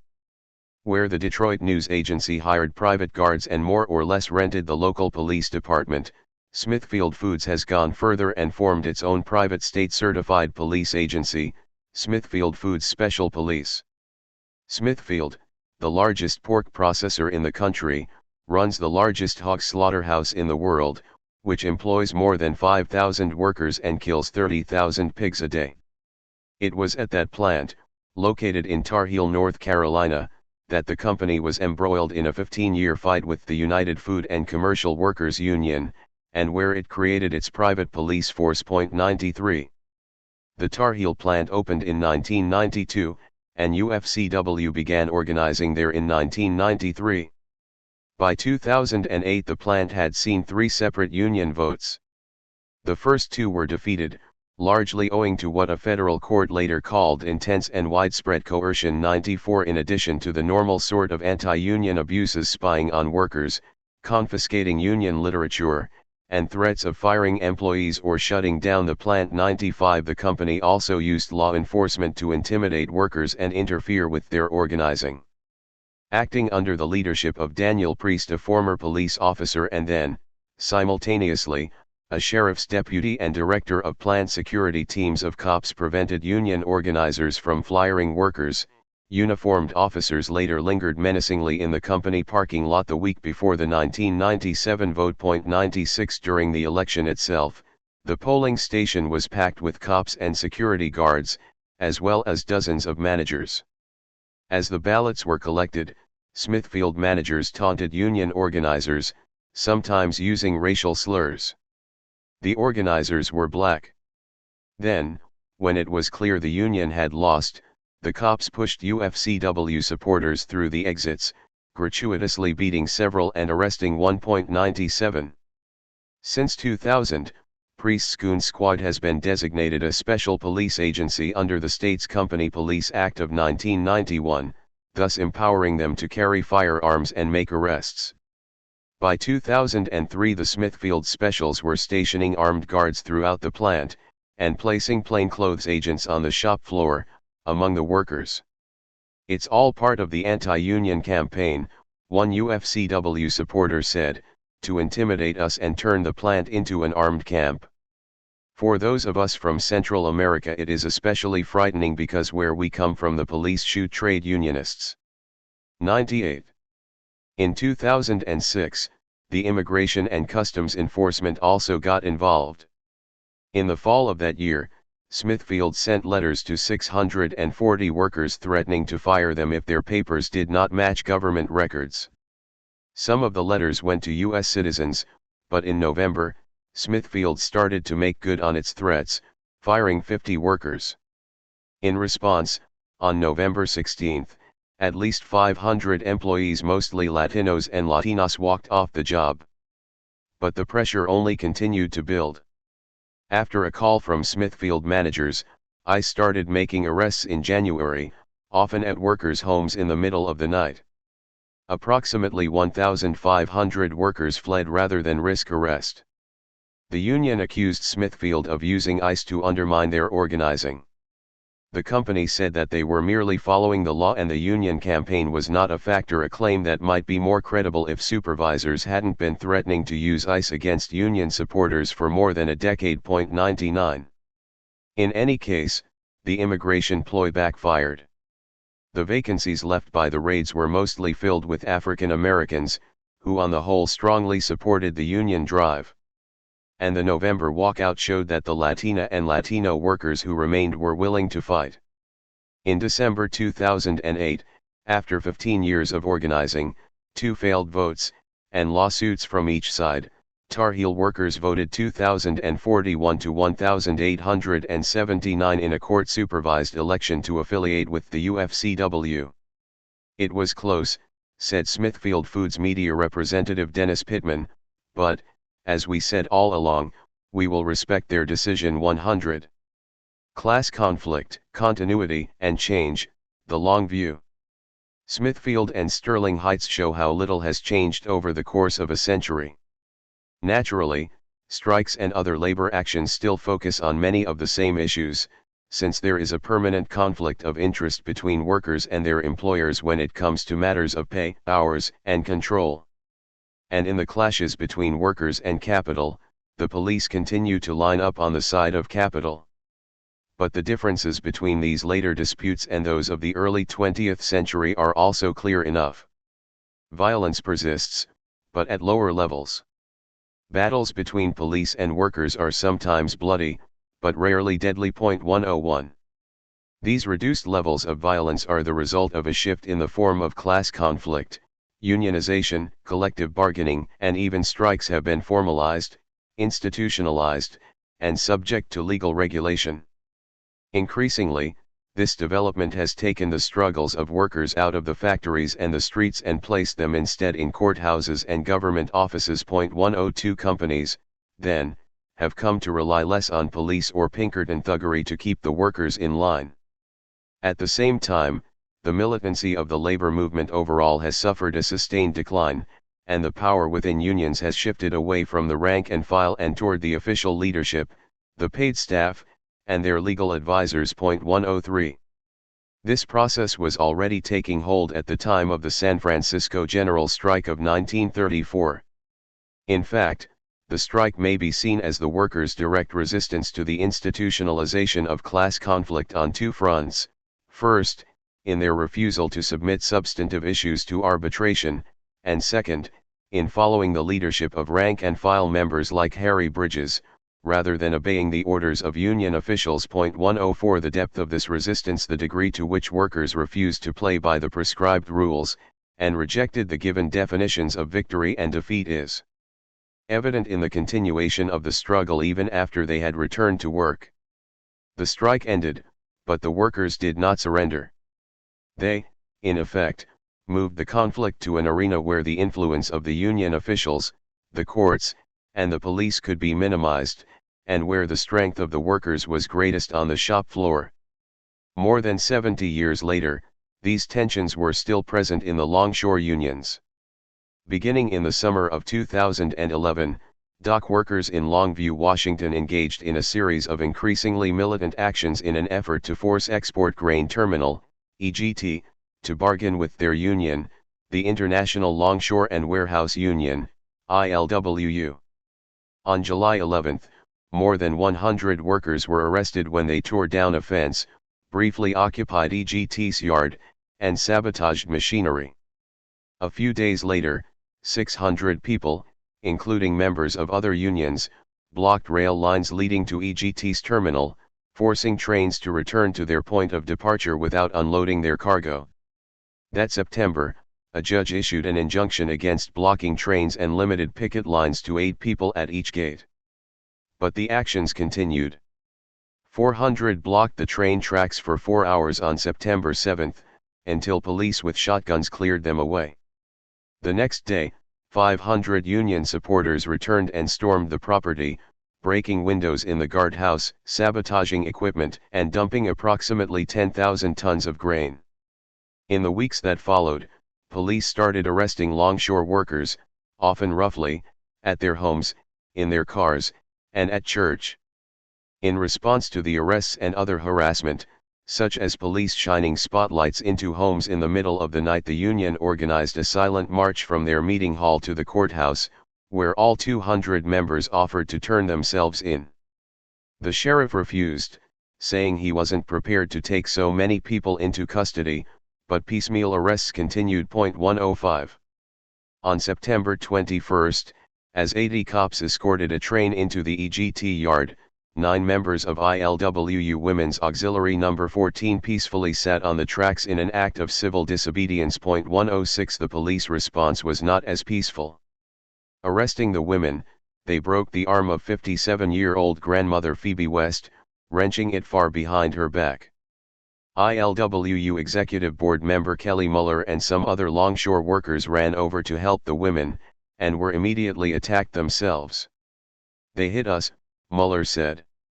"They didn't even give us a warning. Here comes 4 or 5 cops. They take us to the ground and are on my back. I hit my head on the railroad track." Other witnesses confirmed that, while Muller was on the ground, the cops kicked him, cuffed him, and then got out their pepper spray. "The cops pried both my eyes open," he recalls. "They spray into my face and into my mouth while I'm handcuffed." 107. "We have a city government here," Local 21 President Dan Kaufman observed, "that's basically EGT's security force." 108.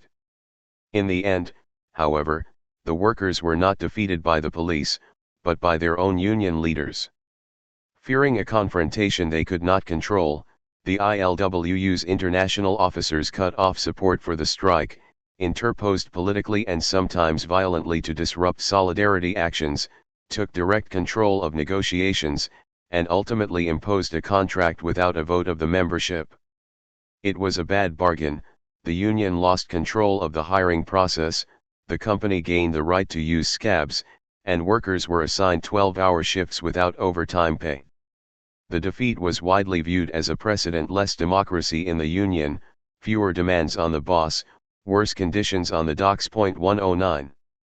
The institutionalization of class conflict has changed unions and strikes. Certainly, it has also changed the means of controlling the working class, and the role of the police in particular.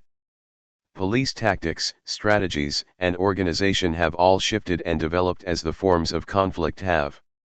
All the while, the basic aims of policing control of the powerless, defense of the powerful have remained essentially the same.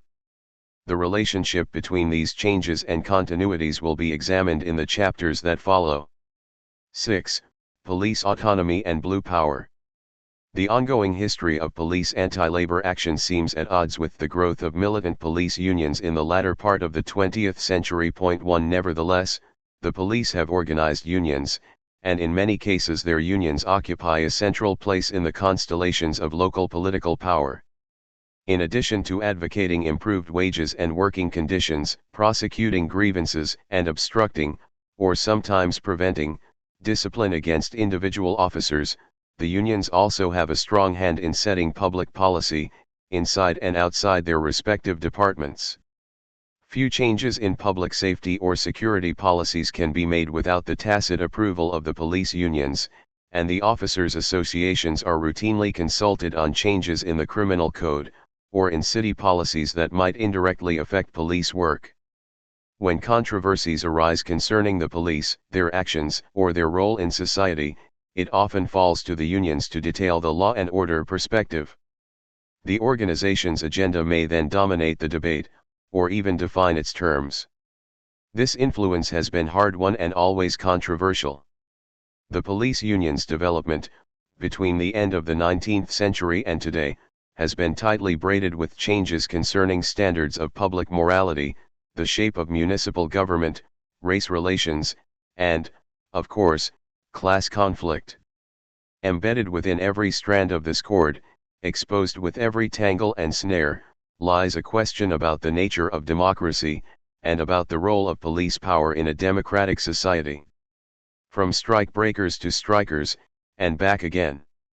Beginning in the late 19th century, police in many cities belonged to social organizations, called either Patrolmen's Benevolent Associations, PBAs, or Fraternal Orders of Police, FOPs.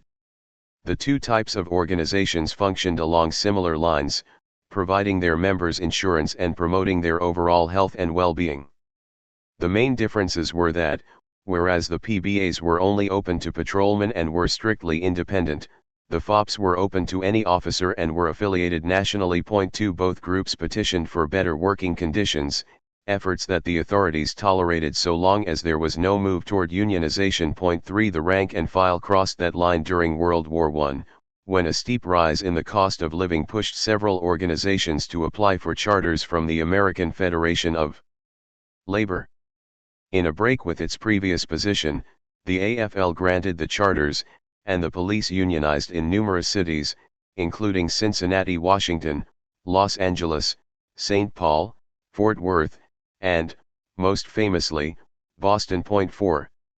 Unhappy with long hours, low pay, favoritism, and the sorry condition of their station houses, on August 15, 1919, members of the existing police association, the Boston Social Club, voted to affiliate with the AFL. 5 They thus created the Boston Police Union No. 16 of the American Federation of Labor. 6 Less than a month later, on September 8, Police Commissioner Edwin Upton Curtis responded by suspending 19 union supporters.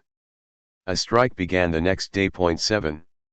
Approximately 3/4 of the Boston Police Department joined the strike, creating a politically uncomfortable situation made worse by rampant crime and widespread disorder. 8 Almost immediately, small crowds gathered around craps games on the Boston Common. By the evening of September 9, the disorder had escalated to the point of looting. Rioters overturned parked cars, and numerous gang rapes were reported. Some rowdies took the opportunity to settle scores with striking police. Crowds gathered at station houses and pelted the strikers with mud, rocks, bottles, and rotten fruit as they left the building. A South Boston Vigilance Committee was formed and tried to keep order, but its volunteers were savagely beaten. 9. The rioting ended when 3,000 State Guard troops, scab police, and a Provost Navy Guard unit broke up the crowds. The State Guard killed 3 people in the process, including one bystander and one person who was fleeing.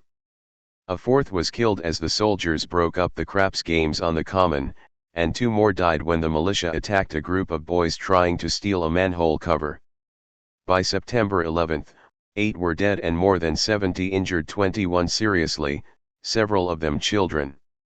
More than $300,000 in property had been damaged or stolen. On September 12, the striking patrolmen voted unanimously to end the strike if only their suspended colleagues would be reinstated. Instead, Curtis fired all the striking police. 10 The State Guard patrolled until December 12.11.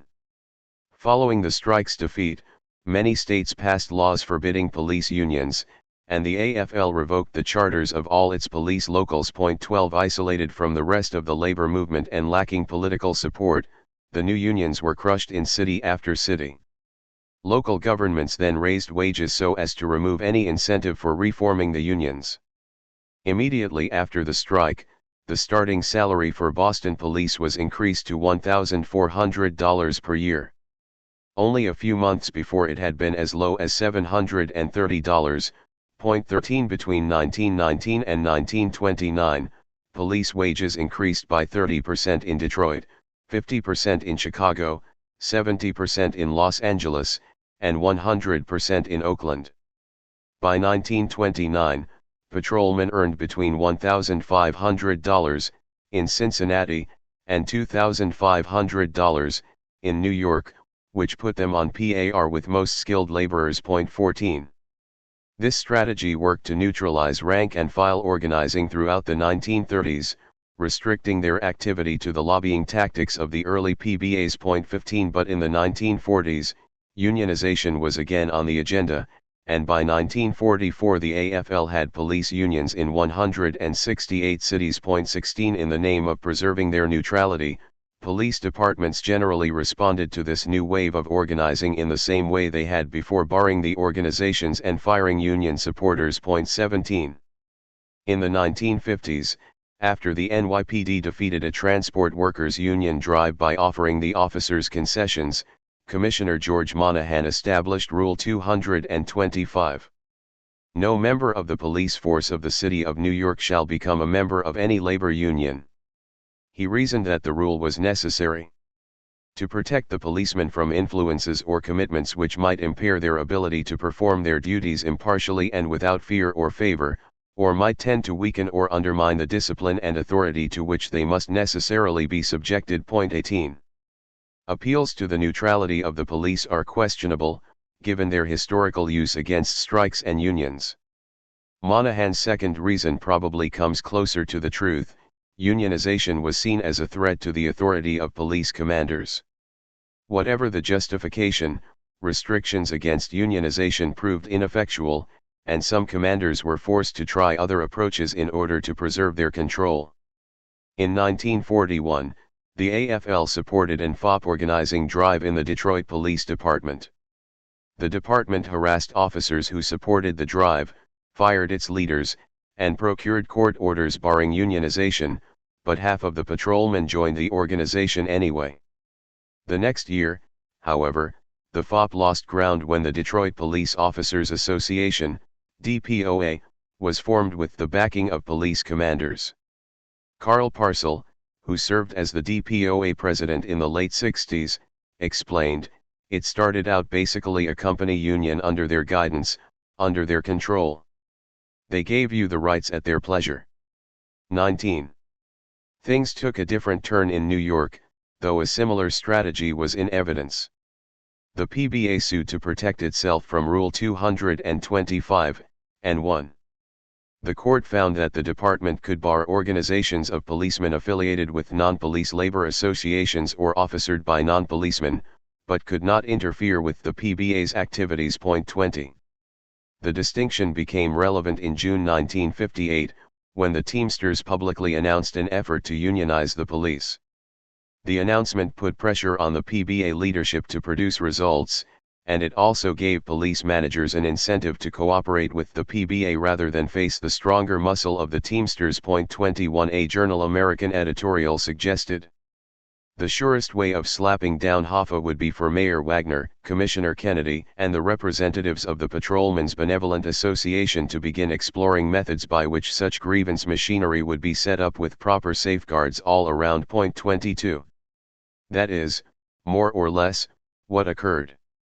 After the Teamsters drive was defeated, PBA President John Cassese set about winning gains for his organization's members. By 1961, lobbying, lawsuits, and job actions, including ticket speed UPS and slowdowns, had won the PBA a dues checkoff, protections against management retaliation, and a formal grievance system. 2 years later, Mayor Robert Wagner, whose father had authored the National Labor Relations Act, extended collective bargaining rights to police officers, and the PBA won better wages and retirement benefits as a result.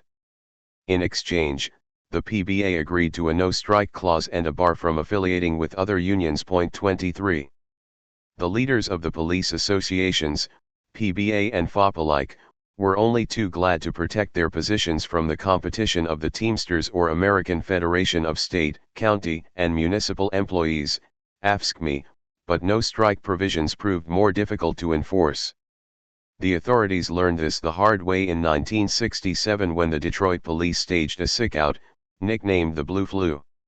A year later, the Newark police did the same, and the Chicago cops threatened their own Blue Flu epidemic. 24 In 1969, the Atlanta FOP organized Operation No Case, in which the police issued fewer tickets and overlooked minor offenses. 25 The next year, Atlanta officers repeated the tactic without union approval, initiating a 10-week slowdown. 26 The trend continued throughout the 70s, with strikes in Baltimore, Cleveland, Memphis, and New Orleans. 27 When faced with a walkout or slowdown, the authorities usually decided that the pragmatic need to get the cops back to work trumped the city government's long-term interest in diminishing the rank and file's power. 28 The Detroit sickout provides an interesting illustration of the forces at work in these conflicts. The action began on May 16, 1967, with a ticket slowdown. The police continued to pull over speeding motorists, thus technically enforcing the law, but they issued warnings rather than citations. 29 Overnight the number of traffic tickets dropped to one-half its previous level. Between May 16 and June 14, the number of tickets was down 66.9% compared to the previous 30 days, and 71.5% relative to the same period a year before. It's estimated that the effort cost the city about $15,000 each day. On June 6, the DPOA escalated the conflict when its members voted to stop volunteering for overtime. The following week, police commanders responded to the disruption by suspending 61 officers. Then, on June 15, 323 cops called in sick. 30 DPOA President Carl Parcell denied that the action constituted a strike, but said, "Policemen for the first time are joining the labor movement. They are beginning to think and act like a trade union." The city filed a lawsuit against the DPOA, instituted emergency 12-hour shifts, and alerted the National Guard. The strike not only continued, but grew. On June 17, 800 of the city's 2,700 officers were absent. Of these, 170 had been suspended, 459 were sick, and 15 cited family emergencies. As the conflict escalated, each side grew increasingly eager to find a resolution, and on June 20, a tentative agreement was reached. The next day, the police returned to work. 31 The proposed agreement granted the DPOA changes in policy and discipline, and established a grievance procedure, but it was not at all clear that the fight was over, or which side would prevail. All non-economic issues were settled, but there was still the matter of wages, and the deal had to be approved by the city council. 32 The tension persisted. Commanders had only a tenuous grasp on the loyalties of their subordinates. But then a funny thing happened: the Detroit riot of 1967. With the black community in open revolt, the cops, the city government, and local elites very quickly rediscovered their previous affinity. In bringing the labor dispute to a close, the specially appointed Detroit Police Dispute Panel noted, far more than the interests of the police officers themselves is involved. As has become obvious in recent months, the police force is the first line of defense against civil disorder. 33 The cops got their raises. 34 In contrast to the defeated strike of 1919, the labor skirmishes of the 1960s and 1970s solidified the positions of the police associations and had the somewhat paradoxical effect of buttressing the top-to-bottom unity of the departments. The unions asserted increasing levels of influence over departmental policy, and the police management used the unions to win rank-and-file cooperation. 35 Such management-union partnerships reinforced the institution's cohesion, allowed disparate parts of the organization to develop a community of interests, and provided a means for settling disputes and resolving grievances. But they retained traditional taboos against autonomous rank-and-file action and meaningful expressions of solidarity with other labor organizations. 36 Whereas the Boston strike had been ignominiously defeated, the Detroit strike was resolved in a way that strengthened both the department and the union. Clearly, a lot had changed during the intervening half-century. The relevant differences were not limited to shifts in policing and labor organizing, but also concerned the overall character and function of municipal government. The death of the machines. During the early 20th century, police departments were subject to a battery of reforms, changing the institution's structure, aims, and personnel. These changes were not motivated by concerns about racism or brutality so much as they constituted one part of the progressive movement's general effort to reinvent urban government. It is not hard to see why reform was needed. Under political machines, there was little to distinguish an official's personal attachments, interests, loyalties, and obligations from the duties, responsibilities, powers, and benefits of his office. Authority rested as much in the informal and decentralized ward networks as in the government itself or the offices of the various municipal departments. Positions were filled strictly along partisan lines or as personal favors, there was no pretense of professionalism or impartiality. Discipline was lax, corruption was sanctified, and bribery was a major source of income at every level of the hierarchy. In this context, it was the job of the police to protect illicit businesses, extort money from honest citizens, rig elections, and otherwise enforce the will of neighborhood bosses. So long as they were successful in these central tasks, it made little difference to the machine bosses whether the cops engaged in petty crime, neglected their legal duties, were rude in their encounters with the public, or used violence unnecessarily. 37. As a result, police legitimacy was sorely lacking. This problem was aggravated by a long series of scandals implicating departments around the country in organized crime and other types of corruption. For example, at the turn of the century, Los Angeles Mayor Arthur Harper, Police Chief Charles Sebastian, and a local pimp formed a syndicate in order to monopolize prostitution in the city. The police were used to suppress competition and protect the syndicate's operations. In 1912, Herman Rosenthal, a professional gambler, accused the New York City police of protecting gambling houses. He was murdered on his way to meet with the district attorney.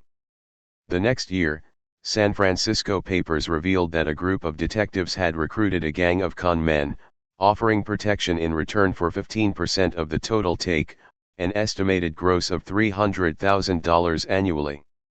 And during Prohibition, dozens of Cincinnati cops sold confiscated liquor and offered protection to bootleggers in return for a share of the profits. 38 Such scandals largely discredited the police departments and the machines to which they were attached. 39 The progressive agenda offered a map toward legitimacy. Seeking to replace the machine system, progressive reformers looked to business and the military for organizational models.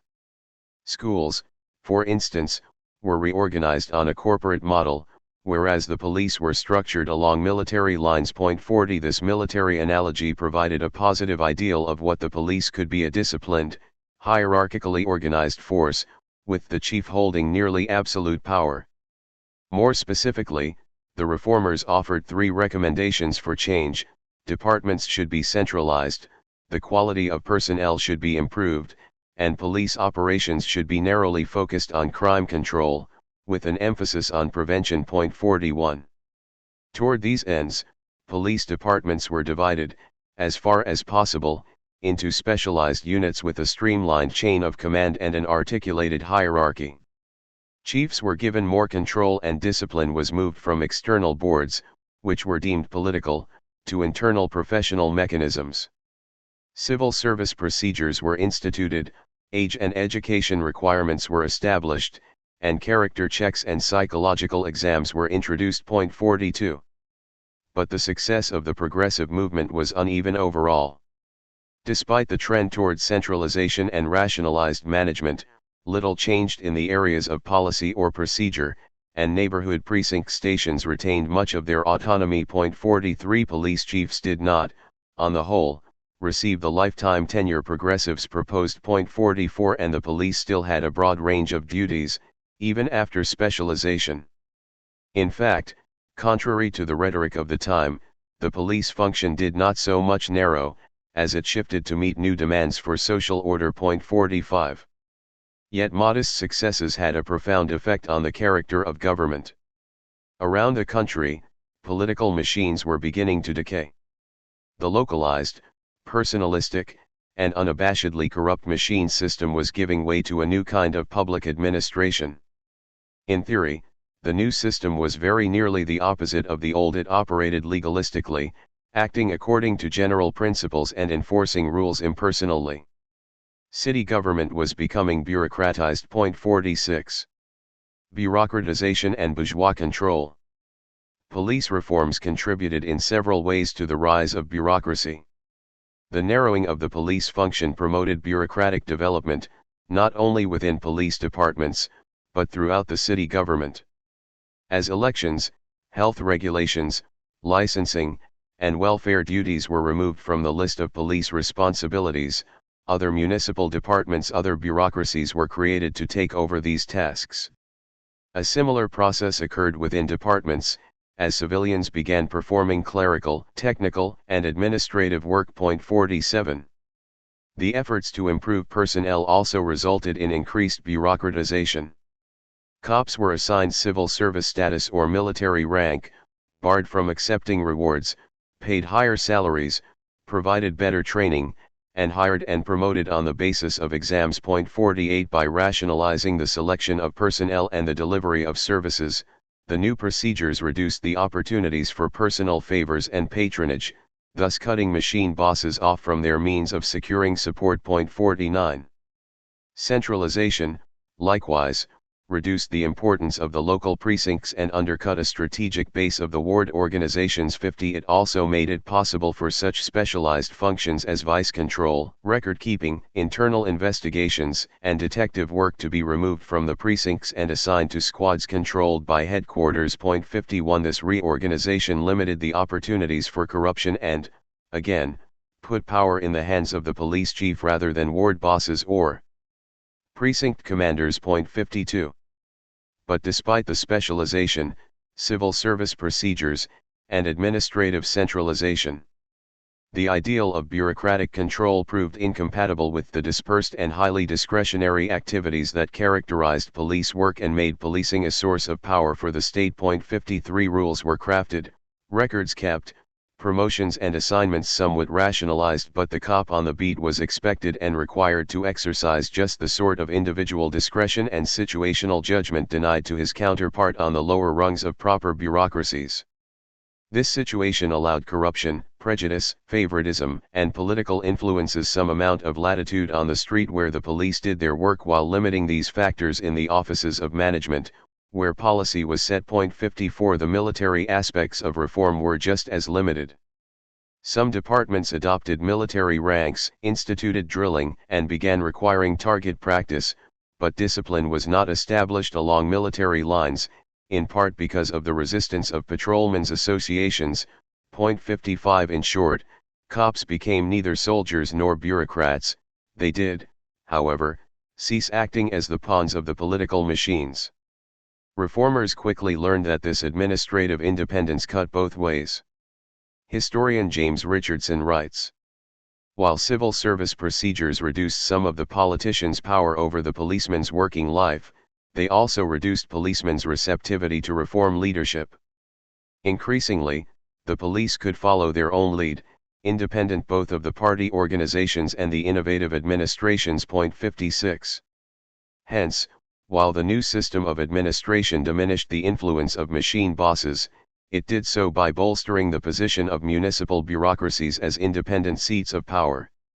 While sometimes frustrating reformers, this arrangement was not wholly disadvantageous for the city administrators, mayors, and politicians, as it let them disavow the police department's excesses without needing to do anything to stop them.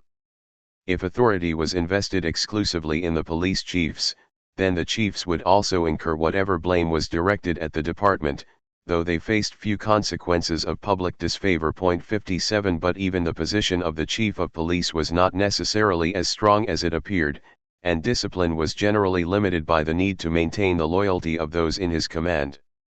Egon Bittner observes, It is exceedingly rare that a ranking police officer can take positive charge of police action, and even in the cases where this is possible, his power to determine the course of action is limited to giving the most general kinds of directions. But like all superiors, police superiors do depend on the goodwill of the subordinates.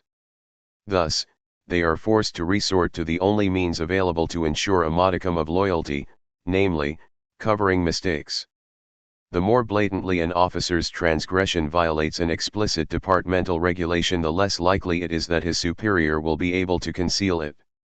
Therefore, to be helpful, as they must try to be, superiors must confine themselves to whitewashing bad practices involving relatively unregulated conduct, that is, those dealings with citizens that lead up to arrests. 58. The protection that the individual policeman once received from his political patron now came from his superior officers. In a formal sense, the police faced more discipline, while in practice they continued to engage the public or certain parts of it according to their own judgment.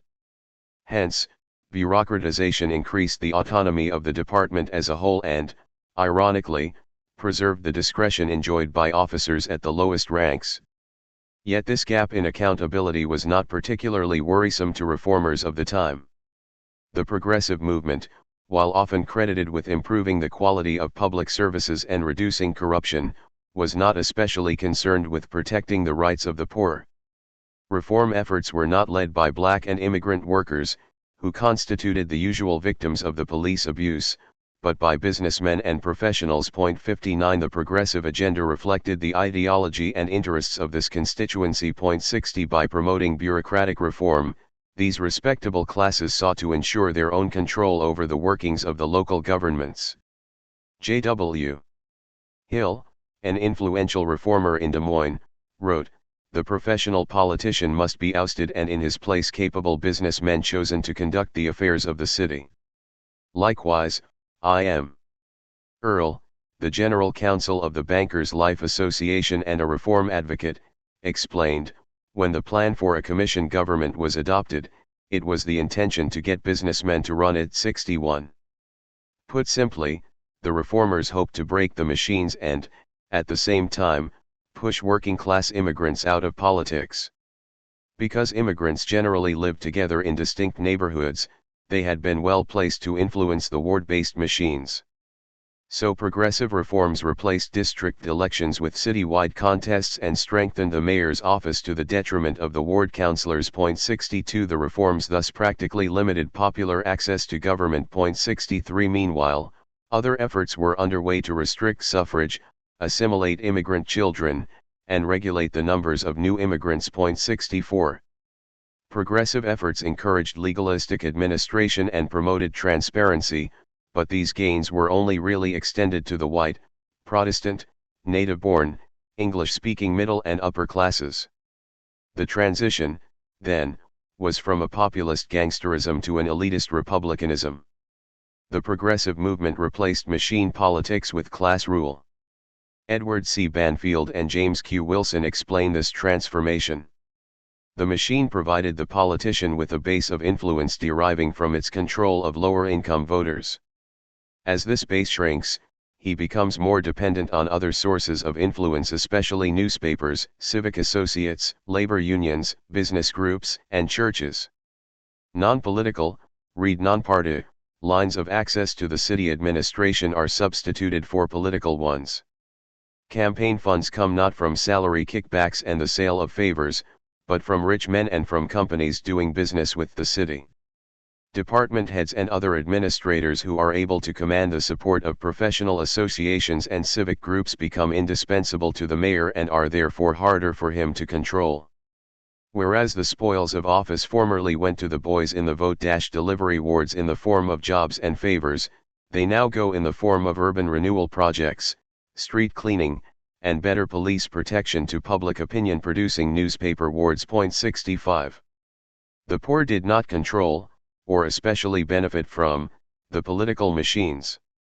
But the machines required their participation and offered them something in return. The emerging bureaucracies of the progressive era, in contrast, were designed to limit their participation. The poor did not control these either, and the new system offered them terribly little. Machine rule was replaced with the more subtle power of the capitalist class. Where local government had been administered according to strictly material incentives, it was now guided by administrative norms and the formal rules of bureaucracy, backed with the moral standards and political ideology of the Protestant bourgeoisie. This victory was ironic, in a sense, because progressive rhetoric centered on taking the police out of politics, and conversely, taking the politics out of policing.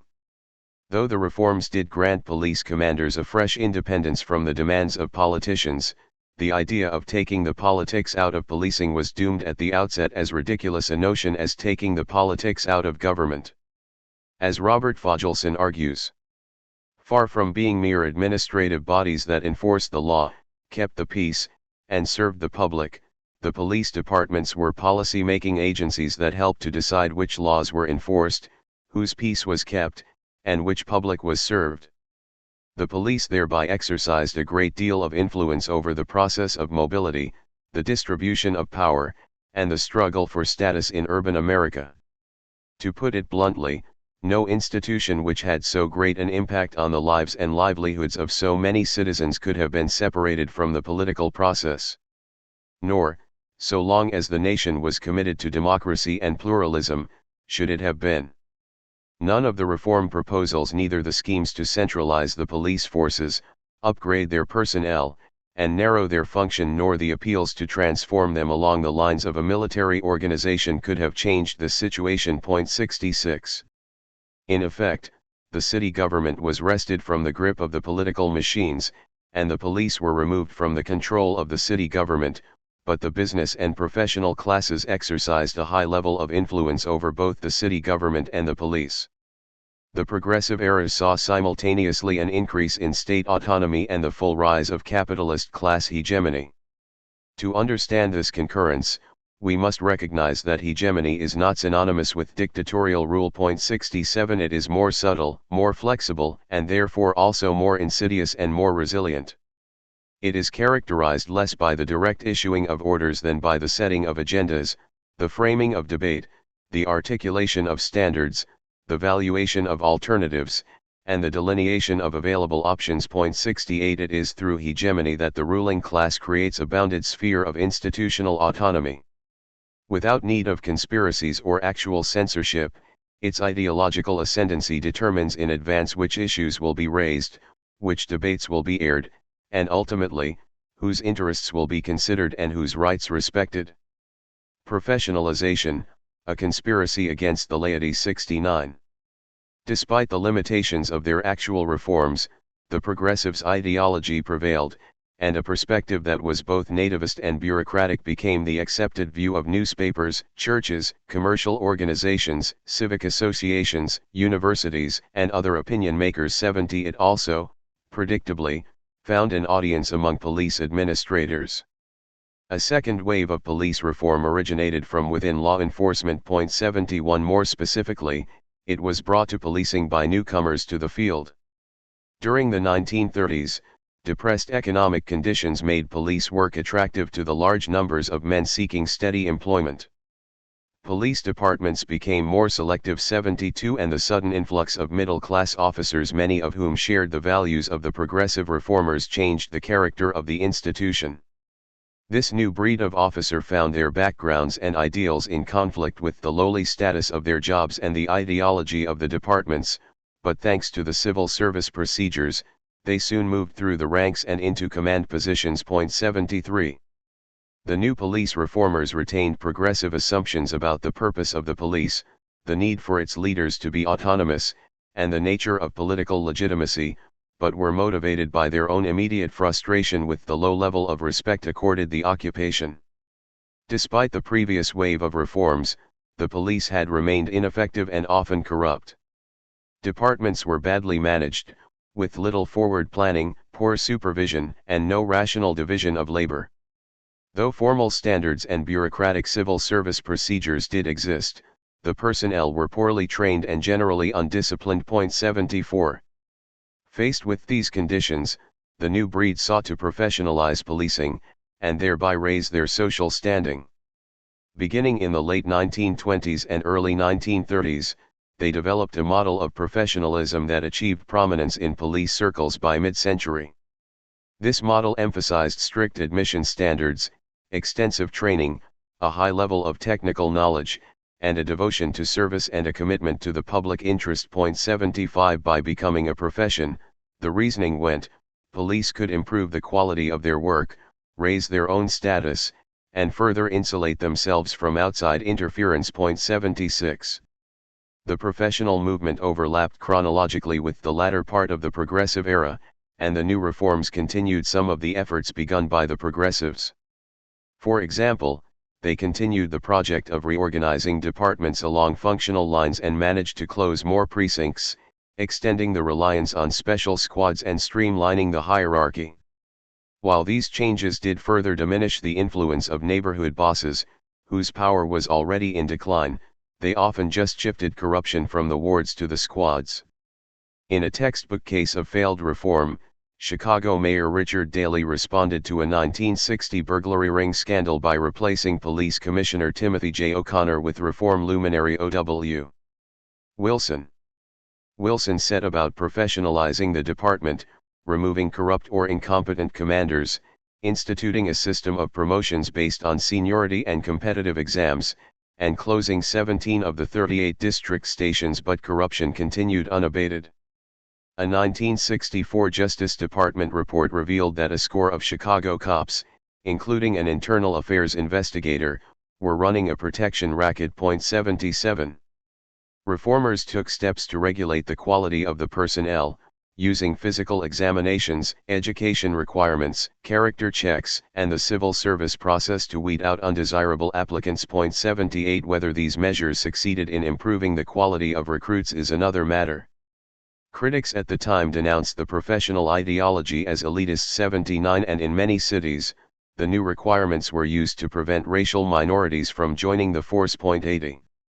The reform commanders seemed to want to fill departments with recruits whose backgrounds and values resembled their own, but the practical consequences of these changes were not what their advocates had intended. When the economy recovered from the Depression, the professionalized departments had trouble attracting and keeping recruits. The pay had not kept pace with that of other occupations, prestige was still lacking, and new officers could only enter the department at the lowest level. 81 Since the best cops did not always advance through the ranks, and the worst were seldom removed, stagnation set in. The quality of leadership suffered, and the police became increasingly isolated. 82. Compared to the progressives, the advocates of professionalization had more success in instituting their prescribed reforms, but they did no better in achieving their ultimate aims. The status of the police did not come to equal that of doctors and lawyers, and the departments were only mildly cleaner than before. The main effect of professionalization was to increase police autonomy. And professionalization, like bureaucratization, not only institutionalized that autonomy, but helped to legitimize it. 83 The discourse surrounding professionalization encouraged institutional problems to be thought of in technical terms, and thus referred to the experts, the police. Issues of accountability and oversight were thus framed as professional matters with which the uninitiated should not be trusted to interfere. The move toward professionalization embodied both a continuation of and a reaction against the bureaucratization of policing. The advocates of professionalization, usually police administrators, envisioned their project as an extension of the bureaucratic reforms, with an increased emphasis on the quality of recruits and higher public esteem for the occupation. 84 The rank-and-file officer, on the other hand, had a very different notion of what professionalization implied. The professionally minded patrolman, James Richardson explains, wants to act according to his evaluation of the situation and not according to some bureaucratic directive. 85 Professionalization very clearly promoted police autonomy, but it was deeply ambivalent about what this meant for the management of departments. Did professionalization only require the autonomy of the institution relative to the civilian authorities, or did it also demand the autonomy of the patrolman relative to departmental control? In practice, the second followed from the first, as commanders sought to protect themselves from criticism. Rather than exposing abuses and disciplining the officers, internal affairs investigators and unit commanders took their task as the defense of the department as a whole, and especially of the officers under their command. 86 Professionalization, again like the earlier reform effort, continued to put supervisors in the position of covering for their subordinates. 87. At the same time as the professional police were asserting a new independence, they also adopted strategies that increased their presence in the lives of the urban poor and people of color. The professional model encouraged police leaders to take seriously the elusive goal of preventing crime. Making the most of the new squad structure, the police sought to reduce the opportunity for crime, experimenting with vehicular patrols, saturation tactics, and high-discretion techniques like stop and search or field interrogation.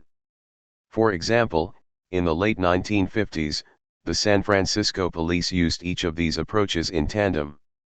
Chief Thomas Cahill created an S squad, S standing for saturation, to be deployed in high-crime areas, with instructions to stop, question, and search suspicious characters. During its first year, the S squad stopped 20,000 people, filed 11,000 reports, and made 1,000 arrests. Most of those they stopped were black and or young people. 88 The preventive aims of the professionals led the police to intervene in situations that they would have previously ignored, or which were not even, legally speaking, criminal matters. This new, more intensive scrutiny promoted a generalized distrust on both sides, as police grew ever more suspicious of the public, and the public, especially the black community, grew increasingly resentful of the police. 89 As we have seen, this antipathy bore bitter fruit in the years that followed. Unionization and blue power.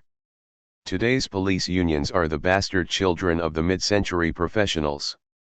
Though earlier union efforts had met with little success, the fissures and contradictions of the professional agenda helped create conditions that made unionization possible. While the rhetoric of professionalization lent legitimacy to demands for higher pay and greater autonomy, the prescriptions of the reformers alienated the regular officers and produced additional strife with the public. This situation created new tensions within police departments and brought the idea of unionization back to the fore.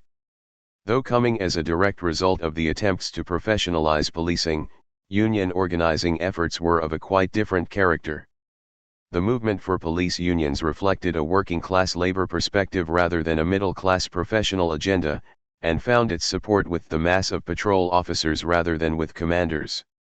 The International Association of Chiefs of Police recognized this difference as crucial, and described unionization as sounding the death knell of professionalization. 90.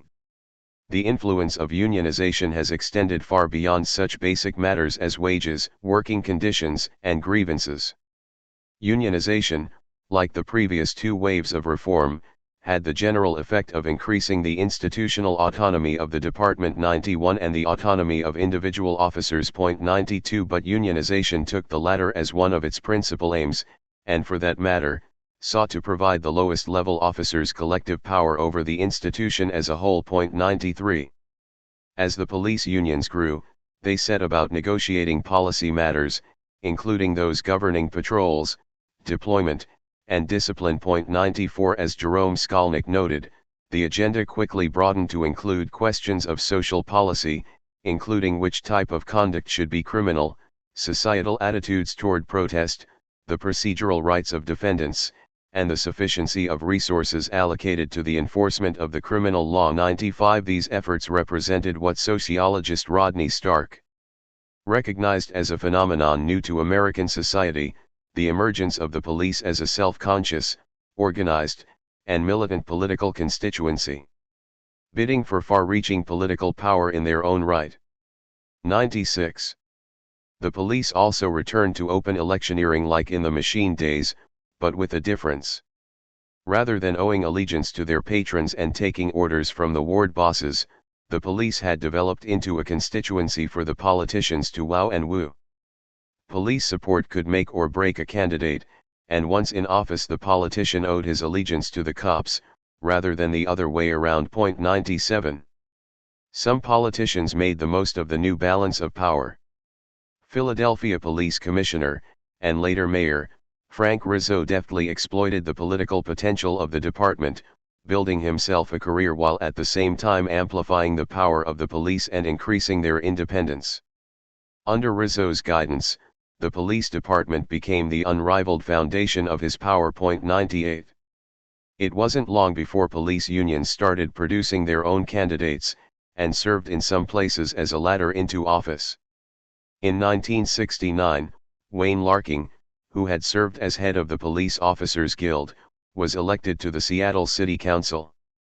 That same year, Charles Stenvig, a former police detective and the business manager of the Minneapolis Police Officers Federation, was elected mayor, having run solely on a law and order platform. 99 Stenvig convinced patrolmen to campaign for him. When an interviewer asked one officer, "Did you introduce yourself as a patrolman?" the officer responded, "Sure. That was the whole point." The idea was to convince people that a cop would know how to bring peace back to the community. 100. At times, such political efforts, especially electioneering, crossed lines of decorum. In 1964, many departments had to issue special orders to prevent officers from wearing Goldwater or Wallace buttons on their uniforms, or from putting campaign stickers on squad cars. Some cops even handed out campaign literature while on duty. 101. In each arena, whether their efforts involved electioneering, lobbying, or strikes, the police pursued a conservative agenda, specifically one that increased the power, autonomy, and central role of law enforcement. L.A.'s Firemen's and Policemen's Protective League, FIPO, represented the direction of the new activism. It lobbied for counter-subversive laws, promoted right-wing rallies, sponsored conservative speakers, and sold businesses a blacklist naming union organizers and radicals. 102. No justice. No police. In July 1966, New York supplied the first real test of this newfound power.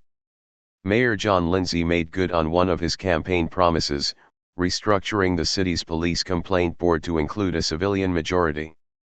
The Police Benevolent Association immediately and vigorously attacked the plan, eventually forcing the issue to the ballot. The PBA then sponsored an extensive ad campaign, and individual officers put anti-review board signs on their cars, distributed literature, and harassed those who campaigned in favor of the board, often while on duty. 103. The anti-review board propaganda openly appealed to public anxieties about civil unrest and crime, two issues, in the context of the time, with obvious racial overtones.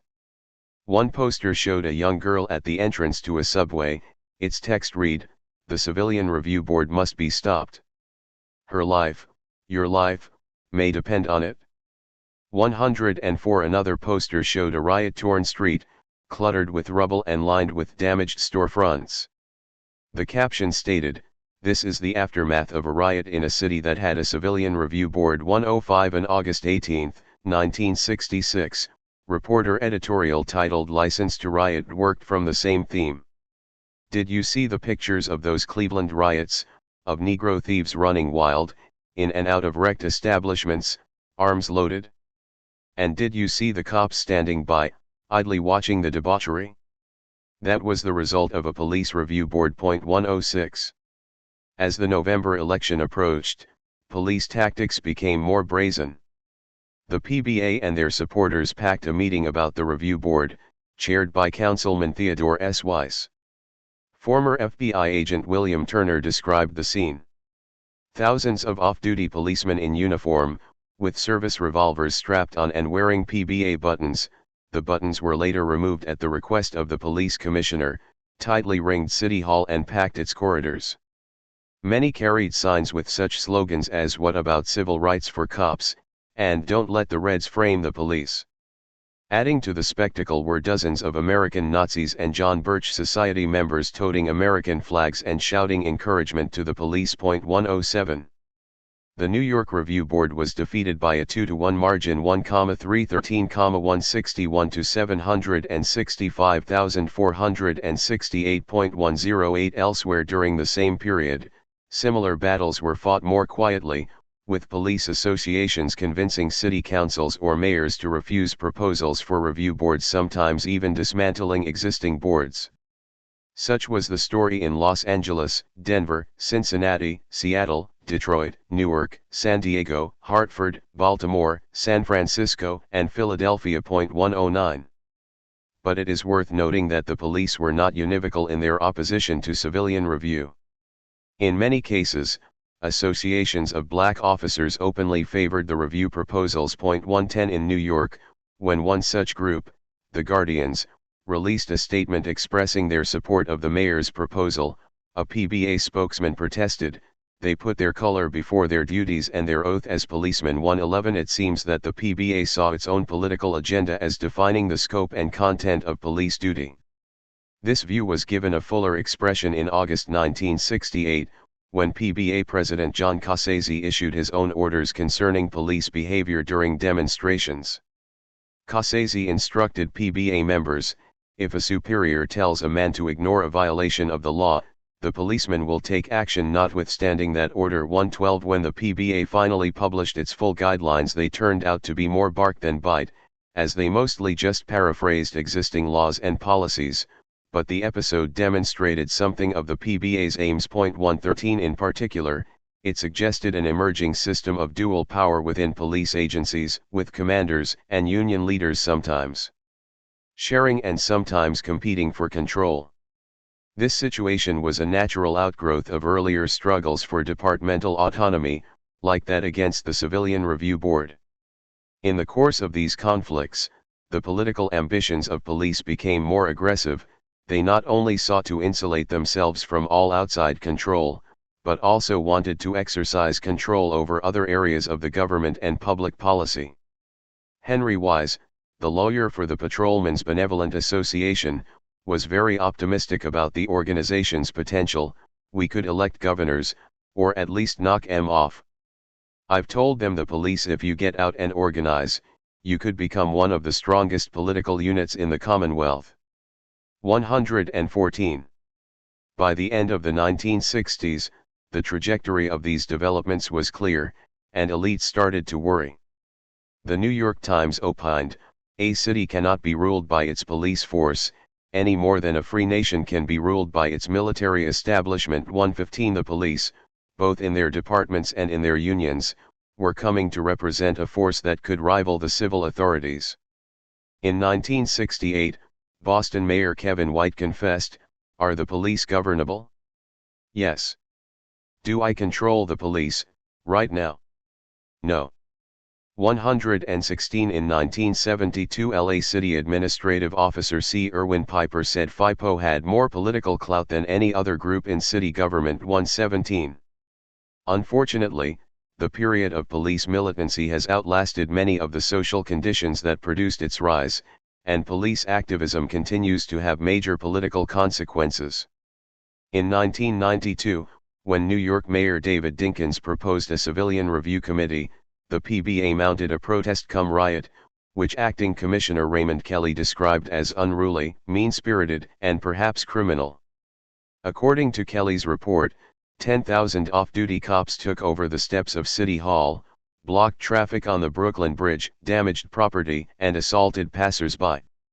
The response of the on-duty officers was lethargic at best. 118 Several officers, including one captain and two sergeants, failed to hold police lines, and a uniformed officer, Michael P. Abitabile, waved protesters through the police barricades while shouting racial slurs. 119 Police Chief David W. Scott later said, "I'm disappointed in the fact that police officers would violate the law." 120. The demonstration carried obvious racial overtones. Signs read, "Dinkins, we know your true color, yellow-bellied," and "Dear Mayor, have you hugged a drug dealer today?" T-shirts urged, "Dinkins must go." Demonstrators chanted, "The mayor's on crack and no justice. No police." 121 Kelly's report suggests that the demonstration was self-defeating, as the inability of the on-duty personnel assigned to police the demonstration has raised serious questions about the department's willingness and ability to police itself. 122 I would actually say that it answered those questions, but the demonstration had greater practical consequences, helping to launch the candidacy of Rudolph Giuliani. Giuliani, who spoke at the rally, was elected mayor following Dinkins and immediately set about expanding police power. 123 In retrospect, the September 16 rally has all the flavor of a municipal level coup. Police activism, especially in the guise of union activity, remains somewhat perplexing. The historical development is clear enough, but politically it is troublesome, especially for the left. The whole issue presents a nest of paradoxes.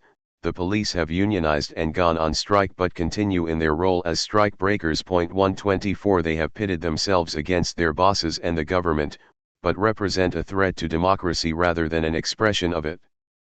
They have resisted authority for the sake of authoritarian aims, have broken laws in the name of law and order, and have demanded rights that they consistently deny to others. This situation is sometimes thought to create a bind for those who both support the rights of workers and demand that police be accountable to the community. But the dilemma here is illusory. The ethical demands of solidarity are with the oppressed, and against the police.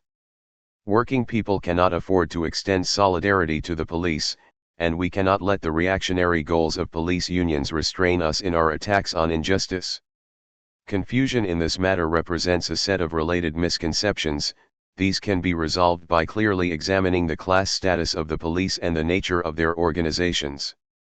Wage slaves and overseers. The class position of the police is complex, and even contradictory. Individual officers may consider themselves working class for any of a variety of reasons. First, there is the fact that, even after the period of professionalization, most officers are still drawn from working class backgrounds. There is also the persistent sense that, regardless of income, the job has little social status attached to it. And finally, there is the nature of the work itself. After all, as David Bailey and Harold Mendelson remind us, police work is often physical, sometimes dirty, involves shift work, and brings officers into contact with undesirable elements of society. 125. The police have certainly faced their share of uncomfortable and unfair working conditions. In the 19th century, police received low pay, unless one counts graft, worked long shifts, were given no vacations, enjoyed little job security, and had no guarantee of income if they were injured, or of support for their families if they were killed. 126 Such standards are appalling, for certain, but most workers were no better off. 127 In the 20th century, the pressures of bureaucratization and professionalization were often resented by the officers at the lowest levels.